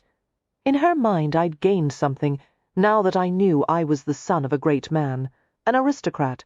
She didn't understand I'd just lost the only father I'd ever known. I could hardly look at Angus for months afterward, now that I knew I wasn't his. Till the day he died, I always wondered how many times he glanced at me and saw another man's bastard. Ravenel was silent for a while, looking angry and resigned. "I'm sorry," he eventually said. "'Twas none of your doing. I'm still sorry for centuries. The Ravenels have turned out one generation of cruel, irresponsible arses after another." West shoved his hands in his pockets and glanced over the rows of stern, haughty faces from the past. "Yes, I'm referring to you," he said to the crowd of portraits. "The sins of your fathers rained down on you like poison, and you passed it down to your children, and then they did the same. There wasn't a decent man in the lot of you." He turned to Ethan. "Soon after Devon's son was born, he came to me and said, 'Someone has to absorb all the poison that's been passed down through generations and keep it away from the ones who come after us. It has to stop with me. God help me. I'm going to protect my child from my own worst instincts. I'm going to block every violent, selfish impulse that was instilled in me. It won't be easy, but I'll be damned if I turn out a son who's exactly like the father I hated." Ethan stared at him, struck by the wisdom and resolve in those words. He realized these distant Ravenel cousins were far more than a pair of carefree toffs who'd had the luck to come into an unexpected inheritance. They were trying like hell to save an estate, and even more to save a family. For that they had his respect. "Your brother may be the first Earl who's ever been worthy of the title," Ethan said. "He didn't start out that way," West replied, and laughed. When the brief flare of amusement faded, he said, "I understand why you want nothing to do with the Ravenels. Edmund was an unfeeling monster, and on top of that, no one likes to admit they're the product of 6 centuries of inbreeding. But everyone needs someone to turn to. And we are your family. You should get to know us. If it helps, I'm the worst of the lot. The rest are all much better than me." Ethan approached him and extended a hand. "You'll do well enough for me," he said gruffly. West grinned at him. When they shook hands, it felt like a promise had been made, a commitment. "Now," Ethan said, "where do you keep the guns?" Ravenel's brows shot upward. "Ransom, if you don't mind, I prefer easing into a new topic with a transitional phrase or two." "Usually I do," Ethan said, "but I tire easily, and this is my nap time.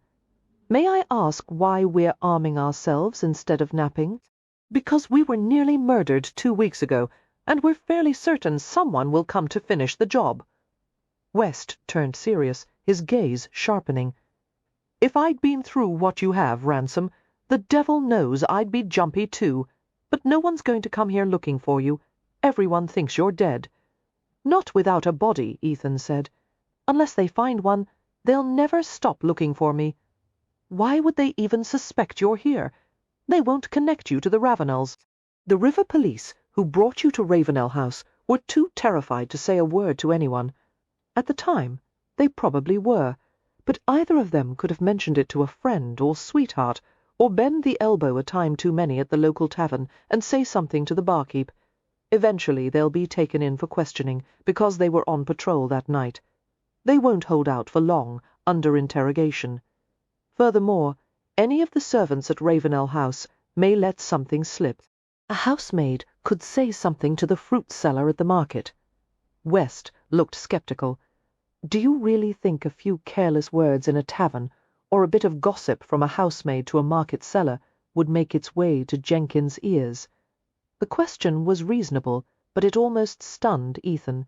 He realized he'd lived for too damned long in Jenkins' complex and secretive world. He'd forgotten that most people had no idea what was really taking place around them. Long before Jenkins recruited me, Ethan said, he started constructing a network of informants and spies all over the United Kingdom. Ordinary people in ordinary towns. Coachmen, innkeepers, sellers, prostitutes, domestic servants, factory workers, university students, all part of an intelligence-gathering apparatus. They're paid stipends with secret grant money Jenkins receives from the Home Office. The Prime Minister knows about it, but says he prefers to remain unaware of the details. Jenkins has made a science of gathering and analyzing information. He has at least 8 active officers who've been specially trained to carry out any task he assigns. They're outside the law. They have no fear. They have no scruples. They have little to no regard for human life, including their own. And you're one of them, West said quietly. I was. Now I'm a target. By now, someone in the village knows that a pair of strangers have been staying at Eversby Priory. My servants wouldn't say a word to anyone. You have carpenters, painters, and workmen coming and going. They have eyes and ears. Very well, let's assume you're right, and Jenkins will send someone after you. I can close this house as tight as tuppence. There's not one lock in this entire house they couldn't pick in less than a minute, including the front door. And your servants don't seem to bother with locks in the first place. They will if I tell them to. That would be a start. Ethan paused. I'll have recovered enough to leave for London in a week. But until then, we have to take security measures in case Jenkins' men find me here. I'll show you to the gun closet. There's a gun room in the floor plans, on this level of the house. We turned that into an office room with a connecting lavatory. Now we keep the firearms in a gun closet off the servants' hall, under charge of the butler. Ethan gave him a narrow-eyed glance. West looked irritable. Does it look like we can afford to host long, expensive shooting parties? We sold off the hounds. Our gamekeeper is a fossil. We let him have a few birds only to give him something to do. The animals on this estate are used for food, work, and profit, not entertainment. And before I take you below stairs to see the gun closet, you should be prepared for the fact that most of the guns are old and rusted. Hardly anyone here except me even knows how to use one. Are you a good shot? Middling? I'm an excellent shot if the targets hold still, but they so rarely do. As Ethan considered the situation, he fought against a wave of exhaustion. Forget about the gun closet, then. We'll do what we can to shore up our defenses. Tell the servants to start locking the damn doors at night, including their own doors when they're asleep, and we'll need bolts installed in every attic and basement opening, cellar and jib door, luggage hoist, coal lift, every means of internal communication. Also, pull down the scaffolding and platforms on the south side of the house. What? No, I can't do that. The scaffolding provides outside access to any window or balcony on that entire facade. Yes, Ransom, that's the point. I have stonemasons restoring ornamental openwork. Faced with Ethan's unyielding expression, West groaned. Do you know how many days the stonemasons took to build that scaffolding? Do you have any idea of what they're going to do to me if I tell them to pull it all down and put it back up a week later? You won't have to worry about assassins from London. My workmen will happily string us both up in short order. A terrible weariness had begun to invade Ethan's muscles, and he felt a pressing need for sleep. Damn it! "I'd spare you all of this by leaving now, if I were able," he muttered, passing a hand over his forehead. "No," West said instantly, his tone changing. "Pay no attention to my complaining. God knows no one else does. You belong here." He ran an evaluating glance over Ethan. "You look ready to drop. I'll accompany you upstairs. I don't need help. If you think I'm going to risk having anything happen to you, and then face Dr. Gibson's wrath, you're mad. I'd rather take on a baker's dozen of assassins." Ethan nodded and headed out of the gallery. "They won't send more than 3 men," he said. "They'll come in the wee hours of the morning, while it's still dark and the household is sleeping soundly. Eversby Priory has over 200 rooms. They won't know the layout." "Yes, they will. The floor plans and specifications can be retrieved from the offices of any architect, contractor, or surveyor who's had anything to do with the rebuilding of this place." West heaved a sigh, conceding the point. "Don't forget my London banker," he said glumly. "He asked for copies when we were arranging for loans." Apologetically, Ethan said. "They won't want to cause unnecessary casualties. All they'll want is to find me. I'll surrender myself before I let anyone here get hurt." "Damned if you will," West retorted. "The Ravenel family motto is loyalty binds us. I'll blow the head off of any bastard who threatens one of my kinsmen." Chapter 22. Is this how they did it at Miss Primrose's? Ethan asked, standing back as a pair of footmen, supervised by the elderly butler, Sims, ceremoniously laid tablecloths on the ground beneath a shade tree. They proceeded to set out china plates, silver flatware, and crystal goblets. Garrett shook her head, watching with a bemused smile as ice buckets filled with bottles of lemonade, ginger beer, and claret were arranged beside the dishes. Our picnics were bread, jam, and a slice of cheese carried in a tin pail. It had been her idea to have lunch with Ethan on the estate grounds, within the shelter of a high garden wall. She had told Ethan about the picnics she and her classmates used to enjoy at school, and he said he'd never been on one. Garrett had asked the housekeeper if she could borrow a basket to carry out some items from the daily sideboard buffet. Instead, the cook had provided what she called a proper picnic in a pair of massive wicker and leather hampers. After Sims and the footman had departed, Ethan sat with his back against the tree trunk and watched as Garrett unearthed a feast from the hampers. There were boiled eggs, plump olives, stalks of crisp green celery, jars of pickled carrots and cucumbers, sandwiches wrapped in paraffin paper, cold fried oyster patties and wafer crackers, jars of finely chopped salads, a weighty round of white cheese, muslin-lined baskets filled with finger cakes and pastry biscuits, a steamed cabinet pudding left in its fluted stoneware mould, and a wide-mouthed glass bottle filled with stewed fruit. As they ate a leisurely meal beneath the dense green beech canopy, Garrett was pleased to see Ethan relaxing. For the past 5 days he had been more active than she would have preferred, going through every nook and cranny of Eversby Priory with West. As with most ancient manor houses, many modifications and additions had been made over the centuries, resulting in quirks, oddly shaped spaces, and offset stairs and windows. Despite Garrett's concerns that he would set back his recovery, Ethan had painstakingly made his way to each level of the house to assess it with his own eyes. New bolts and locks had been installed, and the outside scaffolding had been removed. Doors were now routinely locked every night, and so were the ground and basement windows. The household staff had been instructed to raise an alarm if they heard suspicious noises at night, but under no circumstances should they confront a housebreaker on their own. Although Ethan had continued to heal and improve at an impressive rate, it would take weeks or even months for him to reach the level of health he'd enjoyed before his injury. It exasperated him to be constrained by his physical limitations, having been accustomed to inexhaustible reserves of energy and strength. It had been almost 3 weeks since Ethan had been shot.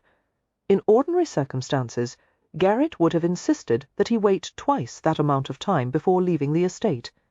However, this situation was far from ordinary.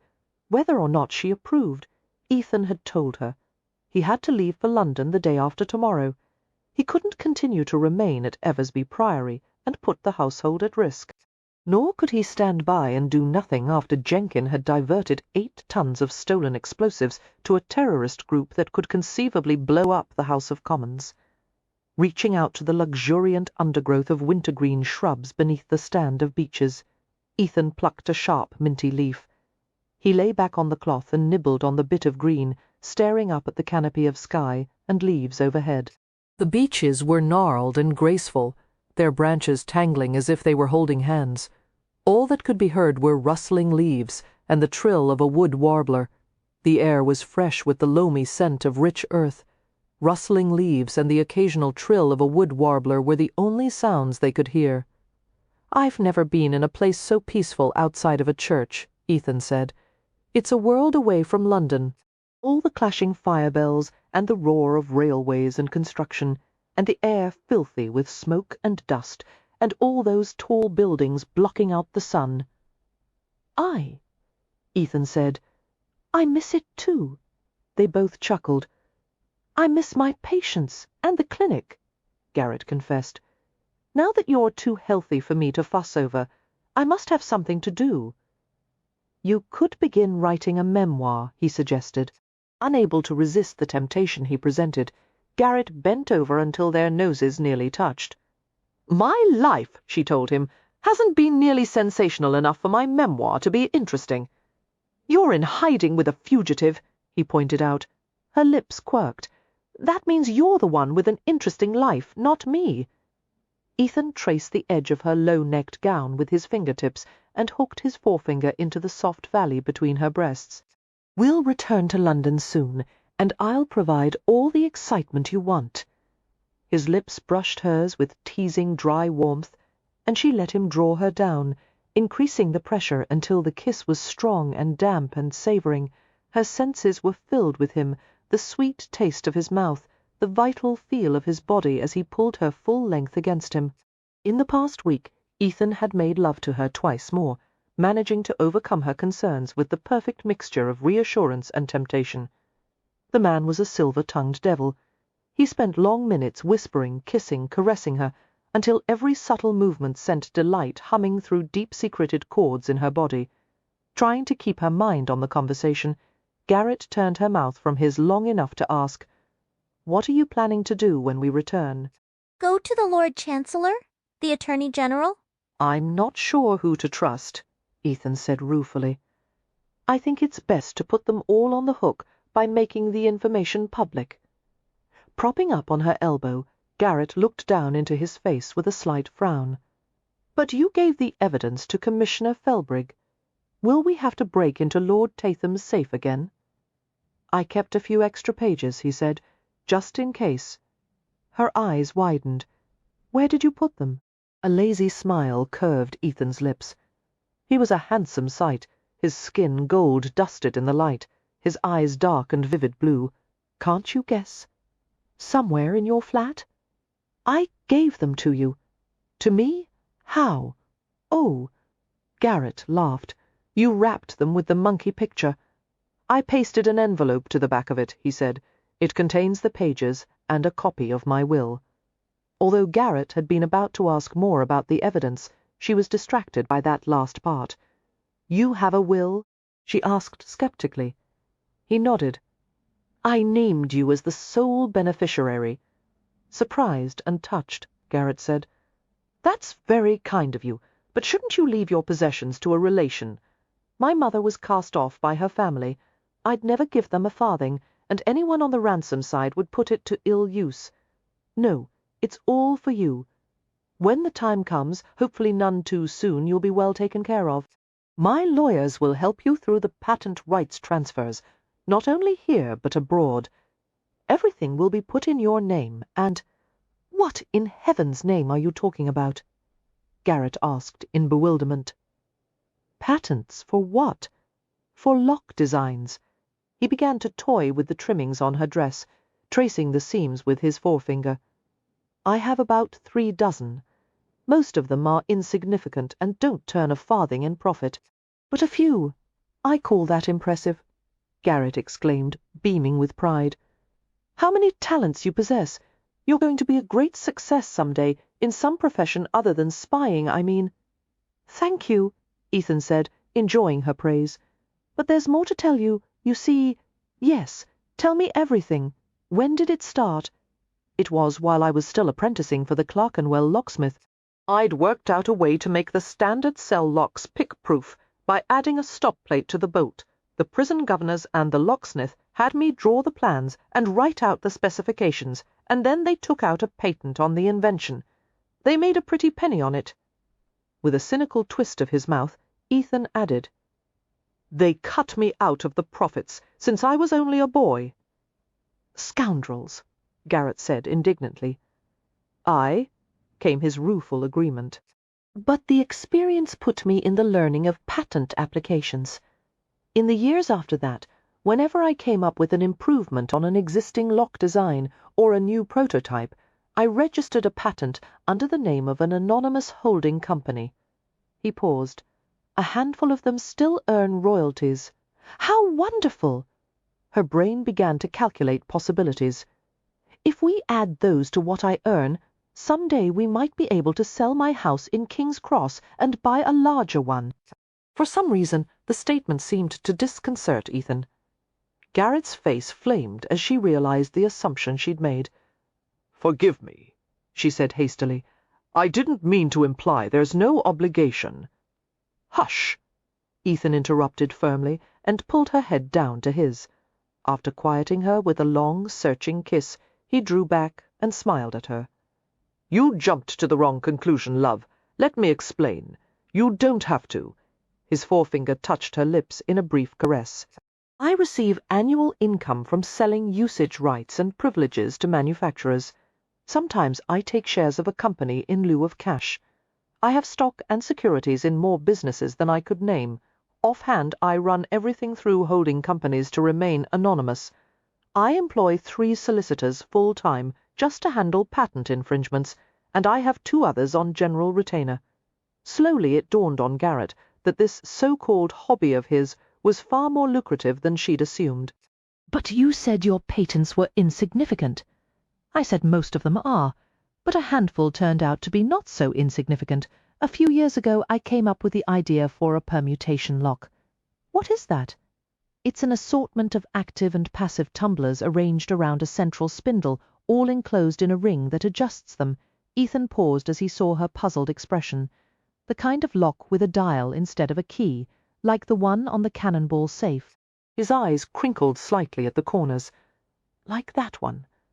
Perhaps it was the proximity of his warm body, or the gently wandering hand on her leg and hip. But Garrett's dumbfounded brain was slow to work through the implications of what he'd just revealed. "Was that your design?" she managed to ask. "Is that how you knew how to open it?" "Aye," Ethan continued slowly, giving her time to digest the information. "Those locks are used by banks, shipping and railway companies, dockyards, warehouses, military outposts, government buildings, everywhere." Her eyes turned huge. "Ethan," she began and paused, unable to think of a civilized way to phrase it. "Are you rich?" He nodded gravely. "Regular rich?" she asked, "or vulgar rich?" Leaning closer, he whispered near her ear. "Swiney rich."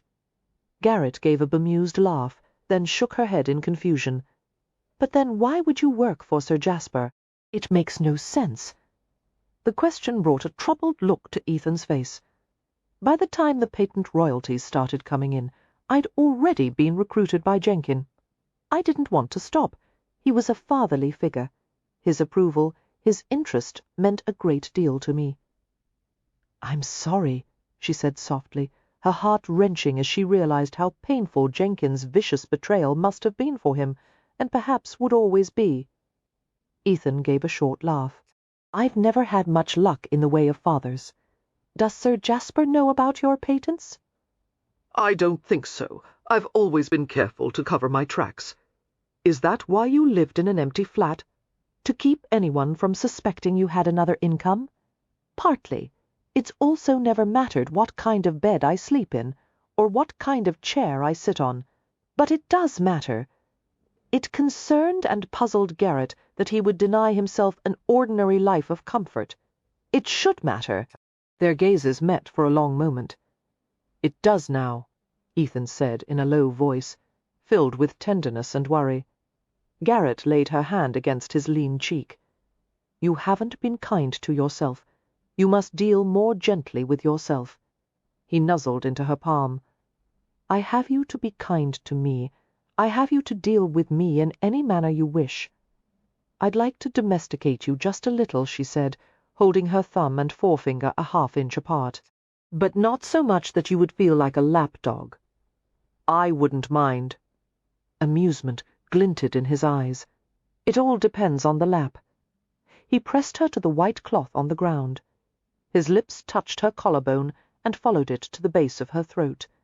A glittering mosaic of sun, blue sky, and green leaves filled her vision as he browsed over her slowly, drawing in the scent and taste of her, feeling the shape of her limbs through her thin dress. "Someone might see," she protested, squirming as she felt his tongue swirl in the hollow of her clavicle. "We're behind a pair of hampers the size of river barges. But if one of the footmen should come back, they know better than that." He unfastened her bodice and inched it down until the tips of her breasts were revealed. His thumbs grazed the soft buds in circles, bringing them to aching tightness, making them ready for his mouth. Garrett closed her eyes against the dappling of light from the branches far overhead. By now her body had become so attuned to the sensitive skill of his touch that it took only the slightest overture for her nerves to light with anticipation. His lips closed over her breast, tugging at the swollen pinkness, the tip of his tongue flirting and stroking. Lightly his hands moved over and beneath her clothing, unfastening, gently pulling, until the thin layers of fabric offered no defense. There were times when desire made her restless, wanting to clamber all over him. But there were other times, such as now, when a strange hot lassitude weighted her limbs, and she could only lie beneath him passively, her heart pounding, her muscles twitching and laboring for the pleasure he offered. He murmured in between kisses, telling her how beautiful she was, how he loved the softness and strength of her. His thumb and forefinger closed over each satiny inner lip of her sex in turn, fondling delicately. A moan broke from her lips, and she lifted to him, her hips catching a helpless arch. "Patience," he murmured, a smile curling against her skin. "You'll have your pleasure when I'm ready to give it." But as his thumb slid to the inflamed little crest of her clitoris, gently stroking and corseting, a deep pulse of ecstasy went all through her. She quivered hard, sensation running through her with the resonance of a bell tone. Ethan gave a subtle growl of delight and kissed her throat. He scolded her softly, pretending displeasure at her lack of control, her wetness, and while he was admonishing her, he slipped 2 fingers deeply inside and teased her into more delicious spasms. She was too dazed to summon words, only clutched her arms around his neck and spread her legs wide, wanting him so badly that nothing else mattered. A whisk of laughter fanned her ear. Ethan whispered that she was lovely and shameless and naughty, and there was only one thing to be done with her. Her skirts were pulled up high, and he mounted her, the masculine weight of him lowering between her thighs. He entered her with infinite care, filling her not as an act of possession but of worship, using himself to caress her inside and out.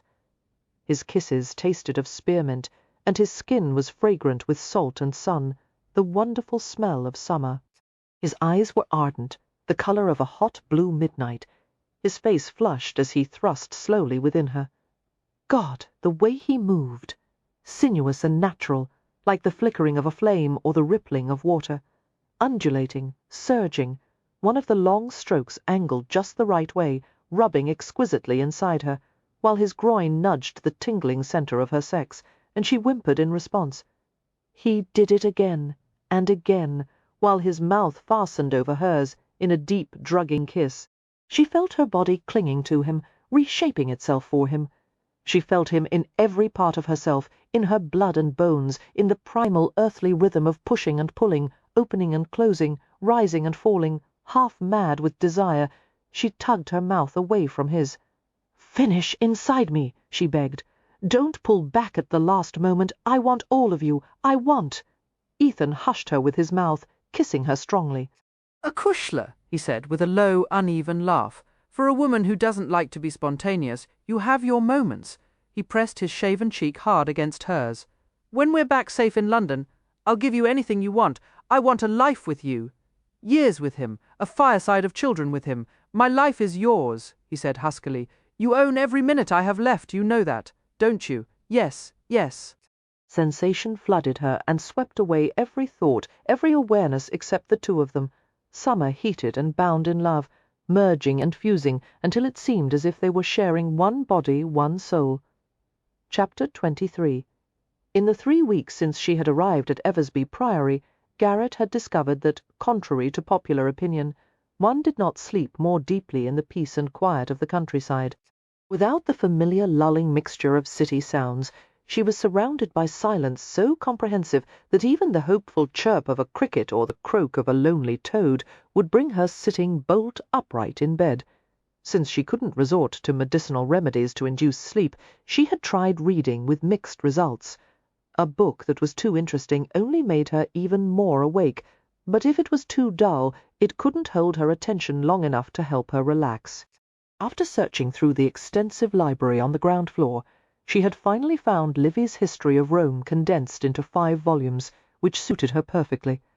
So far, she had finished the first volume, ending with the First Punic War and the destruction of Carthage. Her rest was especially difficult tonight. She tossed and turned in the broken hours past midnight, never descending into a full sleep. Her brain refused to stop milling, grappling with the knowledge that they would return to London the day after tomorrow. For a brief longing moment she considered going to Ethan's room for reassurance and comfort. However, she knew exactly where that would lead, and he needed rest far more than she did.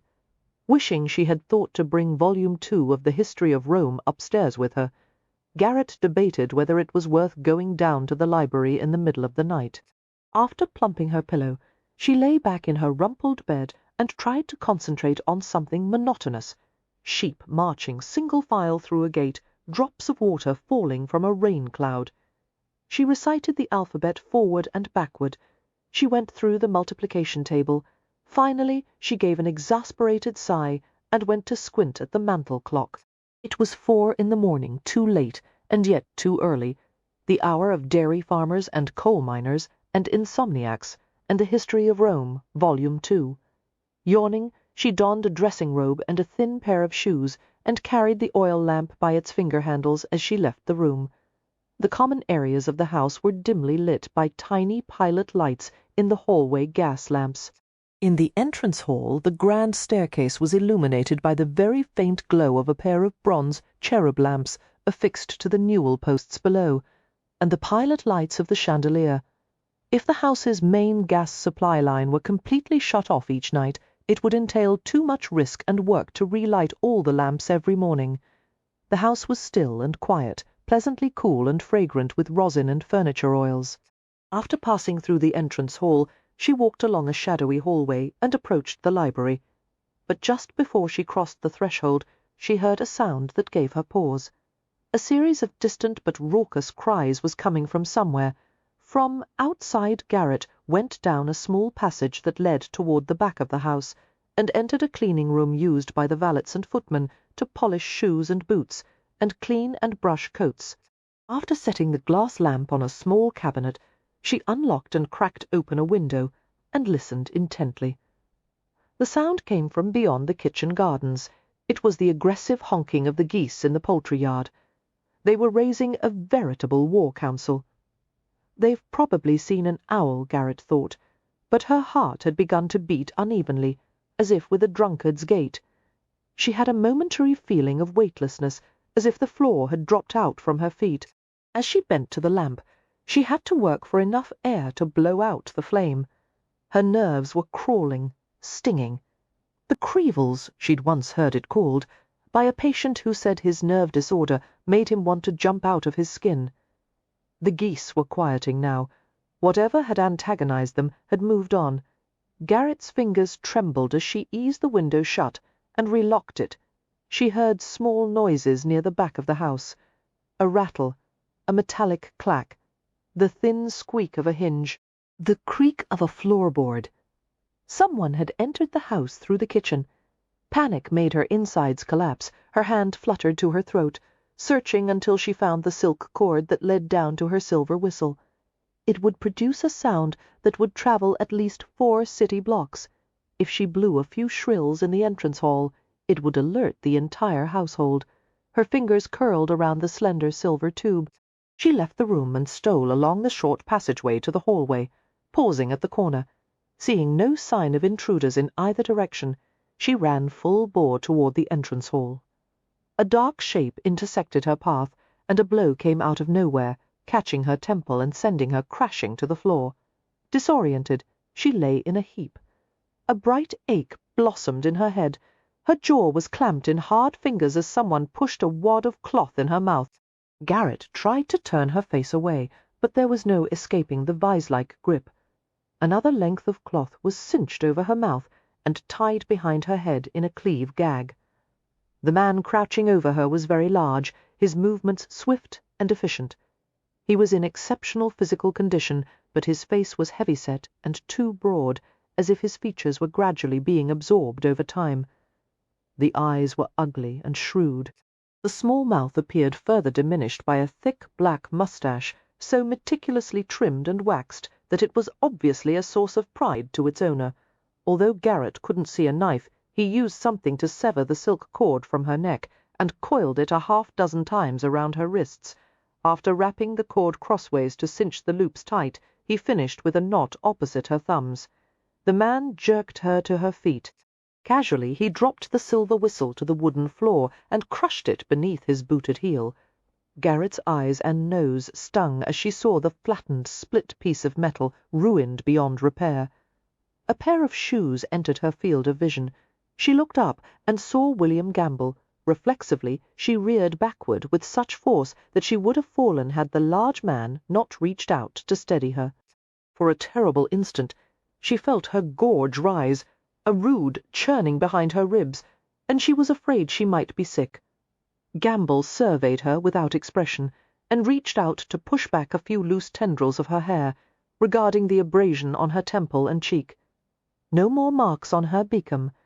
Jenkin won't like it. What's it to him if I rough up a housemaid? She's no housemaid, idiot. She's Ransom's woman. Beacom stared at her with new interest. The female sawbones. Jenkins said to bring her back to London if we found her. A pretty piece, Beacom commented, running his hand along the curve of her back. She's mine to play with until we get there. Why don't you take care of business first? Gamble asked shortly. It's as good as done. Beacom held up his right hand, which was fitted with a contraption resembling a set of brass knuckles. It was made of jointed iron, with sharpened knobs protruding from the top. He used his thumb to pull back a tiny hook on the side, and pressed a button that caused a talon-like blade to snap out. Garrett's eyes widened in horror. The mechanism was like the spring lancets used for bloodletting. Beacom grinned at her expression. With this one little blade, he told her, I can drain a man as empty as weekday church. Gamble rolled his eyes. You could do it just as easily with a small folding knife. Toss off, Beacom told him good-humouredly, and loped to the grand staircase, effortlessly ascending the steps 2 at a time as he headed to Ethan's room. A muffled scream tore from Garrett's throat. She ran after him, only to feel Gamble's arms latch around her from behind. She used all her weight to plant her feet hard on the ground, just as Ethan had taught her. The maneuver pulled Gamble a degree off balance. Garrett sidestepped and used her bound hands to strike backward at his crotch. Unfortunately, her aim was off, turning what would have been an incapacitating blow to the groin into a glancing swat. But it hurt Gamble enough to make his arms loosen.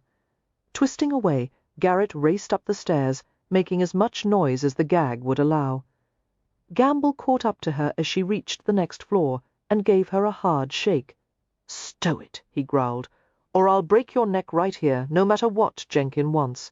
Garrett went still, panting, as she heard noises in different parts of the house, a crash of what sounded like glass and furniture, and a heavy thud. Good God! How many men had Jenkins sent? Flicking a contemptuous glance at her, Gamble said, "You should have let Ransom die from the bullet wound. would have been a damn sight more merciful than what Beacom's doing to him. He gave her a slight push. "Show me to his room." A few burning tears runneled down to Garrett's chin as Gamble pushed and prodded her along the hallway. She reminded herself that Ethan was a light sleeper. It was possible he'd awakened in time to defend himself or hide somewhere. Soon the servants would realize the house had been invaded, and they would come down from the 3rd floor. If Ethan could manage to stay alive until then, the door to his bedroom was wide open. The interior was faintly illuminated by the pilot lights from the hallway lamps, and a weak spill of moonlight from the window. Garrett let out a muffled cry as she saw that Ethan was in his bed, facing away from the doorway. He lay on his side, making quiet sounds as if he were in pain or lost in a nightmare. What was wrong with him? Was he ill? Was he pretending to be incapacitated? Gamble steered her into the room with his hand at the back of her neck. She felt a hard pressure against her skull and heard the ratcheting click of a pistol hammer. "Beacom," Gamble said quietly.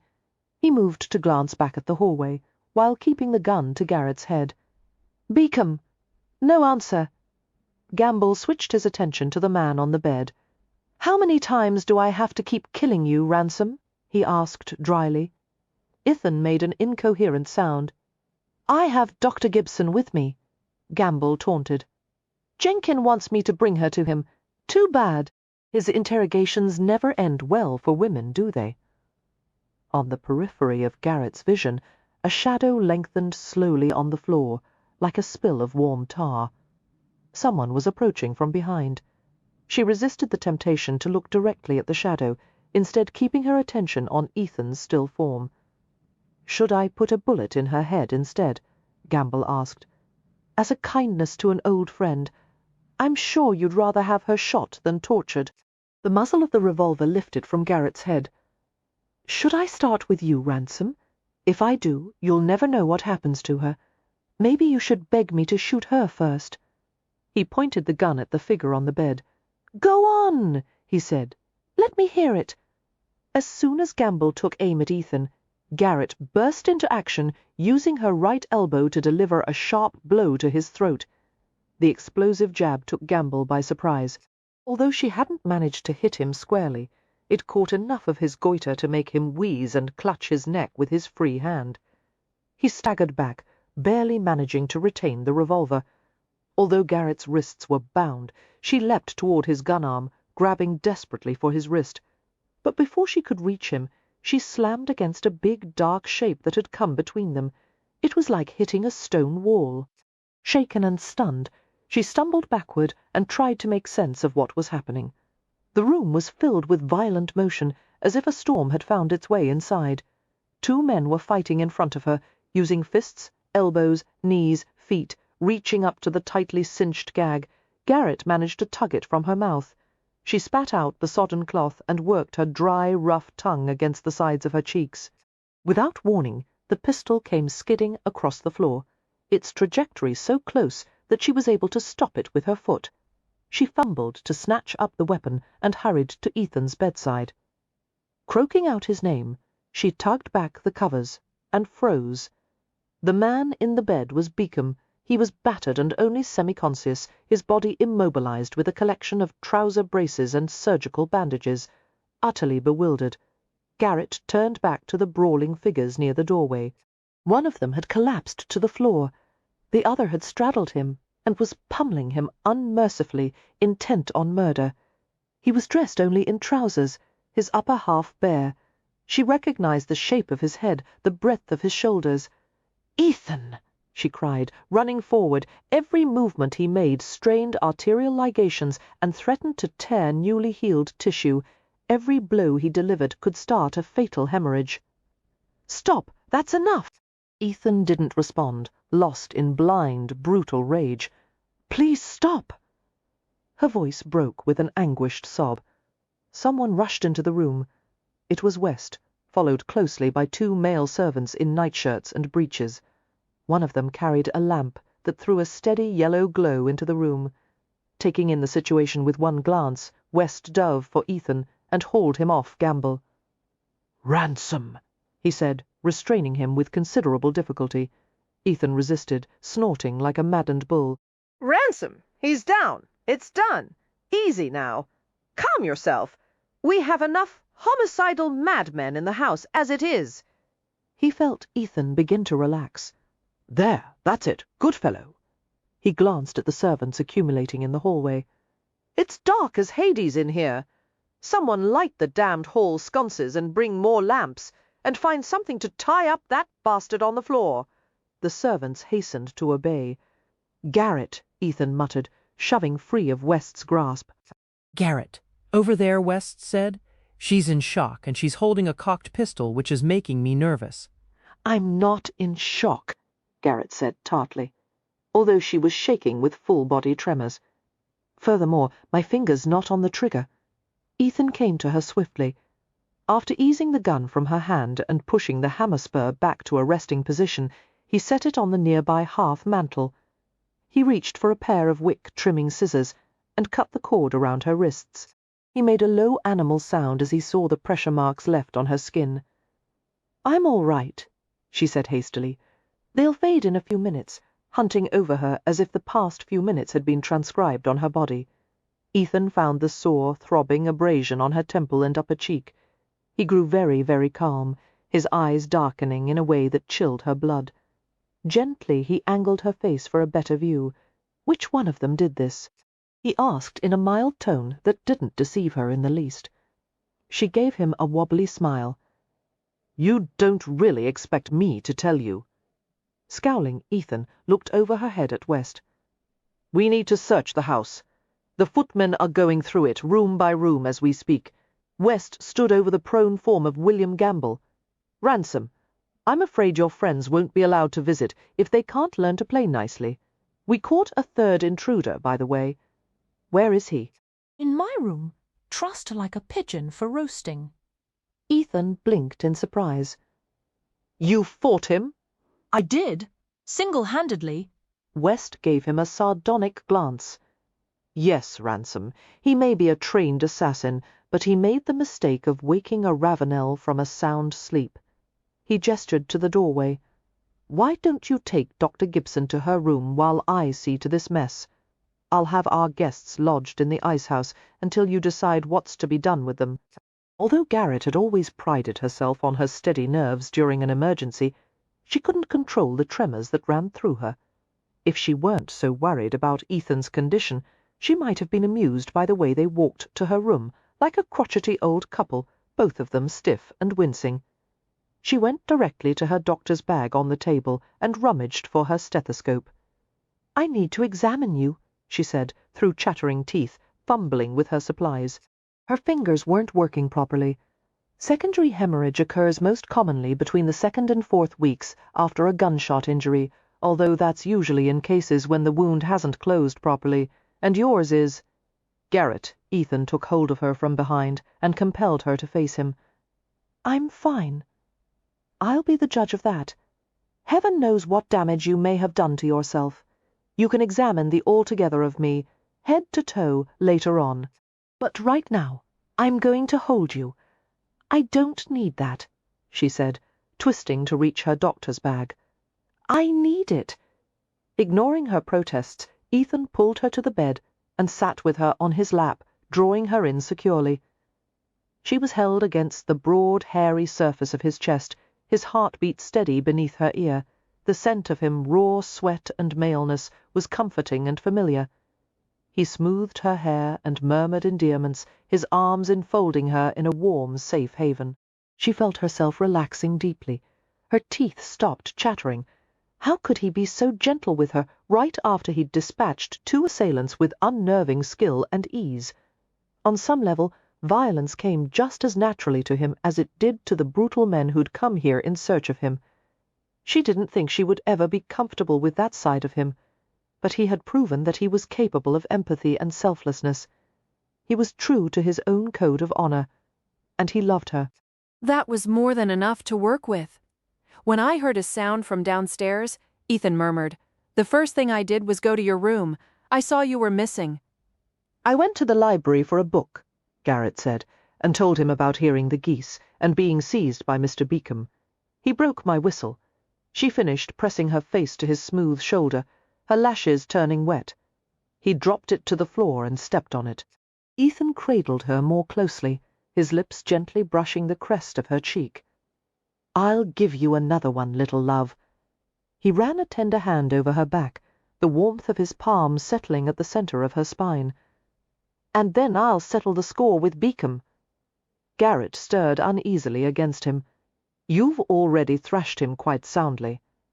"That's not enough." Ethan angled her head to have another look at the abrasion on her temple. "He's the one who hit you, isn't he? For that, I'll beat him into a bloody puddle on the ground. All except for the head. I'm going to take the head and use the skull for—" "I don't want you to do that," she said, mildly alarmed by his quiet savagery. "Revenge isn't going to help anything. It will help me? No, it won't." She guided his face to hers.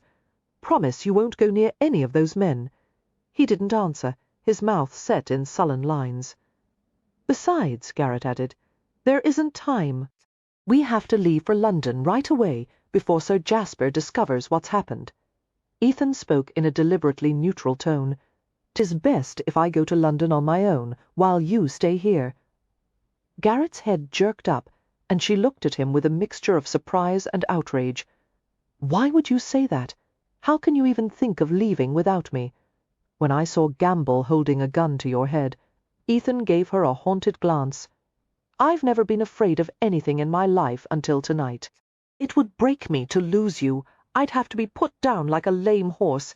Let me handle what I must while knowing you're safe, and then I'll come back for you. And leave me to agonize every minute that you're gone?" Garrett asked, shaping her hand to his taut cheek. "I'm no helpless damsel to be kept waiting in a tower, Ethan, nor do I want to be worshipped like some marble goddess on a pedestal. I want to be loved as an equal partner who belongs at your side, and you need me there." Ethan's gaze sank inside her, down to places in her heart that were reserved only for him. A long moment passed before he looked away, cursed, and scrubbed his fingers through his short, dishevelled hair. As she waited for him to come to a decision, Garrett nuzzled her face against the warm column of his throat. "All right," he said reluctantly. "We'll go together." She drew back and smiled at him. "You won't always have your way," Ethan warned, seeming none too pleased by the situation. "I know, and I will keep you on a pedestal, if only a small one." "Why is that?" she asked, toying with the soft curls on his chest. "First, you are a goddess to me, and that will never change. Second," he curved his fingers over the back of her head and brought her mouth close to his, "I'm too tall for you to reach the good parts of me otherwise." Garrett's soft breath of laughter fanned against his lips. "My dear love," she whispered, "all of you is the good parts." By daybreak they were ready to depart for the railway station in the nearby market town of Ulton. Although West had offered to accompany them to London, it had been agreed that he would be of more use staying at Eversby Priory with Jenkins' 3 agents in his custody. They were being kept in the root cellar under the close supervision of the Ravenel servants, who were collectively outraged that anyone would dare force their way into the manor. "If any of them give you trouble," Ethan said to West as the 3 of them walked out to the front drive where the family carriage awaited, "use this." He handed him the bulldog pocket revolver. "It's a double-action model. You only need to cock the hammer once, and it will fire around with every pull of the trigger." West regarded the gun dubiously. "If any of those louts give me trouble, I have a shed full of farming implements to use on them. You'll need this if you're planning to confront Jenkin. We'll be armed with something far more powerful than bullets," Garrett told him. West looked at Ethan with mock alarm. "You're taking the spoon?" Reluctant amusement tugged at the corner of Ethan's lips. "No, Dr. Gibson means we'll be armed with words." "Words," West repeated doubtfully, pocketing the revolver. "I've always been skeptical when people say the pen is mightier than the sword. It's only true if the pen is glued to the handle of a German steel cutlass. The words will be printed in a newspaper," Garrett said. "We're going to the Times office." "Oh, that's fine, then. The Times is mightier than the pen, the sword, and Her Majesty's entire royal army." West offered his hand to help Garrett into the carriage, and she ascended to the movable step. Pausing to look back at West, who was now at eye level, she smiled with such warmth that Ethan felt a sting of jealousy. He had to remind himself that West had been a friend and ally to Garrett during one of the most difficult times of her life. "You may not be the most highly trained surgical assistant I've ever had," she told West, her eyes twinkling. "But you are my favorite." She leaned forward to kiss his cheek. After Garrett had gone into the carriage, West grinned at Ethan's expression. "There's no need to glare daggers at me," he said. "As delightful as Dr. Gibson is. She doesn't have the makings of a farm wife." Ethan's brows lifted. "Are you thinking about taking a wife?" West shrugged. "The nights can be long and quiet in the country," he admitted. "If I found a woman who was an interesting companion and attractive enough to bed, yes, I'd consider marrying her." He paused. "Better yet if she were educated. A sense of humor would be icing on the cake. Red hair isn't a requirement, but I do have a fatal weakness for it." West's mouth twisted with a self-mocking grin. Of course she'd have to be willing to overlook the fact that I was an undisciplined and obnoxious swill tub until about 3 years ago. A nearly imperceptible look of bitterness flashed across his face before he masked it. "Who is she?" Ethan asked softly. "No one. An imaginary woman." Averting his gaze, West used the toe of his boot to flick a loose pebble to the side of the drive. "Who happens to despise me?" he muttered. Ethan regarded him with sympathetic amusement. "You might be able to change her opinion. Only if I could travel back in time and beat my former self to a pulp." West shook his head as if to clear his thoughts, and gave Ethan an assessing glance. "You don't look well enough to travel," he said bluntly. "You're pushing yourself too hard. I don't have the luxury of time," Ethan said. Lifting a hand to rub and pinch the sore muscles at the back of his neck, he admitted, "Besides, I'd rather confront Jenkin as soon as possible. The longer I wait, the more difficult it will be." "Are you afraid of him?" West asked quietly. "Anyone would be." Ethan smiled without humor. "Not physically. But I learned more from him than I ever did from my father. There are things about him I admire even now. He understands my strengths and weaknesses, and his brain is as sharp as a winter's night. I'm not exactly sure what I'm afraid of." He could say a few words that might kill something inside me. Ruin everything somehow. Glancing back at the house, Ethan rubbed absently at the healed-over place on his chest. "I went to have another look at Edmund's portrait at daybreak," he continued absently. "The way the light came through the windows, all grey and silver, made it seem as if the figure in the painting were floating in front of me. It reminded me of that scene in Hamlet. West understood instantly. When the ghost of his father appears to him, dressed in full-body armour. Aye, that one. The ghost commands Hamlet to murder his uncle, out of revenge, without even offering proof of guilt. What kind of a father would tell his son to do that?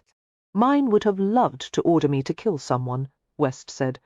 But since I was only 5 years old, I'm sure my assassination skills were disappointing. Why would Hamlet obey a father who commands him to do something evil? Why doesn't he ignore the ghost and leave the vengeance to God, and choose his own destiny? Probably because if he did, the play would be shortened by about 2.5 hours, West said, which, to my mind, would be a vast improvement. He regarded Ethan speculatively. "I think Sir Jasper was right. The play is a mirror to the soul. But I suspect you've drawn different conclusions than he intended. No man is entitled to your blind obedience, no matter what he's done for you. Furthermore, you don't have to be your father's son, especially if your father happens to be an amoral arse who's hatching plots to kill people." Garrett stuck her head out of the carriage window.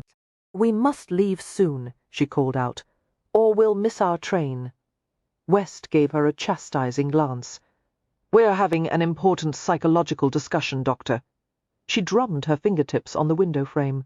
Psychological discussions usually lead to dithering, and we don't have time for that. Ethan felt a slow grin spreading across his face as Garrett retreated back into the carriage. "She's right," he said. "I'll have to act now and think later. spoken like a true Ravenel. Ethan pulled a slip of paper from his pocket and gave it to West.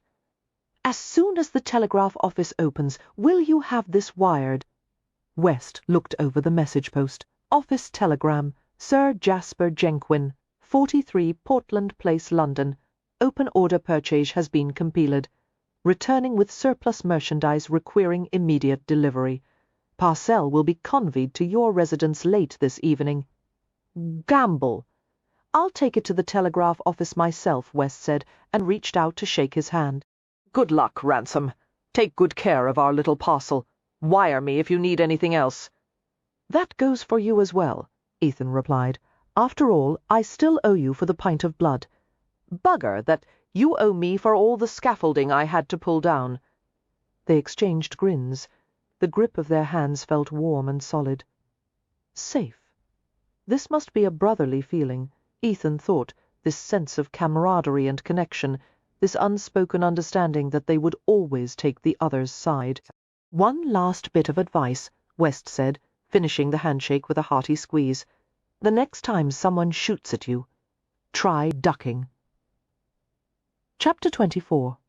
After midnight, Ethan and Garrett arrived at Portland Place in a carriage provided by Rhys Winterbourne. They were accompanied by a pair of well-trained and competent private guards who were responsible for the security of his warehouses. The sophisticated terrace houses of Portland Place glowed in the illumination of street lamps. Jenkins Terrace was one of the largest in the enclave, with a double-fronted entrance and attached corner houses flanking it on either side. Bypassing the stately portico in front, the carriage went to the narrow street and mews behind, and stopped at the back entrance intended for servants and deliverymen. "If we don't come out in 15 minutes," Ethan murmured to the warehouse guards, "proceed as planned." They both nodded in agreement and checked their pocket watches. Ethan helped Garrett from the carriage, and regarded her with a mixture of concern and pride. She was exhausted, just as he was, but she had endured the long, tense, tedious day without a single word of complaint. They had retrieved the pages of evidence from Garrett's home, and proceeded to Printing House Square, the London court inhabited by the leading journals of the city. The ground had fairly trembled from the basement engines running a multitude of presses. Soon after they had entered the Times building, they were led to the chief editor's office, known as the Lion's Den. It was there they had spent 8 hours in the company of the managing and night editors and an editorial writer, while Ethan provided facts, names, dates, and detailed accounts of criminal conspiracies originating from Jenkin and his cabal of officials in the Home Office. Throughout the process, Garrett had been patient and stoic. Ethan had never known any woman who could match her for stamina.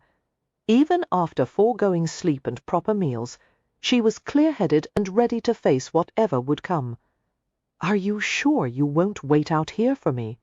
Ethan asked hopefully. "I'll be back in 15 minutes. Every time you've asked that," Garrett said with exquisite patience. "I've said no. Why do you keep doing it? I thought it might wear down your resistance. No, it's making me more stubborn." "I'll have to remember that in the future," Ethan said dryly, adjusting the brim of his hat lower over his eyes. He had visited the terrace only 3 times in his entire acquaintance with Jenkin. With any luck, the servants wouldn't look closely enough to recognize him. "Here," Garrett said, reached up with a white handkerchief. She tucked it into the front of his collar, creating a bulge similar to Gamble's goiter. Her green eyes met his, and she caressed his cheek with gentle fingers. "It will be all right," she whispered, with a mixture of astonishment and annoyance. Ethan realized he was visibly nervous. His body felt like a collection of separate mechanisms, none of them quite synchronized with the others. He took a measured breath, released it slowly, and turned Garrett to face away from him. Carefully he grasped her wrist and twisted her arm behind her back to make it appear as if he were forcing her to accompany him. "Should I curse and struggle as we go through the house, until you subdue me?" Garrett suggested, warming to the role. Ethan had to grin at her enthusiasm. "No, Akushla, there's no need to take it that far."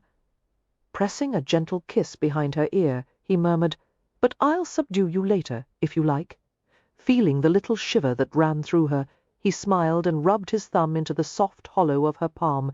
In the next moment he made his expression inscrutable and knocked on the door. They were shown inside by a tall and wiry butler with thick Prussian brows and hair that was brindled in shades of steel and white. Ethan kept his face low. "Tell Jenkin I have the delivery he wanted," he said hoarsely. "Yes, Mr. Gamble, he's been expecting you." The butler didn't spare one glance for Garrett as he led them through the house. The interior had been designed with an abundance of curved forms, oval niches, circular ceiling recesses and apses, and sinuous hallways.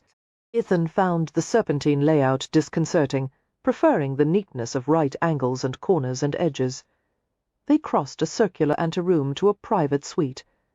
The butler showed them into a gentleman's room lined with rich dark paper, gold trim and millwork, with thick crimson carpeting underfoot. Heads of exotic animals had been mounted on the wall: a lioness, a cheetah, a white wolf, and other carnivora. A fire had been lit in the heart, flames springing and writhing as they consumed crackling splits of oak. The air was as hot as blood. The butler departed, closing the door behind him. Ethan's heart thumped uncomfortably as he saw Jenkins sitting by the fireplace, a sheaf of papers in hand. "Gamble," Jenkins said without looking up from the pages. "Bring your guest over here and deliver your report." Ethan caressed Garrett's wrist surreptitiously before releasing it. "The job didn't go exactly as planned," he replied curtly, tugging the handkerchief out of his collar. Jenkins' head jerked up. He fixed Ethan with an unblinking gaze, his eyes dilated to black surrounded by bleach white. Something vicious and ugly stirred inside Ethan as they stared at each other. For a few appalling seconds he felt suspended in some mad place between murder and weeping. The place where he'd been shot seemed to throb. He fought the temptation to cover it with a protective hand. Jenkin was the first to speak. Gamble was so certain he'd be the last man standing. "I didn't kill Gamble," Ethan said flatly. That seemed to surprise Jenkin nearly as much as the sight of Ethan having returned from the dead. Remaining in his chair, the spymaster withdrew a cigar from a stand on a nearby table. "I wish you had," he said. "Gamble's of no use to me if he hasn't managed to dispatch you after 2 attempts." His tone was cold, but there was a visible tremor in his fingers as he lit the cigar. Ethan realized that neither of them were entirely in control. Garrett, by contrast, was self-possessed and almost relaxed, wandering slowly around the room to investigate shelves and cabinetry and paintings. Since she was a mere woman, Jenkin paid little attention to her, keeping his focus on Ethan. "What is the nature of your connection to the Ravenels?" Jenkin asked. "Why did they decide to harbour you?" So he didn't know. Ethan was inwardly amazed to discover there were some secrets beyond Jenkin's reach. "It doesn't matter," he said. "Never tell me that," Jenkins snapped, reverting to their usual dynamic. "If I ask a question, it matters." "I beg your pardon," Ethan said softly. "I meant to say none of your business." An incredulous look came over Jenkins' face. "While I was recuperating," Ethan continued, "I had a chance to finish reading Hamlet. You wanted me to tell you what reflection I saw in it. That's why I'm here."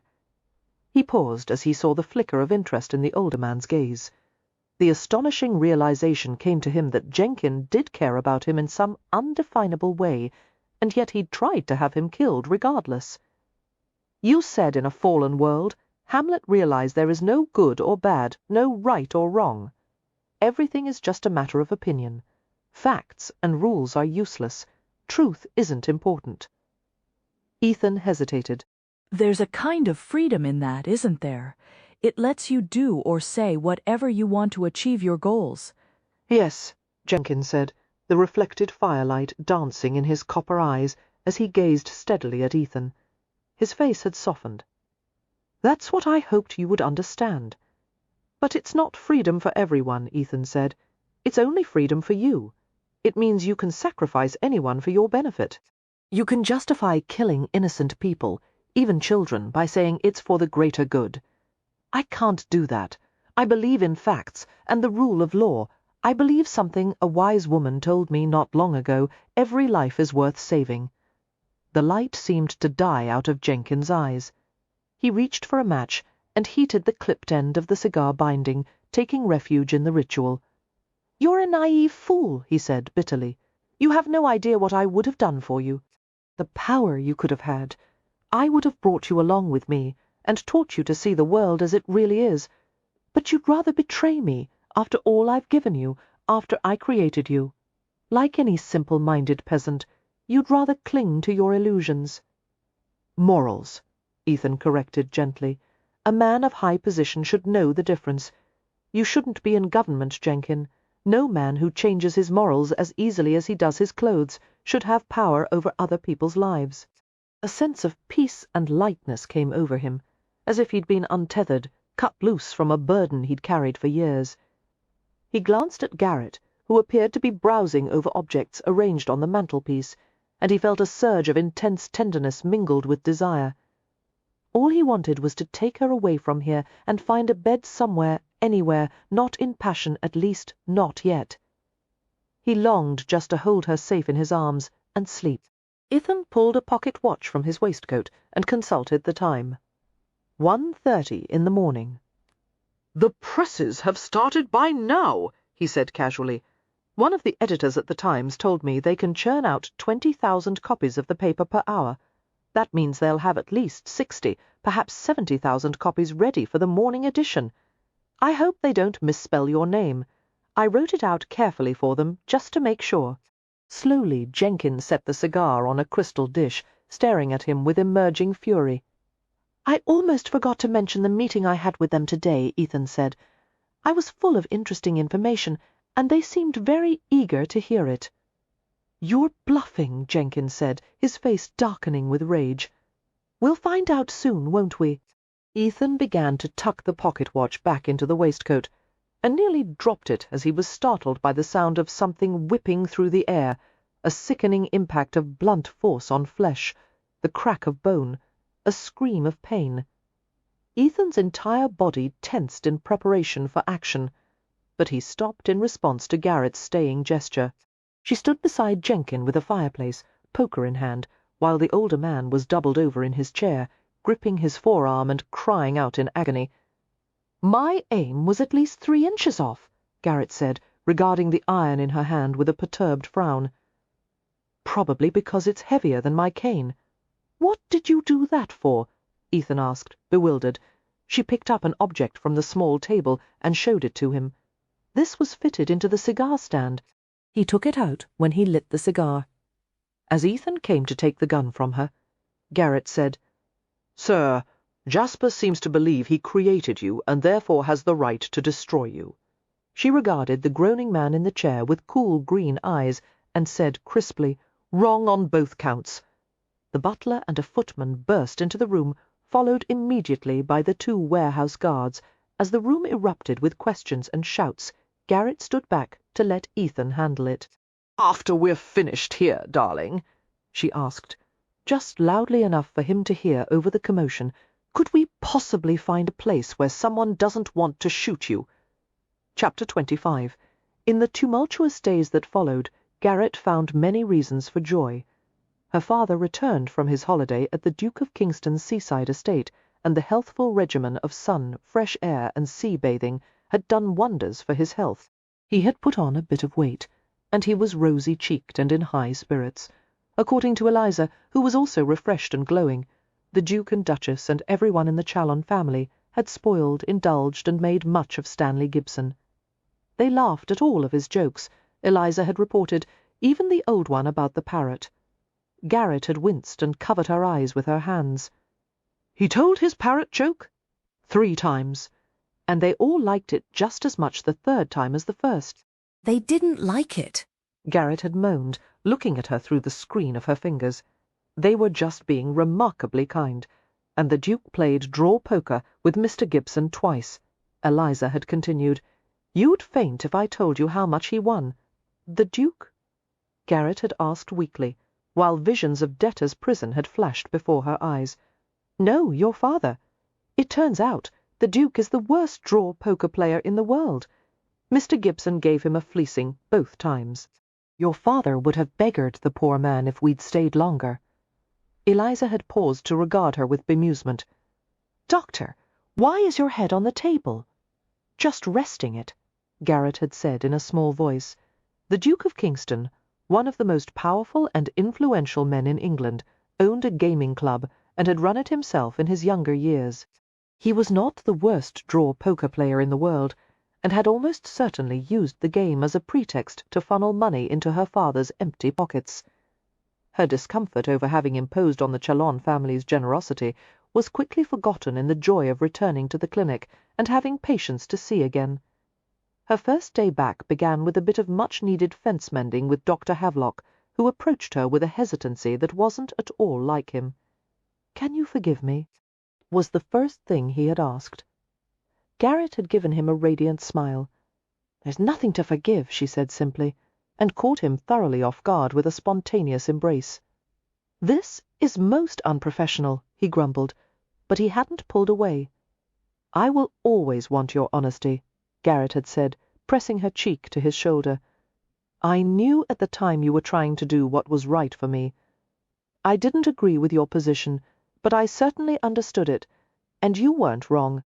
It's just that I had some unexpected luck, as well as a patient who was as tough as whit leather. It was a mistake for me to underestimate your skill." Havelock had given her a rare, fond glance as she pulled back. "I won't do so again. And yes, your young man is an uncommonly durable fellow." His snowy brows had lifted as he had asked with a touch of waggish anticipation, "Will he be stopping by the clinic to pay a call? I'd like to ask him a question or two about his intentions toward you." Garrett had laughed. "I'm sure he will when he's able.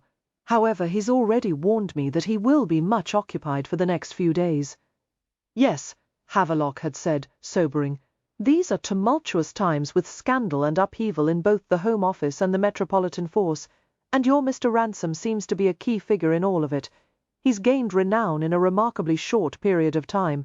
I fear his days of wandering through London unrecognized are over." "I suppose you're right," Garrett had murmured, rather stunned by the notion. Ethan was so accustomed to absolute privacy and freedom. Now he was coping with his altered circumstances.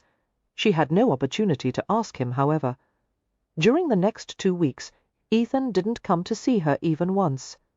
A note arrived almost daily, consisting of a few hasty sentences scrawled on a correspondence card. Sometimes the note was accompanied by a fresh flower posy or a basket of violets. Garrett was obliged to hunt through newspaper reports to track his daily whereabouts. The Times had shocked the nation with a series of articles concerning the illegal private detective force that had been operating out of the Home Office. Ethan was constantly on the move, as his participation was required in multiple investigations and confidential meetings. It was bad enough for Jenkin to have been implicated in unauthorized intelligence gathering. But when it was reported that he had been cooking up entrapment plots and conspiring with violent radicals and known criminals, all to destroy the prospect of Home Rule for the Irish, it caused a public furor. Jenkin and his secret operation was disbanded, and most of his active officers had been placed under arrest. Soon the missing shipment of explosives from Le Havre was recovered, and its disappearance was conclusively linked to special agents employed by the Home Office. The resignation of Lord Tatham, the Home Secretary, soon followed. Both Houses of Parliament appointed investigating committees and scheduled hearings to learn the extent of the corruption in the Home Office. Heads were rolling. Fred Felbrigg was forced to resign and submit to investigation for alleged illegal actions and procedures. Meanwhile, the Metropolitan Police fell into disarray. It was recognized that a significant reorganization of the entire force was required, although no one seemed to have any good ideas on how to proceed. All that mattered to Garrett was Ethan's welfare. He'd been plunged into a whirlwind of activity ever since he had returned from Hampshire, when he should have been resting. Had it interfered with the healing process? Was he eating properly? Garrett had no choice but to bury herself in her work and wait patiently.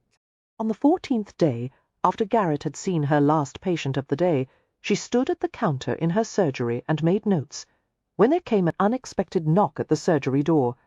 "Doctor," came Eliza's voice through the panelling. There's one more patient for you to see." Garrett frowned, setting down her pen. "I didn't schedule anyone." After a pause, Eliza said, "It's an emergency. What kind of emergency?" Silence.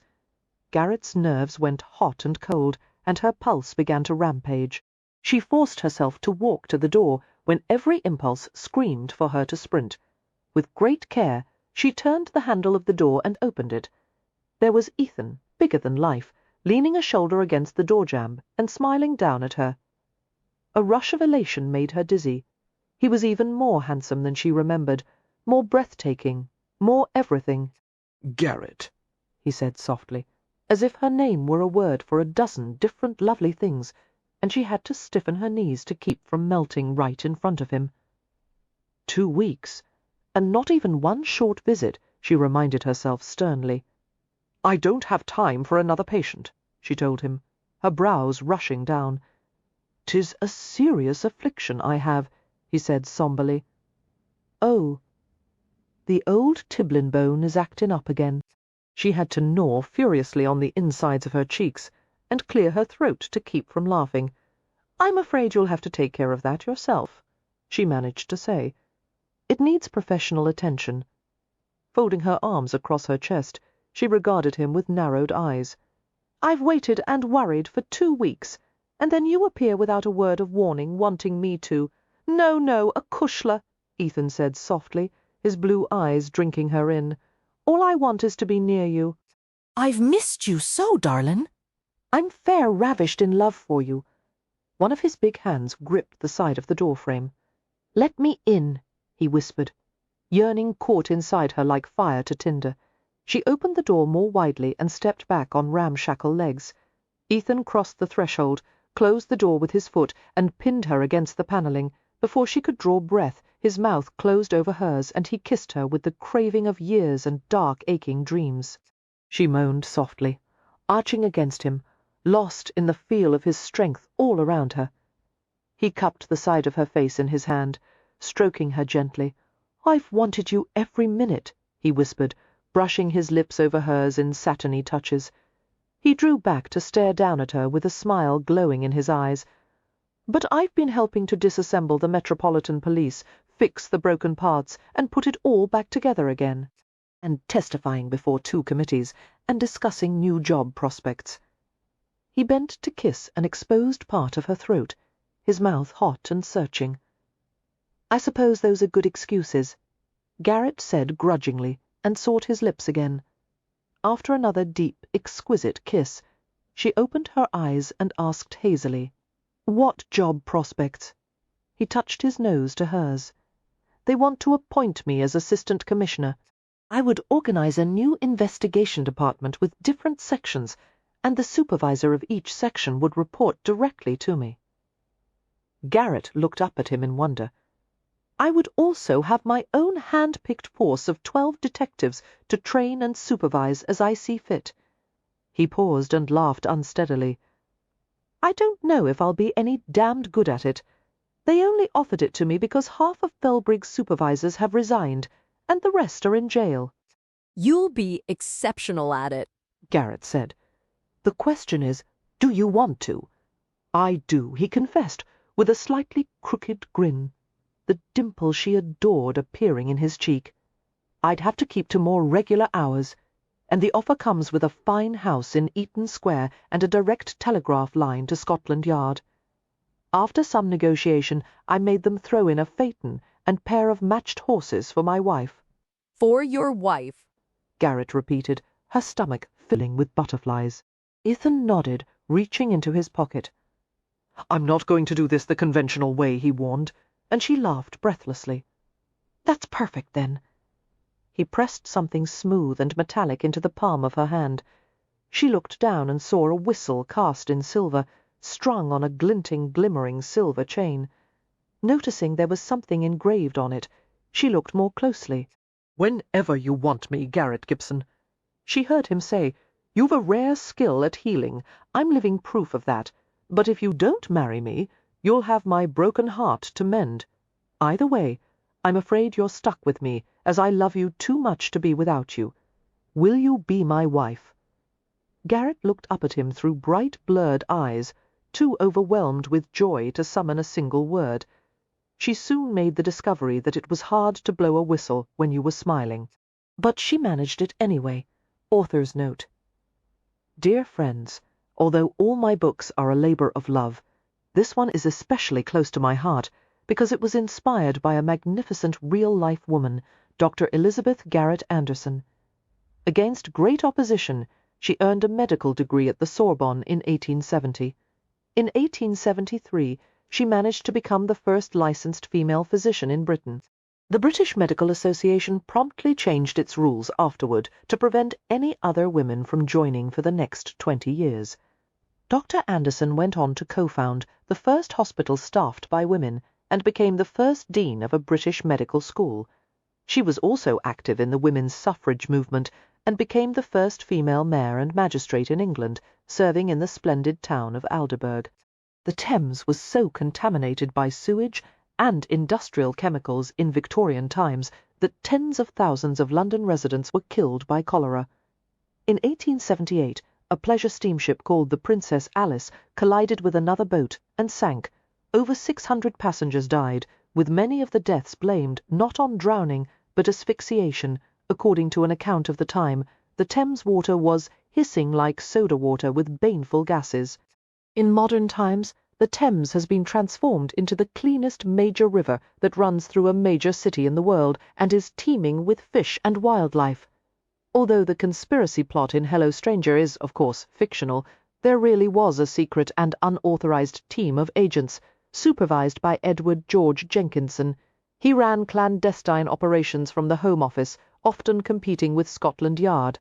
Jenkinson was dismissed in 1887, and his force was replaced by the official Special Irish Branch. As someone who gets a little weak-kneed at the sight of blood, it wasn't always easy to research various aspects of Garrett's work, but it was always fascinating. The history of blood transfusions was especially interesting. Early recorded attempts at transfusion used sheep or cow's blood, transfused into human patients. The experiments didn't go well, to put it mildly, and the practice was banned for about 150 years. Scientists and doctors began working on the problem again in the 1800s, with varying results. Then, in 1901, Dr. Karl Landsteiner of Austria discovered the 3 human blood groups, A, B, and O, and found that you couldn't mix blood from incompatible individuals. Until then, successful blood transfusions depended on whether you were lucky enough to receiving blood from a compatible donor. Thank you, as always, for your encouragement and kindness. You make my job a joy. Lisa, Garrett's refreshing lemon ice. Some people are surprised to learn that ices, sorbets, and ice creams were served at afternoon teas or soirees in the Victoria era. Ices were actually popularized in England back in the mid-1700s by French and Italian confectioners who had settled in London. A wonderful variety of flavors was available, such as elderflower, pineapple, apricot, rosewater, pistachio, and even brown bread ice. Here is a simple and easy recipe for Dr. Garrett Gibson's favorite, lemon ice ingredients: 6 lemons or 1/2 cup lemon juice, 1 orange or 1/4 cup orange juice, 2 cups water, 2 cups sugar. Directions: 1. Zest 1 of the lemons, only the yellow part of the rind, the white is bitter. 2. Squeeze the juice out of the orange and lemons. Mix water and sugar and simmer until sugar is completely dissolved. 4. Add lemon zest, lemon juice, and orange juice. 5. Pour into a metal pan. Loaf pan worked well for us. 6. Place in freezer and stir it with a fork every half hour, for about 3 hours, or until lemon ice has a heavy, slushy texture that you can scoop out. Note: if you don't care about historical accuracy, replace 1 of the cups of sugar with Caro syrup. It makes the texture of the ice much smoother. An excerpt from Devil's Daughter. Keep reading for a sneak peek at the next novel in the Ravenel series. Phoebe had never met West Ravenel, but she knew one thing for certain. He was a mean, rotten bully. She had known it since the age of 8, when her best friend Henry started writing to her from boarding school. West Ravenel had been a frequent subject of Henry's letters. He was a big, sarcastic, hardened case of a boy, but his constant misbehaviour had been overlooked, as it was in nearly any boarding school of the time. It was seen as inevitable that older boys would dominate and browbeat younger boys, and anyone who dared tell tales would be severely punished. "Dear Phoebe, I thought it would be fun to go to boarding school with other boys, but it's not? There's a boy named West who always takes my breakfast roll, and he's already the size of an elephant. Dear Phoebe, yesterday it was my job to change the candlesticks. West Ravenel sneaked trick candles into my basket, and last night one of them went off like a rocket and singed Mr. Farthing's brows. I got my hand caned for it. Mr. Farthing should have known I wouldn't have done something so obvious. West isn't a bit sorry. He said he can't help it if the teacher is an idiot. Dear Phoebe, I drew this picture of West Ravenel for you, so if you ever see him you'll know to run away. I'm bad at drawing, which is why he looks like a pirate clown. He also acts like one. For 4 years, West Ravenel had annoyed and plagued poor Henry, Lord Clare, a small and slight boy with a delicate constitution. Eventually, Henry's family had withdrawn him from school and brought him back to live in Heron's Point, not far from where Phoebe's family resided.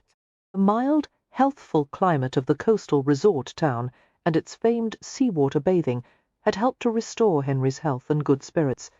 To Phoebe's delight, Henry had visited her home often, and had even studied with her brothers and their tutor. His intelligence, wit, and endearing eccentricities had made him a favourite with the Chalon family. There had never been a specific moment when Phoebe's childhood affection for Henry had turned into something new. It had happened gradually, twining all through her like delicate silver vines, blossoming into a jewelled garden. Until one day she looked at him and felt a thrill of love. She had needed a husband who could also be a friend, and Henry was her best friend in the world. He understood everything about her, just as she did him. They were a perfect match. Phoebe had been the first one to broach the subject of marriage. However, she'd been stunned and hurt when Henry had gently tried to dissuade her. "You know, I can't be with you forever," he'd said, wrapping his thin arms around her, twirling his fingers in the loose curls of her red hair. "Some day I'll fall too ill to be a proper husband or father, to be of any use at all. That wouldn't be fair to you or the children, or even to me. Why are you so resigned?" Phoebe had demanded, frightened by his quiet, fatalistic acceptance of his mysterious ailment. "We'll find out whatever it is that's making you ill, and we'll find a cure. Why are you giving up the fight before it's even started?" "Phoebe," he'd said softly, "the fight started long ago. I've been tired for most of my life. No matter how much I rest, I scarcely have enough stamina to last through the day. I have stamina for both of us." Phoebe had rested her head on his shoulder, trembling with the force of her emotions. "I love you, Henry. Let me take care of you. Let me be with you for however long we'll have together. You deserve more. Do you love me, Henry?" His large, soft, brown eyes had glistened, as much as any man has ever loved a woman. Then what more is there? They had married, the two of them a pair of giggling virgins discovering the mysteries of love with affectionate awkwardness. Their first child, Justin, was a dark-haired and robustly healthy boy who was now 4 years old. Henry had gone into his final decline a year ago, just before the birth of their second son, Stephen. In the months of grief and despair that had followed, Phoebe had gone back to live with her family, finding a measure of solace in the loving home of her childhood. But now that the initial year of mourning had passed, it was time to start a new life as a young mother of 2 boys. A life without Henry. How strange that seemed. She would have to move back to the Clare estate in Essex, which Justin would inherit when he came of age, and she would try to raise her sons the way their beloved father would have wished. But first, she had to attend her brother Gabriel's wedding. Knots of dread tightened in Phoebe's stomach as the carriage rolled toward the ancient estate of Eversby Priory. This was the first event she had attended since Henry's death.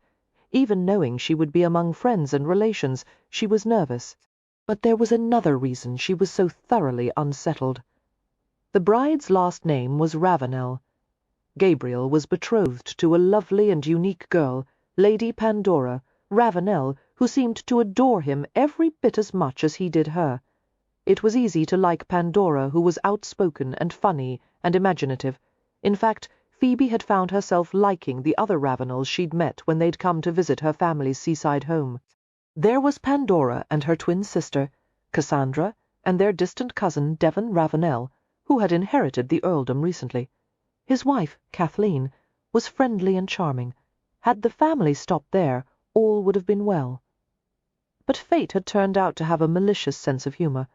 Pandora's distant cousin, Devon's younger brother, was none other than West Ravenel. Phoebe was finally going to have to meet the man who'd made Henry's years at school so wretched. There was no way for her to avoid it. West lived on the estate, no doubt puttering about, pretending to be busy while sponging off his older brother's inheritance. Recalling Henry's descriptions of the big, lazy sloth, Phoebe envisioned West drinking and laying abed until noon, leering at the housemaids as they cleaned up after him. It didn't seem fair that someone as good and kind as Henry should have been given so few years, when a cretin like West Ravenel would probably live to be 100. "Mamma, why do you look cross, her son?" Justin asked innocently from the opposite carriage seat. The elderly nanny beside him had leaned back to doze in the corner. Phoebe cleared her expression instantly. "I'm not cross, darling." "Your brows were pointed down, and your lips were pinched up like a trout," he said. "You only do that when you're cross, or when Stephen's diaper is smelloquent." Phoebe smiled, recognizing one of Pandora's made-up words, looking down at the baby in her lap, who had been lulled by the repetitive motion of the carriage. She murmured, "The baby is quite dry, and I'm not at all out of humour. Well, you know, I haven't kept company with people for a long time. I feel a bit shy about jumping back into the swim of things. When Grandfather taught me how to swim in cold water," Justin volunteered, "he said not to jump in all at once. He said, go in up to your waist first, so your body knows what's coming. This will be practice for you, Mamma." Considering her son's point, Phoebe regarded him with fond pride. "I'll try to go in gradually," she said. "What a wise boy you are. You do a good job of listening to people." "I don't listen to all people," Justin told her in a matter-of-fact tone. "Only to the ones I like, kneeling up on the carriage seat." The child stared at the ancient Jacobean mansion in the near distance. Once the fortified home of a dozen monks, the huge, highly ornamented structure bristled with rows of slender chimneys. It was earthbound, stocky, but it reached for the sky at the same time. "It's big," Justin said in awe. "The roof is big. The trees are big. The gardens are big. The hedges are big. What if I get lost?" He didn't sound worried, however, only intrigued. "Stay where you are and shout until I find you," Phoebe said. "But there'll be no need for concern, darling.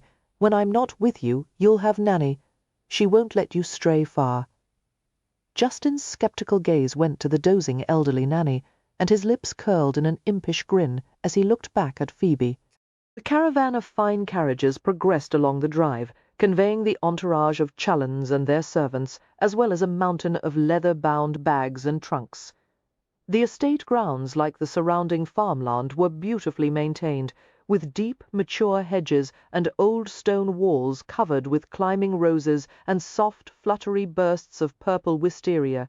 Jessamine and honeysuckle perfumed the air as the carriages came to a slow halt in front of the portico. Nanny awoke from her light snooze with a start and began to gather little odds and ends into her carpet-bag. She took Stephen from Phoebe, who followed Justin as he bounded out.